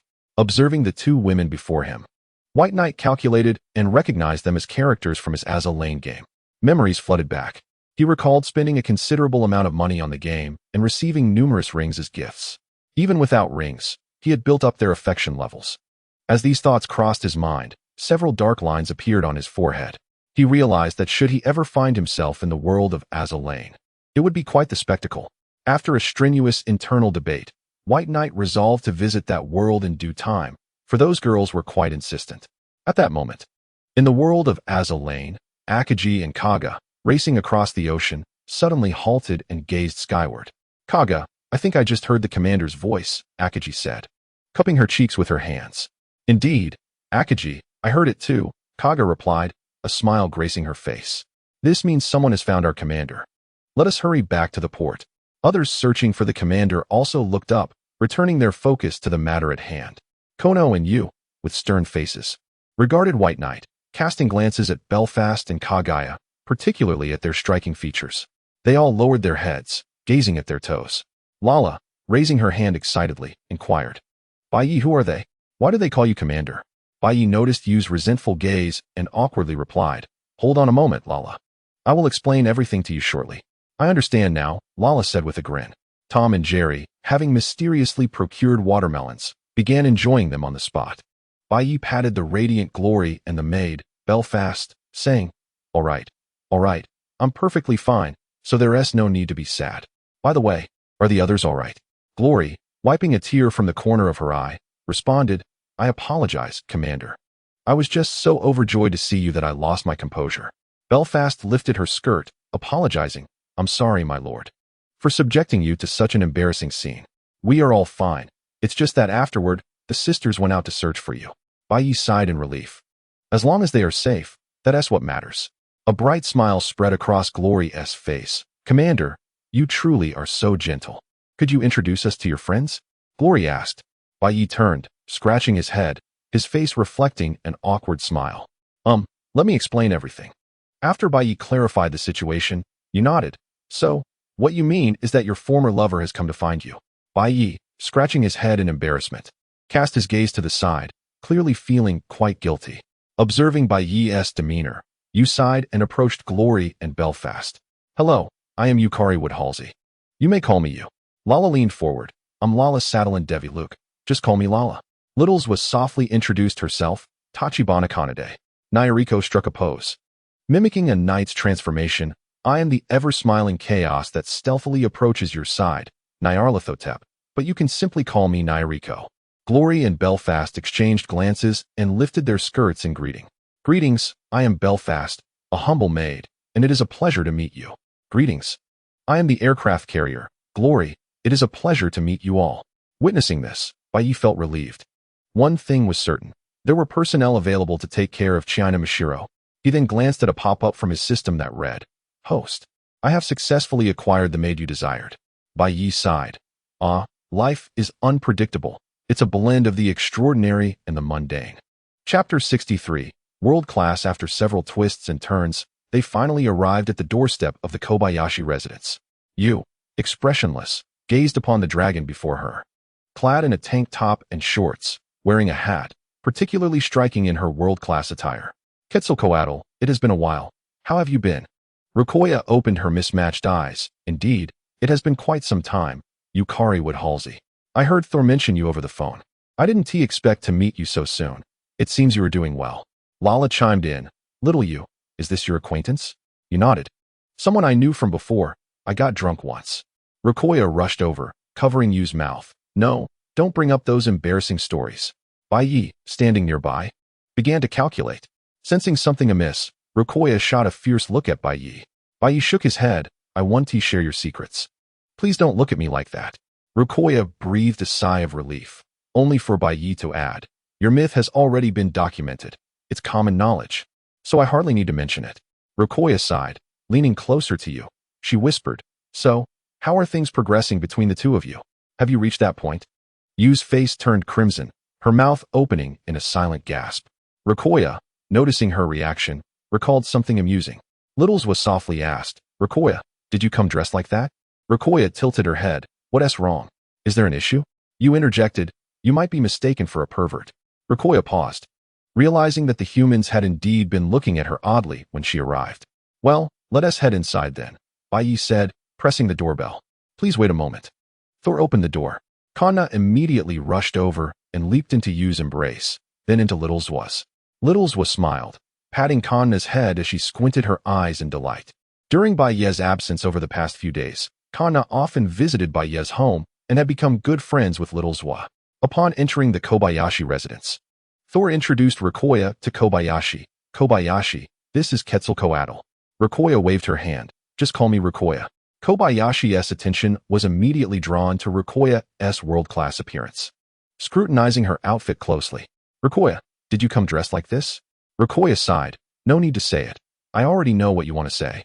Someone mentioned it to me while I was outside. Kobayashi's lips twitched slightly. Subsequently, Kobayashi's gaze was captured by Belfast, who smiled softly and lifted her skirt, performing a curtsy. A maid, a true maid. Thor interjected, displeased, Kobayashi, I am a maid too. Kobayashi replied sternly, what you are is not a maid. It's merely a costume. She then stepped up to Belfast, lifting her hands in admiration. This one is the true maid, both in demeanor and appearance. Belfast replied softly, thank you for the compliment. Glory, covering her mouth, beamed with delight. Thor remarked, Kobayashi, wait a moment. Bai Yi stood expressionless before the stove, observing the flames without a flicker of emotion. Holding a spatula, he grumbled, didn't we say it was a gathering? Why am I still the one cooking? Kobayashi awkwardly scratched her cheek, her eyes darting. Ha. Bai Yi glanced around. Tom and Jerry had somehow blended in with Fafner and Kobayashi's colleague, Takatani Makoto. The three little ones, Kanna, sat to the side, watching intently. Belfast was explaining the intricacies of maid etiquette. Thor was busily taking notes, while Rukoya, Yu, Glory, Little Zwa, and Lala were engaged in cheerful conversation. Bai Yi casually tossed Nairiko, who had wandered over, back to her spot. Sighing, he resigned himself to cooking. Later, at the dining table, the atmosphere was rife with competitive fervor. Rukoya, don't steal my meat. Thor protested. Rukoya chuckled. What's the big deal, Thor? You've had plenty already, haven't you? In the midst of their squabbling, Fafner interjected, grabbing a piece of meat with his chopsticks. I'll eat this. And then you won't have to fight anymore. Thor, Rukoya, and Kanna ignored everything else and simply dug in. After tasting a dish, Glory and Belfast exchanged surprised glances, their eating speed noticeably increasing. Little Zwa, Yu, and Lala savored their meals more leisurely, as they were accustomed to such fare. Tom, Jerry, and the little ones had already been prepared for Bai Yi. Takatani Makoto and Kobayashi sighed as they watched the culinary chaos unfold. Bai Yi handed them each a bowl of rice. You too can have this. I anticipated this outcome and prepared it in advance. Kobayashi and Takatani expressed their gratitude with touched expressions. Soon after, Kobayashi and Takatani began to drink, revealing another side of Kobayashi's personality. As if by instant teleportation, they found themselves before Belfast. Like a pilgrimage, a true maid, oh, a genuine maid. Takigawa Masaya produced a pair of glasses from seemingly nowhere. Indeed, this was the quintessential maid, flawless in every regard. Toru interjected, Kobayashi, I, too, am a maid. Do take a look at me. Kobayashi retorted, Toru, what you are is not a maid at all. Soon, the gathering concluded as they made their way home. Shiroya turned and asked, Rukoya, why are you following us instead of going back? Rukoya pouted, Placing a finger on her lips, I plan to stay for a while. So I hope you can accommodate me. You remarked, this is troubling. It seems something foul is watching us. Lala expressed her delight. That's wonderful. Then she turned to Shiroya. Let us take in Miss Rukoya. You, with an impassive gaze, fixed her eyes on Shiroya. Shiroya, looking away while scratching her cheek, said, it's not enough for me to agree. You must consult everyone else's opinions. Koza nodded slightly and said softly, I have no objections. Naya raised her hand high. I, Lala. Agree. In truth, Naya thought that with more people, she could navigate the murky waters. Tom, Jerry, and the three little ones simultaneously held up signs that read, we abstain. The newly arrived Belfast also chose to abstain, resulting in a delightful evening. On their way home, an unexpected magical girl appeared in the sky, twirling a chainsaw, and aimed it at Tom. Haruna shouted, you foul cat, perish. At that moment, Tom donned a baseball player's outfit, spat twice into his hands, rubbed them together, and picked up a metal baseball bat, swinging for a home run at the descending Haruna. A gust of wind swept through, sending a flurry of bamboo leaves into the air, heralding the entrance of the vampiric ninja, Seraphine. Ignoring the surrounding crowd, she approached you and bowed, saying, Lady Yukirawood, I implore you to resurrect the leader of the vampire ninjas. You shook her head. Seraphine, undeterred, insisted, Lady Yukirawood Hale says, please reconsider. You would not agree to such a thing. Shiroya interrupted sharply, having sensed a change in the atmosphere. He had calculated that the vampire ninjas who had consumed Yu's blood had lived far too long, growing overly arrogant. In a manner reminiscent of the original work, he prepared to issue a secret order for Seraphine to eliminate you. Seraphine, enduring the pressure, transformed a leaf into a sword and demanded, who are you? And what is your connection to Lady Yukirawood Halesays? Shiroya laughed heartily. Ha ha ha. Who am I? Did you not investigate before undertaking your mission? Or perhaps the elders from your village sent you to your demise. I am in charge here. You tell me who I am. You interjected, let her go. She knows nothing. Shiroya replied, very well. I may spare your vampire ninjas, but I will not show mercy to her. He commanded, little one, little two, little three. Go to the vampire ninja village and eliminate their leadership. Upon receiving the order, little one, little two, and little three immediately transformed, roaring with the sounds of dragons and hellhounds as they soared towards the direction of the vampire ninja village. At that moment, you grasped Shiroya's hand. Shiroya, you need not do this. They cannot harm me. Shiroya caressed Yu's cheek. There is something I have yet to tell you. Since the moment I encountered a girl resembling an elf at the convenience store, I resolved to protect her and ensure her happiness for a lifetime. Yu's face flushed crimson as she lowered her head, feeling bashful. Lala pounced on Shiroya, pouting, Shiroya, what about me? Shiroya smiled. If anyone dares to bully you, I shall obliterate them. He. Shiroya, you are truly kind. No one bullies me, and I am very happy now, Lala giggled. Yu's mood shifted dramatically. Her cheeks still flushed. She reached out and pinched Shiroya's soft flesh, causing him to twitch slightly.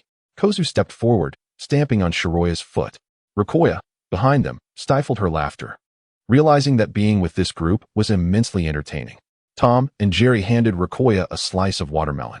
Thank you, she said, beginning her role as an audience member. After Shiroya and the others departed, Seraphine slumped to the ground, feeling an immense weight lift from her. Sarasvati emerged from the shadows nearby. Seraphine, are you all right? Seraphine replied. Sarasvati, I'm fine, just a bit drained. What brings you here? Sarasvati sighed. Do not blame yourself. It is merely that the elders of the village have lived too long and grown too arrogant. The actions of Director Shiroya may ultimately benefit us vampire ninjas. Seraphine struggled to comprehend. That person indiscriminately kills. Sarasvati sighed again, explaining to the stubborn Seraphine. This Director Shiroya is a Taoist. Now you understand. Upon hearing that he was a Taoist, Seraphine resigned herself with a sigh. On their way, Shiroya and his companions were blocked once more. Shiroya sighed, wishing he had simply used magic to return. Before him stood the King of Night. The king extended a hand, Yakuri.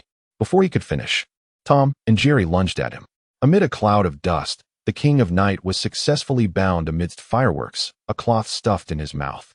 Ariel, sporting twin tails and a lab coat, emerged from around the corner, destined for the same fate. Tom struck a match against his backside, igniting 2 fireworks. With a loud pop, the fireworks ascended into the sky, illuminating the night with their beauty. Everyone erupted into applause, while you watched impassively as two humanoid fireworks sparkled in the sky, letting out a resigned sigh, reflecting that this evening's events were more thrilling than her many years of existence. Little 1, Little 2, and Little 3 returned, evidently having completed their mission. Shiroya grinned. I'm in a good mood. Let us prepare a late-night snack. Rikoya raised her hand, yay? In another direction of town, at a small stall, a gothic lowly girl with pink hair and spiral ponytails held a bottle of liquor, tipsily calling out to her companion, Necurelia, look at the fireworks in the sky. They resemble your king of night. Necurelia, equally inebriated, gazed upward. Chris, you must be mistaken. Those fireworks are clearly aerial. Chris took another swig from her bottle, slurring. Ha ha ha, it seems we are both drunk. Simultaneously, they called out, Boss, another round of Odin. The boss replied, coming right up. In Chapter 65, a long-awaited simulation commenced. At Shiroya's residence, Tom and Jerry swiftly brought forth bowl after bowl of wontons, one of which contained the discarded Naya. In the restaurant, Lakoya remarked while eating, Yukelwood, you must be so fortunate to indulge in this every day. Yuk tilted her head slightly, replying, not really. When Bay isn't home, we can only have what Tom prepares for us. Belfast, somewhat perplexed, asked, is Tom that cat? Lala joyfully raised her hand, exclaiming, indeed. Tom's culinary skills are nearly as remarkable as Bay's. Littleswhat tilted her head in curiosity. Guanghui reached out to pat Tom on the head, saying, what an impressive feline chef you are. Tom, upon hearing this, puffed out his chest with pride. Jerry, seizing the moment, stealthily dragged Tom's bowl over and devoured its contents. When Tom elegantly exclaimed wow, with a spoon in hand, he noticed something was amiss. Upon inspection, he found only soup remaining in the bowl.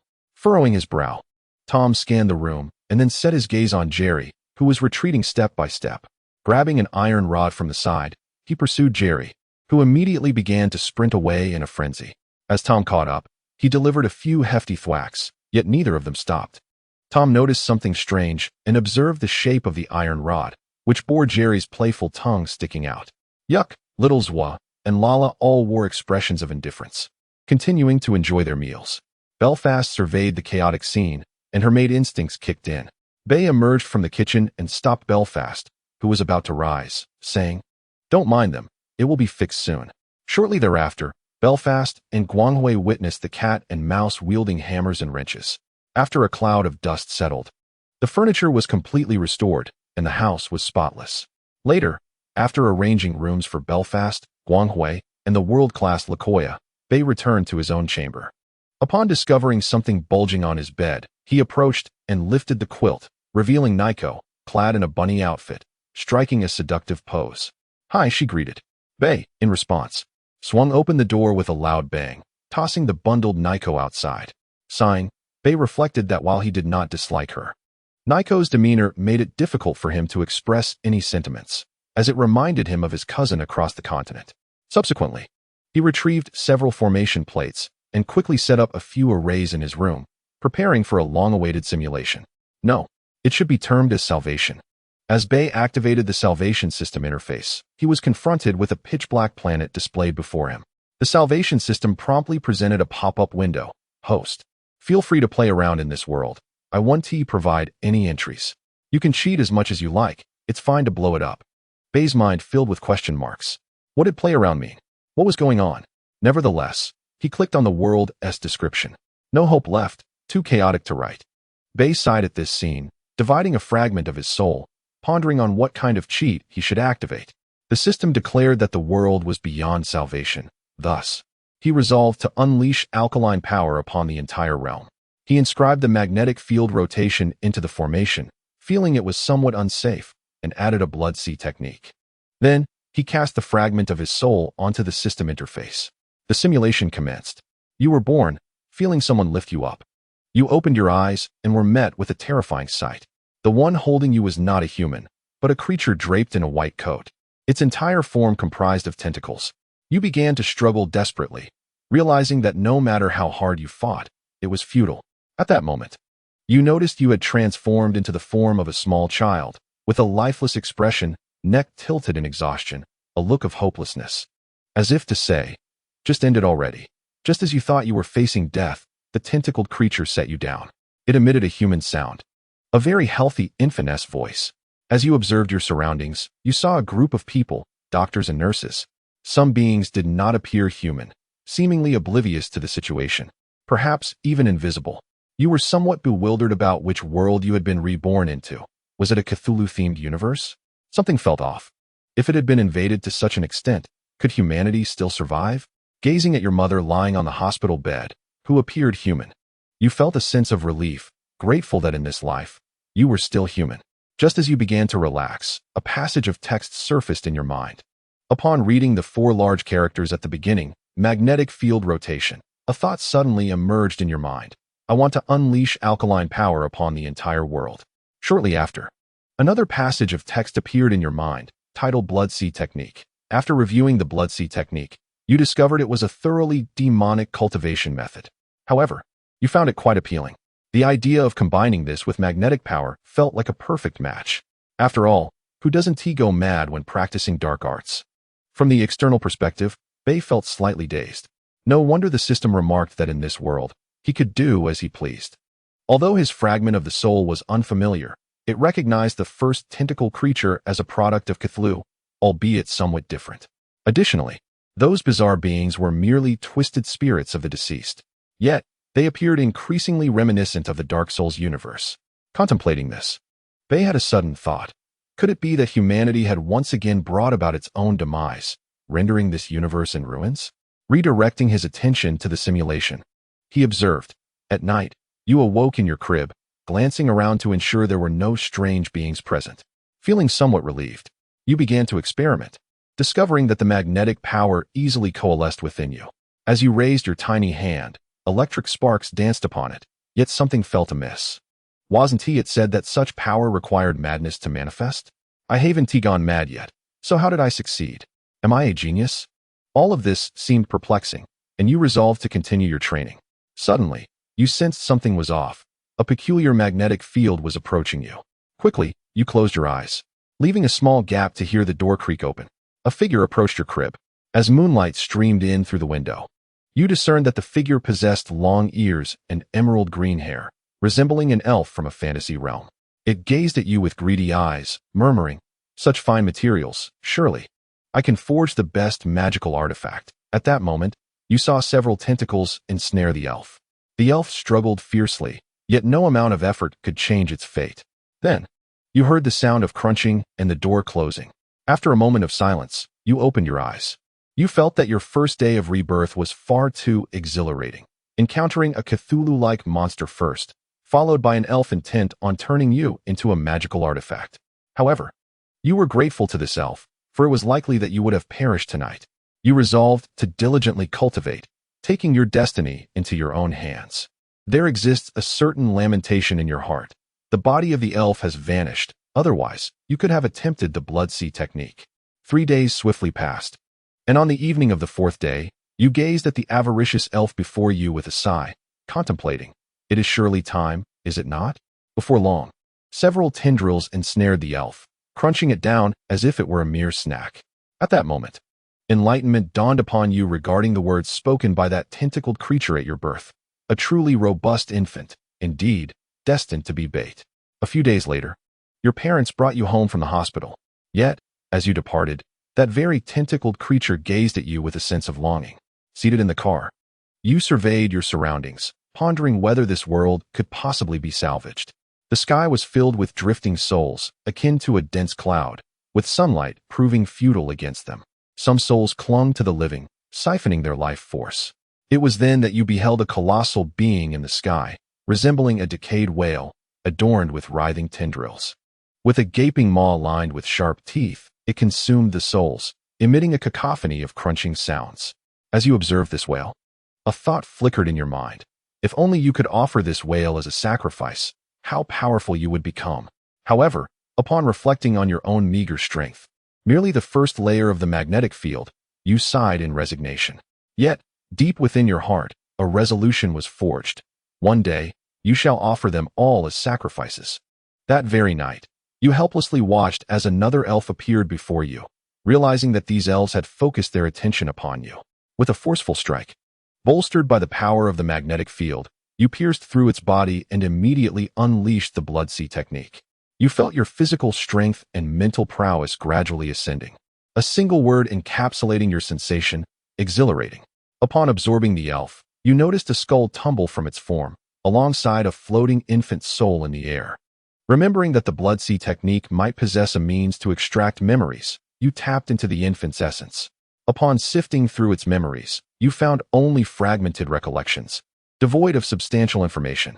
Resolving to delve deeper into the memories of the next elf that appeared, you resumed your observations. Outside, Baya's countenance was grim. He recalled the world view, reminiscent of an ancient novel he had once read. Time had dulled his recollections, but he recalled a narrative of calamity befalling the world. With myriad races facing annihilation, the sages among humanity sheltered all races, only to be repaid with treachery. Humanity was subsequently captured and used as sustenance.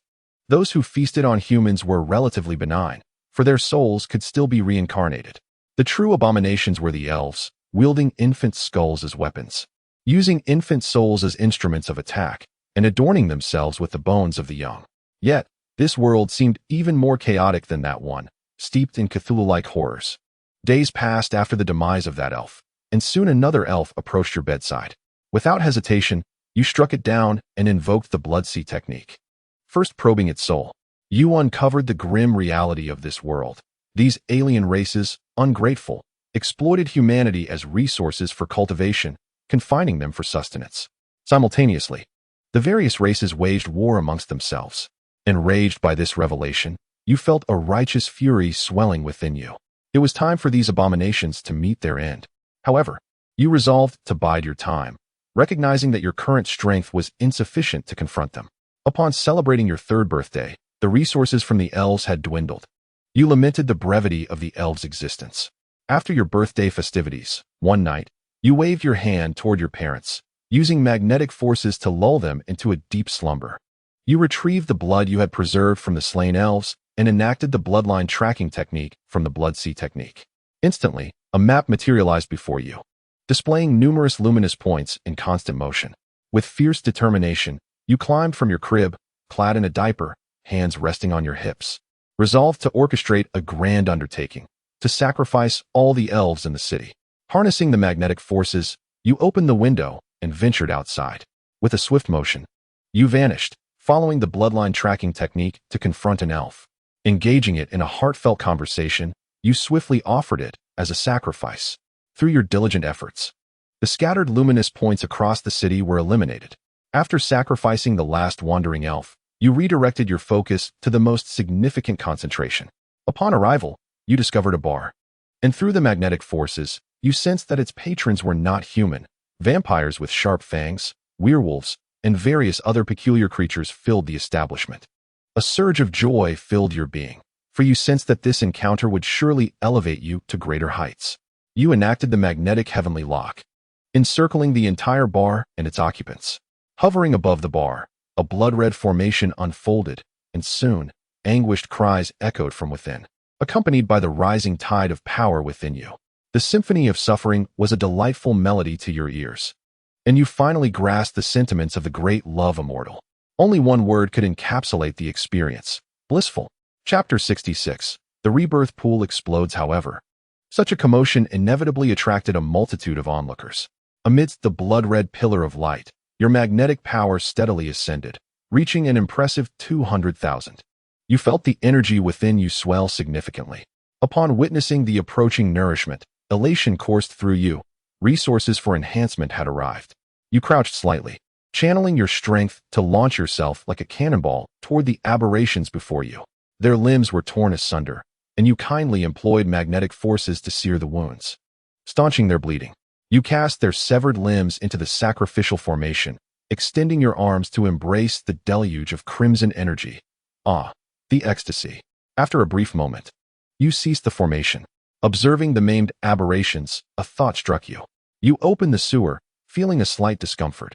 How you wished to reach the level of atomic fission, where anything you envisioned could manifest instantly. After an hour of meticulous construction, you transformed the bar into a rebirth pool, also establishing a life-sustaining formation above to prevent their demise. One by one, you cast the aberrations into the pool, watching the writhing aberrations within the rebirth pool. Akin to maggots, you erupted into laughter.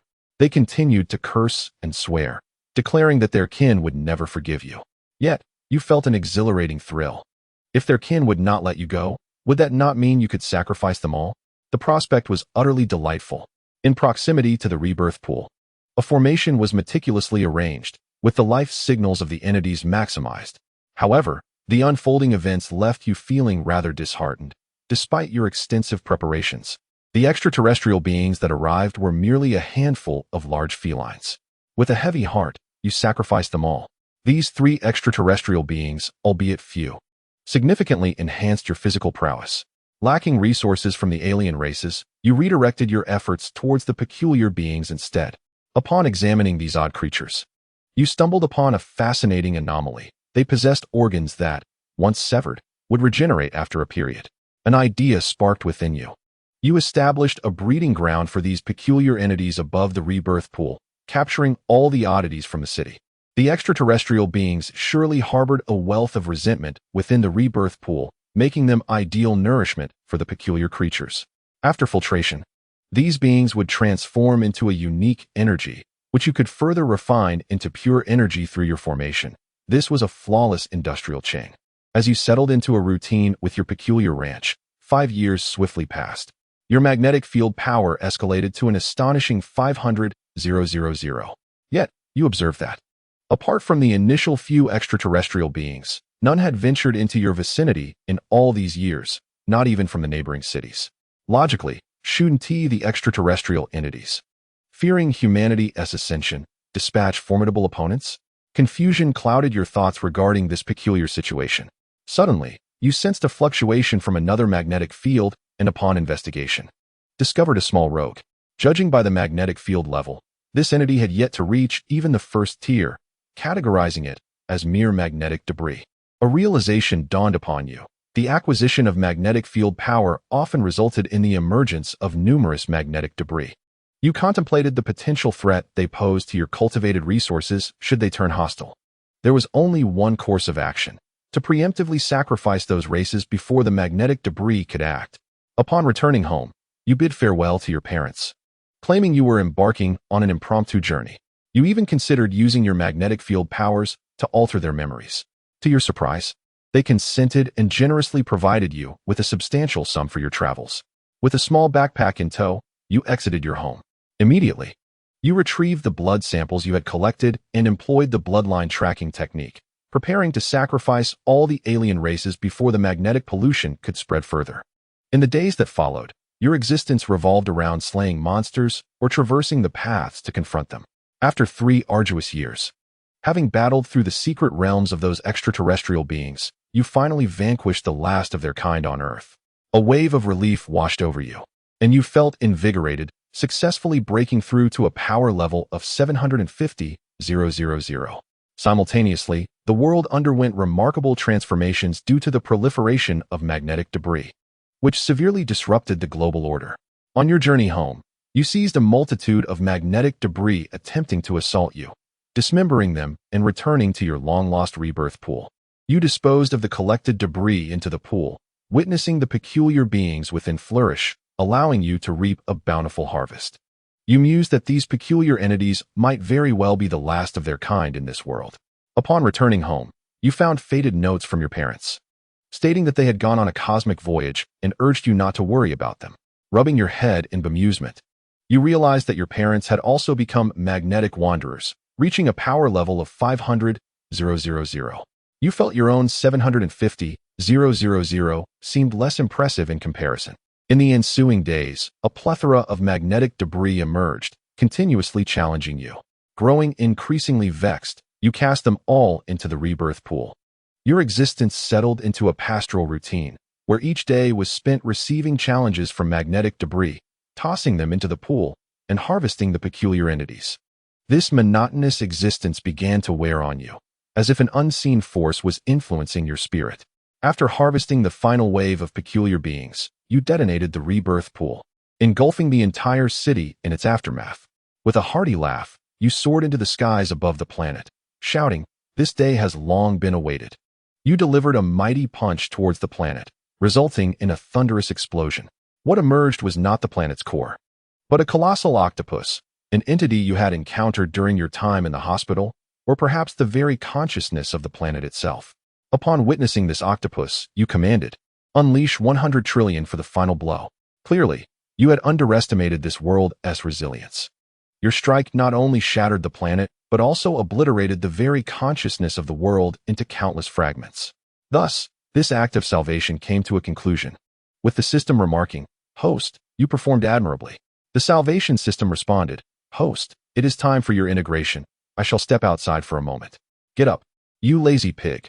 Work awaits. There are big fish to catch. Coming, coming, I am on my way." Chapter 67. A frustration unleashed in his room. Bai turned to face the figure beside him. With a physique brimming with muscle, the figure stood in a powerful stance, exuding a challenging aura. "What are you staring at? Do you dare to challenge me?" With a swift motion, Bai delivered a resounding slap. "What are you pretending for? You are but a fragment of my soul. Do not feign superiority here." Oddly enough, the fragment of Bai did not resist, but instead wore a peculiar smile. As Bai threw his final punch, the muscular version of himself erupted into laughter, transforming into motes of light that merged into Bai's being. Feeling a surge of power within, Bai also experienced a profound pain akin to muscle tears, a deep-seated agony that reached his very soul. Yet, he withstood it and began to grumble, "Damn it, I forgot about that rascal. The final strike was 100 trillion. Truly, I cannot forget to take a jab at myself." Eventually, Bai adapted to the surge of power. However, a lingering irritation urged him to vent, prompting him to open a chat group. Intending to visit the world of Type Moon to converse with two young girls. Meanwhile, in Chaldea, Geebalg sat in her room, her eyes bloodshot as she fixated on the board before her. The communicator on her bedside began to ring, but she crushed it in frustration, shards scattering as she resumed her intense gaze at the board. Having located Bai, she questioned the purpose of participating in the spirit particle transfer experiment. On the other side, wearing red stockings, Olga Marie observed Geebalg's lack of response and felt the urge to smash her communicator in frustration, each of them proving to be a source of exasperation. "Forget her. We shall commence the experiment now." Olga Marie lifted her gaze and noticed a red-haired girl dozing in the corner. Approaching her, she delivered a sharp slap to awaken her. Fujimura Rika rubbed her cheek. Having just been struck by the director, while Mash and she wandered down the corridor, engaged in casual conversation. "I can only say one thing. The director is truly a good person. The diligent Chuko is still focused on the board. Heaven does not forsake those who strive." Chuko's efforts have not been in vain. Suddenly, the avatar of Bai illuminated. "Chuko, ordinary cultivator, come out. I see you. Ordinary cultivator. Please wait. I have something to attend to. I'll talk to you later." "Chuko, Bai." At that moment, in Chaldea, everything went dark and alarms blared. The broadcast announced a fire at the central power station and the control room. Chuko, already in a foul mood, felt even worse in the darkness. Her eyes glowed red as she headed towards the control room, prepared to tear apart a couple of heroic spirits to vent her frustrations. Meanwhile, Bai found himself in a pitch-black vortex, observing two trembling little girls before him. He approached them, fingers clenched, a benevolent smile on his face. "Do you two still recognize me? I wish to inquire, what did I do during the Qin dynasty to warrant such an assassination?" Araya trembled as she replied, "You altered the course of human history." Bai swiftly slapped Araya, sending her flying to the ground. With a piercing gaze, he remarked, "For the sake of human history, it seems you are merely looking out for your own survival. Fearing humanity's departure from your control, you resorted to assassination with advanced technology." Meanwhile, Gaia stifled a laugh, prompting Bai to retaliate with another slap. Gaia soared into the air and landed beside Araya. "Why are you hitting me? I haven't done anything to provoke you." Bai narrowed his eyes. "Is it wrong to find you displeasing?" Gaia embraced Araya, whining, "Oh, Ye-chan, I'm so unfortunate." Bai shook his head, preparing for action, and kindly reminded, "By the way, do you two have any final words? Speak quickly, or you may miss your chance." Both Gaia and Araya stared blankly at Bai. "Since you have no final words, then perish," he declared, launching a powerful punch that materialized into a colossal beam of destructive energy aimed at wiping out Gaia and Araya from existence. At that moment, a figure resembling Tsukiheim emerged from the root, specifically a manifestation of it, intercepting the beam. Gaia and Araya hid behind the root as it yawned. "Hey, You are a creator too. Why are you targeting these little ones? Give me some face and spare them. Bai Yi responded calmly. I pursue enlightenment through the Tao. The root scratched its head, feeling somewhat perplexed, and inquired of the two girls, what have you done to provoke a creator into wanting to kill you? Gaia immediately pointed at Araya. It's her fault. Ye-chan caused all this trouble. I warned her not to meddle with that person if they were untraceable. We could have fixed it ourselves, but she sent someone to eliminate them. The root's expression tightened, its mouth twitching with discomfort. Could you pretend I wasn't here? It suggested, ready to retreat back into the root. Gaia and Araya lunged at the root's legs, pleading, don't abandon us. We've put in effort over the years. The root trudged forward, exasperated. You brought this upon yourselves, handle it yourself. Didn't I warn you not to provoke what you cannot see? You treated my words like mere whispers. Gaia lamented, this isn't my fault. It's all Ye-chan. Bai Yi remarked sarcastically, isn't this performance amusing? Chapter 68. A new storm has arisen. The three, caught in their charade, wore awkward smiles. Bai Yi cracked his knuckles, producing a sound akin to snapping. Since you enjoy theatrics, let us all partake. The root protested, this has nothing to do with me. Why am I being attacked? I have no urgent syrup left. Bai Yi, visibly angered, retorted, you better not drop those two, or I will kick you. Then, Bai Yi leapt into the air, spinning twice and delivering a powerful kick. Ah, the root! Exclaimed Bai Yi, as the airborne root bore the weight of the two girls, tears streaming down its face. Had I known, I wouldn't have helped them. Pretending not to see would have been preferable. Upon landing, Bai Yi strode forward with the poise of a conqueror. The root, rising from the ground, waved its hands anxiously. We can negotiate. Bai Yi's eyes glowed red. Negotiate? Today, Gaia and Araya must die. Once they are gone, you can manage as you please. It's not beyond your capabilities. Do you comprehend the actions they have taken? They suppressed the development of multiverses for their own selfish gain. The root scratched its head, bewildered. Wait, are you saying this is true? Upon seeing the root's expression, Bai Yi pressed, you can't tell me you were unaware. If you doubt my words, take a moment to reflect on their actions over the years. The root closed its eyes, delving into the past to uncover the misdeeds of the two girls. Gaia and Araya broke into a cold sweat at the thought of being exposed and potentially facing retribution. Finally, the root opened its eyes, casting Gaia and Araya aside without hesitation, stripping away their privileges. These two wasteful beings. I must have been blind to appoint them as overseers. Bai Yi caught Gaia and Araya with outstretched arms, an amiable smile gracing his face. From this moment onward, you belong to me. Gaia and Araya cried out. Don't come any closer. Meanwhile, in the throne of heroic spirits, Red opened her arms, joyfully gazing at the sky, reminiscent of the Shawshank Redemption. It seemed her contract with the black workers had vanished. Just as she prepared to celebrate, she sensed her contract had transferred to another. The calamity of the root loomed. Bai Yi hurled Gaia and Araya into the air, unleashing a rapid barrage that reduced them to mere pulp. Then, with a tremendous punch imbued with cause and effect energy, he obliterated them from this world, ensuring no chance of resurrection remained. Elsewhere, the root looked contentedly at the cat-eared, white-haired girl before her, producing two orbs of light. She transferred the privileges once held by Gaia and Araya to the new overseer. The management tasks henceforth will be entrusted to you. The cat-eared girl saluted. No problem, Mama. I will do my best. Upon hearing the endearing term, the root smiled, thinking to herself, nothing compares to my own crafted daughter. In an instant, the white-haired girl dashed to Bai Yi, clutching his leg and gazing up with wide eyes, exclaiming, Daddy. A fluffy white tail wagged excitedly behind her. The root observed the scene, and Bai Yi, bemused, thought, what is this? I'm not even married yet, and I have such a large daughter. Turning, he looked at the root standing nearby. The origin shook its head vigorously, indicating its confusion about the situation. The cat-eared lowly, with her beautiful large eyes brimming with tears, drooped her white cat ears and tail, presenting a pitiful sight. Dad, do you not like me? White Knight gazed at the forlorn cat-eared lowly. What stood out was her white hair and red eyes, coupled with her adorable demeanor, evoking a sense of familiarity within him. He gently patted her little head. The cat-eared lowly narrowed her big eyes, and her tail swayed like a kitten, brushing against White Knight's hand. He crouched down and advised, remember, do not act recklessly like your two predecessors. There are countless parallel worlds. Don't fixate on just one. If all else fails, We could send humans to another planet. The cat-eared lowly joyfully raised her hand. Got it, Dad. White Knight casually reached into the air and pulled out a longevity pendant, adorning the little one with it. Excited, the cat-eared lowly kissed White Knight on the cheek. Thank you, Dad.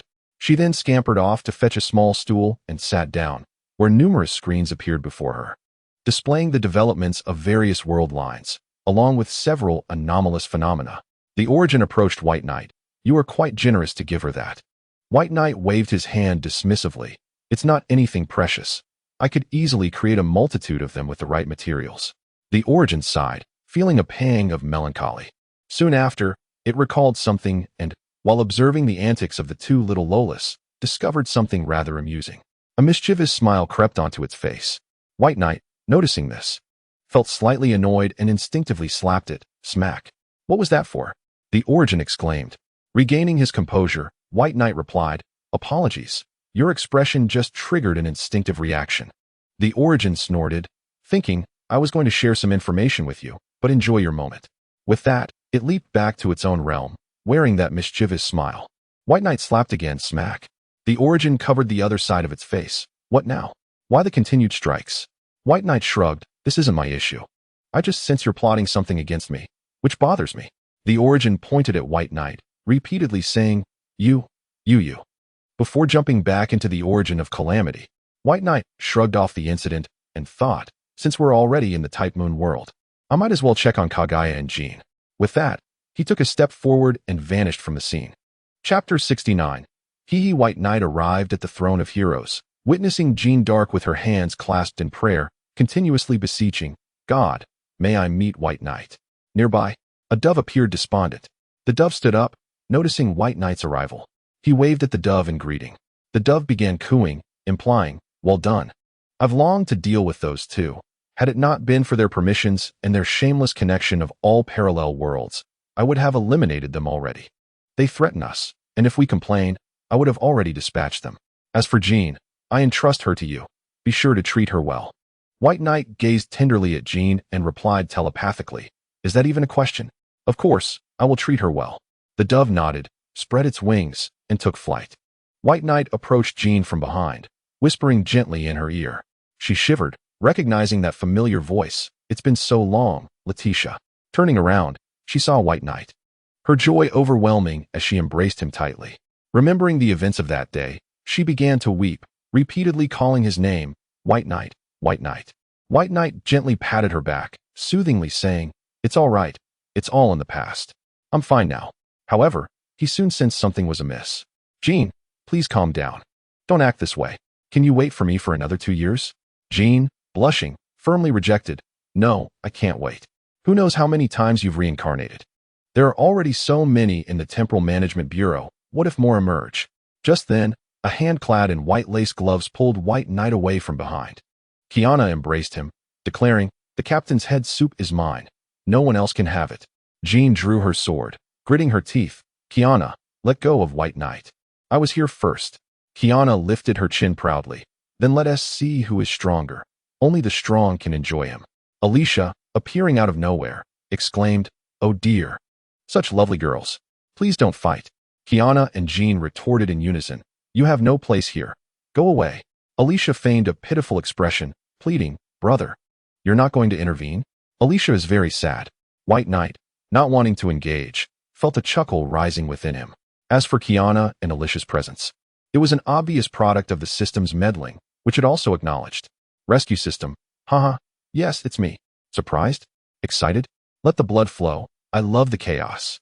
Temporal Management Bureau. Why must I always do the work? Rescue system. What's wrong with making you work?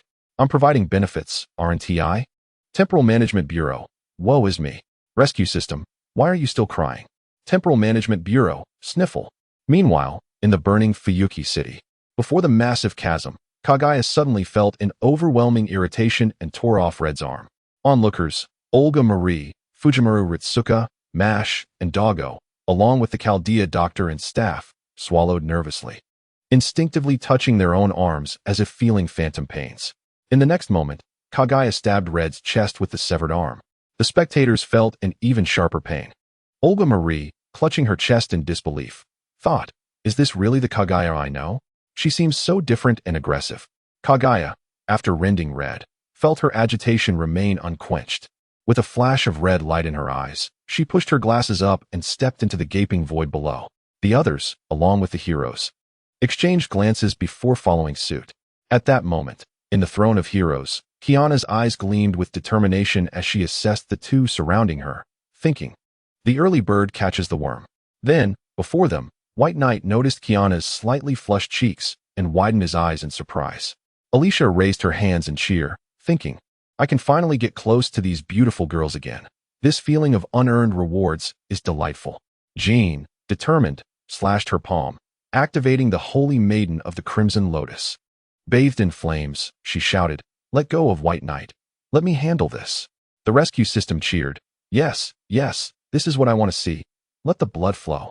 In the next instant, White Knight suddenly vanished from sight. Kiana missed her target and fell to the ground, touching her lips and revealing a foolish grin. Jean also dismissed her status as the Scarlet Witch, gritting her teeth as she glared at Kiana. Alicia scratched her head, perplexed by the unfolding events.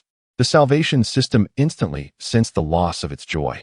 In the midst of the root of all evil, the proud cat-eared girl raised her chin defiantly, her tail swaying as she placed her hands on her hips, exuding an air of superiority. Turning to the side, she pondered, "Is this all right, Mom? Dad won't punish me, will he?" The root gave her a thumbs up, reassuring her, "My precious daughter, rest assured, your father would never lay a finger on you." Meanwhile, in the burning Fuyuki city, in an underground cavern, the group from Chaldea stared in shock at the scene before them. The fierce battle between the sword-wielding Artoria and the formidable Katsu. Katsu, in the heat of battle, suddenly found herself more agitated, as if a heavy weight pressed upon her head. Her eyes blazed a fiery red. "I'm not pleased. You shall perish." Mash sensed the tension and raised her shield protectively. "Everyone, take cover behind me." The group quickly formed a line. Simultaneously, Dog Brother cast a runic spell, causing roots to sprout from the ground, encircling and shielding them. With an impassive expression, Katsu intoned, "Cursed blood corpse dissolution lament." A thunderous explosion erupted as a blood-red firework bloomed before Artoria. She was immediately blasted away, bouncing across the ground. The protective roots of Dog Brother shattered into pieces. Yet fortunately, Mash's shield provided defense. As the echoes of the explosion faded, through the gaps in the shield, they beheld Katsu, drenched in blood, reconstructing her corporeal form. Olga Marie felt a wave of confusion wash over her. "Father, how many secrets are you still hiding from me?" Struggling to rise, Artoria raised her holy sword and shouted. A dark purple beam, devoid of any preliminary motion, shot forth toward Katsu. Mash, clutching her shield, positioned it before Katsu, and under the influence of Fujimaru's command seal, a wall emerged to absorb the beam before returning it. Dog Brother seized the opportunity, thrusting his staff into the ground. "My magic manifests as a blazing cage, a colossal green giant of thorns. Let the cycle of retribution purify this calamity. Devour, incinerate, raging inferno." A gigantic willow-like figure materialized beneath Artoria, seizing her and encasing her within its chest. Flames rapidly engulfed the entire giant, roaring skyward. Hiding behind a large rock, Bai scratched his head, observing the scene before him, glancing at Katsu as she continued to reconstruct her body, before retreating into his hiding place. Sighing helplessly, he recalled a previous encounter with Artoria. The salvation system unlocked another memory for Bai. Chapter 70. Katsu, how detestable. Bai, hiding behind the rock, clutched his head, overwhelmed with distress. That saga of love and hate left him at a loss for words. During that simulation, 3 attributes emerged: charming young beauty, blue; elegance, blue; and finally, a scholar, green. Hailing from a respectable noble lineage, Bai attended a certain banquet where Sister Wang cast magic, abruptly transporting him back home, leading to an unexpected inheritance of vast territories. One must admit, Sister Wang was extraordinarily graceful, possessing a visage akin to Artoria, not to mention her exceptional figure, albeit with a hint of madness. Before long, their first child was born, none other than the legendary Sun Knight, Gawain. Morgan cast a healing spell upon herself, akin to a juicer. Subsequently, an outrageous revelation unfolded, stemming from a particular lake. It was unclear what affliction had seized Morgan, as she took Bai out for a picnic. At that time, Bai had just bathed and was preparing to retire to the tent. Artoria approached, her complexion flushed and unsteady, and suddenly leaped upon him. Lacking any special abilities and with Sister Wang absent, Bai Yi, merely a frail child, could only extend his arms, exclaiming, "Come on, beast." Later, Bai Yi learned it was all Morgan's scheme, aimed at obtaining Artoria's genetic material. Thus, little Mo was born, carrying Bai Yi's genes. After that, Artoria frequently summoned Bai Yi to the palace, each time leaving him to stagger against the walls upon his exit. Returning home, he would face Morgan's judgment. Those days were a blend of pain and joy for Bai Yi. One of his favorite pastimes was taking his children to confront Merlin. With the reports being delivered by Fufu, armed with a bag, they unleashed a barrage upon Merlin until he feigned death and hid away. Subsequent events unfolded in accordance with historical developments. Bai Yi recalled his demise, which was tragically unfortunate. Artoria had pierced through him alongside little Mo, and Mo's sword had struck him as well. Upon awakening, he found Morgan Lu Fei in tears, wiping her face and offering a smile. Struggling, he uttered, "I'm sorry. Morgan, I can do nothing." Shortly after, he lost consciousness. Bai Yi sighed. Suddenly, Kisipalu jumped onto his shoulder, chirping, "Fufu, Fufu." Bai Yi gently stroked Kisipalu's fur. "It's been a while, Kisipalu." "Fufu, Fufu, Fufu. Merlin must die." Bai Yi chuckled. "All right, I understand. Soon, I shall take you to confront Merlin." Kisipalu excitedly waved her paws. "Fufu, Fufu, Fufu. Wonderful, this time we shall surely defeat Merlin." A peculiar laughter echoed, accompanied by someone's desperate cries. Bai Yi cautiously peered out, witnessing the director's poignant scene. Tears streamed from Olga Marie's eyes, struggling in the air. No, why must I endure this?" Katsu watched warily as Leaflineoral Frolos prepared to strike. Fujimaru attempted to rush forward, but was halted by Mash. "Senior, you cannot go." Just as despair loomed over everyone for the director, a hero emerged. Bai Yi appeared behind Leaflineoral Frolos and delivered a powerful kick, sending him tumbling down. Reaching out, he caught the falling Olga Marie. Leaflineoral Frolos wore a grotesque expression, about to unleash his fury. Bai Yi pointed at Leaflineoral, declaring, "Inadequate. Utterly inadequate. You've tarnished the villain's reputation." With that, Bai Yi slicked back his hair with a gelled hand, adopting a suave demeanor. Speaking in a tone reminiscent of Aizen, he proclaimed, "Aspiration is the emotion most distant from understanding. No one stands atop the heavens from the outset. Be it you or I, even deities. Yet this vacancy upon the throne of the heavens must come to an end. From this moment forth, I shall reign above." Initially prepared to retaliate, Leaflineoral Frolos paused to ponder Bai Yi's words. It indeed resonated as rather dignified. "Excellent. I shall claim these words as my own." Olga Marie's face flushed as she struggled. "Could you please set me down first?" Hearing her retort, Bai Yi released his grip. Thud. Olga Marie let out a startled cry as she landed on the ground. "Bai Yi." Katsu roared in anger. "Ah, it has been a long time, GX Bai Yi greeted. Waving his hand, GX leaped forward, her eyes flushed, swallowing hard without uttering a word as she embraced Bai Yi, sinking her teeth into his neck. In that hollow space, everyone heard the resounding sound. "How hard? What is your body made of?" "It feels as if I have bitten into a steel plate," she mumbled, covering her mouth. Bai Yi scratched his cheek, apologizing. "I'm sorry, but it seems your bites can no longer penetrate my defense." GX glared at him with a face full of indignation. Bai Yi flicked his finger, and a drop of blood flew into GX mouth. With the infusion of Bai Yi's blood, she felt as if she had returned to her peak state, or perhaps even surpassed it. Meanwhile, Director Olga Marie, witnessing the scene, blushed deeply, ready to greet Bai Yi. Just then, the voice of Rafliner Floros echoed through the void. "Though I do not know who you are, Mr. Rafliner Floros, I greatly appreciate your guidance. However, for the sake of my lord's grand enterprise, I kindly request you to remain here." Upon uttering these words, Rafe's physical form expanded, revealing the posture of a demonic pillar. "Everyone, be careful," shouted Fujimaru Ritsuka. "Senpai, please step back." Mashu raised her shield to protect Fujimaru. GX now exceedingly furious, prepared to unleash a powerful curse. "All right, do not be angry. I will handle it," Bai Yi said gently. GX shot a fierce glare at the demonic pillar. Bai Yi then took a glance at the colossal figure before him, reached behind him, and pulled out a Chinese cleaver, casually swinging it a couple of times. He then produced a talisman and affixed it to Rafe, quietly murmuring, "Exorcism complete." As his words fell, the golden light emanating from Floros spread like petals. Fujimaru Ritsuka instinctively swallowed hard at the sight of the demonic pillar's flesh, numerous culinary ideas flooding her mind. In Chaldea, Roman observed the demise of his pillar, tears of despair streaming from the corners of his mouth. The unscrupulous merchant Da Vinci also shed tears upon seeing the materials before her. At this moment, Jiexuzi stood smiling before Bai Yi, placing her hands on his shoulders. Bai Yi, this time you cannot escape. Bai Yi's lips quirked slightly, puzzled by the insatiable hunger of those around him. Just then, a portal appeared beside them.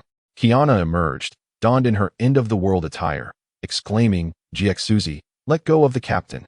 Following closely was Jean, who leaped out, stating, release Bai Yi. Lastly, Alicia walked out slowly, smiling and greeting everyone. Hi, how are you? Upon seeing the three, Jiexuzi's mood soured. How infuriating. They are all here to ruin my plans. Bai Yi sighed helplessly at being surrounded by such chaos, feeling that his fate was sealed for the morrow. Suddenly, the entire space began to tremble, a massive crack forming in the ground. Rocks from the cavern's ceiling plummeted down. Fujimaru, caught off guard, fell, and Roman's urgent voice rang out. Not good. The singularity cannot hold. It is collapsing. Everyone prepare for spirit particle transfer. Dr. Roman, what should we do? Fujimaru asked. Roman pursed his lips, unable to respond, glancing at Da Vinci, who shook her head. Don't look at me. I have no solution. Though I have the materials, it requires time. Olga Marie sighed in resignation, her gaze hardening as if she had made a determination. Roman Archimon, do not worry about me. Activate the spirit particle transfer device. Chapter 71, Fujimaru Ritsuka, Plan Success. Just as Dr. Roman was about to issue commands, everyone heard a crisp snapping sound. Roman looked at the screen, the data from the singularity stabilizing. He immediately shouted, Da Vinci, hurry. No problem, leave it to me. Da Vinci replied, patting her chest before rushing out. On the other side of the singularity, Bai Yi awkwardly addressed the four surrounding him. I have matters to attend to tomorrow, so I need to head back early. Kiana, smiling, linked her arm with Bai Yi's. Captain, come back with me. May, Aunt, they miss you dearly. In her heart, Kiana thought, first, I'll take the captain back. May and Aunt, I'll borrow your names for a while. Once I'm done eating, I'll leave the soup for you. Jean grasped Bai Yi's other arm, her face beaming. Bai Yi, let us finish what we started. Jiexuzi suddenly separated the two. Clinging tightly to Bai Yi and lifting her chin defiantly, Bai Yi is mine. The tension among the three ignited a fierce spark. Alicia chimed in. I have a splendid idea. Since none of you wish to give him up, why not let me have my brother? It has been ages since I last saw him. Jean, Kiana, and Jiexuzi glared at Alicia, collectively raising a middle finger in defiance. Alicia maintained her smile. Oh dear, do not be so wary of me. I am not here to disrupt this family. I wish to join it. Olga Marie, observing the unfolding scene, felt a wave of despair wash over her, tears cascading down her cheeks as she realized she stood no chance. Fujimaru approached Olga Marie, patting her shoulder earnestly. Director, do not give up. As the saying goes, with the right tools, there is nothing that cannot be unearthed. If you can bring this prominent figure home, saving humanity will be a piece of cake. You can do this, Director. Even if not for yourself, do it for humanity. Olga Marie, absorbing Fujimaru's motivational words, gradually regained her determination, mumbling to herself, indeed. Even if not for myself, it is for humanity. Fujimaru continued to encourage her. Exactly, Director. Have confidence in your charm. You are a beautiful and captivating woman. Taking a deep breath, Olga Marie took her first step forward, then mechanically took a second and a third step. Fujimaru cheered her on. Go for it, Director.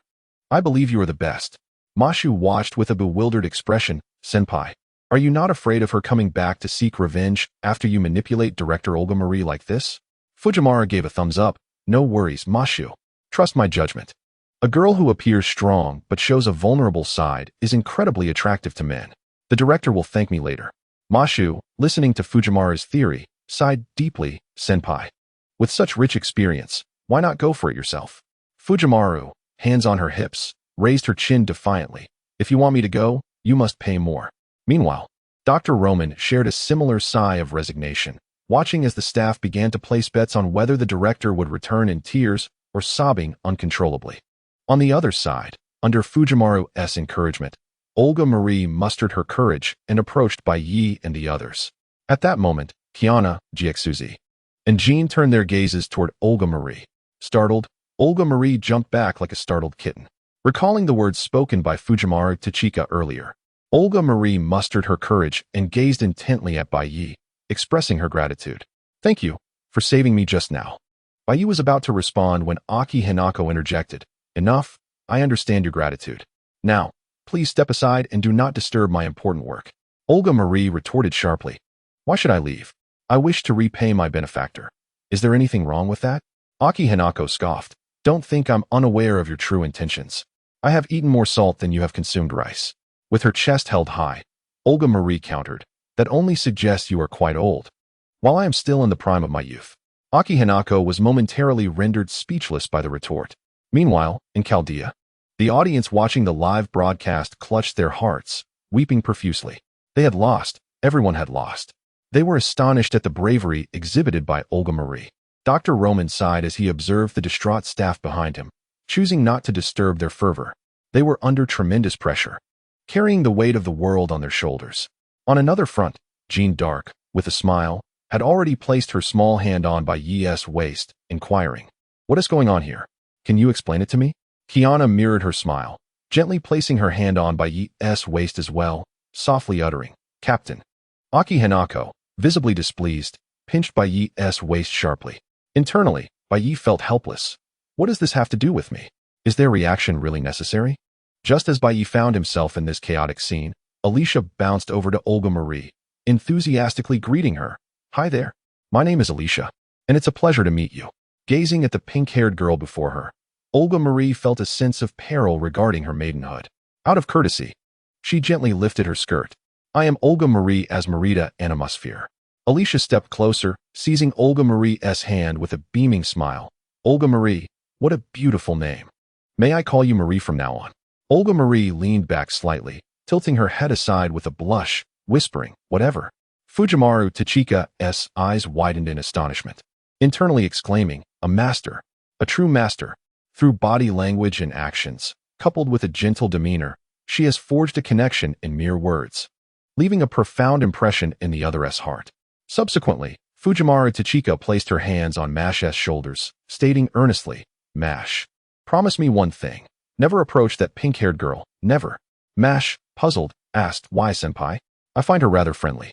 Fujimaru Tachika's expression turned alarmed as she shook Mash urgently. Wake up. Don't be enchanted by her.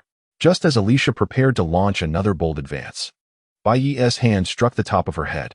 Rubbing the spot where Bai Yi had tapped her, Alicia turned with a pout. Brother, what are you doing? Can't you see we were having a pleasant chat? Bai Yi chuckled lightly. A pleasant chat? I see a child-snatching mischief maker. Alicia scrunched her brows and pouted. Brother, how can you say that? I was merely exchanging feelings with her. Nearby, Olga Marie clutched her chest, stepping back several paces in alarm, feeling unsafe, and retreated further until she could calm her racing heart by gazing at Bai Yi. She felt immense relief, realizing she had narrowly avoided a descent into a perilous abyss. Alicia, noticing Olga Marie's distance, grew discontented and turned to Bai Yi. Brother, where did Kiana and the others go? Bai Yi scratched his head, his face filled with embarrassment. They are probably outside fighting. The three had reached a consensus during their conversation. Bai Yi had decided that only the strong were worthy of his favor, and he was prepared for battle for the first time. Alicia exclaimed in surprise, Brother, why didn't you tell me about such an interesting event? I adore watching beautiful girls spar. She hurriedly dashed outside. In the burning city of Fuyuki, the sounds of gunfire and clashing blades echoed continuously. After a brief exchange of blows, the three of them leapt back simultaneously. Kiana, wielding her weapon, boasted, You're quite impressive. Captain, this victory is surely mine. With a flourish of her hand, a heavy pressure descended upon Jean and Aki Hinako. Kiana raised her chin smugly. Give it up, you cannot defeat me. I am the endgame. Jean planted her flagstaff into the ground, declaring, My lord is present. This nullified the oppressive weight. But the cost was their immobility.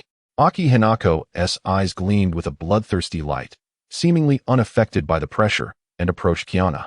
Kiana readied herself for battle. This doesn't add up. Your strength is not what it seems. Aki Hinako's eyes shone crimson as she wildly swung her sword. Thanks to Bai Yi. I never expected that one drop of his blood would make me this powerful. Kiana, while defending herself, pouted, "It's all Captain S.'s fault. Otherwise, I would have won long ago. I only have the twin guns Bai Yi once gifted me." As Aki Hinako interrupted Kiana, the pressure on Jean dissipated as well. Jean joined the fray, expressing envy. "You all have items gifted by Bai Yi. It makes me feel quite envious." Kiana and Aki Hinako exchanged glances, frowning in unison, and, in perfect synchrony, they punched Jean away. They spoke in unison. "You are the last person who should speak. Every weapon, including your headpiece and the very clothes you wear, was crafted by Bai Yi." Meanwhile, in the vast underground hollow, Olga Marie realized that the obstructive individuals had departed, and her opportunity had arrived. Looking up, she noticed Bai Yi had vanished from sight. Suddenly, a voice echoed, "Mash, become my daughter." Mash stammered, "Bai Yi-senpai, what does that mean?" Bai Yi gazed at Mash, slowly opening his arms in a gesture reminiscent of a creature preparing for a trial. "It's just a literal meaning. Besides, most of the knights of the Round Table are my sons and daughters. If you become my daughter, half of the Round Table will belong to me, huh?" Mash innocently inquired, "Senpai, are you saying that my nameless spirit is one of the knights of the Round Table?" Bai Yi chuckled, "Of course. Moreover, the shield you hold is from the very table where Artoria died." At that moment, Fujimaru Tachika recognized a gap in their conversation. "Wait a moment, Bai Yi-senpai. May I ask if you know that Arthur from earlier?" Bai Yi, feeling somewhat awkward, scratched his face. "You could say I know him. We had quite a complicated relationship." Upon seeing Bai Yi's expression, Fujimaru Tachika immediately connected the dots. "There must be something going on between you two." Bai Yi frowned, raising a hand to slam Fujimaru Tachika into the ground, creating a human-shaped pit. From within the pit, Mash called out urgently, "Senpai, are you all right?"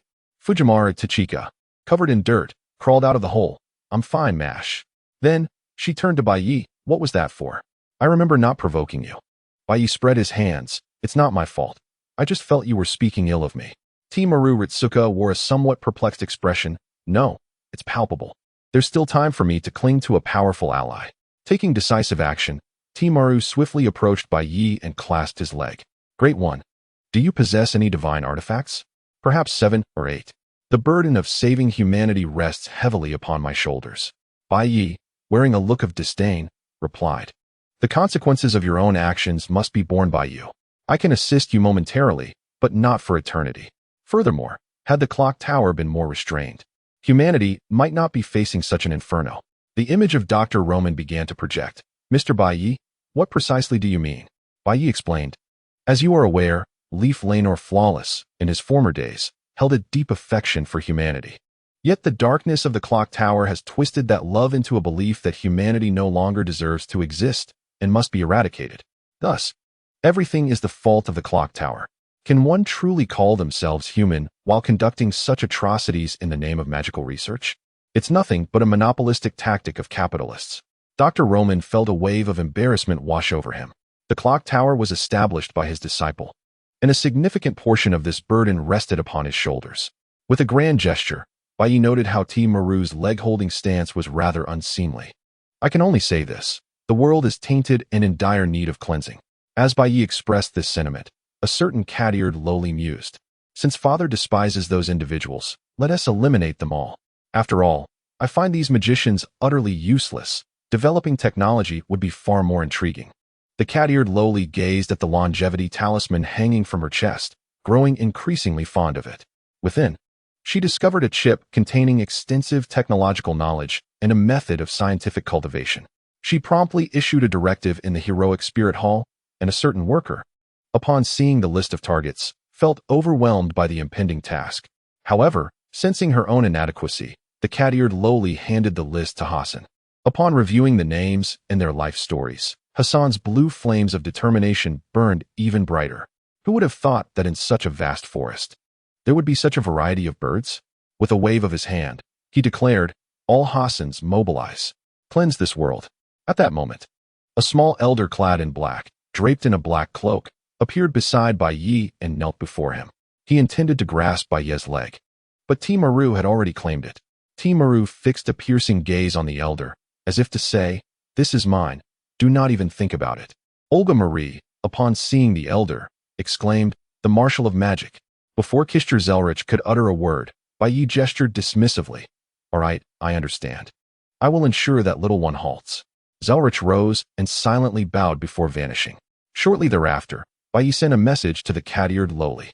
Upon reading it, she sighed. Since most have been eliminated, let's withdraw our forces.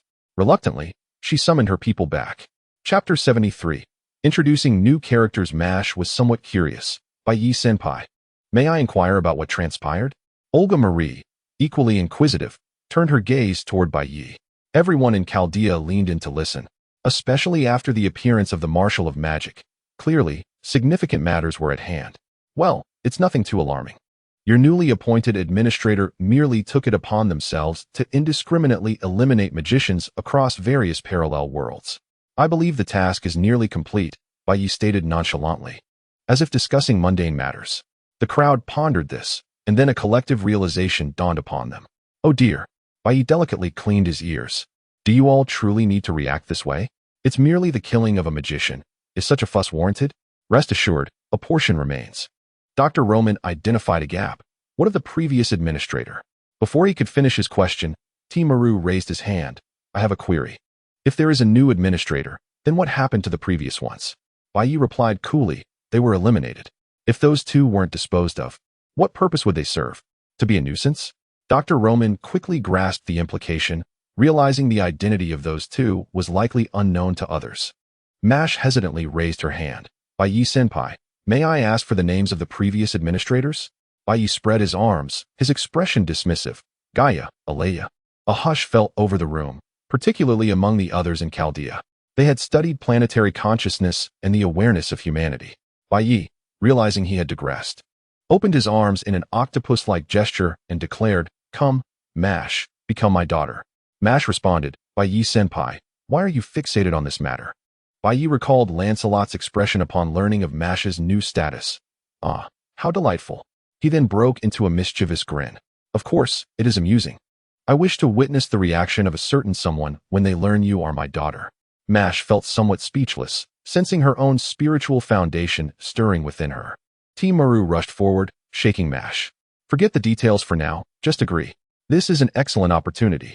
Timaru, seemingly having produced a cane from nowhere, urged, Come on. Mash, break this cane to signify your determination.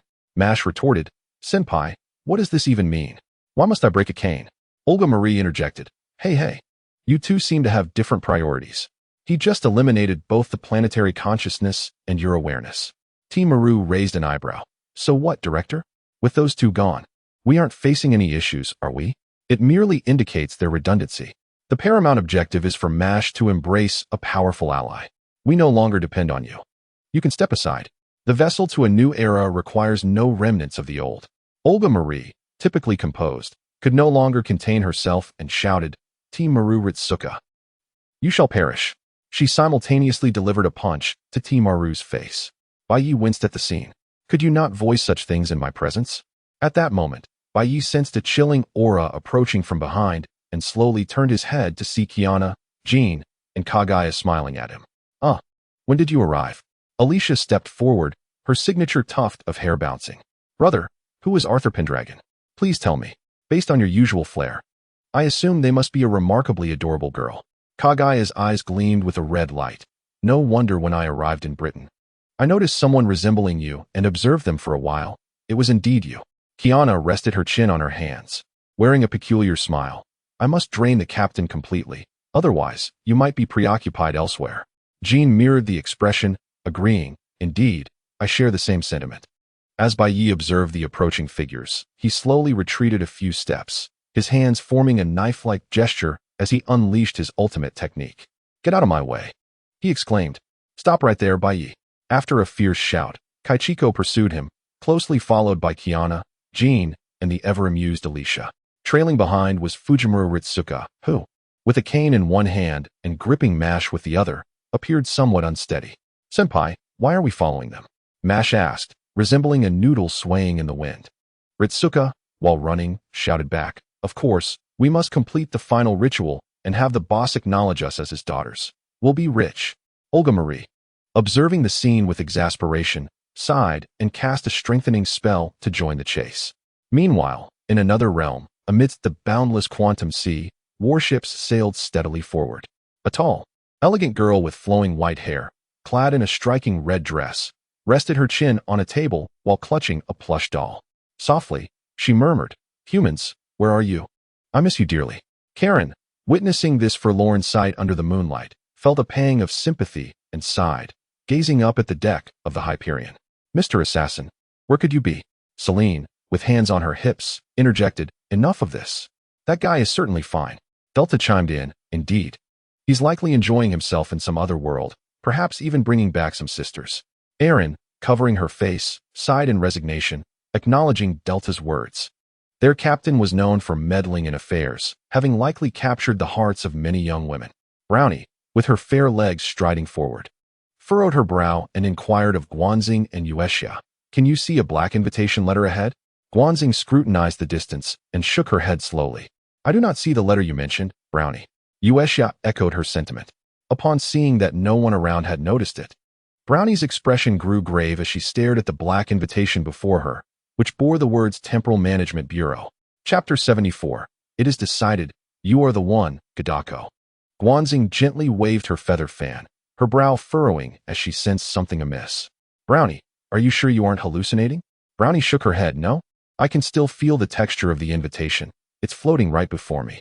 Guanxing responded, "In that case, let us locate a world cannon to open this invitation." Brownie sighed. "It seems we have no other choice." While the crew aboard the Hyperion was preparing for battle, on the other side lay the star rail. In the base of the Stellar Hunters, Silver Wolf casually rested her legs on the table, munching on a large piece of popcorn. As she chewed, she mused, "What do you think would happen if Dr. Bai Yi were still alive? Would this world turn into a culinary universe?" At the mention of that name, Blade suddenly recalled a certain cheeky individual, his expression darkening as he swallowed his popcorn with a huff. "Who knows?" Silver Wolf shrugged. "If you don't want to discuss it, that's fine. No need to act like you've swallowed gunpowder." Kafka attempted to lighten the mood. "All right, darling, let's not bring up Blade's painful memories. Have you forgotten? One of the people Blade knew was also named Bai Yi." Silver Wolf slapped her forehead. "Oh, you mean the sixth member of the Cloud 5 heroes? I remember him." Blade's expression soured further, his eyes narrowing as he reached for his sword. "Silver Wolf." Kafka shot her a warning glance. Silver Wolf raised her hands in surrender. "All right, I won't say another word." She then turned to Lu Ying. "I remember you also knew someone named Bai Yi." After finishing her last piece of popcorn, Lu Ying clasped her hands over her heart, her eyes shimmering with nostalgia. "That was the most beautiful time of my life. He taught me everything, including independent thought. Without him, I wouldn't be who I am today." Silver Wolf felt a chill run down her spine at the sight of Lu Ying's smile. "Lu Ying, maybe you should stop. It's getting too sentimental. If Bai Yi were still alive, would you marry him?" Lu Ying's face turned bright red. Silver Wolf's mouth fell open in disbelief. "No way, Lu Ying. Have you really thought about this?" Suddenly, an idea struck Silver Wolf. If there are three Bai Yis, all sharing the same name, could they be the same person? Or perhaps Dr. Bai Yi never died and has been wandering across various planets. Everyone fell silent, glancing toward Elio. Elio looked up from the popcorn. "Why are you all looking at me? You know very well that Dr. Bai Yi is deceased. Besides, there are detailed records of their backgrounds. They are not the same person." Silver Wolf then recalled her initial question. After the Joyous Star God had completed the culinary cells, he had infiltrated Dr. Bai Yi's laboratory but was caught by the Guardian Star God. Otherwise, the world we live in might have truly become a culinary universe. Silver Wolf's interest peaked. She lowered her legs from the table, excitedly exclaiming, "Wouldn't that be incredibly interesting?" Elio shook his head. "Silver Wolf, have you considered that if this world did become a culinary universe, would you still be standing here?" At this reminder, Silver Wolf's expression stiffened as she recalled the monstrous culinary beasts capable of obliterating entire star systems. As the flames of war raged through the culinary star system, hundreds of doomsday beasts, including 2 extinction monarchs, were poised to launch an attack. Suddenly, a horse-like culinary beast appeared before the antimatter army, unleashing a wave of energy that left the 2 extinction monarchs half dead, obliterating the entire antimatter army in the starlit void. Rumor had it that the Destruction Star God had personally attempted to annihilate the culinary star system, but was soundly defeated and fled in disgrace. After pondering these events, Silver Wolf chuckled awkwardly, scratching her head. "Well, if it really did become a culinary universe, imagine how many culinary beasts would emerge." She then popped another piece of popcorn into her mouth. "By the way, Elio, Can you find us a chef for our next crew member? While we can capture those creatures, there are certain special culinary ingredients we still can't access. If we could enjoy those dishes, perhaps Liu Ying's entropy disorder would improve more quickly. Right? Wouldn't you agree, Liu Ying? Silver Wolf nudged Liu Ying beside her.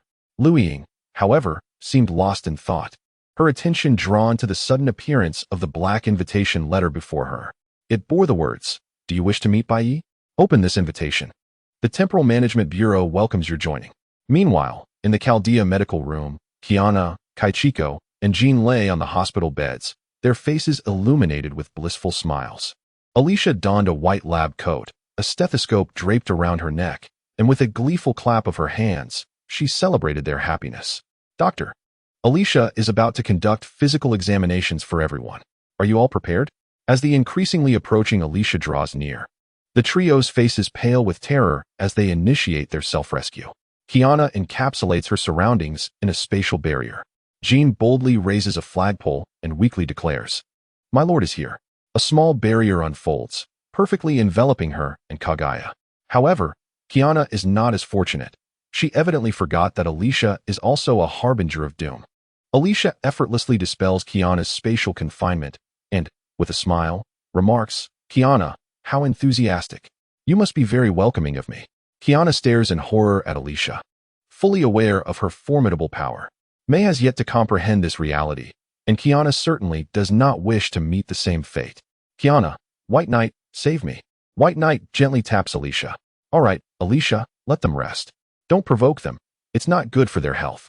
Alicia, touching the spot where she was tapped, chuckles.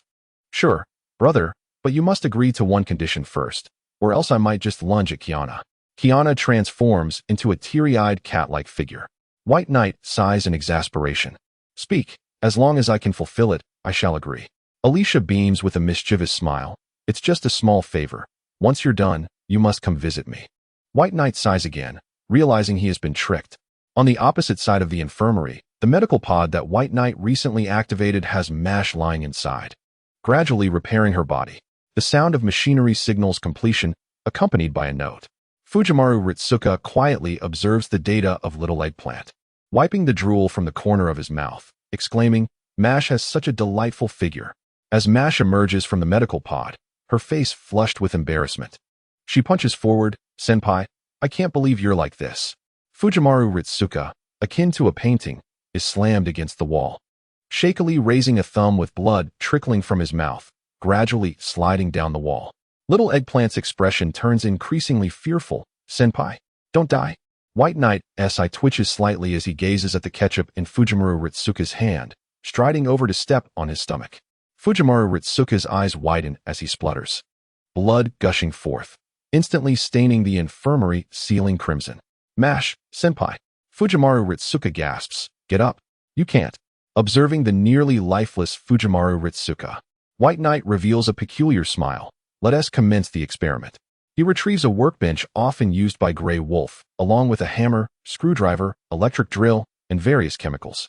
Soon, a thick cloud of smoke envelopes the workbench. As the smoke dissipates, White Knight holds up a red vial adorned with Doryman effects, proclaiming, "Enhancement Potion, Type Moonworld version. Specific effects, can unlock one's potential, enhances the body, and conveniently repairs incomplete genes." Satisfied, White Knight nods, remembering his father's words about using magic to defeat magic. Thus, he resolves to counter human malice with human ingenuity, prying open Fujimaru Ritsuka's mouth and pouring the potion down her throat. The effects are immediate. Fujimaru Ritsuka rapidly transforms into her second-tier form. Celebrate. The chaotic evil Gadako has been born. Chapter 75, Snatching Rings and Cakes. The second-tier form of chaotic evil Gadako awakens, constantly clenching her fists, exclaiming, "What is this power?" Like an inflated pufferfish, she stands with her hands on her hips, emitting strange laughter. Suddenly, her red hair transforms into an extravagant hairstyle. No one starts at the peak, neither you nor I, not even the gods. However, the vacancy of the throne of heaven must come to an end. From now on, I shall stand at the pinnacle. Mash anxiously interjects, "White Knight, how could you have changed like this?" White Knight, with a calm demeanor, replies, "Stay composed, watch my technique." He slowly raises his hand, declaring, There's only one way to handle such inflated figures. Wake up. With a resounding slap, he strikes Fujimaru Ritsuka's face. In an instant, it feels as though a truck has collided with her. Fujimaru Ritsuka spins like a top, creating a small tornado within the infirmary. Mash hastily covers her skirt. As the spinning gradually ceases, the generated wind pressure dissipates. Fujimaru Ritsuka returns to her original state, her eyes swirling, collapsing on the floor with a swollen handprint on her face. White Knight turns and gives a thumbs up. See? She's back to normal. Mash sighs in resignation and approaches Fujimaru Ritsuka, bending down. The moment Fujimaru Ritsuka's swirling eyes regain clarity, she throws her arms wide, tears streaming like a fountain, burying her face in cotton candy and shaking her head, sobbing uncontrollably. Mash. Seeing Fujimaru Ritsuka nestled in her embrace without disdain, Mash gently reassures, "It's all right, senpai. Everything's over now." Fujimaru Ritsuka flashes a conspiratorial smile. White Knight's mouth twitches as he grabs Fujimaru Ritsuka by the collar, lifting her from Mash's embrace. She flails her limbs, struggling. "Let me go? Let me die in Mash's soft cotton candy." Mash's expression darkens, her small fists trembling with indignation. She growls, "Senpai." Fujimaru Ritsuka is sent flying. Alicia stifles a laugh, while Kiana, Kagaya, and Jean exchange glances, their lips twitching. A thought crosses their minds. Compared to true perversion, Alicia seems preferable. They shake their heads, casting aside this disturbing notion, as it is truly too frightening. Unbeknownst to them, White Knight has already exited the infirmary. In Chaldea, in the room where Dr. Roman often slacks off, White Knight suddenly wall slams Dr. Roman against the wall, his other hand gesturing. "Behave. Hand over the goods." "Doctor." Roman's eyes widen as he notices the spiderweb-like cracks in the wall behind him, cold sweat trickling down as he gulps. "Brother White, I have no idea what you want. If there's nothing, I still have work and many things to attend to." White Knight places his hands on Dr. Roman's shoulders, grinning. "It seems, Dr. Roman, that you're in trouble for refusing my hospitality." As Dr. Roman opens his mouth to inquire about White Knight's desires, he hears a rip as White Knight tears his lab coat in half. Dr. Roman, startled, realizes the threat is aimed at him. Clutching his chest, he cries, "Brother White, please don't." White Knight smirks, "Don't block my view, let me see." Moments later, there lies Dr. Roman, wrapped in a white sheet, weeping. White Knight, under the light, examines the ring in his hand and addresses the sobbing Dr. Roman. "Why are you crying? I haven't done anything to you. Your orientation is perfectly normal." Dr. Roman wept, wrapped in a blanket, lamenting, "If you want the ring, then take the ring, but why must you tear all my clothes?" "Why," he scoffed, "did I not leave you one?" Dr. Roman, tears streaming down his face, was at a loss for words. Indeed, one piece remained, but it was merely a pair of undergarments. All else had been shredded. Bai tossed the ring in the air and suddenly recalled something of great significance. Almost forgotten, he realized that the doctor still owed him a strawberry cake, which he decided to claim for himself. Dr. Roman sprang up in a panic, clutching the blanket as it slipped away. "Wait, when did I owe you a strawberry cake? Why can't I remember?" Bai approached the refrigerator and, under Dr. Roman's desperate gaze, retrieved the solitary strawberry cake within. He then employed a few spells to preserve it entirely, for Dr. Roman's strawberry cake was indeed a treasure worth safeguarding. Bai chuckled, "You needn't concern yourself with that. You should know that the strawberry cake you owe is not just one." Dr. Roman scratched his head, perplexed. "I owe more than one strawberry cake. What on earth is going on?" Observing the confusion on Dr. Roman's face, Bai prepared to stoke the flames further, bringing the cake to the doorway and declaring before exiting, "Today, I'm in a good mood. So I'll share a piece of news with you. The magical girl Mei Li-chan is actually Merlin." Upon hearing this, Dr. Roman's pupils constricted as he comprehended everything in an instant. Only that trickster would concoct such a scheme to torment him. Dr. Roman's eyes dimmed with despair. "What should I do? My salary. I long to escape this world." A touch to his chest revealed the absence of the ring. In a surge of anger, he resolved to rally himself. He concluded that as long as magical girl Mei Li-chan was dealt with, his past misdeeds would vanish. In a small theater, the salvation system captured a few photographs. After minor edits to exclude the incidents of the ring and the cake, they were shared in the system's chat group. Most of the system's members possessed a penchant for amusement. Upon seeing these images, they promptly forwarded them to their host, even at the risk of punishment. pulling all the travelers into a single communication channel. The travelers began to organize a resounding cheer. We are the players. We adore Dr. Roman. What shall we do upon encountering Dr. Roman? Seize the ring, demand the cake. Hurry and surrender the coordinates of the world. Unfortunately, this channel was swiftly shut down. Chapter 76. Beyond your exuberance, the automatic doors before Baiyi swung open, unleashing a throng of people. At the bottom of the pile, Fujimaru Ritsuka was incessantly pounding on the ground. Please move aside. It's so heavy. Mash struggled to respond. I'm sorry, senpai. But I'm also pinned down and cannot move. Olga Marie exclaimed. I have two heavy objects on my head, and I can't see a thing. Da Vinci, dissatisfied, remarked, Olga Marie, how can you say that? My physique is utterly perfect, each inch a manifestation of the golden ratio. Are you seeking revenge for not enlarging your forearm during the creation of your body? Baiyi nodded, acknowledging Da Vinci's truth, despite her inner male essence. Gazing at the crowd, a splendid idea blossomed in Baiyi's mind. I have an announcement to make. Fujimaru Ritsuka transformed into a smaller version of himself and, like water, melted away. Returning to normal beside Baiyi, his eyes sparkled with mischief. What good news? Baiyi revealed a mysterious smile.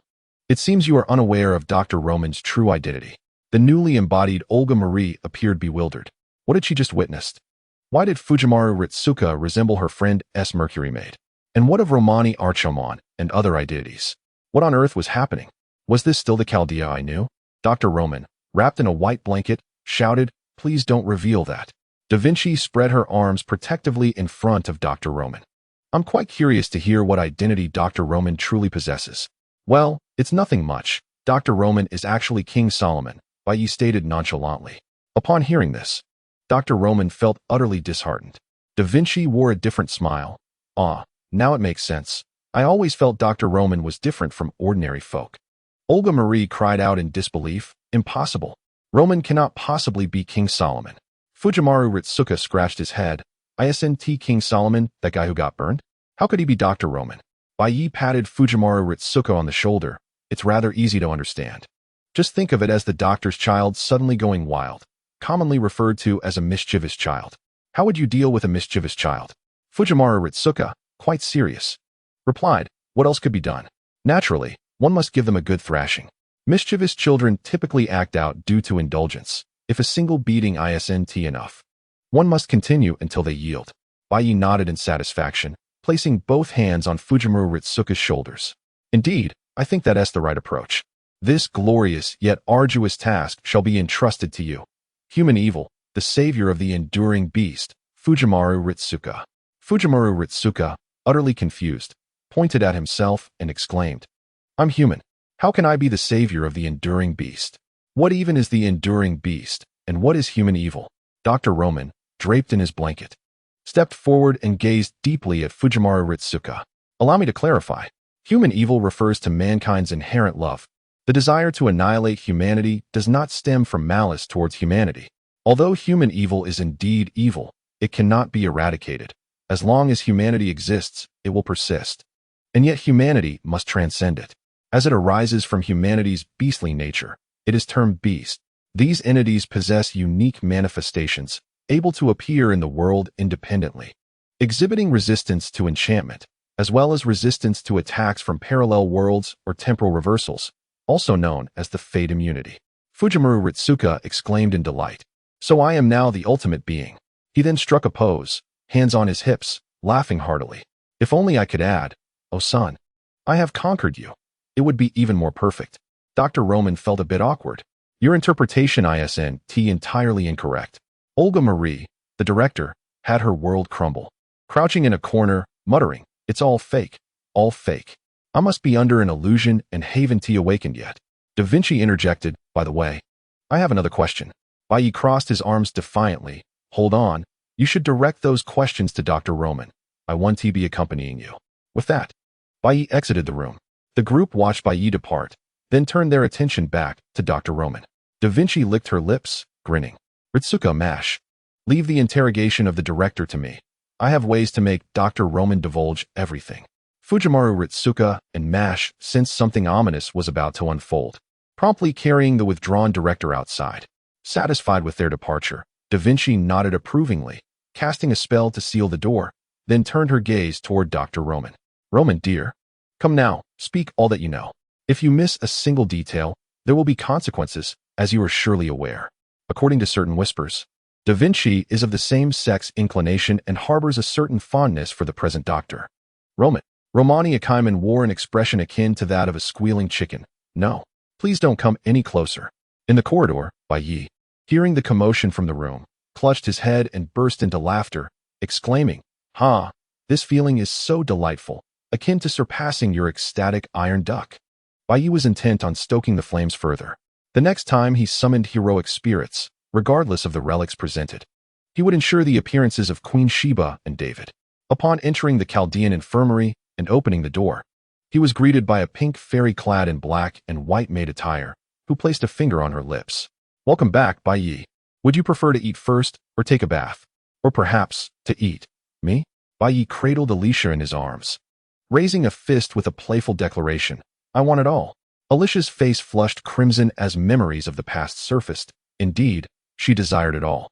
Turning her gaze to the three individuals lying on the hospital bed, she felt overwhelmed. Kiana abruptly sat up from her bed, her small face scrunching in confusion as she rubbed her head and broke into a silly grin. "It's getting late. I should head back. Or else May and the others will surely worry." Kuching and Jean exchanged glances and, suppressing their pain, launched themselves at Kiana. "Let go of me. Hurry, let go." Kiana struggled fiercely. Kuching retorted, "There's no escape. You're not leaving without a piece of yourself." Jean chimed in, "Indeed." Bai Yi approached to separate the three. "Enough? I was merely jesting. I came here to bid farewell. Time is of the essence, as I have other matters to attend to in my world." Alicia pouted, visibly displeased. "Brother, you're so mean. You dare deceive me? Your adorable sister needs a head pat to feel better." With a sigh, Bai Yi reached out to affectionately ruffle Alicia's hair, while Kiana sidled up.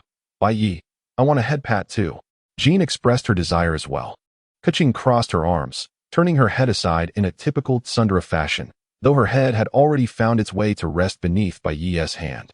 After bestowing several blessings and signing a series of unequal treaties with Kiana and the others, Bai Yi returned to their respective worlds.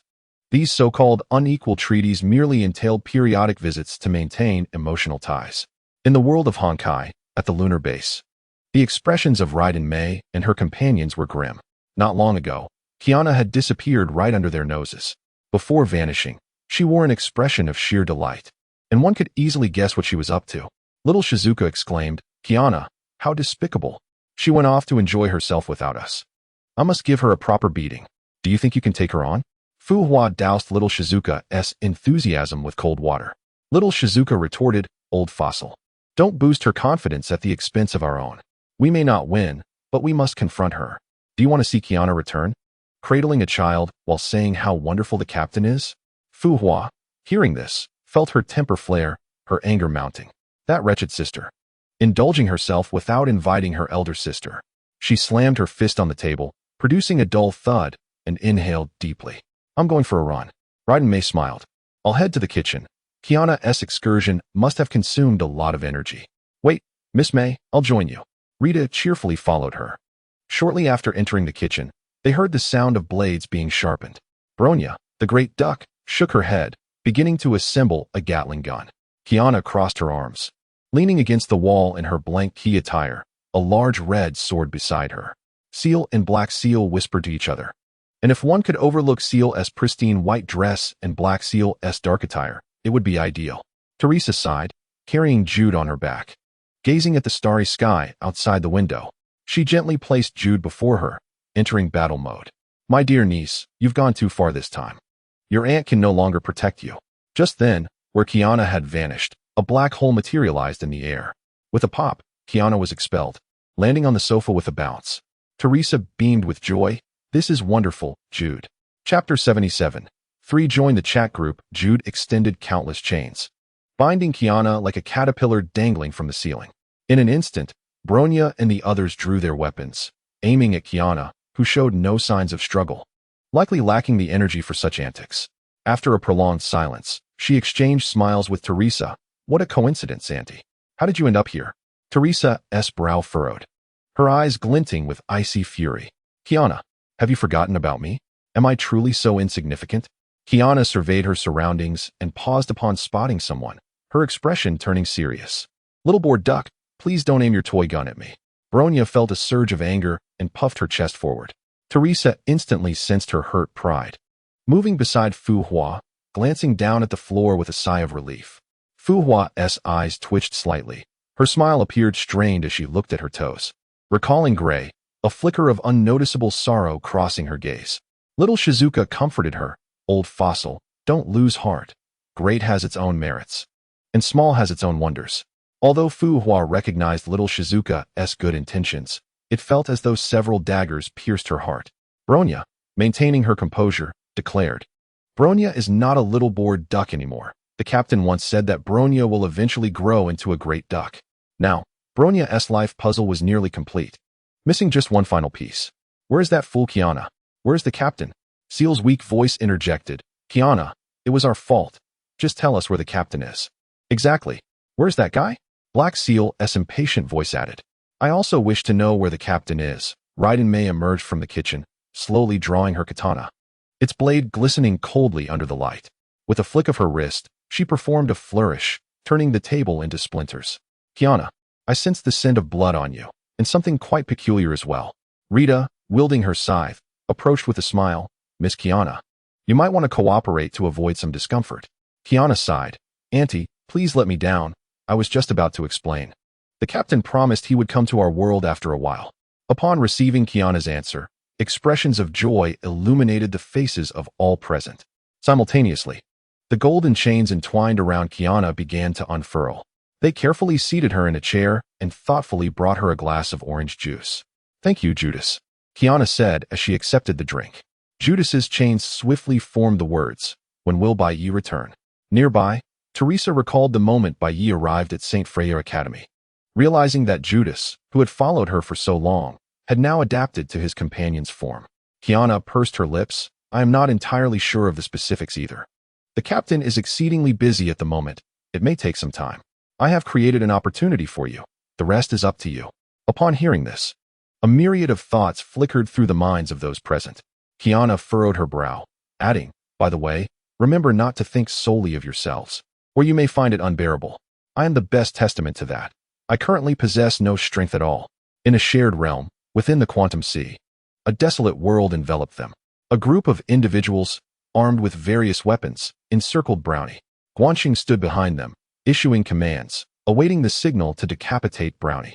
Observing the imposing figures surrounding him, Brownie twitched his lips slightly. Guanxing, fanning himself, said, Brownie, you may now open that invitation. We are all prepared on our end.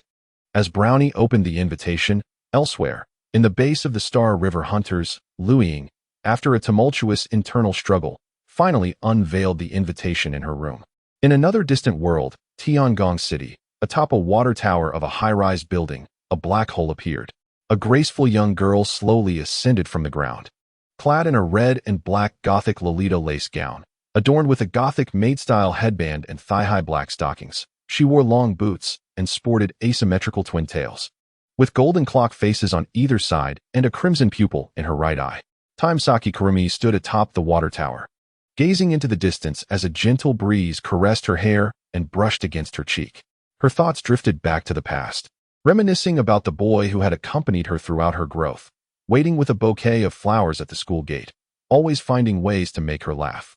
Their first date on the Ferris wheel, their first shared drink as a couple, their first couple's photo, these memories lingered. She recalled the boy's words during their Ferris wheel ride. Kurumi, I would risk my life to protect you. As these memories flooded her mind, a faint smile graced Kurumi's lips, a reflection of her happiness. However, as she continued to reminisce, she squatted down, burying her lovely face in her knees. Tears streaming down her cheeks, her sobs growing louder. The desperate cries echoed in the stillness of the space. Kurumi would never forget that day when the boy, without any power to shield himself, appeared out of nowhere to take the fatal blow meant for her, uttering the words, "Don't worry about me, run away, and forget me." An ebony invitation floated before Timesaki Kurumi, inscribed with the words, "Do you wish to see Bai Yi?" Without a moment's hesitation, Kurumi tapped on the dark invitation. Chapter 78. A Scheme Against Me. In a corner, the communication from the Hyperdimensional Management Bureau read, All three have been dealt with. The savior system chimed in. Well done, young man. You know, I absolutely adore a river of blood. Unbeknownst to Bai Yi, all of this transpired. Bai Yi returned to his room, glancing at the golden clock. Noticing it was already 6 in the morning, he changed into a new outfit, retracted the surrounding defensive formations, and opened the door. Just then, an indistinct object lunged towards him. Upon closer inspection, he recognized Nairiko, dressed in silk pajamas, arms outstretched and lips puckered. Darling, accept my fervent good morning kiss. Bai Yi extended his hand to catch the charging Nairiko. She waved her arms. Darling, please don't reject me. Bai Yi, somewhat speechless, replied, You're here so early? Nairiko explained. How could that be? After being tossed out of your room last night, I intended to sneak back in. I tried every cosmic method but couldn't open the door. So I waited here. Bai Yi thought to himself, as expected of Nairiko, still the same. Finally, he sighed, let's calm Nairiko down. He then cupped her face with one hand and leaned in closer. Nairiko blushed slightly. Darling, isn't this moving too fast? Despite her shyness, her body was quite honest. Closing her azure eyes, Bai Yi observed her tranquil demeanor and mused that Nairiko was rather beautiful when still. He recalled a thought. How had that androgynous being fared in childhood? Meanwhile, on a spaceship en route to Earth, a young boy suddenly sneezed. And amidst a cloud of pink dust, a beautiful green-haired girl appeared. Back with Bai Yi, he gently kissed Nairiko's forehead, leaving a golden mark that vanished instantly. Nairiko, feeling it, pouted in dissatisfaction. Darling, you missed the spot. Bai Yi softly reassured her. Be good, Nairiko. I know your intentions. Shall we take our time? Nairiko touched her forehead, sensing the lingering warmth, and smiled brightly. All right then. A moment later, Nairiko bounced back to her room. Bai Yi made his way downstairs, where Belfast was tidying the living room in her maid outfit. Hearing footsteps, she turned toward the sound, lifting her skirt with a smile. Good morning, Commander. Do you have any orders? Bai Yi was about to say there was nothing, but then recalled he needed to pick someone up today. Belfast, I will be going to the airport to pick someone up. She will be living here, but she lacks common knowledge, so I would like to ask. Before he could finish, Belfast stepped forward, placing a finger to his lips while adjusting his collar and smoothing out the wrinkles in his clothes. Commander, I understand. The person you are picking up must be a girl, and there is no need for you to say please. I am your marriage ship and will not be jealous over such trivial matters. As Bai Yi gazed at Belfast, he slowly lowered his head. In the Hyperdimensional Management Bureau, the announcements poured in. Everyone, welcome the arrival of I will ignite the C2 the Hyperdimensional Management Bureau. Everyone, welcome Maze City Hares to the Hyperdimensional Management Bureau. Everyone, welcome Nightmare to the Hyperdimensional Management Bureau. The Dragon Girl, upon seeing the 3 new arrivals, quickly matched them up. Nightmare must be Sanson, and Maze City Hares must be Hares. As for I will ignite the sea. At that moment, a voice message arrived on the Dragon Girl's phone. I will ignite the sea. Yet, she couldn't shake the feeling that something was amiss. Could these 3 be tangled in someone else's emotional debt? But why dwell on that? Best to proceed as per usual. Weak and pitiful transcenders. Wonderful. Finally, more people have arrived. Newcomers, please share photos and measurements. I will ignite the sea. Really? The homebound vampire exclaimed. Do not listen to her. This group leader merely wishes to take advantage of us. The pitiful and weak time traveler retorted. Hey, don't expose me. If you could send me a picture of your maid, I might just forgive you. Suddenly, a certain blonde lowly vampire sprang up from her bed. Impossible. This cannot be true. Though Vieira Heiss is somewhat eccentric, she is still mine. Upon uttering those words, Kamali felt a wave of regret and slowly turned her head away. The blue-haired maid, covering her mouth, replied, Miss, I am truly moved by your words. Thus, Miss Kamali, I shall ensure your utmost comfort. Kamali envisioned her future days and cursed inwardly. How careless of me. This is merely a minor episode. Within the Temporal Management Bureau, the Pink Fairy mused. I hope they are charming young ladies. The Demon Slayer interjected. Everyone, The weak and pitiful time traveler interrupted. Go away. There is nothing here. I hold grudges quite well. The Demon Slayer quickly apologized. I was wrong, Dragon Aotion. Please forgive me. The time traveler snapped back. I've told you not to call me by my real name, not even with sister added. The Pink Fairy chimed in. Do not be so petty. I shall support you this time. She sent a designated red envelope, and the Demon Slayer accepted it. Kamiju Toma gazed at the newly acquired food in his personal space, feeling assured he could last for a while longer. The demon slayer expressed gratitude. Thank you. I am immensely grateful. Welcome newcomers. Pardon the interruption, but I wish to introduce you to the God of Gods, Bai Yi. Meanwhile, 3 individuals were lurking behind the screen. Kurumi stared intently at the display, softly murmuring, God of Gods, Bai Yi. Next to her, a middle schooler donned a mask and made exaggerated gestures. This must be Bai Yi. It appears that upon his demise, his soul reincarnated into another world. Now that we have learned of his whereabouts, it feels like a fateful encounter. Come forth, Bai Yi, let us meet as destiny intends. Kurumi observed her younger self and felt that there was some truth in the statement, yet she decided to confirm further. Lu Ying gazed at her screen, her thoughts swirling. Is this truly Bai Yi? Recalling Silver Wolf's words from earlier, her cheeks flushed crimson, reaching to her ears, which sparkled like rubies. She rose and approached her vanity, looking into the mirror and allowing a gentle smile to grace her lips. On the other side, Brownie exclaimed, It seems I have found Bai Yi, under the moonlight. A figure rushed from the crowd, gripping Brownie's shoulders and shaking her vigorously. Human, you claim to have found another human? Where is he? Karen stepped forward, urging, Delirium. Please calm down. You're making it difficult for Brownie to respond. At that moment, Stargazer approached. What is going on, Brownie? She glanced at the screen, halting Stargazer. Please wait a moment. There is new information. We shall discuss this shortly. Nightmare interjected. I would like to learn more about the God of Gods, Bai Yi. The Dread Rabbit agreed. Indeed, I concur. I wish to know more as well. If possible, I too would like to understand, added another. That is splendid. Praise Bai Yi. Since you all wish to know, allow me to expound upon the greatness of our God Bai Yi. The dragon girl, observing from the shadows, realized. It seems they are searching for a powerful ally. Just how many worlds has this great one traversed? As Night began to narrate the origins of Bai Yi, on Bai Yi's side, Belfast, her face flushed, pushed him away. Commander, let us continue this later. It is inappropriate during the day. Bai Yi responded, I apologize, Belfast. It is getting late. I must go to the kitchen to prepare breakfast. After Bai Yi departed, Belfast took a deep breath, brushing her lips as if reminiscing about the earlier moment, and smiled brightly, thinking, Forgive me, sisters. Moments later, Bai Yi placed the last plate of shrimp dumplings on the dining table, surveying the surroundings with a contemplative expression. He furrowed his brow, feeling as though someone was calculating his actions. If Bai Yi were to open the Temporal Management Bureau at that moment, he would understand everything. In Chapter 79, Magic, Bai Yi glanced at the time and addressed Belfast in the living room, announcing he was stepping out with a freshly made year-round cake.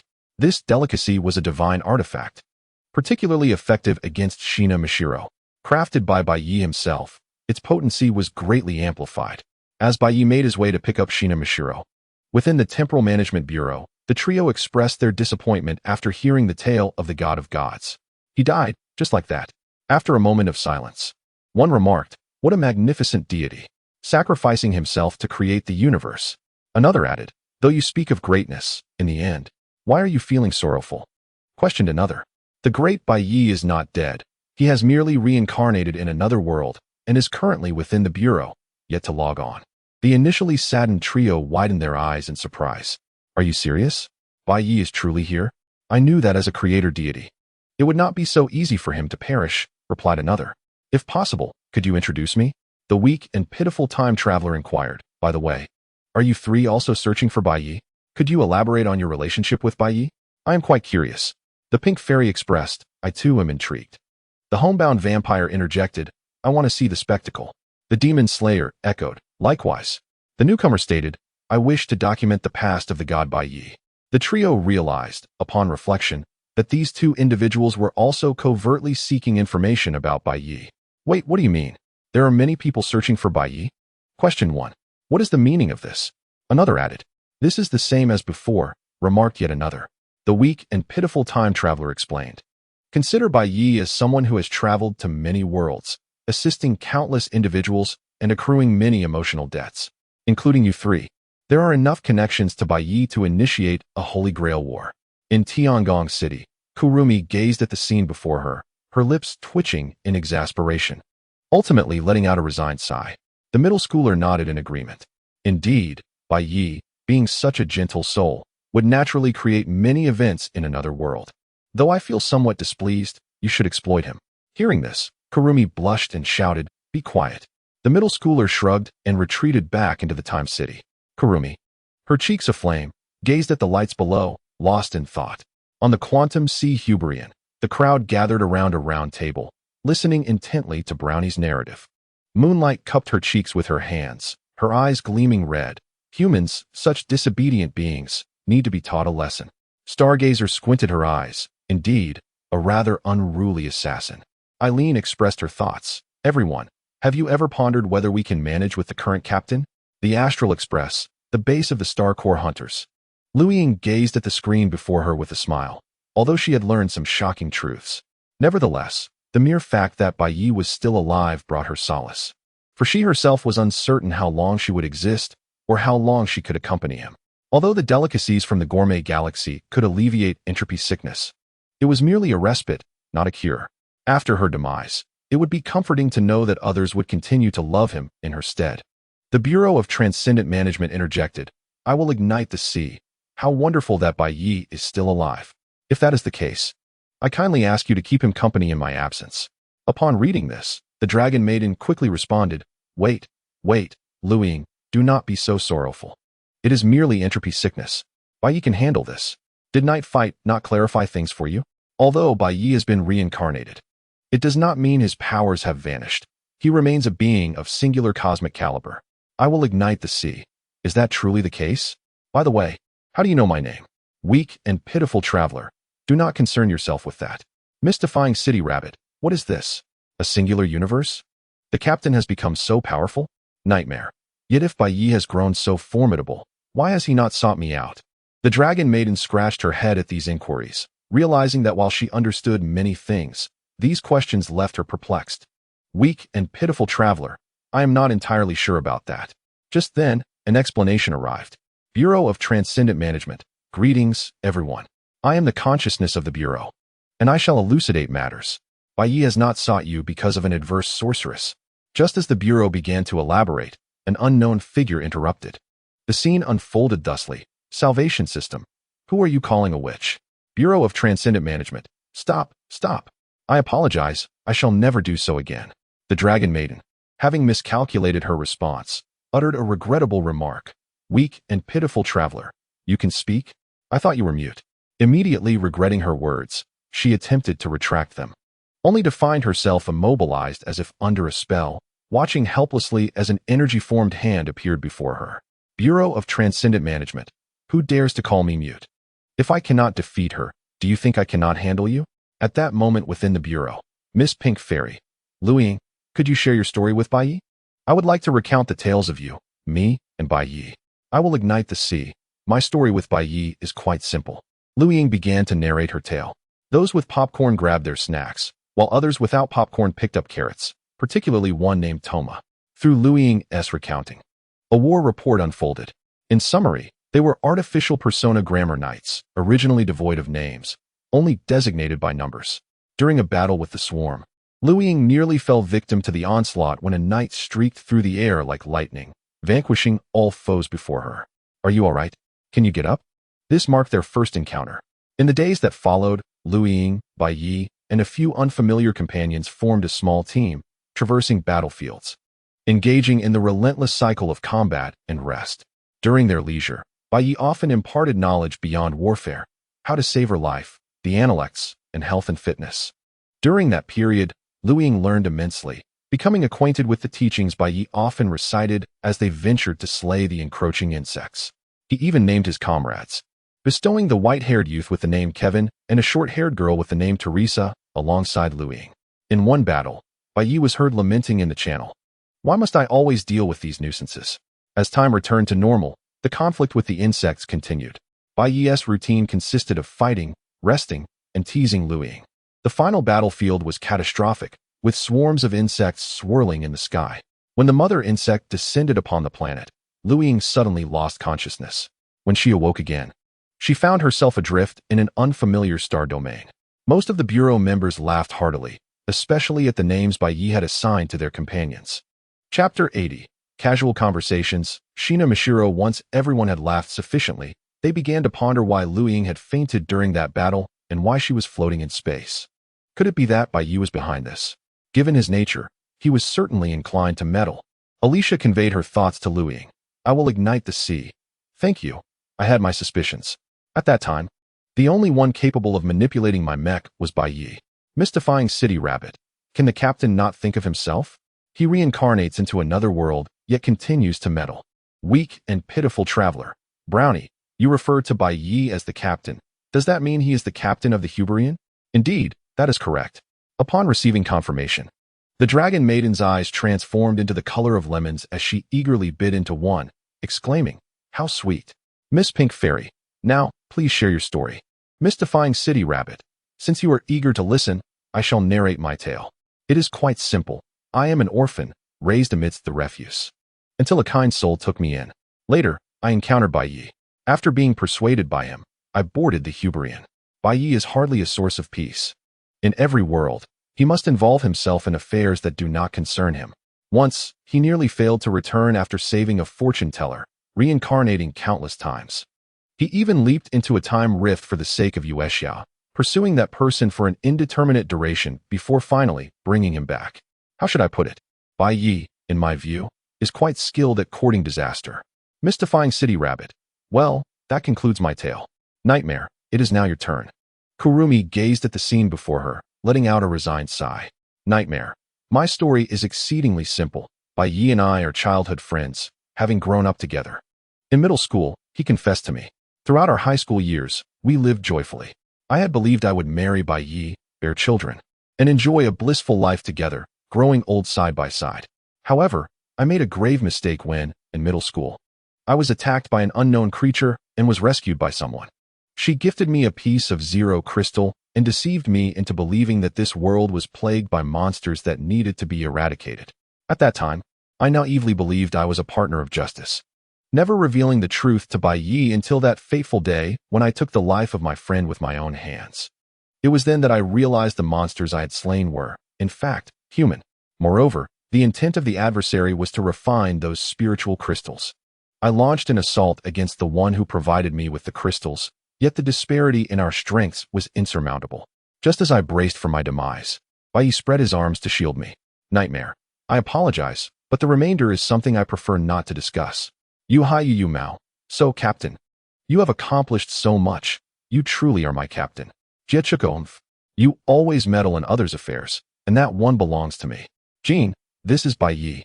The Bai Yi I adore. As Brownie on the submarine observed the information before him, his eyes narrowed. Mysterious city hares. Oh, so you are Bai Yi's former lovers? Let me clarify that Bai Yi belongs to me.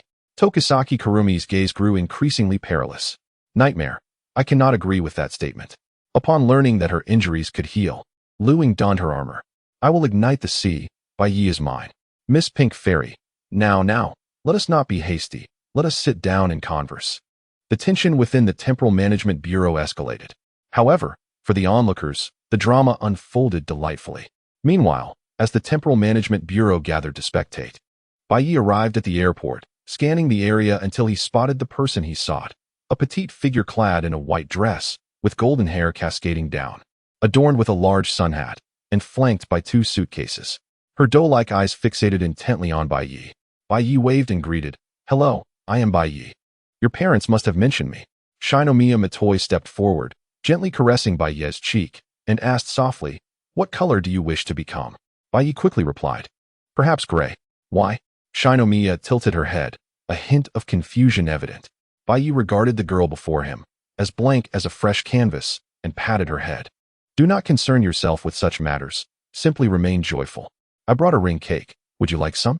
As he presented the cake, Shinomiya's eyes sparkled like a cat's. Captivated by the treat, completely forgetting her previous question, Bai Yi offered the cake, which Shinomiya took eagerly, cradling it like a tiny hamster, devouring it in mere moments. With a look reminiscent of a forlorn kitten, she gazed at Bai Yi, prompting him to offer another cake. He cautioned, "Remember, you may only have this one more today. Too many will make you a plump little piglet." With a mouthful of cake, Shinomiya pouted at Bai Yi. "You are truly mischievous, picking on me." Bai Yi affectionately ruffled her hair, causing her to squint her eyes like a contented kitten, nudging him affectionately. Bai Yi picked up the suitcase from the ground while holding Shinomiya's hand. "Matoi, it is time to go home." Shinomiya nodded silently, munching on the cake. Then Bai Yi, "You are my new master." Bai Yi nearly stumbled at her words. Who taught you to say that? Shinomiya tilted her head and whispered, Rita taught me. Bai Yi shook his head helplessly. Indeed, it must be you, the source of all mischief, Rita. Chapter 81, Little Darkness, Reverse Contract. Bai Yi reminded Shinomiya, Matoi, do not repeat what your roommate taught you to others. Shinomiya extended 3 slender fingers, her mouth full of cake, and mumbled, 3 ring cakes. Not a chance. Bai Yi firmly declined. Shinomiya puffed her cheeks in displeasure. Bai Yi, you are bullying me. Bai Yi explained, this is not bullying. Too much ring cake is detrimental to your health. Shinomiya visibly deflated. Fine. Bai Yi pondered. Would the original Shinomiya threaten anyone? Reflecting on the plot, she seemed to embody an innocent darkness. Taking a step forward, Bai Yi led Shinomiya to the doorstep where Belfast awaited, gracefully curtsying. Welcome home, esteemed commander. Belfast smiled at the girl beside Bai Yi. Is this the renowned Miss Shinomiya?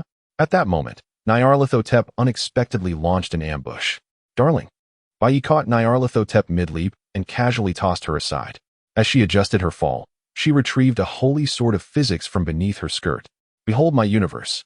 A rope materialized from the sky, ensnaring Nyarlathotep's neck, vanishing with a snap, followed by her shrieks and the sounds of various objects being smashed. Bai Yi sighed. Covering his head, it was evident who had thrown the rope. Belfast, please look after Shinomiya. Belfast approached Bai Yi, adjusting his collar. Meanwhile, Shinomiya scrutinized Belfast with curiosity, but her attention was soon drawn to the commotion. Noticing this, Belfast smiled and lifted her skirt again. Esteemed Miss Shinomiya, I am Maid Belfast. It is a pleasure to make your acquaintance. Shinomiya tilted her head slightly in response. Likewise, Bai Yi sensed something and turned to the street, handing his luggage to Belfast. Belfast, please take Shinomiya home. I have a matter to attend to.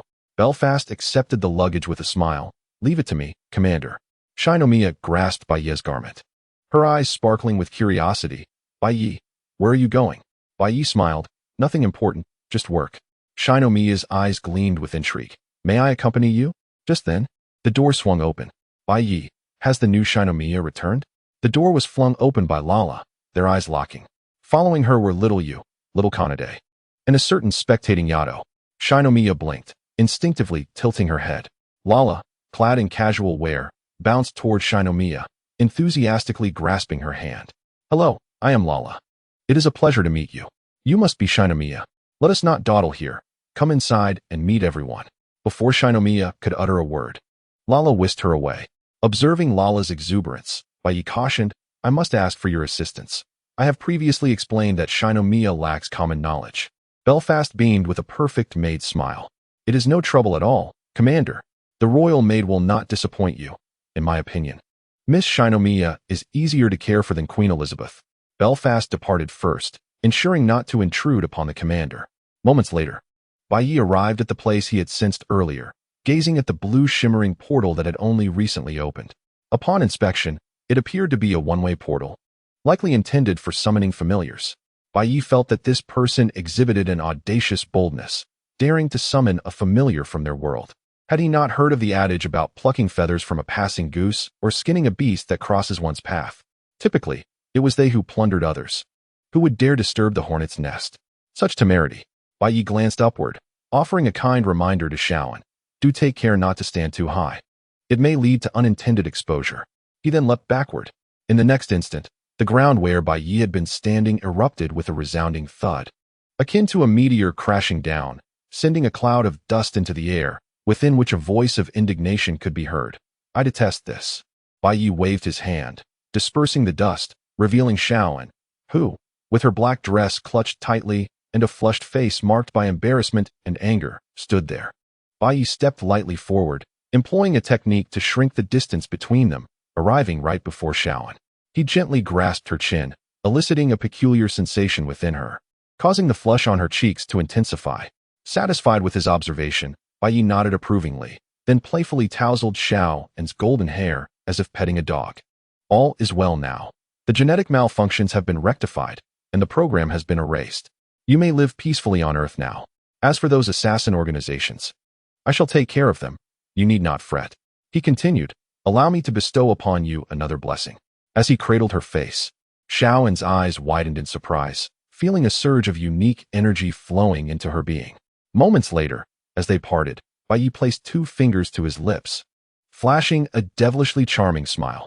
"Thank you for your hospitality." With a step, he vanished into a portal. After his departure, Shaoan lowered her head, allowing her golden bangs to shield her now crimson cheeks, though they could not conceal the upward curve of her lips. Meanwhile, in another realm's magical academy, Louise, from the familiar of Zero, gripped her wand tightly. Her head bowed as she endured the ridicule of her classmates for her earlier failure to summon a familiar. As she dropped her small pearls in frustration, Bai Yi, concealed within the void, observed the unfolding events, having arrived long before. He savored the lingering sweetness of the moment, soft and imbued with a milky fragrance. Watching Louise, who was still dropping her pearls, Bai Yi decided it was time to make his presence known. He donned a skull mask with a gaping mouth and cloaked himself in the black robe of the management bureau. Moments later, a massive scythe materialized in his hand, adorned with blue flames, and he stepped forth from the void. The onlookers gasped at his imposing figure, their throats constricting. The newly summoned familiars cowered behind their masters. Louise, still fixated on the ground, remained oblivious to the sudden shift in atmosphere. Bai Yi approached, holding out a handkerchief. Louise accepted it, politely murmuring, "Thank you," only to hear an electronic voice reply, "No need to thank me." Startled, she looked up to find a skull mask before her, its eye sockets glowing with blue flames, surrounded by ethereal blue wisps. A shiver ran down her spine, her heart racing with fear. The flames within Bai Yi's mask flared with intensity. "Oh, little girl, it was you who summoned me. Why then do you fear me?" Upon hearing this, a wave of elation washed away her previous terror. "You mean you are my familiar?" Bai Yi replied, "I traversed the channel you summoned. You could indeed interpret it that way." With newfound confidence, Louise placed her hands on her hips, addressing her classmates. "Did you see that? This time, I succeeded in summoning a familiar." The Mediterranean teacher sighed. "Louise Valerie, it is time for your final ceremony." Louise turned to face Bai Yi, her cheeks ablaze, and on tiptoes, she wrapped her arms around his neck. Bai Yi gently warned, "Dear girl, are you truly certain? You may come to regret this." Louise asserted, "I will not regret it." And with that, she kissed him. Moments later, they separated, and Louise sensed something amiss. A wave of heat enveloped her. "What is happening?" she asked, perplexed. The Mediterranean teacher scratched his head, having never encountered such a phenomenon in his years of teaching. Bai Yi, still clutching his scythe, sighed, "I did warn you. Now you will see." Louise felt a sharp pain in her left hand as the words of the contract etched themselves onto her skin. Chapter 82. A Reunion with the Grazing Maiden. Upon completion of the marking, Louise knelt on the ground, gasping for breath. The Mediterranean teacher realized what had transpired. The familiar contract had reversed, and Louise had become the familiar. Bai Yi shook his head. "I had forewarned you. Now, you are my familiar." He extended his hand, commanding, "Come. Place your hand in mine." Louise rose and walked toward him, placing her hand in his. Moments later, she realized, "Wait, this isn't how the contract works." Bai Yi clarified, "This is not a contract, it is my ability. Typically, I refrain from using such powers, but since you are my familiar, it is permissible." He then issued further commands, "Spin 3 times and bark like a dog." Louise complied, spinning thrice on the spot and playfully barking 3 times with her fists clenched like little paws against her cheeks. "Hey, don't go too far." Bai Yi ignored her protests, snapping his fingers, causing music to fill the air. "Now, let us dance the pure land of ultimate bliss." Louise danced to the rhythm, while Bai Yi set up a camera and reclined in a chair, enjoying the spectacle. Louise called out, "Teacher, is there any way to annul the contract?" The Mediterranean teacher, bemused, stroked his round head. "Apologies, Louise, but I do not know how to annul the contract." At that moment, a golden-haired youth began to mock. "I knew it. Truly, you are the Zero Louise. Ha ha ha." Bai Yi raised an eyebrow, swinging his scythe, unleashing a powerful gust that made the academy students shut their eyes. When they opened them again, they beheld a second son. "That isn't a son, it's Kishu," someone shouted. Kishu's clothing lay in tatters, leaving only his undergarments. His golden hair shining like a beacon, reflecting sunlight as if he were indeed the second son. The Mediterranean teacher, instinctively touching the back of his head to confirm he still had hair, sighed in relief. Bai Yi twirled the scythe, slinging it over his shoulder, and embraced Louise. "I must reiterate, she is my familiar, not someone you can ridicule." Louise nestled against Bai Ye's chest, her face flushed, speechless. Bai Ye raised the scythe once more. Louise quickly clutched his robe. Please, Kishu is of noble blood.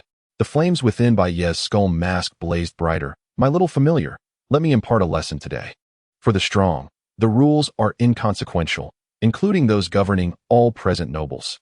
With that, Bai Ye swung the scythe towards the sky, creating a massive rift in the fabric of space that spread across the heavens.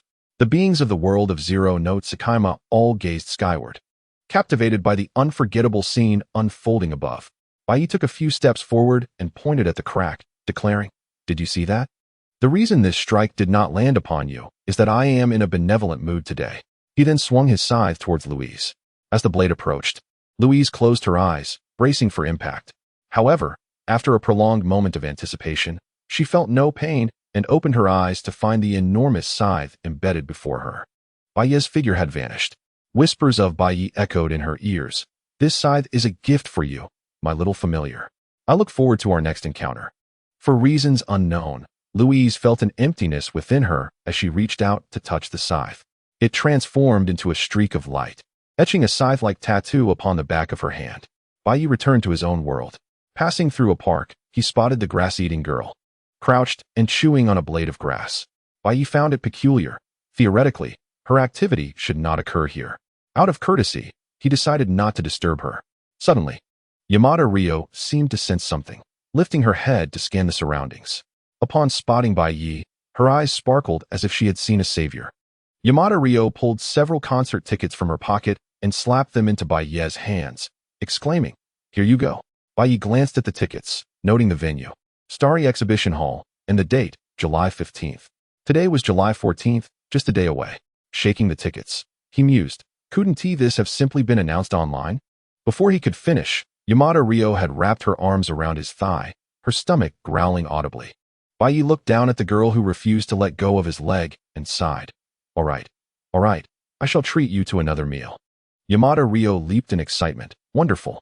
Finally, I can enjoy a proper meal again." Observing her enthusiasm, Bai Ye shook his head in exasperation. The distance to his family's branch was too far, so he made his way to the nearby shopping street. Guided by his nose, he located a restaurant named Yukihira. As he entered, he recalled the tasks his senior brother had entrusted to him. Perhaps he should delay his visit for a while.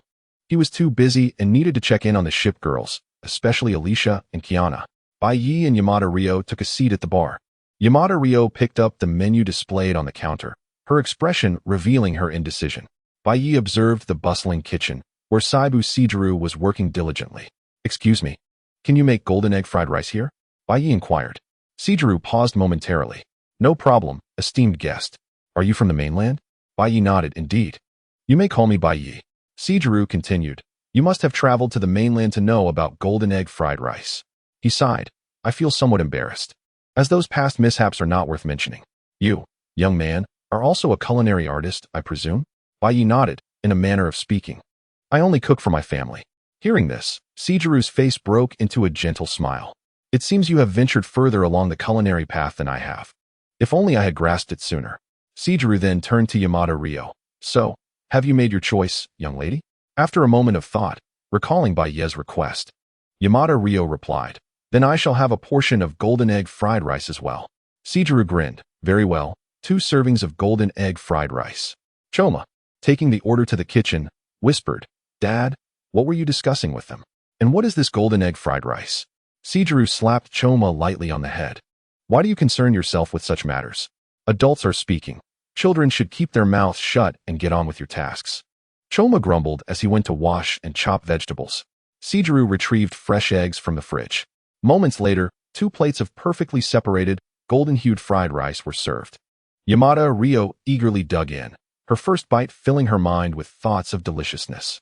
Bai Ye took a spoonful, savoring it as he remarked, "Boss, your foundational skills are quite solid. The flavor is commendable.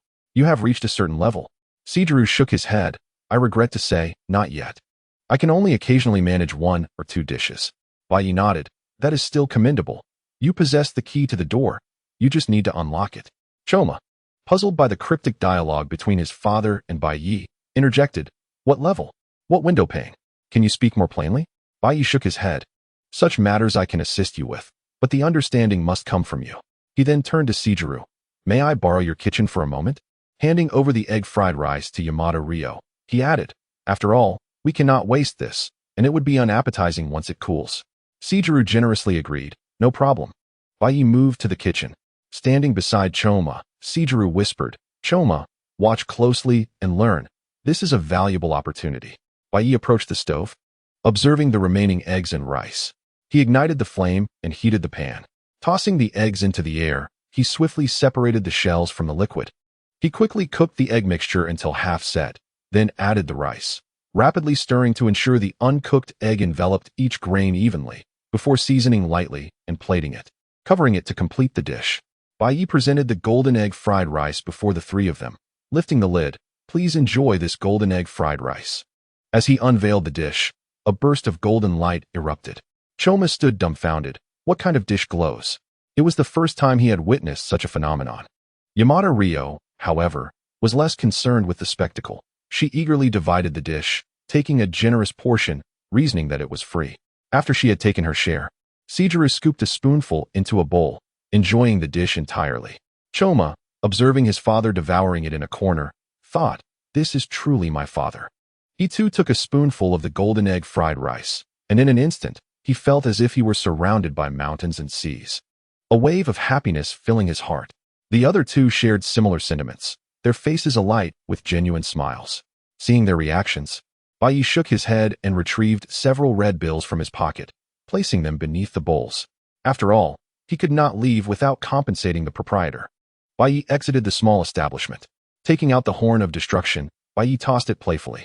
He intended to return the horn to Jailalai, but, just in case, he inscribed a few seals upon it, akin to those used in the Round Table Judgment. In the distance, Vinoite, who was engaged in community tasks, came rushing towards him, a cloud of dust trailing behind her. Mr. Bai, please do not toy with the horn of destruction. It is an exceedingly dangerous artifact. What if someone were to blow it? Please allow me to explain, Vinoite, Bai said, placing his hands on her shoulders. Vinoite snapped back to reality, realizing that she was too close to Bai, and a blush crept onto her cheeks. Meanwhile, the Lord of Hell, Satan, was cheerfully waving two hand flowers, cheering Vinoite on. Once Vinoite calmed down, Bai shook the horn of destruction in front of her. I have placed seals on this item. Without fulfilling certain conditions, it cannot bring about the end of the world. If you doubt me, feel free to inspect it yourself. He handed the horn to her. Upon seeing the seals and the conditions listed, she let out a sigh of relief. At that moment, a small white dog, clutching a pineapple bun in its mouth, dashed past them, followed closely by Satania, a red-haired little demon, who shouted, Give me back my pineapple bun, you angelic lackey. That's the fourth one you've stolen today. The dog and the demon collided with Vinoite, the force of the impact rather overwhelming. In her panic, Vinoite grasped Bai's collar. The next second, her purple eyes widened in shock. Satania, witnessing the scene, immediately sensed trouble and abandoned her pursuit of the angelic lackey, swiftly turning to unleash a devastating move. Meanwhile, the Lord of Hell, Satan, uncorked a bottle of champagne and instructed his subordinates to replenish the red-haired demon's allowance, while also preparing a bonus for Vinoite and ensuring that parenting supplies were procured. He mockingly addressed the little girl with white wings beside him. See, this is our demon, securing a strong ally. Can you compete with that? God retorted. The relationship has yet to be established. Don't boast. Moreover, isn't he yours as well? What difference does it make? Satan slapped his forehead, nearly forgetting that this was not the era of their great war. I find it rather unwise. Perhaps you should send someone from heaven, or better yet, you could come yourself. God narrowed his eyes, a glimmer of starlight flashing within. Satan raised his hands in a gesture of surrender. All right, I won't say another word. The little girl God replied, No problem. I had already arranged everything. What we are concerned about is whether Bai will retaliate against us upon discovering the truth. At this, a troubled expression crossed Satan's face. Given his understanding of Bai's character from their past encounters, while it wouldn't result in fatality, he was certain they would be thoroughly beaten. Satan scratched his head. Shall we retreat to the demon realm? God slapped Satan on the head. Are you foolish? Is your brain made of muscle? If you inform Shinki, do you think he won't tell Bai? Satan scratched his ears and head in distress. What should we do then? God sighed in resignation. Let us keep it hidden for as long as we can. In the meantime, Stock up on healing supplies and be prepared. Chapter 84. A missing birdcage a moment later. Vinite covered her face and sprinted home at her fastest pace. Baiyi remained standing, seemingly lost in contemplation. Later, he arrived at the Angel CAF and ordered a rather confident mixed coffee. Sitting in the CAF chair, Baiyi furrowed his brow, pondering the murmurs between Satan and God, and what had transpired in the past. It seemed he had some connection to Shinki. Could Shinki be the one from Jinsokyo? What was their relationship? Was Alice my daughter? And how did I return to the past?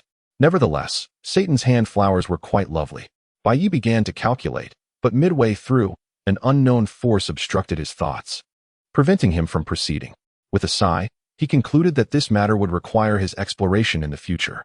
Just then, the CAF owner approached with a cup of aromatic coffee. Sir, here is the mixed coffee you requested. Baiyi looked at the unremarkable cup before him, took a sip, and was pleasantly surprised by its exquisite taste. The CAF owner, stroking his little mustache, inquired, How do you find it, sir? I am quite confident in my mixed coffee. Baiyi nodded. Though it appears ordinary, the flavor is unexpectedly delightful, and I can taste the passion you infused into it. The CAF owner beamed with pride. Of course. I dedicate several months each year to personally select coffee beans from their origin. Baiyi shook his head. Your passion for coffee is commendable. You must truly cherish it. As he spoke, he produced a bag of coffee beans. The CAF owner's nose twitched, his previously narrowed eyes widening in surprise. Sir, are you truly giving me this bag of coffee beans? Baiyi smiled. Indeed, I am. In return, please grant me complimentary coffee for my future visits. The CAF owner agreed without hesitation. Not a problem. He gleefully accepted the bag of coffee beans and hurried back behind the bar. Once Baiyi left the CAF, he spotted Jailalai, radiating a golden glow, approaching with bread and water to aid Pecora. With a beaming smile, Jailalai greeted him. Mr. Baiyi, have you finished your tasks?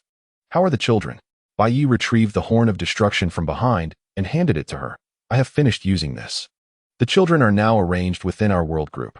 Jailalai formed a prayer gesture with her hands. Really? Thank you so much, Mr. Baiyi. The gods will surely bless you. God, what is this? Blessing Baiyi? How naive. I'll be content if he doesn't hit me. Baiyi pointed towards Pecora, who was eating bread and drinking water, tears of gratitude streaming down her face. Jailalai, do you know her? Why not take her back? Jailalai explained with a smile. Mr. Baiyi, Pecora is considered one of our celestial beings. We all believed she had perished in battle. Rest assured, I have informed the higher-ups. Someone will come to retrieve her. The little evil god approached, carrying a basket, her serpent tail swaying as she muttered, Yuri Ling makes me run errands every day. Let Pecora fend for herself. The little evil god raised her head to gaze at Jailalai, who was glowing with light. Jailalai politely bowed. You must be the little evil god. I am Vinite's friend. Thank you for taking care of Pecora. Baiyi waved his phone in front of the little evil god, displaying Yuri Ling's contact information. The little evil god, initially ready to deliver a flying kick, had second thoughts. With a smile, the little evil god replied, No need for thanks. It is my duty. She retrieved a prepared curry from the basket and handed it to Pecora. This is from Yuri Ling. I have to go now. Pecora cautiously accepted the bento box, standing dazedly as she watched the little evil god's departing figure, marveling at how smoothly things had gone. Just then, the little evil god suddenly turned and leaped into the air, shouting, You must be the one who squealed. Go die, you bald-headed fool. Ha ha. Baiyi shook his head in exasperation. The little evil god remains unchanged. She never learns. Subsequently, he raised his hand, summoning an object resembling an octagonal light wheel, positioned along the trajectory of the small malevolent deity's flying kick. The small malevolent deity could no longer muster a smile. It reminded him of the day he first encountered Lily in a similar scene. Suddenly, a splatter of crimson stained the sky. Pecora closed her eyes, murmuring, I see nothing.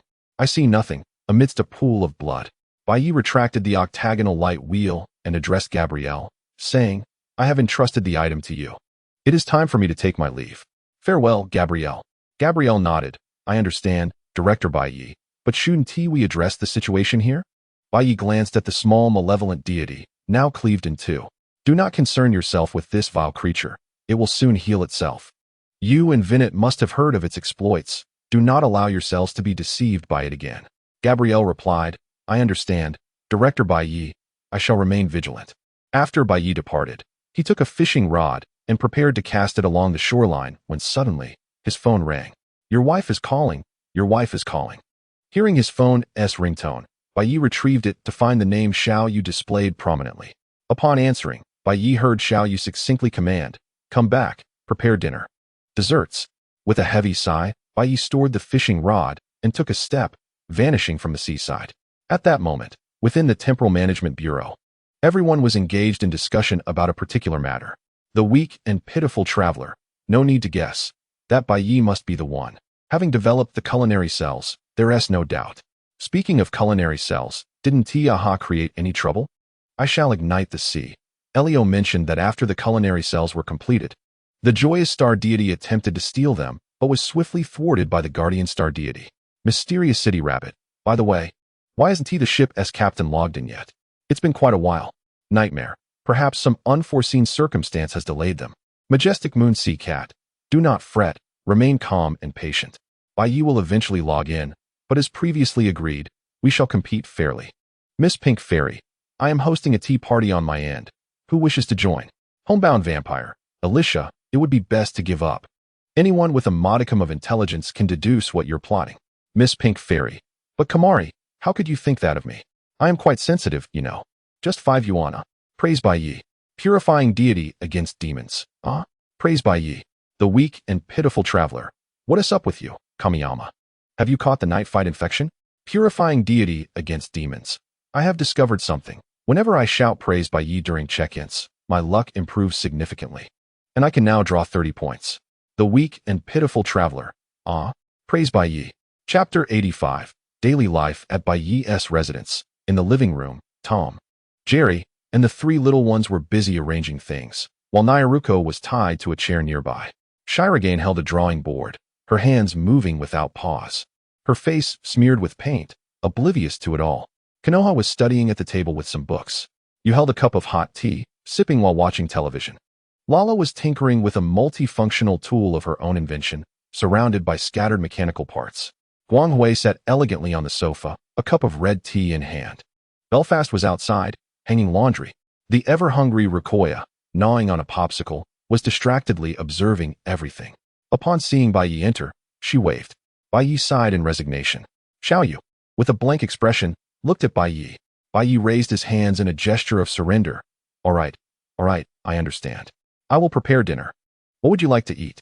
The trio of Tom and Jerry immediately rushed to Bai Yi, each holding a sign indicating their desired dishes.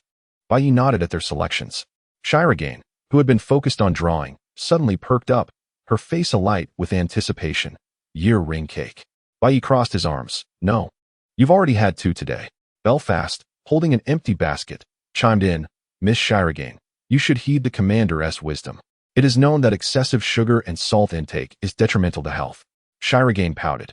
Bai Yi, Belfast, you're both being unfair. Konoha tilted her head. Mapo tofu.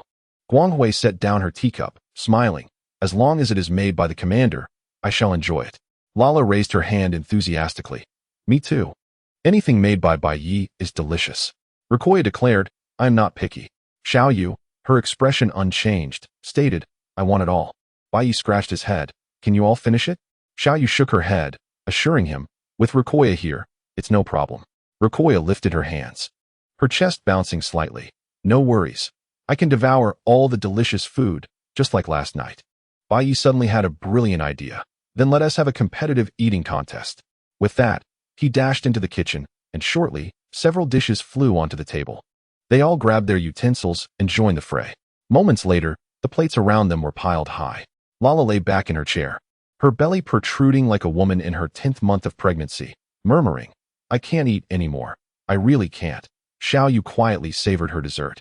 Konoha continued to spoon-feed herself mapo tofu. Belfast whispered something to Guanghui. Shirogane reclined on the sofa, gently rubbing her belly like a salted fish drying in the sun. As for the 3 little ones, they were engaged in a final showdown with Tom, Jerry, and Rikoya. After some time, the 3 little ones conceded defeat, leaving only Tom, Jerry, and Rikoya still ravenously consuming food. Rikoya seemed to be reaching her limit, and after finishing the last plate of Phoenix Crystal, she collapsed onto the table, utterly stuffed and unwilling to move. Tom and Jerry, upon noticing that they were the last two remaining at the table, exchanged excited glances and began to celebrate. Then, they simultaneously squinted at each other and launched into another whirlwind of eating. At this moment, in the kitchen, Bai Yi stared at the Temporal Management Bureau's interface, massaging his temples, feeling an overwhelming headache. He realized where his earlier discomfort stemmed from. Once again, those two systems were scheming, relishing the sight of his blood flowing like a river. Having not resolved matters with Kiana and the others, now three more had come, perhaps even more than three. As memories returned, the system seemed to unleash a flood of recollections. Bai Yi recalled his time in the celestial vessel, where he was engaged in logistics, or in other words, slacking off in the construction department. During one of his leisurely cooking sessions, a white-furred fox came sniffing around, and thereafter, it persistently clung to him, begging for delectable treats. In the following days, through this white-furred fox, he met prominent figures aboard the celestial vessel: Jing Yuan, Jing Lu, Ing Xing, and Dan Feng. In that environment, he felt like a mere shadow. Bai Yi remembered that time vividly. It was tranquil, merely tending to the injured whenever Bai Xian and others returned wounded, preparing meals for them, and even gathering essential items for the battlefield. After all, he was just in logistics, lacking significant power. Certainly, the one who partakes in the midnight feast the most is Ing Xing.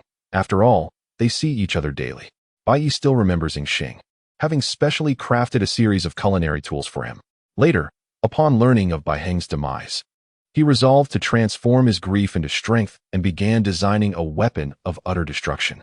What Bai Yi finds most regrettable is his inability to comprehend the manner of his own death. He only recalls having just completed part of the design for the ether phase engine when a tremendous sound erupted, plunging him into darkness and leaving him oblivious to everything thereafter. In the Temporal Management Bureau, messages ensued. Nightmare. Bai Yi, could you come visit me? I am eager to see you. I will ignite the sea. Bai Yi, would you kindly open the door for me? City of Dreams. The captain. Do not hide. We all see you. Just a reminder, please prepare your revitalizing items. Pitiable weak traveler. Am I supposed to hear this? Brownie, could you elaborate on what you all intend to do? My curiosity is piqued. Miss Pink Fairy. Oh dear, I am quite curious as well. Remember to invite me to the party. Vampire Recluse. Alicia, I can ascertain your thoughts with just a flick of my toe. Miss Pink Fairy. Oh dear, Kamari. What are you saying? I merely wish to meet some beautiful girls. Bai Yi scratched his head, glancing at the messages before deciding to feign ignorance. Ordinary Practitioner. Apologies for the slight delay. Nightmare. Bai Yi, is it truly you, the Bai Yi I know? Ordinary Practitioner. If you are referring to the childhood friend with whom you shared a bond, the one who ended up with a gaping hole in his chest, then that would be me. Chapter 86. Obsession Never Fades. Upon receiving this news, Kyuzo displayed a delighted smile. Wonderful, it truly is my Bai Yi. Chuchan floated back up, producing a white qipao. Allow me to don this attire, in hopes of winning Bai Yi over. Kyuzo accepted the dress blushingly. At this moment, within the Temporal Management Bureau, Ordinary Practitioner. Apologies, Lu Ying, for leaving you alone. I will ignite the sea. No need to apologize, Bai Yi. I am already elated to hear you are alive. Could that Bai Yi grant me a request? Let us visit an amusement park and ride the Ferris wheel together. Ordinary Practitioner. I have some matters to attend to first. City of Dreams. Captain, could you come to my side first? Yuexia has begun to go mad, and we are struggling to cope. Commanding Moon Sea, Fishy Cat. No, I do not agree. If Bai Yi wishes to come, he must first come to my side. I fear that if I conceal this for much longer, May will devour me whole. In the singularity of the 100 Years' War between England and France, Kyuko stared at the board before him, contemplating, before sighing. He turned to Joan of Arc and said, Do you think we should seek some allies? Joan pondered, recalling Bai Yi's remarkable stamina, and nodded. I believe this is an excellent idea. It could alleviate our burdens somewhat. Dressed in a blue kimono and white thigh-high stockings, Kai Oheim rushed over, beaming. Could you tell me about Bai Yi? I know someone named Bai Yi as well. Both Joan and Kyuko's expressions faltered, their faces darkening momentarily. Kyuko sent a message. Kyuko, Bai Yi, could you explain your relationship with Kaioheim? Bai Yi momentarily lost his focus, then regained clarity, scratching his head as the pain in his head intensified. This memory pertained to his time as a monk. The entry read, proficient in Buddhist teachings, a beautiful youth. Accumulated over time. At that time, Bai Yi was an abandoned infant raised in a temple, yet frail and sickly, often coughing blood, with doctors predicting he would not live beyond 20. Upon realizing his fate, Bai Yi felt no shock, for he was well aware of his own condition. Thus, he remained in the temple, eventually becoming the featured monk. The abbot had a discerning eye. Ever since Bai Yi took on this role, the number of worshippers increased. Then he encountered a young lady named Kyoheim, who expressed her desire to marry him, pursuing him with an almost pathological fervor, visiting daily. She even intruded upon him at night, crawling through the window, reminiscent of a character from a television drama. Aware of his limited time, Bai Yi did not wish to impose on her, fabricating a lie about a future meeting. Shortly after, he passed away, and his fellow monks buried him in the courtyard of the back mountain. Bai Yi remained oblivious to what transpired thereafter. Bai Yi scratched his head again and sent the following message. Ordinary practitioner. It can be said that there is a connection, yet also none at all. I was once pursued by Kyoheim. I was frail and often coughed blood, feeling that my time was short. I did not wish to burden her. So I spun a tale about a day we would meet again, and shortly after, I passed away. What happened thereafter is beyond my knowledge. Kyuko, I understand. I will convey this to Kyoheim. In the singularity of the 100 Years' War, Kyuko relayed Bai Ye's words to Kyoheim. Upon hearing them, Kyoheim's fair visage lit up with joy. I knew it. I knew that Lord Bai Yi would not abandon me, so that is how it is. Kyoheim excitedly grasped the hands of Kyuko and Joan. Sister Kyuko, Sister Joan, when will Lord Bai Yi come? Kyuko and Joan exchanged glances, both sighing. Within the Temporal Management Bureau. Pitiable weak traveler. Wow, yet another one surfaced. Big shot. Just how many times have you traversed? Ordinary practitioner. If you ask me, I am uncertain as well. I must find an opportunity to restore those memories. By the way, I almost forgot. Luing has something for you. The ordinary practitioner sent a designated red envelope. I will ignite the sea, claimed the envelope. Ordinary practitioner. Luing, you should have received it. It is a genetic serum I created that can resolve your physical issues and includes a slight enhancement feature. At the base of the Star River Hunter, Luing held a red test tube, gazing at the crimson liquid. She uncapped it and drank it in one go. Instantly, she felt changes within her body. The patterns caused by entropy loss vanished, along with the accompanying pain. The energy contained within the serum continued to nourish her form. I will ignite the sea, Bai Yi. Thank you for always being so kind to me. Ordinary practitioner. No need for thanks. This is what I ought to do. Luing, could you assist me in inquiring about something? After my demise aboard the immortal vessel, I left behind a design blueprint, and I wish to know if it has been completed. Also, please send my regards to Blade. I will ignite the sea, Bai Yi. I will look into it for you. City of Dreams. Captain, I am quite curious about this design blueprint that has captivated your thoughts. Ordinary practitioner. It is nothing significant, merely the initial design blueprint for the Ether Phase engine, just a framework. City of Dreams. The Ether Phase engine. Is it truly remarkable? Upon encountering the phrase Ether Phase engine, the dragon girl's eyes widened in astonishment, prompting her to inquire, Oh my, esteemed one. You actually created such a contraption. You truly are a formidable interstellar war criminal. The ordinary cultivator retorted, What are you saying? I am no war criminal. I haven't even completed the engine, so how could I be considered one? In the world of Honkai Impact 3rd, upon the lunar surface, Kiana scratched her head, her brow furrowed in confusion. She felt a peculiar familiarity with the concept of the Ether Phase engine. Bronya, have you ever heard of the Ether Phase engine? Bronya, Big Duck, who was engrossed in playing Stellaris, paused momentarily. She was currently on the final step, ready to proceed. Chapter 87. What a disappointment. Bronya gazed at Kiana with an expression akin to that of someone observing a fool, thinking to herself, Indeed, the captain has found her.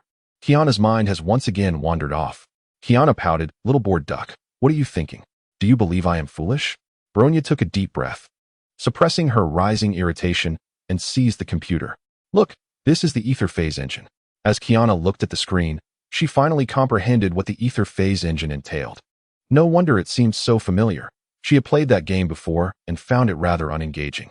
Within the Temporal Management Bureau, the ordinary cultivator remarked, Compared to true war profiteers, I am still far from their level. The weak and pitiful time traveler responded, Esteemed one, please do not be modest.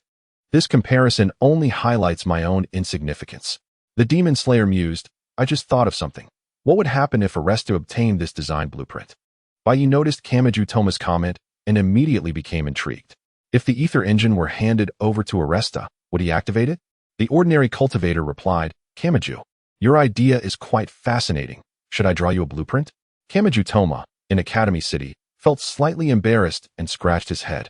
The demon slayer countered. You can give it to me, but I probably won't be able to create it either. I heard that thing requires foundational technology. The ordinary cultivator assured, no problem. As long as you hand it over to Aresta, he will find a solution. Trust in your director. The demon slayer declined. Let us skip that. I appreciate your kindness. Bai Yi, but I still wish to live a peaceful life. The ordinary cultivator sighed.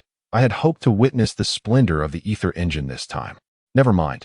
I should log off now. By the way, Sen-san, do not seek out the original spirit again. You cannot defeat her, and I will handle her later. And Bronya, please comfort those over by the moon. I will come over shortly. I promise it will be soon. In Tiangong City, Kurumi donned a white qipao, surrounded by several clones decorating the house, her face adorned with a smile. Nightmare. Hi. I understand now.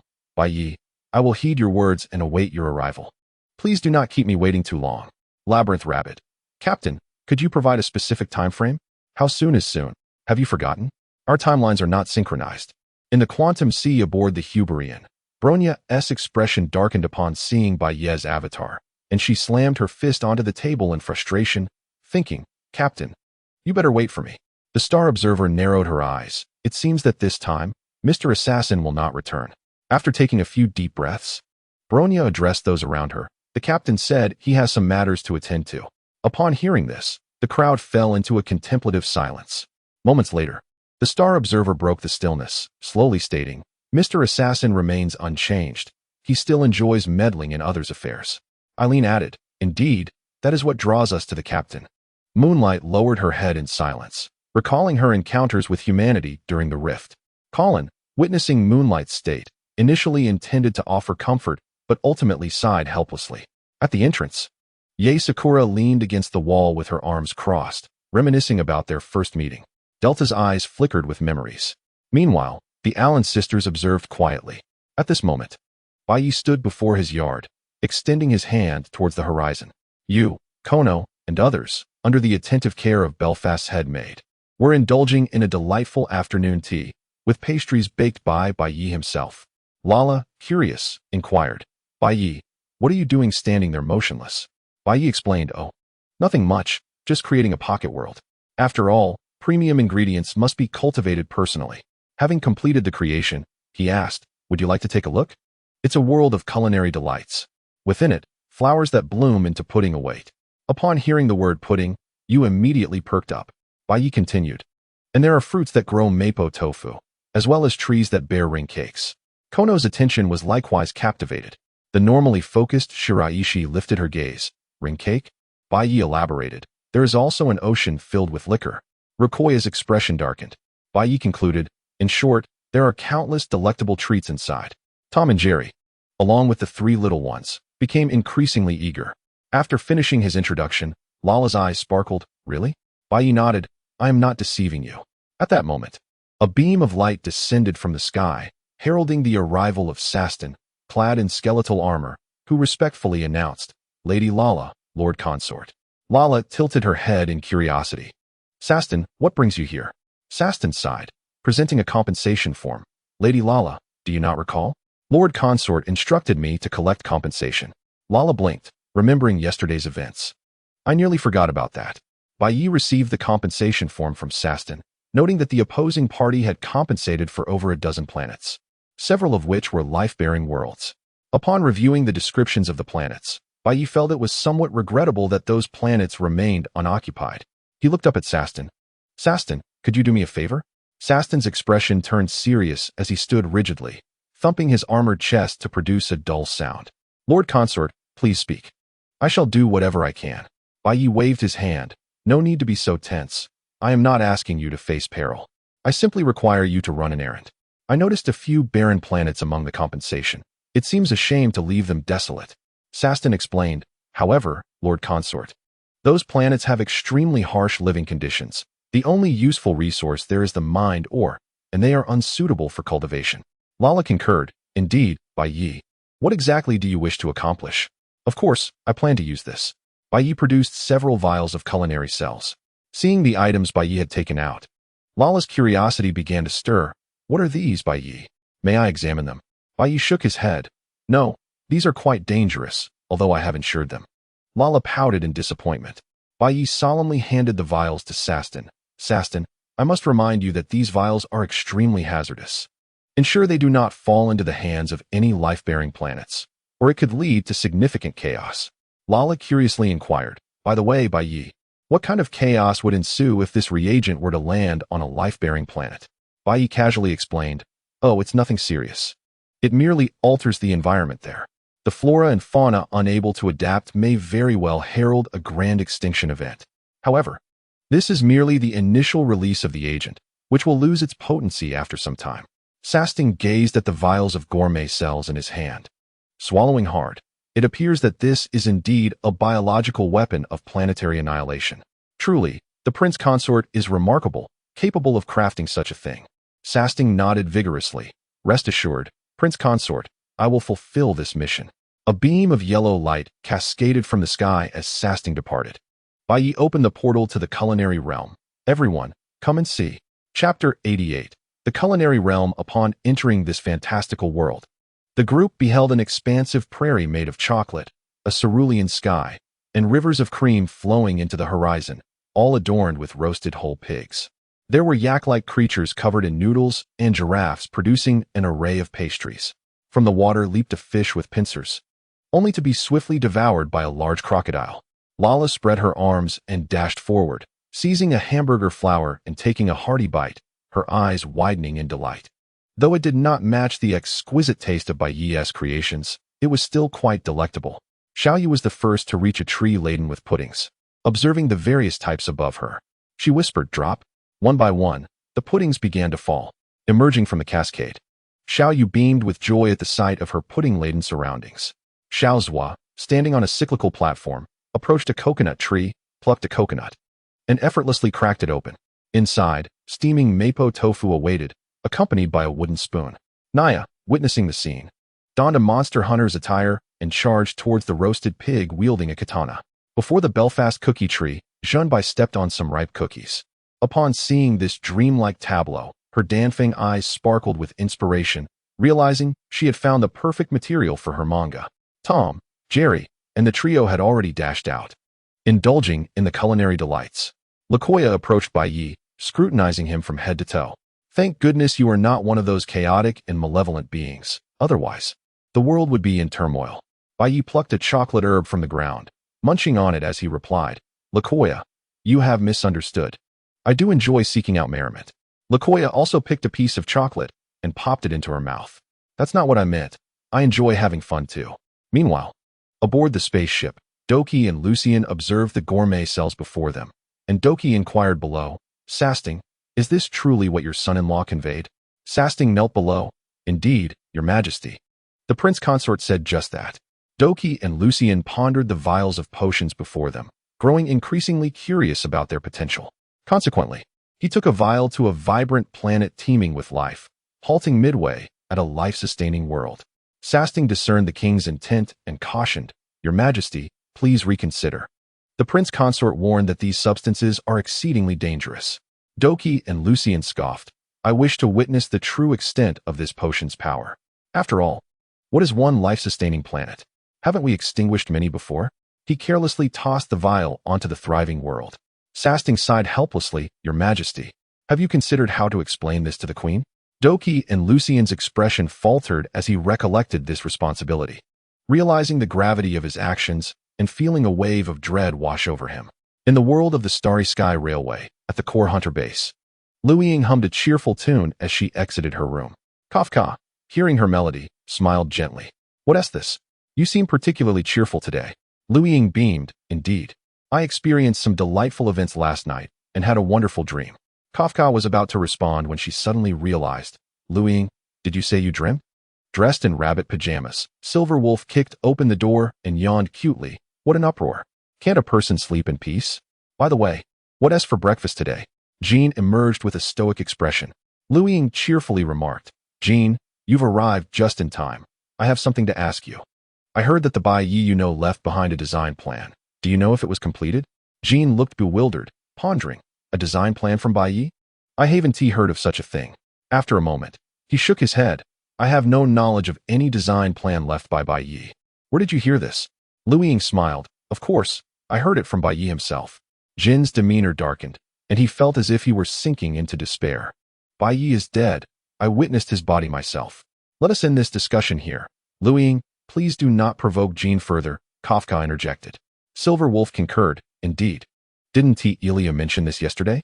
Lu Ying maintained her smile. Bai Yi may have perished in our world, but he has been reborn in another.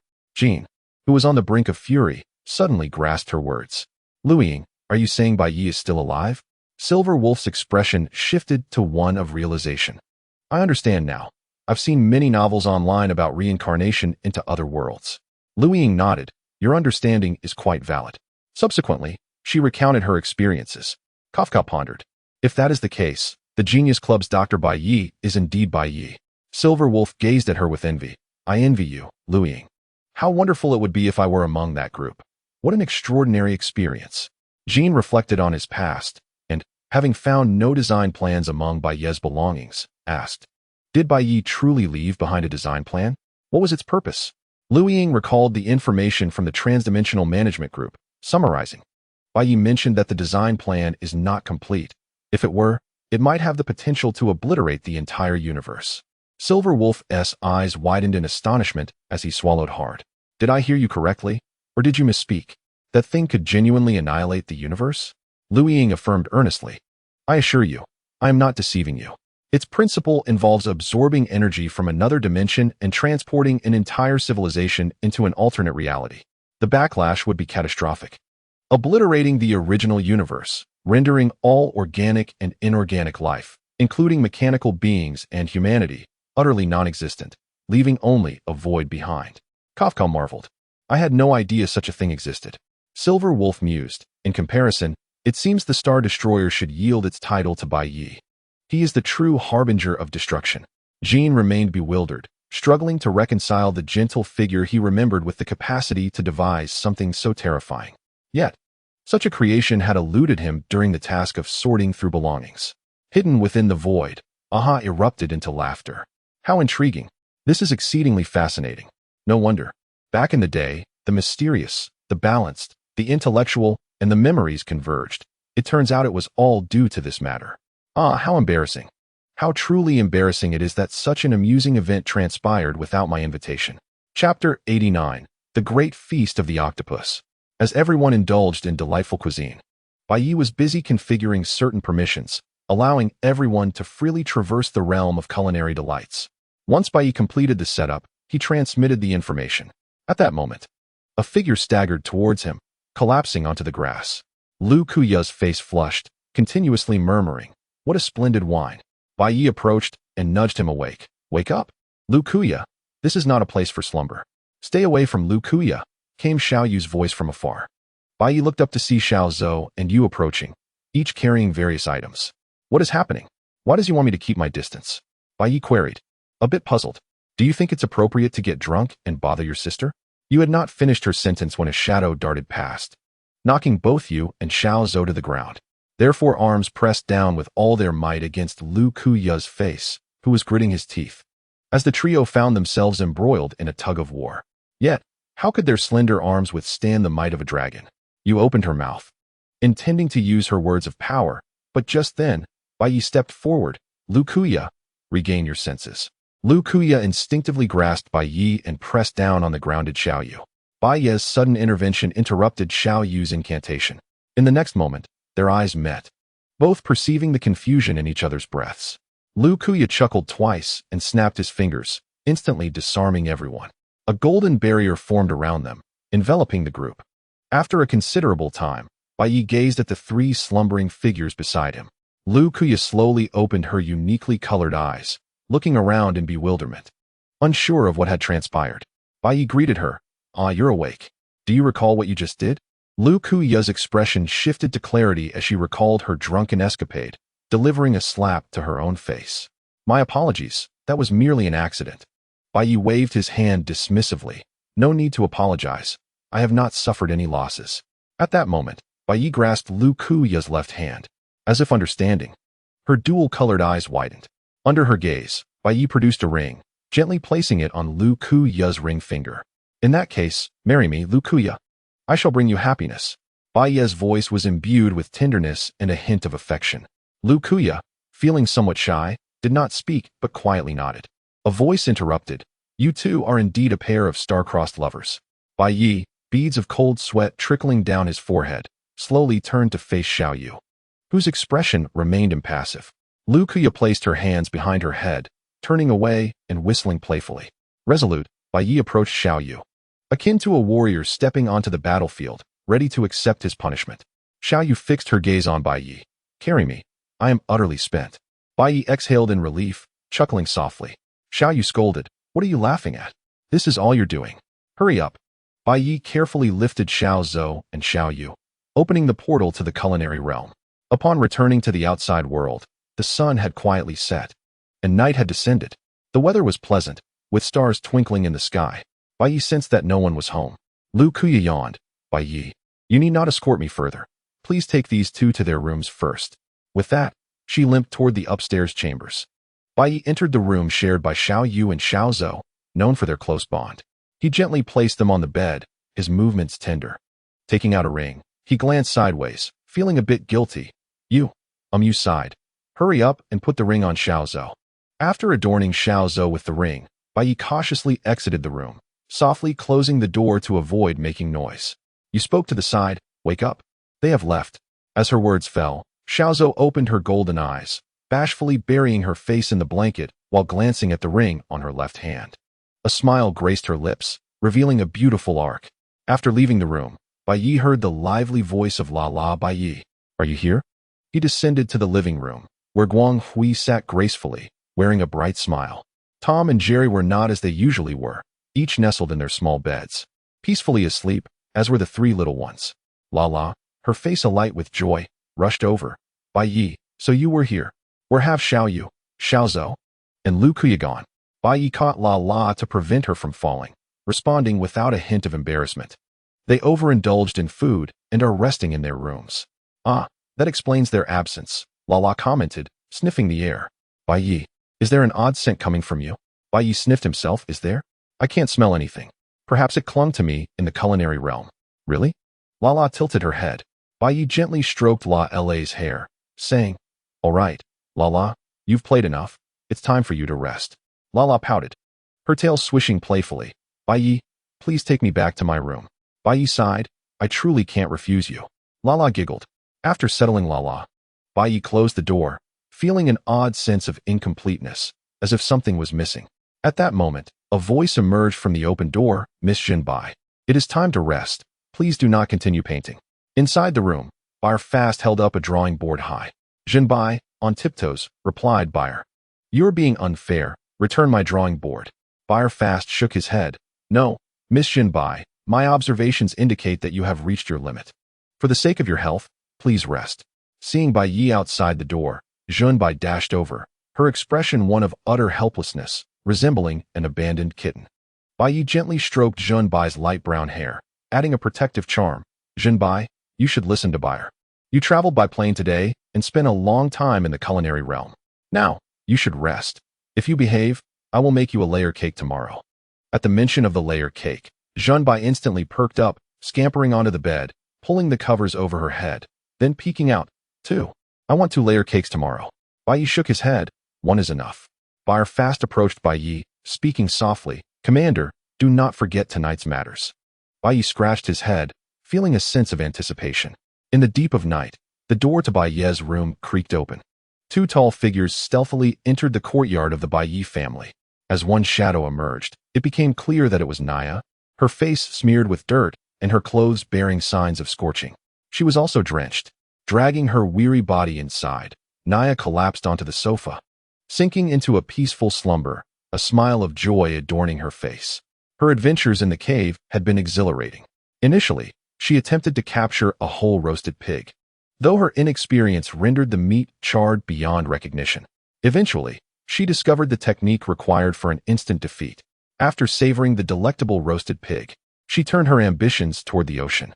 However, She found herself pursued by a herd of mammoths towering several meters high, fleeing into the water.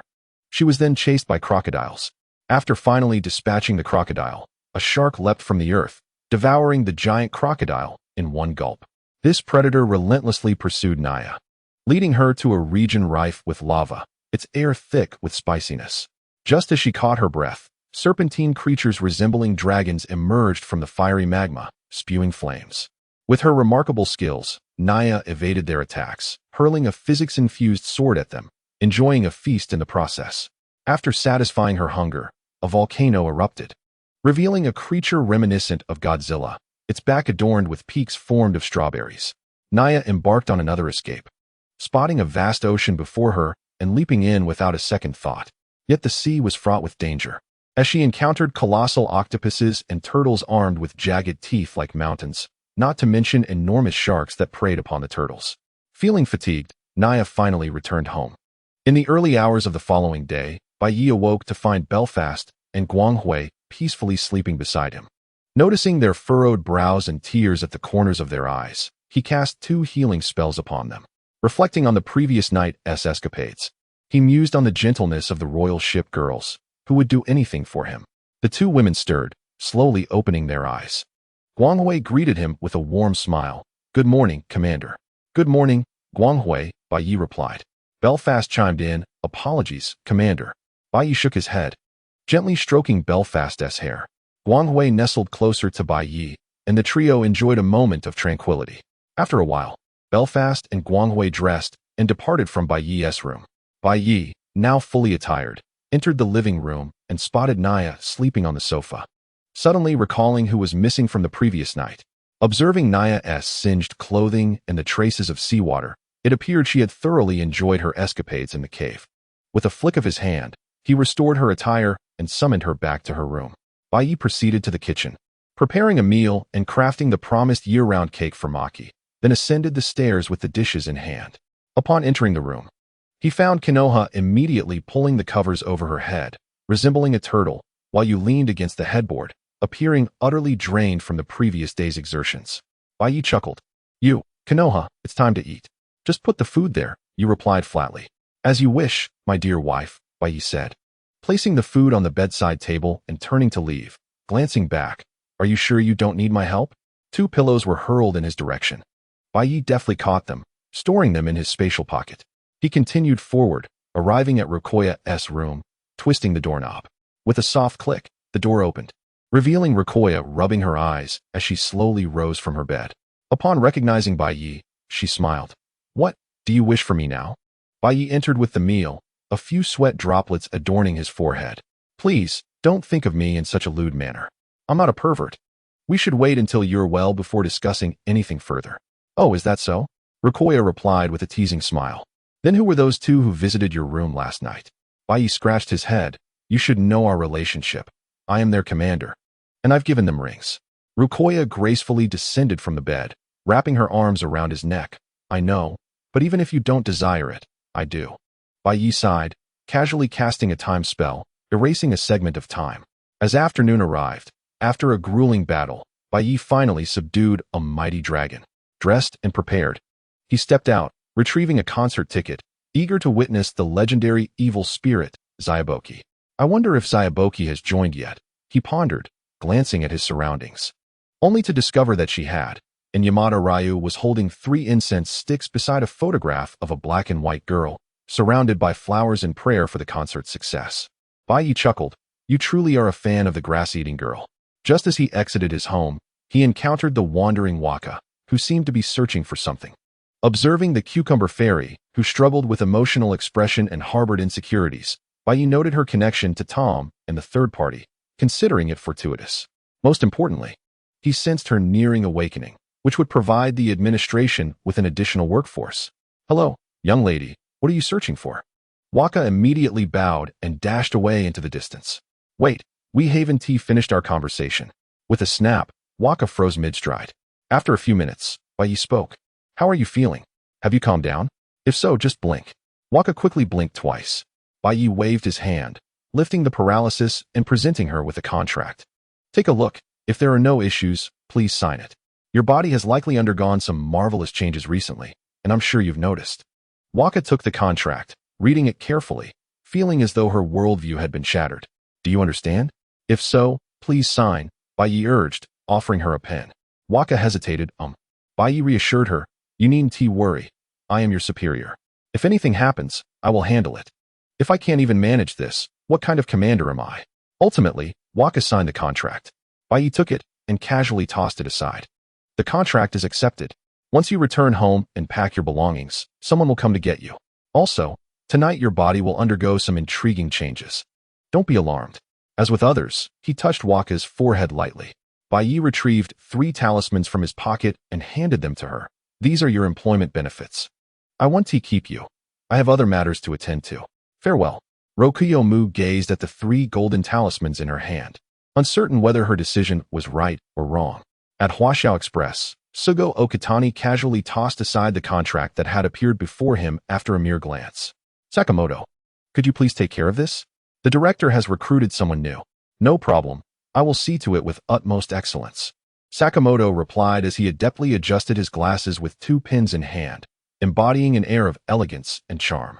Sugo sighed helplessly, often suspecting that the true awakening of their powers was not merely a physical enhancement. Others shared this doubt, and even Sakamoto had undergone several checks. Meanwhile, Bei munched on a bucket of popcorn while engrossed in a play. Help! Is there anyone who can save me? Shouted Pecora as she ran frantically. Following closely was a golden-haired, curly-haired little angel wielding a spiked club. Pecoradano, please stop. I promise to be swift in my actions, ensuring you feel no pain. For the sake of my future, Pecoradano, you should perish. Upon spotting Bei, Pecora stretched out her hand and cried, Bei Director, save me.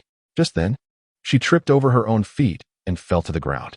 Pecoradano, just resign yourself to your fate. Bobolin seized the opportunity, raising the spiked club high to strike. With a sigh, Bei put away his popcorn, realizing the play was no longer viewable. He stepped forward, instantly appearing before Bobolin, and snatched the club from her grasp, along with the halo atop her head. As Bei inspected the angel's halo, he recalled an episode where the little evil god had chewed on one. Piquing his curiosity about its flavor, he placed it in his mouth, and the sound of a crunch echoed in the ears of the other 2 as a sizable chunk was bitten off. Chewing it a few times, he found it flavorless but familiar in texture. He then retrieved some cumin and chili powder, sprinkling it on before taking another bite. Indeed, it tasted like crispy bone. At that moment, Bei pondered, should the little evil god not be making an appearance? Where could she be? His thoughts drifted to the little evil god, recalling how he had upset Ruri Ray the previous night. Ruri had hung the little evil god from the ceiling using a meat hook. Bobolin stood dumbfounded, watching Bei devour the angel's halo. Without it, she could not wield her divine powers nor return to the heavenly realm. Bei finished the last bite of the halo and looked down at the ground. Pecora, take this one to register. You know the place. Ruri took you there before. Pecora immediately sprang to her feet, standing tall. No problem, Director. Bobolin, seemingly confused, asked, register for what? Why must I register, and why should I listen to you? Hearing this, Bei raised an eyebrow and pulled out his phone to call the Academy of Sciences. The call was answered promptly. Speak quickly. I have research to conduct. Bei replied, hello, I have an angel here who refuses to register. You may dissect her. A roar erupted from the other end. Wonderful. I was just lamenting the lack of materials. Where's that angel? Place her there. I shall come and retrieve her myself. Bobolin, sweating profusely, exclaimed, I'll register. I'll register right away. Pecoradano, where's the registration place? Hurry, take me there. I don't want to be dissected. The person on the phone overheard Bobolin's pleas and bellowed, as an angel, show some backbone. Where is your courage? You surrender at such a trivial threat? What has happened to the likes of you over the years? The demons and angels of old were far braver. Bobolin pouted, thinking, what good is courage? Can it be eaten? Surviving is what matters. Bei grinned, complete it before 3 this afternoon. Otherwise, you'll be facing the consequences. Excited voices came from the phone. Little angel, just give up. There's still half an hour until 3 o'clock. I assure you, I won't dissect you. I will nurture you properly. Merely trimming your angelic wings now, and then, haha. Bei hung up, kindly reminding her, you have only half an hour. More precisely, 28 minutes and 21 seconds. Time is of the essence. Bobolin immediately grabbed Pecora, and they dashed toward Huaxiao Express. For clarification, The person on the phone was the director of the Academy of Sciences, who had once killed a fallen angel that had crossed into their world. He had tasted the angel's large wings, and tears of misfortune had streamed from his eyes. After roasting them with honey, he discovered an extraordinary flavor, leading to an uncontrollable obsession. Now he was researching how to cultivate chickens that possessed the taste of fallen angel wings. Chapter 91. Little Boki. After these two brief interludes, Bei arrived at the entrance of the starry exhibition hall, spotting Ryo Yamada squatting in the flower bed, plucking grass to eat. Bei sighed. Why is it that every time I see you, you're always munching on grass? Ryo chewed a few times, swallowed the grass, then rushed over to cling to Bei's leg, displaying the expression of an abandoned puppy. The surrounding onlookers remained unfazed. They had witnessed this scenario many times, as Ryo was known for her habit of grazing in this flower bed. Consequently, the grass had been replaced with wild vegetables. All right, get up. It's just a meal I'm inviting you to, Bei reassured. Great. I get to eat again. Ryo leaped up and headed to the nearby family restaurant. The waitstaff recognized Ryo well, greeting her warmly, especially upon seeing Bei, giving Ryo a thumbs up, indicating her frequent visits to this establishment. The two settled at a random table, and before long, their meals were served. Ryo began to eat voraciously while Bei watched with admiration. Feeling the weight of Bei's gaze, Ryo shyly said, Why are you just staring at me? You should eat too. Don't mind me. Pretend I'm not here. Bei smiled. I find it quite amusing to observe you. Ryo lowered her head, trying to hide her flushed cheeks, eating little by little. She occasionally glanced up at Bei, only to meet his eyes, causing her to shrink back like a timid rabbit. This was truly entertaining. Bei found himself laughing inwardly. Eventually, Ryo finished all the food before her and slumped back in her seat, her face flushed as if she had just emerged from a fierce battle. After leaving the restaurant, Ryo followed Bei closely, silent like a devoted spouse. Ichi-chi Natsu, carrying a backpack, spotted the two exiting the restaurant and tilted her head in curiosity. What is going on here? Natsu, long time no see, Bei greeted. Long time no see, Bei, Natsu instinctively replied, moving closer to Bei and, seeing no one around, whispered, What is the story with the one behind you? This. Bei glanced back with a mysterious smile, just a little punishment for her.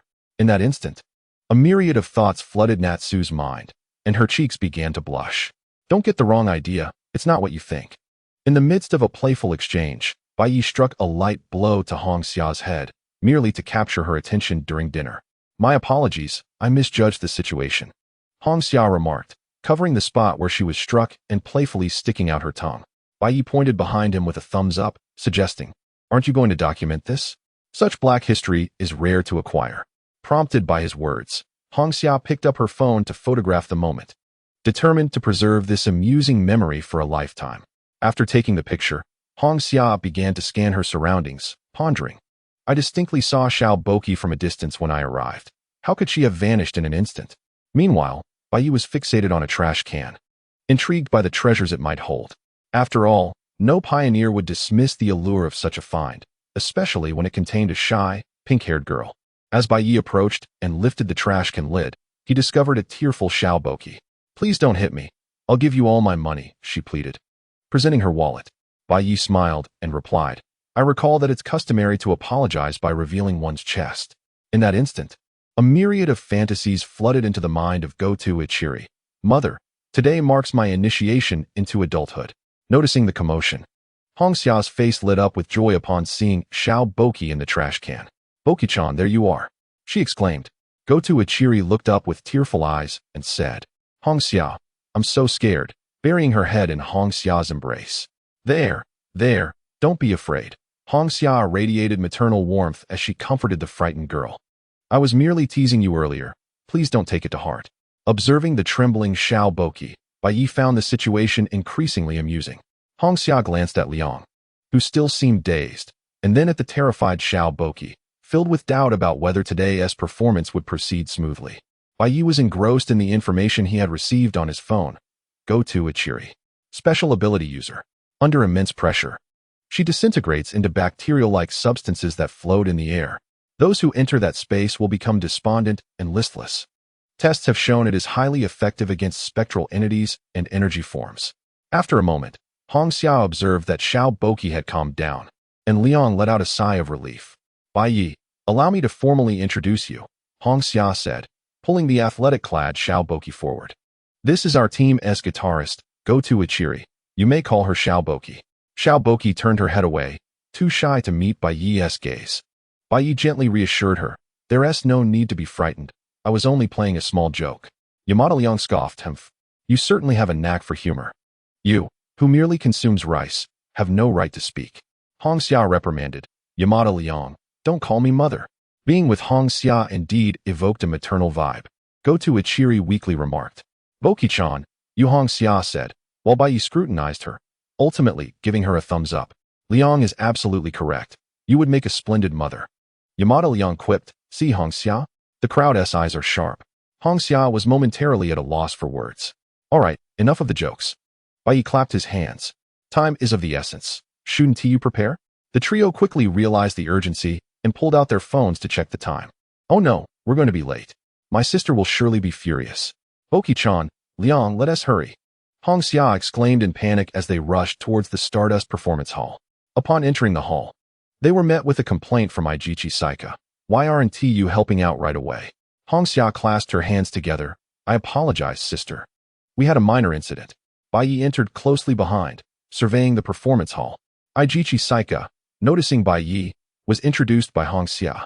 Sister, let me introduce you to our new friend, Bai Yi.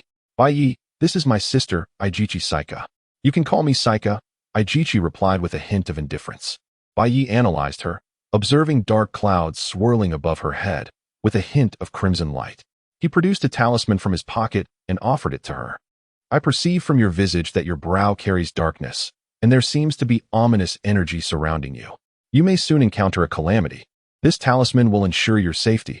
Please carry it with you. Yamada Liang curiously examined the talisman, noting its resemblance to those her parents affixed around their home. Ijichi Saika frowned, her thoughts racing. A calamity? Surely. Hong Xia hasn't fallen prey to any charlatans.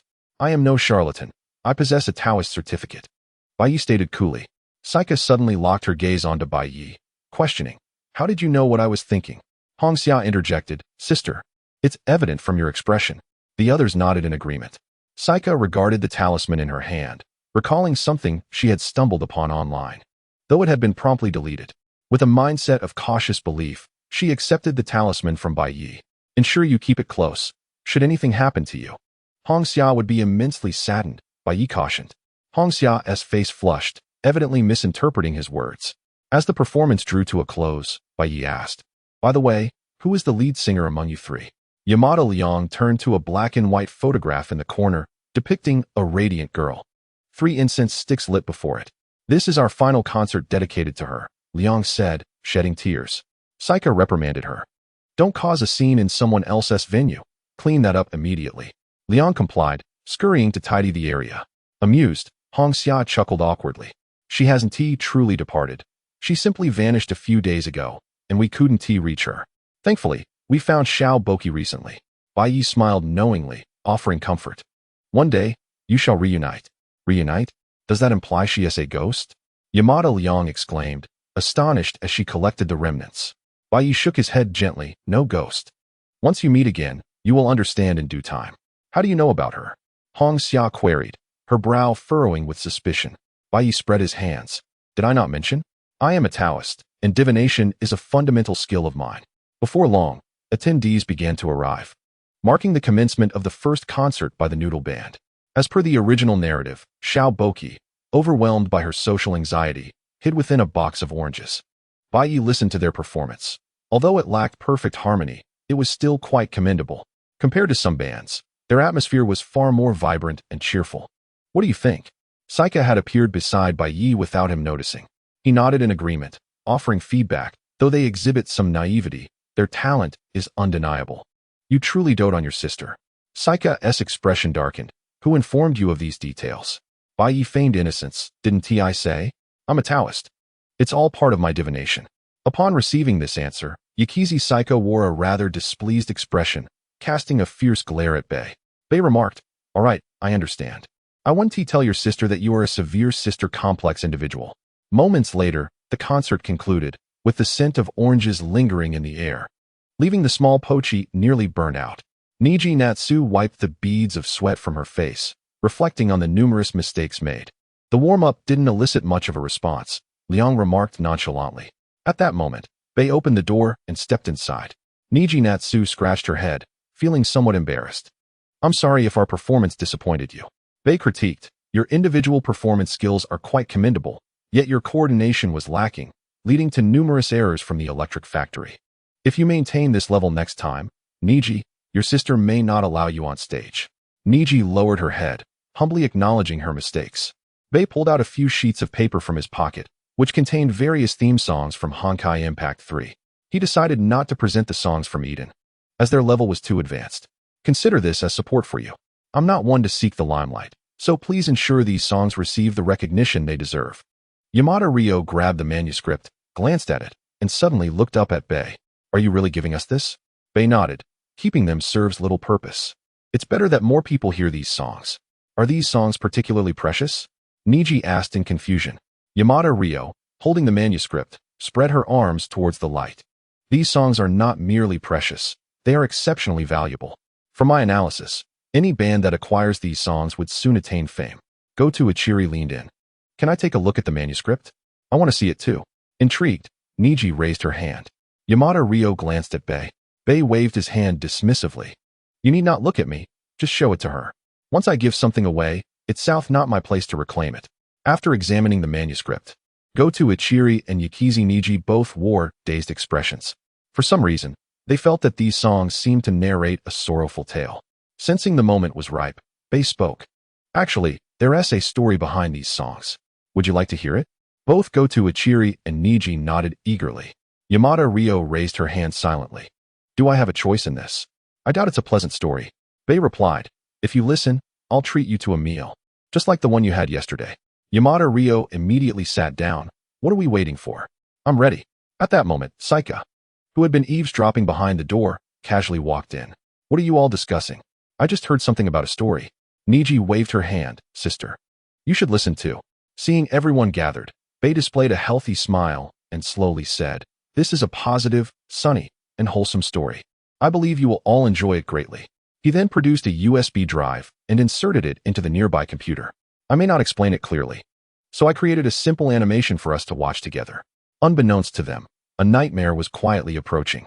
Time ticked away, and moments passed. At this instant, the screen displayed a scene of Himiko clad in god-slaying armor, wielding a flaming great sword, injecting the god-slaying spear into Kiana as she fell into the void. Accompanied by sorrowful music, the video came to a halt here. Saika, tears streaming down her face, stood before Bei, clutching his collar. What happens next? Hurry up and show me the rest. Bei smiled. Of course there's more, but it depends on your efforts. As long as you all achieve something, I will bring you the remainder of the animation. I also want you to play this animation after your concert. No problem, we agree to this. Yamada Ryo replied with a righteous expression, reminiscent of the old captains guiding some newcomers through Honkai Impact 3. Chapter 93. The villa exploded again. Yakizi Niji wiped her tears and struck a determined pose. No problem, we'll take care of this. The socially anxious Goto Ichiri ignited with enthusiasm. Yakizi Saika observed the three, filled with vigor, and let out a resigned sigh. After this brief episode, Bei arrived at his doorstep, feeling a sense of inner relief. After presenting them with a small gift, he eagerly anticipated what surprises the next concert of the Noodle Band would bring. Just as Bei reached his front door, several beams of laser shot towards him. With a casual wave of his hand, the lasers ricocheted back, hitting some objects and causing a series of explosions. Amidst the explosions, a girl's light cough echoed. As the smoke cleared, a girl clad in a red bodysuit appeared. Ahem. Hand over Nyaruko. As if summoned, Nyaruko leaped through the open door, exclaiming, Dear, accept my love. Bei sidestepped, causing Nyaruko to crash to the ground. She quickly got up and lunged again, but Bei blocked her with his hand. You came to find me. Let us see what happens. Nyaruko noticed Kuko nearby. Kuko, what are you doing here? She waved her hand dismissively. Go away. Don't interrupt me and Bei. Kuko shook her head. No, Nyaruko likes him. Nyaruko crossed her arms defiantly. I don't like you. I've said it before, it's impossible for us. My heart and soul are devoted to Bei now, making it even more impossible. Kuko coldly replied, By force, I will take Nyaruko away. Without further ado, Nyaruko pulled out the holy sword of physics from beneath her skirt, If that's the case, I shall personally send you back, Kuko. Just as the two prepared to clash, Lala cheerfully exclaimed, Kuko, you came to Earth too? Princess Lala, how did you end up here? Kuko asked, slightly taken aback. Lala tilted her head and hugged Bae. What do you mean? This is my fiancé's home. Is there anything wrong with me being here? Kuko opened a long and used interstellar communicator and saw the headline news. Shock. Princess Lala has chosen a human from Earth as her fiancé. Shock. The royal family has unleashed biological weapons on a living planet, resulting in genetic modifications of all creatures on that planet. After reading the series of events, a new thought emerged in Kuko's mind. Since Bae is Princess Lala's fiancé and Nyaruko likes Bae, if she marries Bae, wouldn't she then be able to win Nyaruko's affection? Coming to this realization, Kuko immediately apologized. Princess Lala, my lord fiancé, I sincerely apologize. Lala waved her hand. It's all right. Kuko, feeling quite embarrassed, stammered. Princess Lala, my lord fiancé, I rushed here to Earth and didn't bring any money. If you let me stay here, I'm willing to do anything. Nyaruko immediately stepped forward to object. No way. I don't agree, Kuko. You should go back where you came from. Kuko replied, Nyaruko, I'm not asking you. I'm asking Princess Lala and my lord fiancé. That is fine. Bae casually responded. Nyaruko, with her hands on her hips, exclaimed, Haven't you heard? Hurry up and go home. Mid-sentence, Nyaruko suddenly realized. Turning to Bae with an expression of disbelief, what on earth is happening? Why agree to let this fellow stay? Bai smiled and said, My home is quite spacious, and I wish to alleviate Baifa's workload. Besides, I believe having Kezi around will lead to some rather interesting occurrences. Kezi made a victorious gesture, declaring, No problem at all. For Nayako, I've already completed my training as a bride, and I'm quite adept at household chores. Nayako felt as if the sky were collapsing around her. At that moment, a thunderous explosion resounded, and a mushroom cloud rose within Bai's residence, with the kitchen remaining miraculously intact. Several beds fell from the sky, landing right beside Bai. Xiaozu and Xiaoyu gazed helplessly at the ruins before them. After so many days, they had grown accustomed to such chaos. Lucaoya blinked continuously, experiencing such an event for the first time. She hadn't even noticed when the explosion had occurred. Jinbai was still engrossed in his drawing, utterly oblivious to the unfolding calamity. Guanghui and Beifa stood beside Bai, with Beifa surveying the wreckage and asking, Commander, what on earth happened here? Bai, with a resigned shake of his head, replied, Weren't you both witness to it last night? It was, of course, Tom and Jerry. The sturdy door, which had miraculously stood firm, suddenly collapsed with a crash. Little air and little sand emerged from the debris, all sighing in relief. At the moment of the explosion, they had feared for their lives. Tom and Jerry poked their heads out from the rubble, one wielding a frying pan and the other a hammer, preparing to engage in their usual brawl. Only then did they notice the surrounding destruction. Concealing their weapons behind their backs, they revealed broad grins and began to repair the house with nails and hammers. After a cloud of dust settled, the home was restored to its former state. Bai sighed. This had become a part of his daily routine, renovating the house each day. Moments later, at the dining table, Nayako leaned forward, exclaiming, Kezi, stop. That piece of meat is mine. Ignoring her, Kezi grabbed the meat and savored its deliciousness, seemingly understanding why Nayako wished to marry Bai. Bai, feeling helpless, sighed as he looked at Xiaoyu and Xiaozu beside him. With a small hand resting on his waist, what could he do? He could only endure in silence. That night, Bai lay in bed, activating the savior system and observing the emojis sent by the system. Savior system. Host, I believe I did quite well. Bai sighed. Savior system. So, host, would you like to embark on a thrilling and exhilarating journey of salvation? I've selected a splendid world for you. With nothing else to occupy his time, Bai decided to engage in a simulation and opened the designated planet. A group of unrestrained extraterrestrials. They recklessly consumed resources in the universe, leading to the depletion of resources across the cosmos. They discovered a girl on a certain planet. Her emotions could unleash powerful energy, thus delaying the decay of the universe. Upon reading the introduction of this planet, Bai felt a surge of indignation rising within him. So, the resources they consumed were to be paid for by the inhabitants of Earth, right? We had not enjoyed any benefits, yet they expected us to foot the bill while speaking so grandly. The salvation commenced. The system began extracting attributes. Please wait. Bai donned his sunglasses. Heavenly path rewards diligence. Gold, the positive feedback for each of your actions reaches an astounding 1,000. Breaking limits. Gold, your limits are easily surpassed. Unprecedented monster scientist. Gold, 1 step forward is genius. 2 steps forward is madness. 3 steps forward is monstrous. Extraordinary perception. Purple, your perception is unlike that of ordinary beings. Inherent physicality. Purple, as a living being, you possess a perfect physique by nature. Chapter 94 is somewhat abstract. Do not blame me. Bai Yi gazed at the 3 golden attributes before him, along with the 2 purple ones. Perplexed by the system's response, selecting the 3 golden attributes, he initiated the simulation. The 2 purple attributes could be honed through heavenly path rewards. This time, Bai Yi decided against any enhancements, eager to see what developments these 3 golden attributes could bring.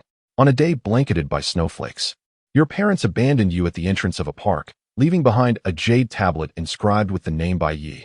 You lay in your swaddling cloth, helplessly gazing at the sky, lamenting the powerful external aid you had received, only to face imminent demise. Suddenly, you heard footsteps approaching, prompting you to wail loudly. A couple appeared before you. They took you home, and after fruitless attempts to locate your family, they decided to adopt you. You were given a new name, Kamami Bai Yi. You felt that this name was somewhat off. As an infant, you did not ponder much and quickly fell into a deep slumber. A year later, you welcomed your sister, named Kamami Madoka. Upon hearing your sister's name, you suddenly realized that you had not unwittingly entered the dark and grim world of Puella Magi Madoka Magica. From that day onward, you began studying and honing your physical abilities, grateful for your external aid, resembling Saitama without the side effect of hair loss, blessed with astounding intellect. Your adoptive parents recognized your genius and provided you with a plethora of books for your learning. At 5 years old, while playing outside with your sister, you spotted a white rabbit-like creature darting past you. You swiftly grabbed it, skinned it on the spot, and you and Madoka enjoyed a hearty meal. You also educated Madoka, warning her not to trust any rabbit-like creatures, as they would surely deceive her. Madoka listened attentively, nodding earnestly, though a drool escaped from the corner of her mouth. From that point on, Madoka would frequently bring home a creature resembling a familiar. Upon your examination, you discovered that the injuries inflicted upon the familiar seemed to be the result of a fist fight. This led you to contemplate the law of cycles. In your mind's eye, Madoka bore this name and must also bear its consequences. The armored entity known as the law of cycles became a target for your plans.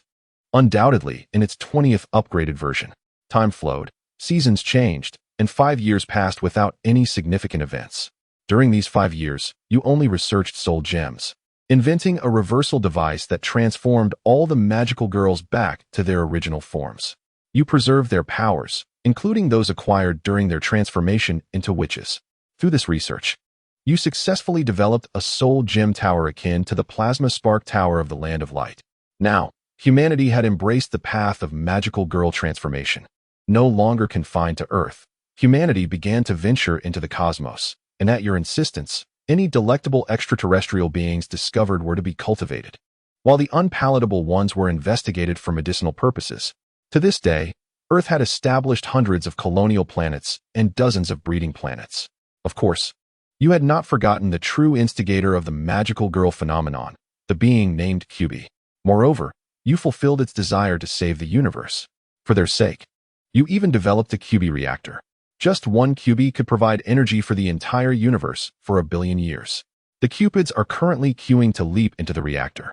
However, due to the prolific nature of Cupids, a variety of Cupid products have emerged, such as Cupid fur and Cupid canned goods. The most significant concern is that you feel you have misled little Yuan in her upbringing. Before you stands a little Yuan, who appears to be throwing punches at a kindergarten and kicking an elder care center. You can't help but wonder if your educational methods might be flawed.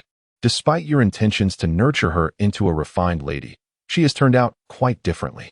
This perplexity leaves you at a loss, and you let out a resigned sigh. Your adoptive parents, walking behind you, comfortingly pat your shoulder. Time flows gently by. You finally complete the mech codenamed ring theory, which possesses the same effect as the true ring theory. Little Yuan, brimming with excitement, holds her pink gem-like transformation device against her chest. After a burst of pink light, she appears in a dress, exclaiming, "Power! I feel the power. The powerful power." You gaze at little Yuan, whose expression resembles that of someone who refuses to eat beef. It feels quite normal to you. After all these years, you've grown accustomed to it. You then pull 4 gems from your pocket and hand them to the 4 somewhat abstract figures behind you. The 4 individuals, having completed their transformation, join little Yuan in playful poses as the 5 of them strike a pose together. They each take out a cupid and begin to stretch and jump rope with it. Suddenly, the space before you fractures, and a faintly unconscious Akemi Hamura emerges. You observe the soul gem in her hand and quickly retrieve various experimental tools, sensing that this soul gem could serve as an excellent material. During the modification of the soul gem, Akemi Hamura awakens, staring blankly at another version of herself, along with little Yuan, who is offering her skewers of grilled cupids. Angered by the sight of the delicious cupids, Akemi Hamura immediately grabs one and devours it voraciously.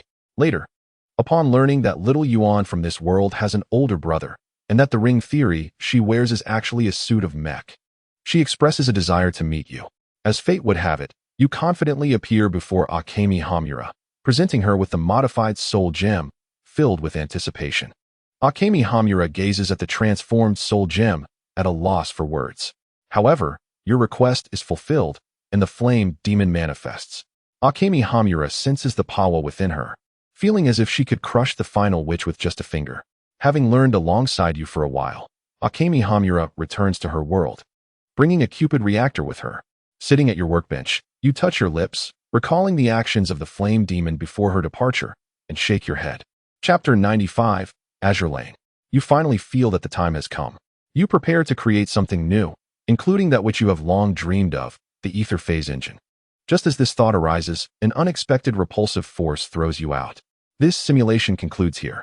Bai Yi, caught up in the excitement, suddenly notices the simulation has ended. Damn, I didn't even get to see the fireworks. Salvation system. Host, stop fixating on your ether engine. If you were in the world of stars, you could freely set off fireworks in a dung pit without anyone caring. Other worlds cannot withstand such turmoil. The rewards remain unchanged. You'll have to merge on your own. Looking at the system's response, Bai Yi finally lets out a sigh, expressing his inner thoughts.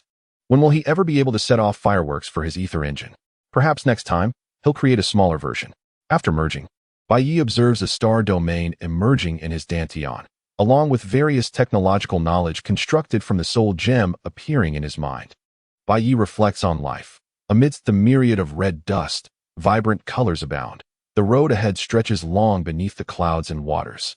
He promptly pulls the nearby blanket over himself, fearing that continuing his musings might invoke some reincarnation curse. Though he could revert, that experience is one he wishes to avoid. Before falling asleep, Bai Yi thinks, tomorrow, I shall visit Azure Lane and see how those girls are faring. Meanwhile, in the world of Madoka Magica, after Bai Yi's departure, little Yuan utilizes the mech left behind by Bai Yi to communicate with the cosmic causality. She learns that her brother is not from this world, and that his purpose for coming here was to save it. The cosmic consciousness sent him back, incurring a substantial penalty.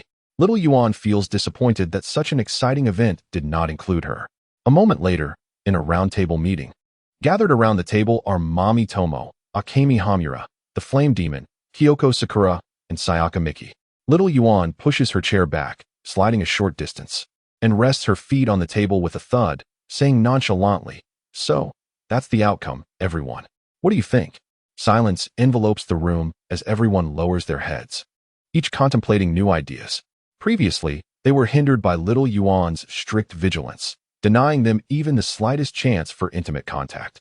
Now, however, a certain flame demon harbors even stronger thoughts.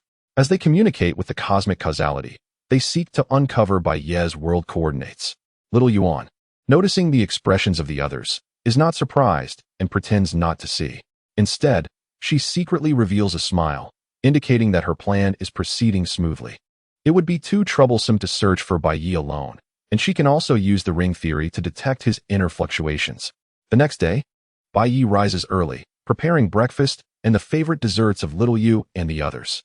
He leaves a note and activates the Temporal Management Bureau, knocking to say, "Take me to the Azure World." Temporal Management Bureau. All right, understood. Moments later, Bai Yi arrives in the Azure World, standing on the beach, gazing at the boundless ocean and soaring seagulls. "Brother?" A somewhat surprised voice rings in Bai Yi's ears. He turns to see Unicorn, adorned in a white wedding dress. Bai Yi raises his hand and waves. Long time no see, Unicorn. How have you all been? Hearing that familiar voice, Unicorn, unable to contain her excitement, rushes over with tears welling in her big eyes, exclaiming, Brother, Unicorn has missed you so much. Bai Yi extends his arms to catch the charging Unicorn as she tightly clings to his clothing, starting to cry. Brother, where have you been all this time? Glorious and Beifa have also been missing for a while. Gently stroking Unicorn's hair, Bai Yi feels her little body trembling and wipes away her tears, softly saying, All right, no more crying, Unicorn. Glorious and Beifa are with me. You need not worry about them. Really, brother? Unicorn furrows her adorable brows, asking, How did Glorious and Beifa end up with you? Bai Yi scratched his head. This is quite a long story. Someone brought them over. He decided to set that aside for now. Sisters, I know you will be incredibly happy to see me, the Unicorn chimed in cheerfully. Haha, Unicorn, you are absolutely right. Bai Yi chuckled awkwardly, imagining how his ship girls, especially those from the Sakura Empire and Iron Blood, would react to his return. Holding the Unicorn's hand, Bai Yi observed the surroundings as they made their way to the royal palace. The buildings around them, clad in pure white, must belong to the Northern Union's dormitories. Suddenly, a small figure swaying with a bottle appeared before him. Rafi blinked at the person in front of her, rubbed her eyes, and confirmed she wasn't mistaken. Bai Yi approached and gently ruffled Rafi's little head. What's the matter? Don't you recognize me? The little bunny clung to Bai Yi's leg. Rafi seems a bit sleepy. Commander's leg is so comfy to lie on. Seeing the adorable little one dozing off in front of him, Bai Yi shook his head in resignation and picked her up. Rafi nestled in his embrace, nuzzling her head to find a comfortable position. The Unicorn gazed at the sleeping Rafi in Bai Yi's arms with envy, even though she had been carried the entire way. Meanwhile, a Fueler walked through the dormitory corridor, gazing out the window with a heavy heart. The commander had vanished, and recent news from the royal side indicated that Belfast and Illustrious had disappeared as well.